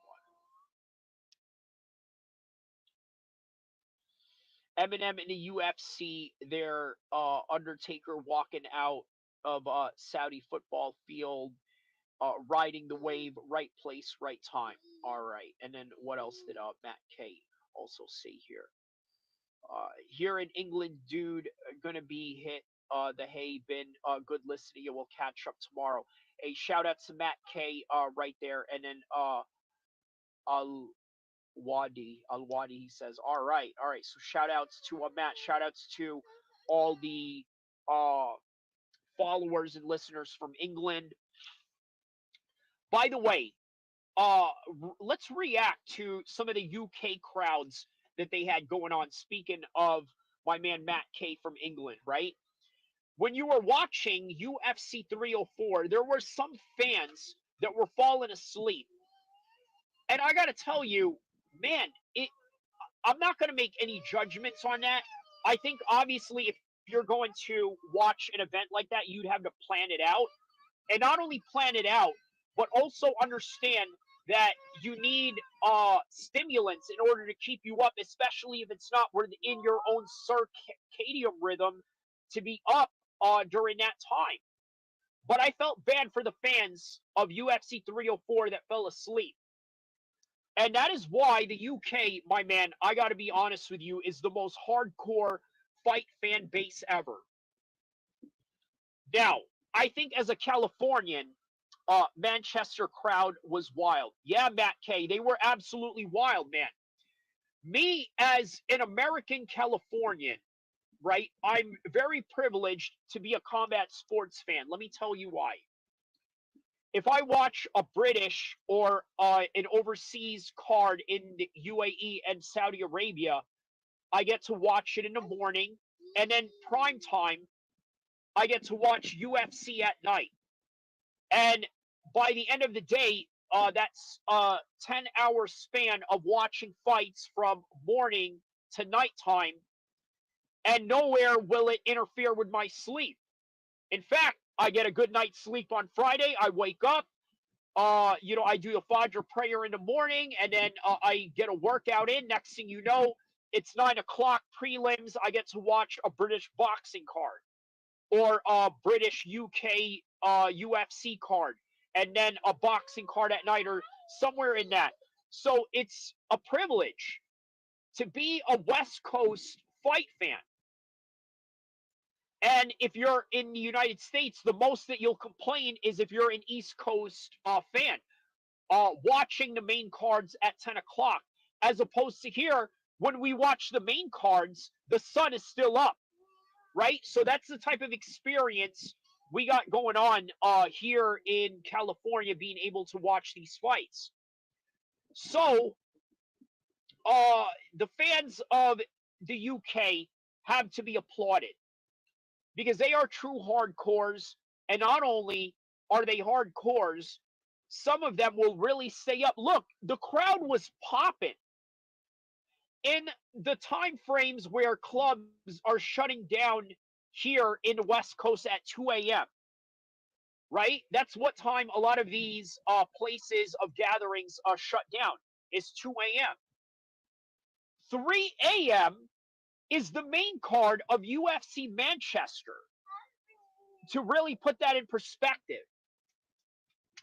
So shout outs to all the fans that were up that night, and shout outs to Zayn Musa Boxing Dosage, because he was there live with me covering UFC 304 and was damn near falling asleep during the stream. But it's great content nonetheless. It was entertaining. It's one for the history books, and it reflected what a lot of fans in the UK look like when they are watching these cards. So even big ups to the content creators like himself, like MMA Guru, who is from part of that world and does these cards literally every night in the most undesirable circumstances. But once again, I guess he's a guy that doesn't have a family, so it's easier for him to tap in to all that. Matt Case is here. The times are terrible. The times are terrible. Probs drunks beforehand and couldn't hack it. Yeah. That's what it is. There's a lot of fans that just weren't able to withstand that type of stamina that they had to put on. Again, there's stimulants that you can use. And you know what, guys? Listen. For all my gangsters and G's out there, my man, y'all know what Manchester is like. Manchester is literally like the Chicago of the UK. So you know they got a little, you know what I mean? Get you up, you know what I'm saying? Get you going. Next thing you know, you're ready for the main card. And then the main card comes, and then they got the content for the main event. And then there it is, and you're ready to go. But that's just what it is, man. That's just what it is. Unfortunately, yes, a lot of people couldn't hack it because it was way off their time circadian rhythm. But shout outs to those that had a nice breakfast after the fights. And you know what? That's what these fights are all about, man. Even though that this sport that we love so much is one of the most violent sports in the world, the one thing that we can absolutely count on is understanding that, hey, you know what?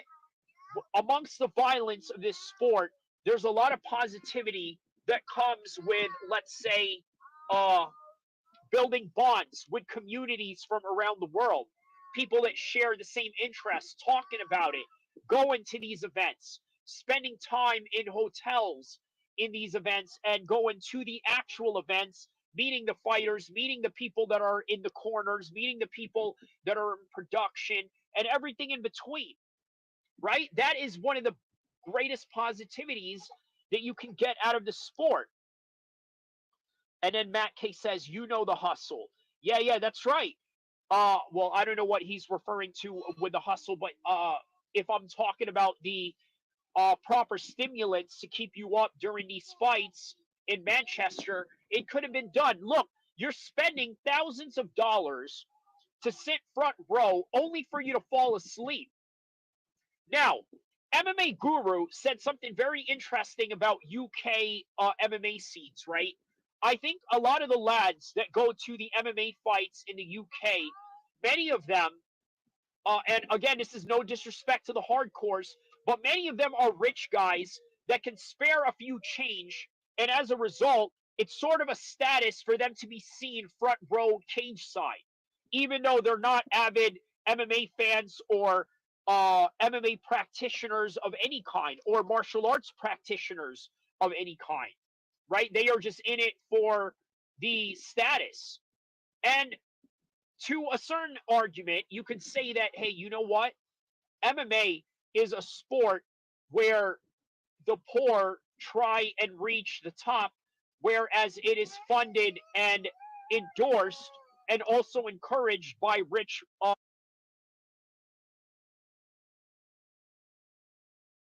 sports, if you really think about it, right?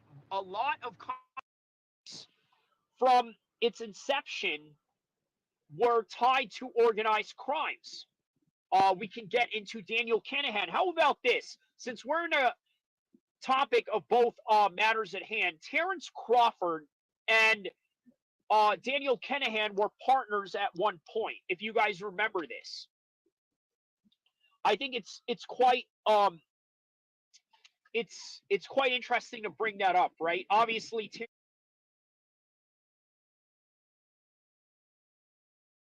play for him, but Neil Kinahan was obviously the mastermind behind his intentions and reasons of getting into MMA. And by the way, how about the fact that he has ties to Hezbollah? How about that as a bombshell public information?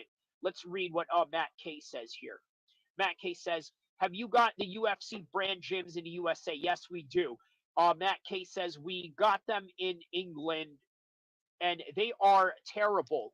Yeah, rich guys there for social media. Yes, so that's what it is, my man. We do have UFC gyms here in California and elsewhere in the United States, Matt. But I got to tell you, me, fortunately, I live in a town, Sacramento, where people are serious about MMA out here.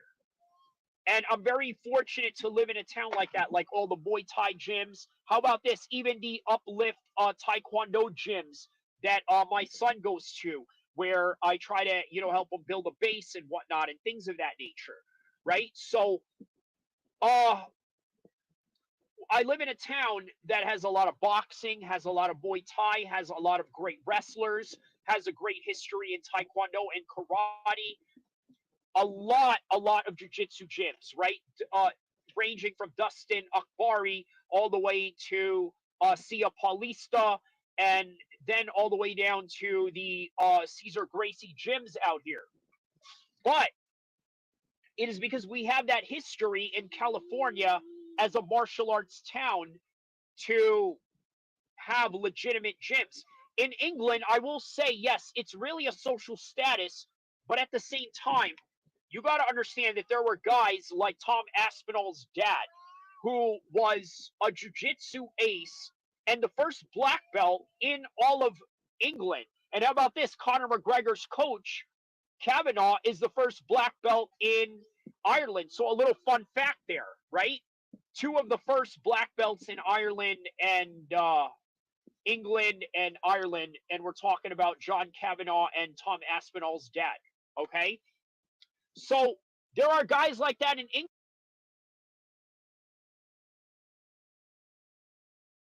Even Lee Remedios. Lee Remedios, one of the first guys who have ever fought in the UK, in the UFC, representing the UK. He fought John Kavanaugh. He's now a jiu-jitsu instructor, runs his own school. He's very serious. He's a very niche jiu-jitsu guy. So there are guys like that in England. But you also got to understand, England is like California, and like California, we got a lot of brawlers out here. Just like how we got this culture where, yeah, we're going to run the fade, homie. It's the same culture as what you have in England, where you have people that, let's say, are that say they just want to scrap, right? Everybody just always wants to scrap in England. So it's a fighting nation. So it's a combination of guys that are technical fighters and guys that are street fighters and brawlers. And we have that same complexion here in California, with a combination of street guys that were brawlers becoming boxers, jiu-jitsu artists, and MMA fighters all rolled into one.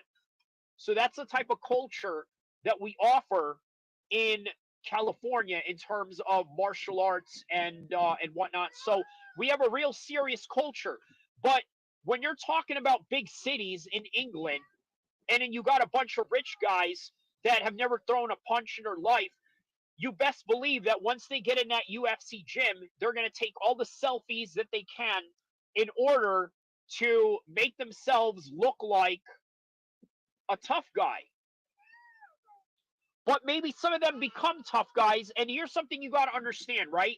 Nobody becomes a tough guy overnight, right?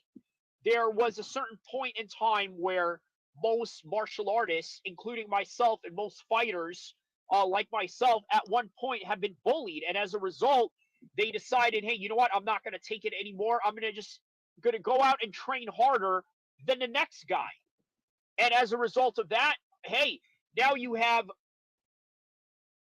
a hand-to-hand combat leverage over the next guy that you deal with. Now, if you're dealing with other means of war, obviously that's a whole different range of politics that we're talking about and different types of engagement. But for the most part, if you train combat sports and you know you're in a place where a lot of people don't have guns, I think it's safe to say that you're always going to feel like the biggest man in that room. No doubt about it. I mean, tell me otherwise, right? The guy that has the most skills in the room is going to be the most dangerous guy, and there's no way around that. So, moving on with the topic at hand, right? So, this is kind of great. We're building different topics off of this. Obviously, this live stream was only predicated on reacting to the press conference with Terrence Crawford and Madrimov, and then also the other undercards that are going on as well. Very big cards and whatnot. They literally needed to do 3 different press conferences to get that thing popping. But nonetheless, it was what it was. And like I said from the beginning, not a whole lot of trash talking or anything like that. Just 2 guys that are being respectful, ready to have a scrap. But it just so happens that Eminem is going to be the guy that's going to entertain everybody in the process of the entire event. Okay, so he's just throwing me some emojis there. Yeah, so shout out to everybody in the chat, man. Just keep them coming while we talk about a wide range of different subjects in combat sports. Here's one that I'm going to leave out with, right? Because I'm going to probably need a good 5 minutes to talk about this subject, and then I'm going to probably head on out right after this, right? Should John Jones be stripped of the heavyweight championship? My answer is no. And I think that I completely agree with the notion of Tom Aspinall being the interim champion. A lot of people don't. And the reason why is because, well, let's just be honest about this, right? Could we honestly say that Tom Aspinall is taking the harder fights? I will go out of the limb and say that he is taking the harder fights. No doubt about it. I mean, we're talking about Pavlovich, and then we're talking about Curtis Blades twice. Bison Tybor. He's beating all the monsters. Pavlovich was a big scoring win for Tom Aspinall to solidify him as the true boogeyman of that division. But nonetheless, he is taking on the tougher fights in terms of the boogeyman names. Now, John Jones, the only claim that he has is this. He is the guy that is holding the lineal championship, because as soon as Francis left, they deemed the fight between Cyril Gane and John Jones to be the next possible metric measurement of who the best heavyweight in the world is. Okay? Why? Was it right? Yes. 5 rounds, Cyril Gane went with Francis Ngannou, and Francis Ngannou was the last guy, and that was his last fight.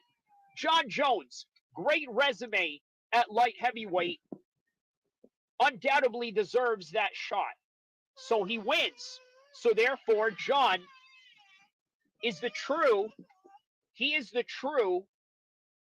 quintessential lineal champion of the undisputed heavyweight championship belt. You can't take that away from him.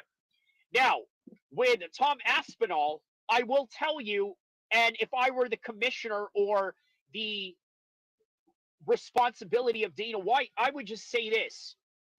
The minute that Tom Aspinall is ducked by John Jones and that he vacates and retires, the fight with Curtis Blades is going to be counted as a title defense for an undisputed championship belt.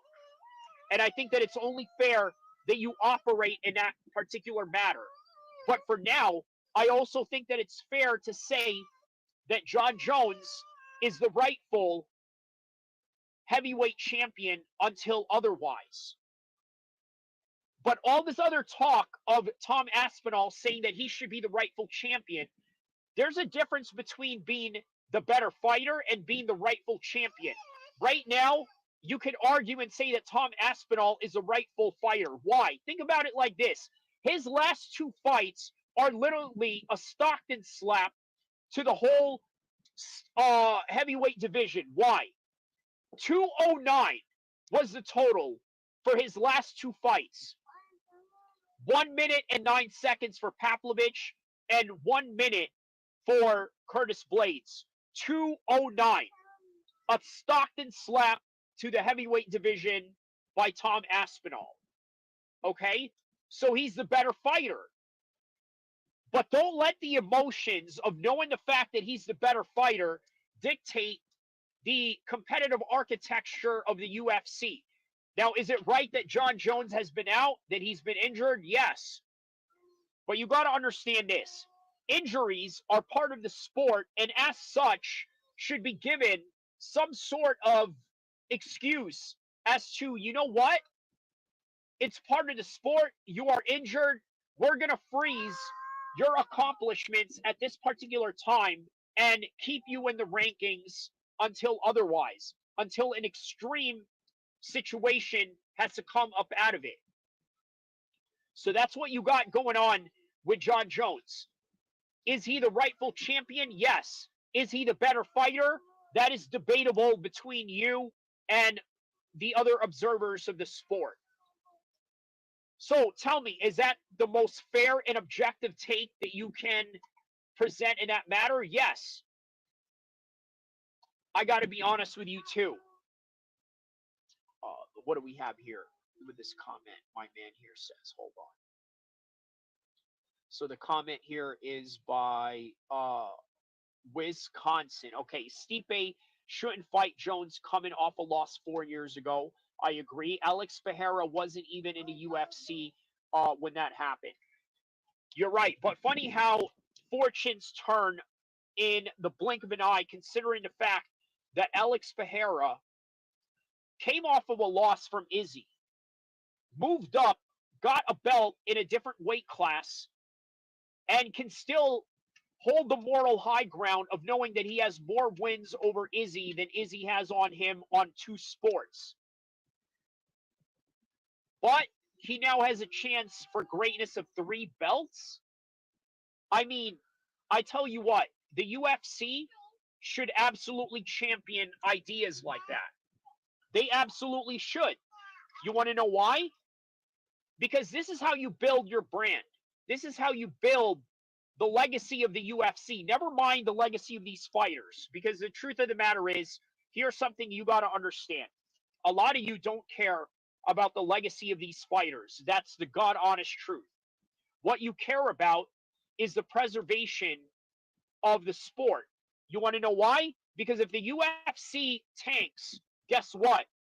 Your entire Saturdays are going to be altered. Me, I'm not a young man. I'm not a teenager. I'm not one of these teeny boppers that has to go out in the club or anything like that, unless, of course, there's business involved in that particular venture. Then I would have to force myself to network in that particular light.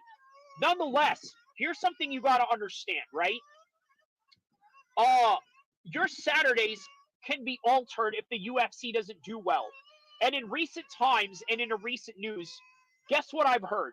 The UFC has a lawsuit going on with a judge that I believe threw out the settlement, saying that the settlement wasn't enough, that they wanted more. I've never heard a judge do anything like that. But anyways, an ongoing case that is going on with the UFC. I urge you guys to take a look at it at some point. And once again, maybe a topic for a different video and a different time. Nonetheless, here's something you got to understand, right?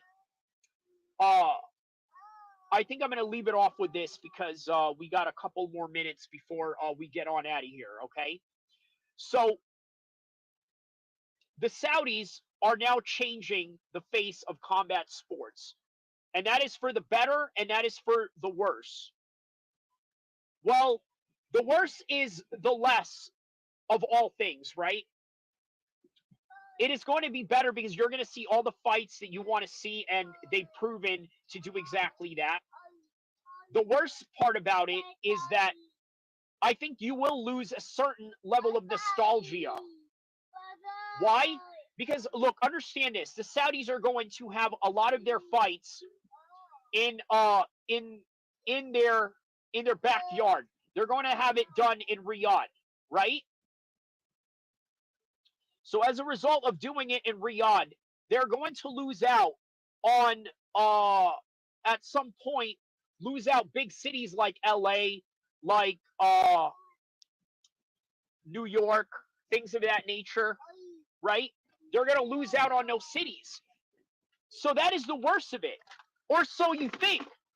So how about this? In turn, how crazy is this?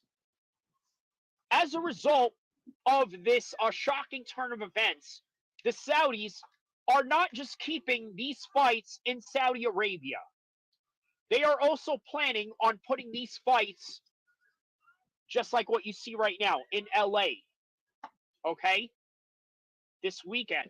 They're planning on doing it in New York. They're planning on doing a Chicago card. If the market demands it, they will do a San Diego card. Go literally anywhere in the world in order to fulfill whatever market is willing to watch whatever fight they're willing to promote. That is what you have going on with their situation right now. So I'm going to leave it off with this comment right here. Let's see. Wisconsin Imp says, I think Riyadh is going to be global because Turkey expressed not wanting to be the only one. So the only one. Saudi going to be the only one. So if he keeps this going, we are in good hands. Okay, so you're saying that if he keeps this going with the Saudis, keep it going, we are in good hands. Yes, we are.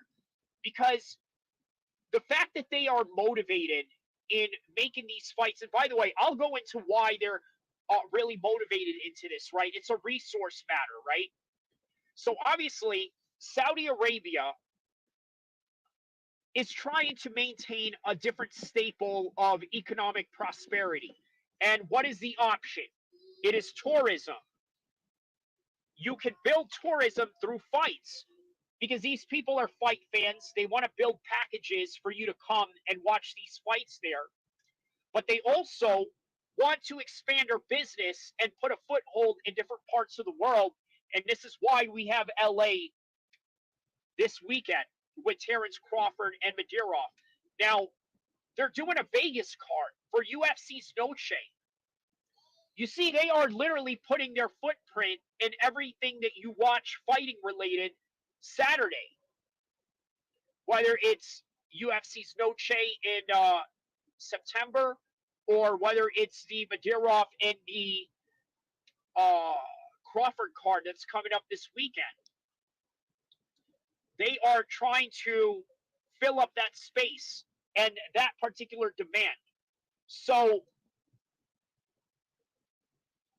it's part of their tourism to build that in their economy, which means their motivation of constantly putting up good fights are going to be high. And they have the spending money to do it. Now, here's what's crazy about the money that they are spending, right? It's either a hit or miss. But I'm going to be honest with you, right? If you throw so much money into the pot of gold, I mean, there's a great chance you could produce more pots of gold out of it. There's a great chance of that. Because guess what? Your normal average billionaire, who are not the Saudis, who are not in the trillions, who are not like the Emiratis, yeah, they're capable of spending billions, but they don't really want to take that risk because they don't know if they're going to get anything back. You do business with these guys and they do business for themselves, they're going to spend all types of money that could probably be of, let's say, a lost profit in a short term, but gain even bigger profits later on. And what is a prime example of this? Dana White, the Fertitta brothers and the UFC back in the early 2000s. They bought the company based on the fact that it had 3 famous letters. And what did they get out of the $2 million? What is the UFC worth now? Now that they are merged with the UFC, the WWE, and TKO as a whole entire company. $10 billion. Okay, so $2 million, and that's $10 billion. Even just with Dana White's salary alone, we can estimate and say that Dana White is a half billionaire. $2 million out of a half billion, and even more billions that are in that pot of gold that they created. So it's not impossible that the Saudis are going to make something out of it, especially when you are making quality product such as Terrence Crawford and Canelo Alvarez, if you can even push that and get it over the line. So speaking of over the line, this is where I go over the line right here. This is my entire hour of live streaming with you guys. Thank you to all those that have tapped in with me. Don't forget to like and subscribe. Check out the new videos that I have going on. I'm going to drop a new video tonight. It is titled Terrence Crawford and the Saudis relationship, this special relationship that they have going on. Just look out for something to that extent in that title. I will see you guys in the next one. Inshallah, like and subscribe, watch from beginning to end.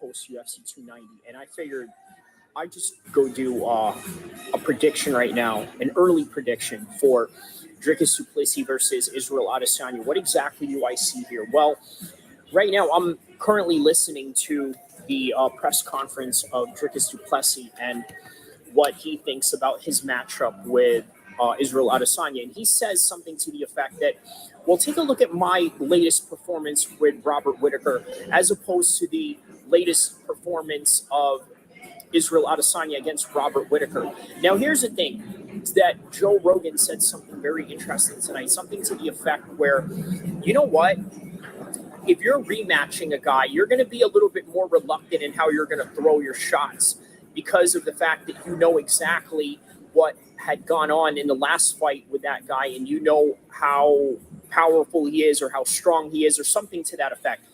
Joe Rogan said this during the Jimmy Crute versus Alonzo Menefield fight. And I thought that was really interesting because, you know what, if you think about it, that's kind of the reason why Israel Adesanya was very reluctant against Robert Whittaker in their second fight. Now, reluctant in what sense? He knew that he could knock out Robert Whittaker, but could he do it again? That was the issue in and of itself. He was going to have a hard time doing that because obviously Robert Whittaker is very adaptable. He's very strong in his wrestling. He's got a lot of tools in his kit. So for him to go into that fight and just be the same sloppy Robert Whittaker that was in the 2019 fight with Israel Adesanya, it wasn't really going to go down like that. So of course Israel Adesanya was going to have a harder fight, the second time around. So in all honesty, look, I don't see Dricuss winning at all. Why? Because look, here's the thing. What did I see tonight? Right? He's strong. He's got this natural gift of just strength, and you can feel it in his punches. You can feel it in his takedown attempts and his clinches, and he showed that against Robert Whittaker. The thing is, could he beat him? I don't think he can. And the reason why I don't think he can is because Israel Adesanya just has this type of style where not only is he very elusive, not only is he very long and tall, but he knows how to use all those things in a simultaneous motion that can outstrike anybody at any time. what does Dricuss have to do to win this fight? Well, for one, he's got to try to out-wrestle Israel Adesanya. He has to knock out Israel Adesanya in the same similar fashion that he finished Robert Whittaker with tonight. He hit him with the body, and then he went down, and then he went and finished him with a ground and pound. He needs to do something similar to that. But the thing is, how is he going to corner him? How is he going to trap him into a cage or into the ropes in the boxing terms? How is he going to do that? Because Israel Adesanya is a master of range, and he's got the height to do it. He's got the kickboxing experience. And it just seems like in comparison to Dricuss du Plessis, he seems green in comparison to Israel Adesanya, whereas Israel Adesanya seems to be this super veteran of the fight game. Well, the way that I see this is that, once again, I just don't see how Dricuss is going to win this in any way. But once again, this is only the early predictions, and they call it the theater of the unknown. So you never know what's going to happen in these fights. But in the meantime, enjoy the ones that are coming before that, and then enjoy it when it comes. Enjoy your night and enjoy the fights. And enjoy Dricuss du Plessis versus Israel Adesanya that's going to happen. I can't wait for it.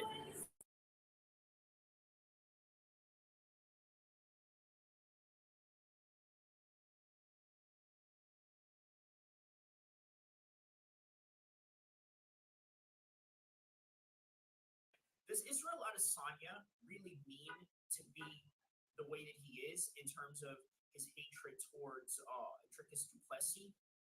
Maybe. Maybe there's a trigger in Israel Adesanya where he feels like, okay, you know what? I'm really triggered by this whole entire thing of Dricuss du Plessis saying that, oh, I'm not a real African because I live in New Zealand, and Dricuss du Plessis is a real African because he lives in South Africa.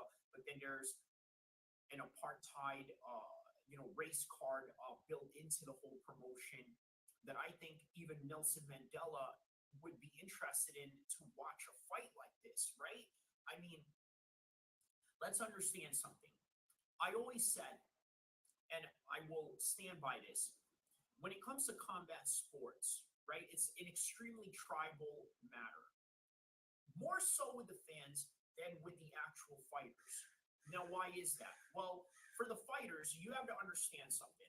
They understand that this is a sport. They also understand that they are businessmen. They also understand that they are part entertainers. And they also understand that this is part of the game that they have to do in order to sell tickets, especially if you're one of these regional boxers or regional MMA fighters that's coming up on the scene, and you got to sell tickets, you got to sell yourself, you got to sell an idea, an image to people in order to get them interested in your fights and what it is that you do.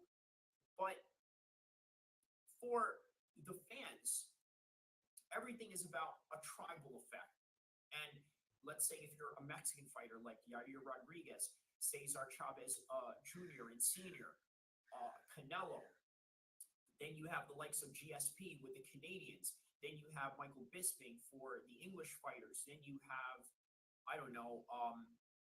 Jose Aldo for the Brazilians, Gilbert Burns for the Brazilians, Khamzat for not just the Russians and the Eastern Europeans, but for all of the Muslims, and that includes Islam and Khabib as well, and Bilal Muhammad for the Palestinians, and so on and so forth. It's a tribal matter at hand, right? It is to try to connect a certain aspect of, okay, I'm from this part of the world, and this fighter right here is from this part of the world, so I'm going to support him as such because of that. But for the fighters, sometimes they play a role. Now, with Israel Adesanya, I don't know how much of this he's playing a role or how much of this he's really dead serious. With Dricuss du Plessis, it almost feels like he's thrown into this situation to where he doesn't know how to really react. And I don't know if that's part of the mind games, but I can tell you that that certainly will affect the way that he comes about things. I saw this meme regarding Israel Adesanya where I believe one of his agents, maybe it was Tim Simpson or something to that effect, was whispering in his ear. And then the meme said something like, yeah, keep saying it to him because you can't say it back to you. He can't say it back to you. Because as you know, Israel Adesanya was dropping the N-bomb, saying, yeah, my African this, my African brother, my N-word, you know, this and that, what N-word, blah, blah, blah, what N-word, blah, blah, blah, this and that. Nonetheless, it's like with Dricuss Duplessis, he's kind of stuck. He doesn't know what he's supposed to say. He doesn't know if there's a right way or a wrong way of going about things or this and that. And then on top of that, we live in a cancel cultural world right now. So it's almost debilitating in Dricuss Duplessis' part for him to even respond to something like this. And in the way that he responds, it's like, huh? You know what? I'm racist? What? Huh? I'm part of the apartheid or this and that. But it's quite genius in the part of Israel Adesanya. I don't know if it's deliberate. I don't know if it's serious that he's doing it or if there's a methodical game plan attached to it. But nonetheless, it is the cause and effect that is going on, whether he's subconsciously acting on it or planning on it or anything to that effect, right? Either way, it's genius because imagine this. I want you to imagine right now, right? Let's say they announce the Dricuss Duplessis Israel Adesanya fight tomorrow.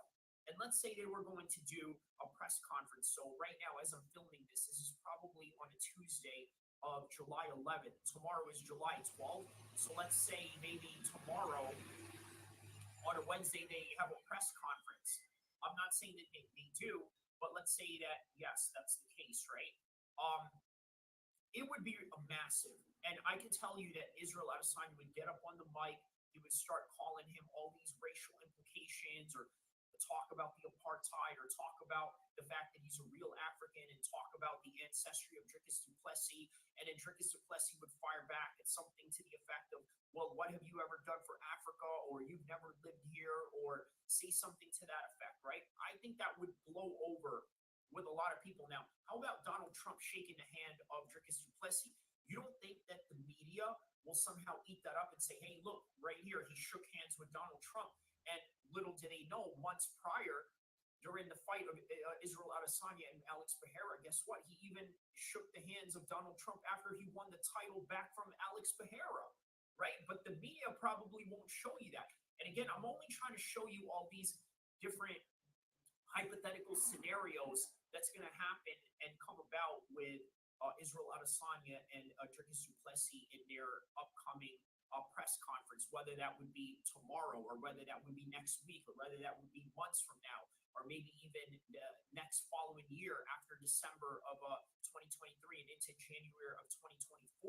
Who knows when this fight is going to be, but when this fight happens, it's going to be big, it's going to be massive, and there's going to be a lot of huge racial implications behind it, even though Dricuss Duplessis wants no part of it. Now, why is that? Well, because let me just be honest about this whole thing.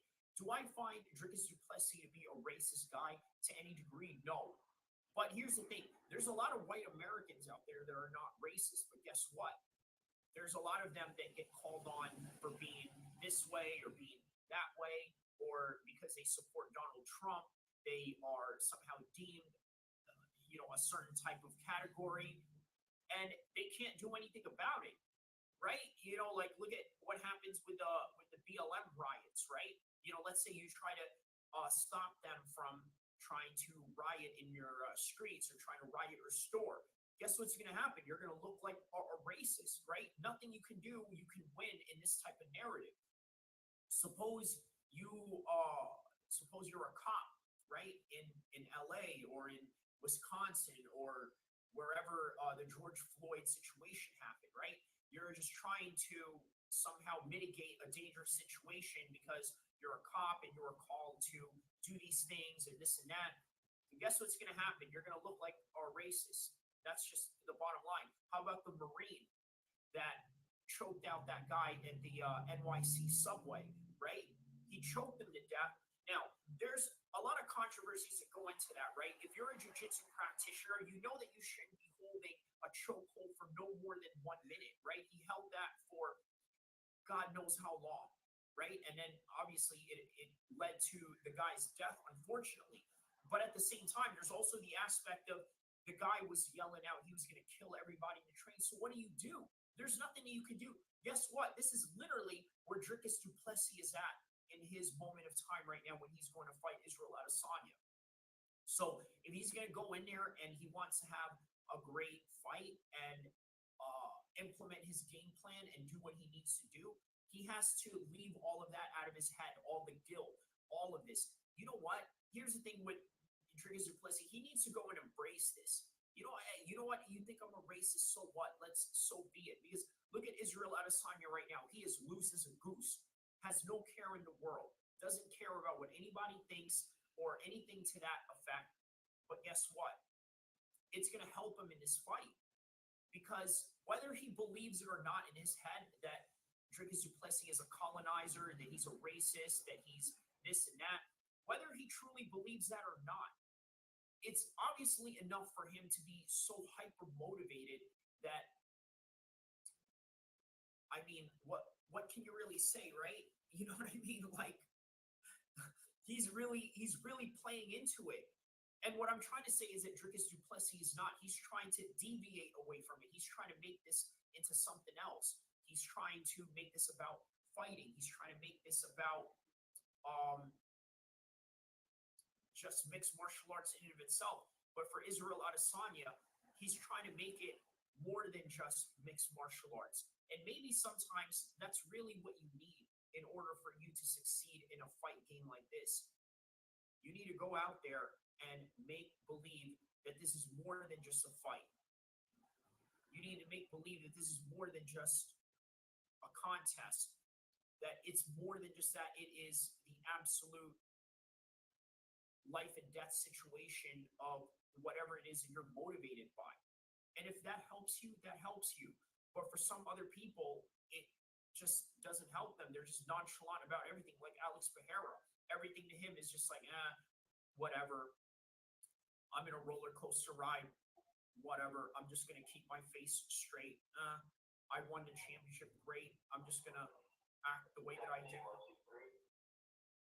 And that's it. That's just what I mean.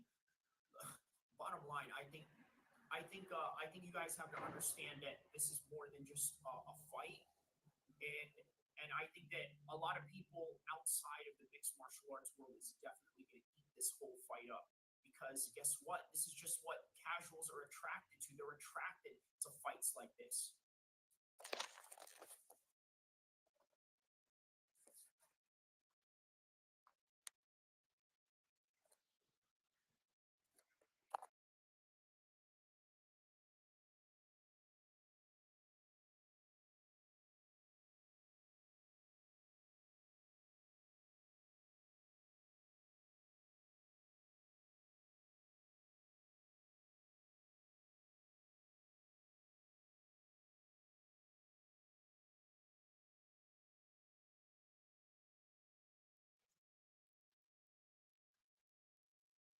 All right, so welcome back live, ladies and gentlemen. I am back live right now, and I'm going to give you my final thoughts on this particular matter of Terrence Crawford and his relationship with the Saudis. Also, just the overall event tonight and everything that we had witnessed, right?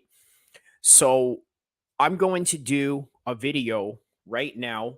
I'm going to shoot a video as I'm doing this live, but I'm filming a video while I'm doing it on audio, and you're hearing it as I'm recording it, because you're going to see this recording in a matter of days. And guess what? If you're here, you are in for an exclusive, because I'm going to do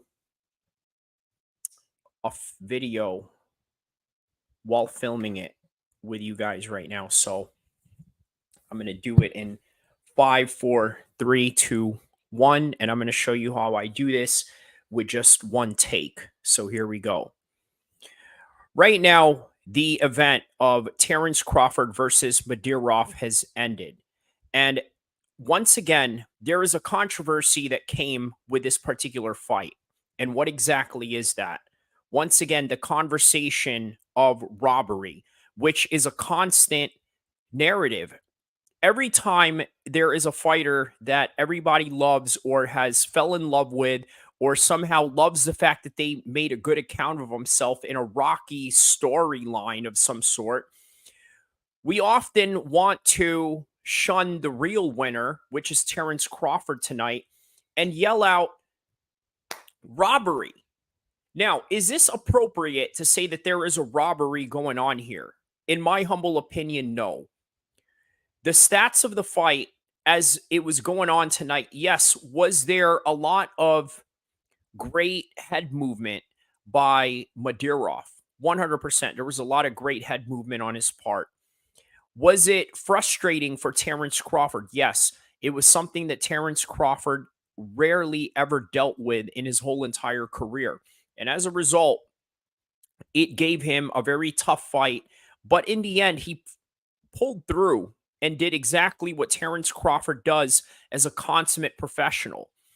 So why are people still saying that this is a robbery?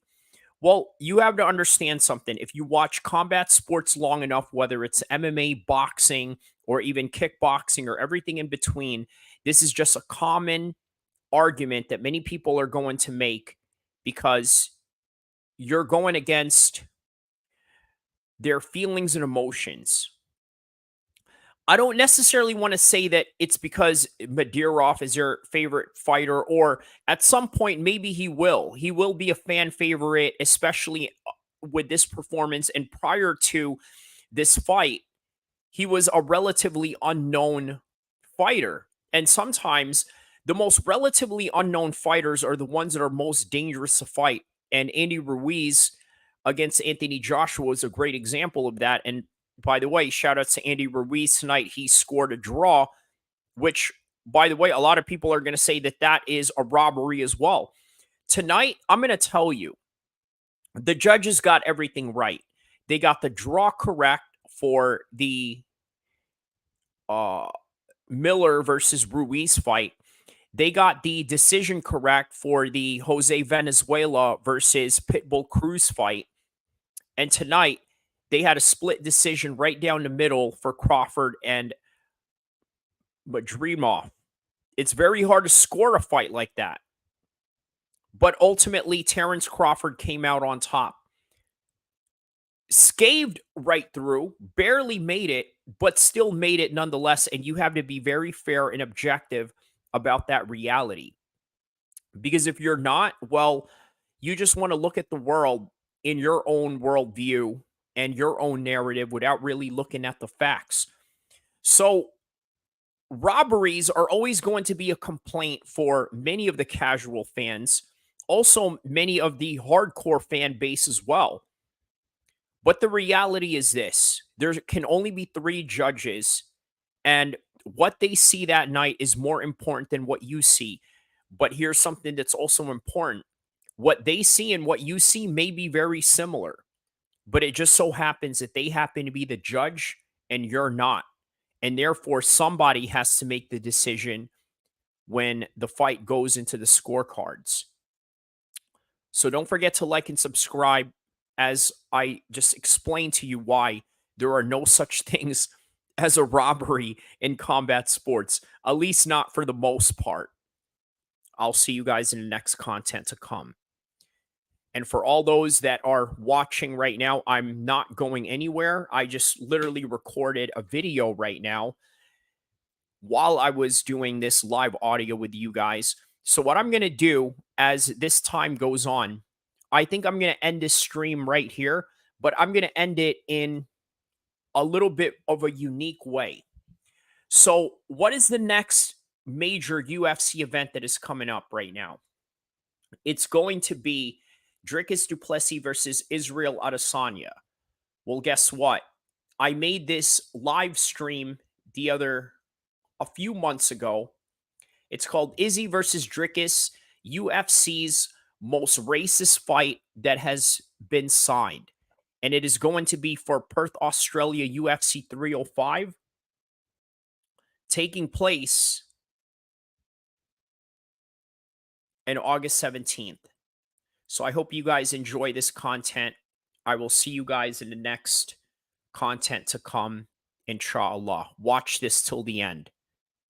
I think you already know that this fight is already signed for August 2024, somewhere in Perth, Australia. As a matter of fact, the same location that I believe the last UFC Australia was located at.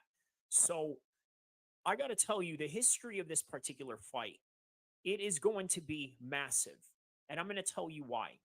You have to understand that one of the biggest attractions in combat sports is literally, I hate to say it, but racial implications. You see that in boxing. You see that also in MMA as of late. Now, what's really interesting is all throughout the history of mixed martial arts, it's never really been about race, ever. And I think there's a good reason for that. For one, I've always mentioned and said over and over again that Conor McGregor was responsible for truly bringing an urban hip-hop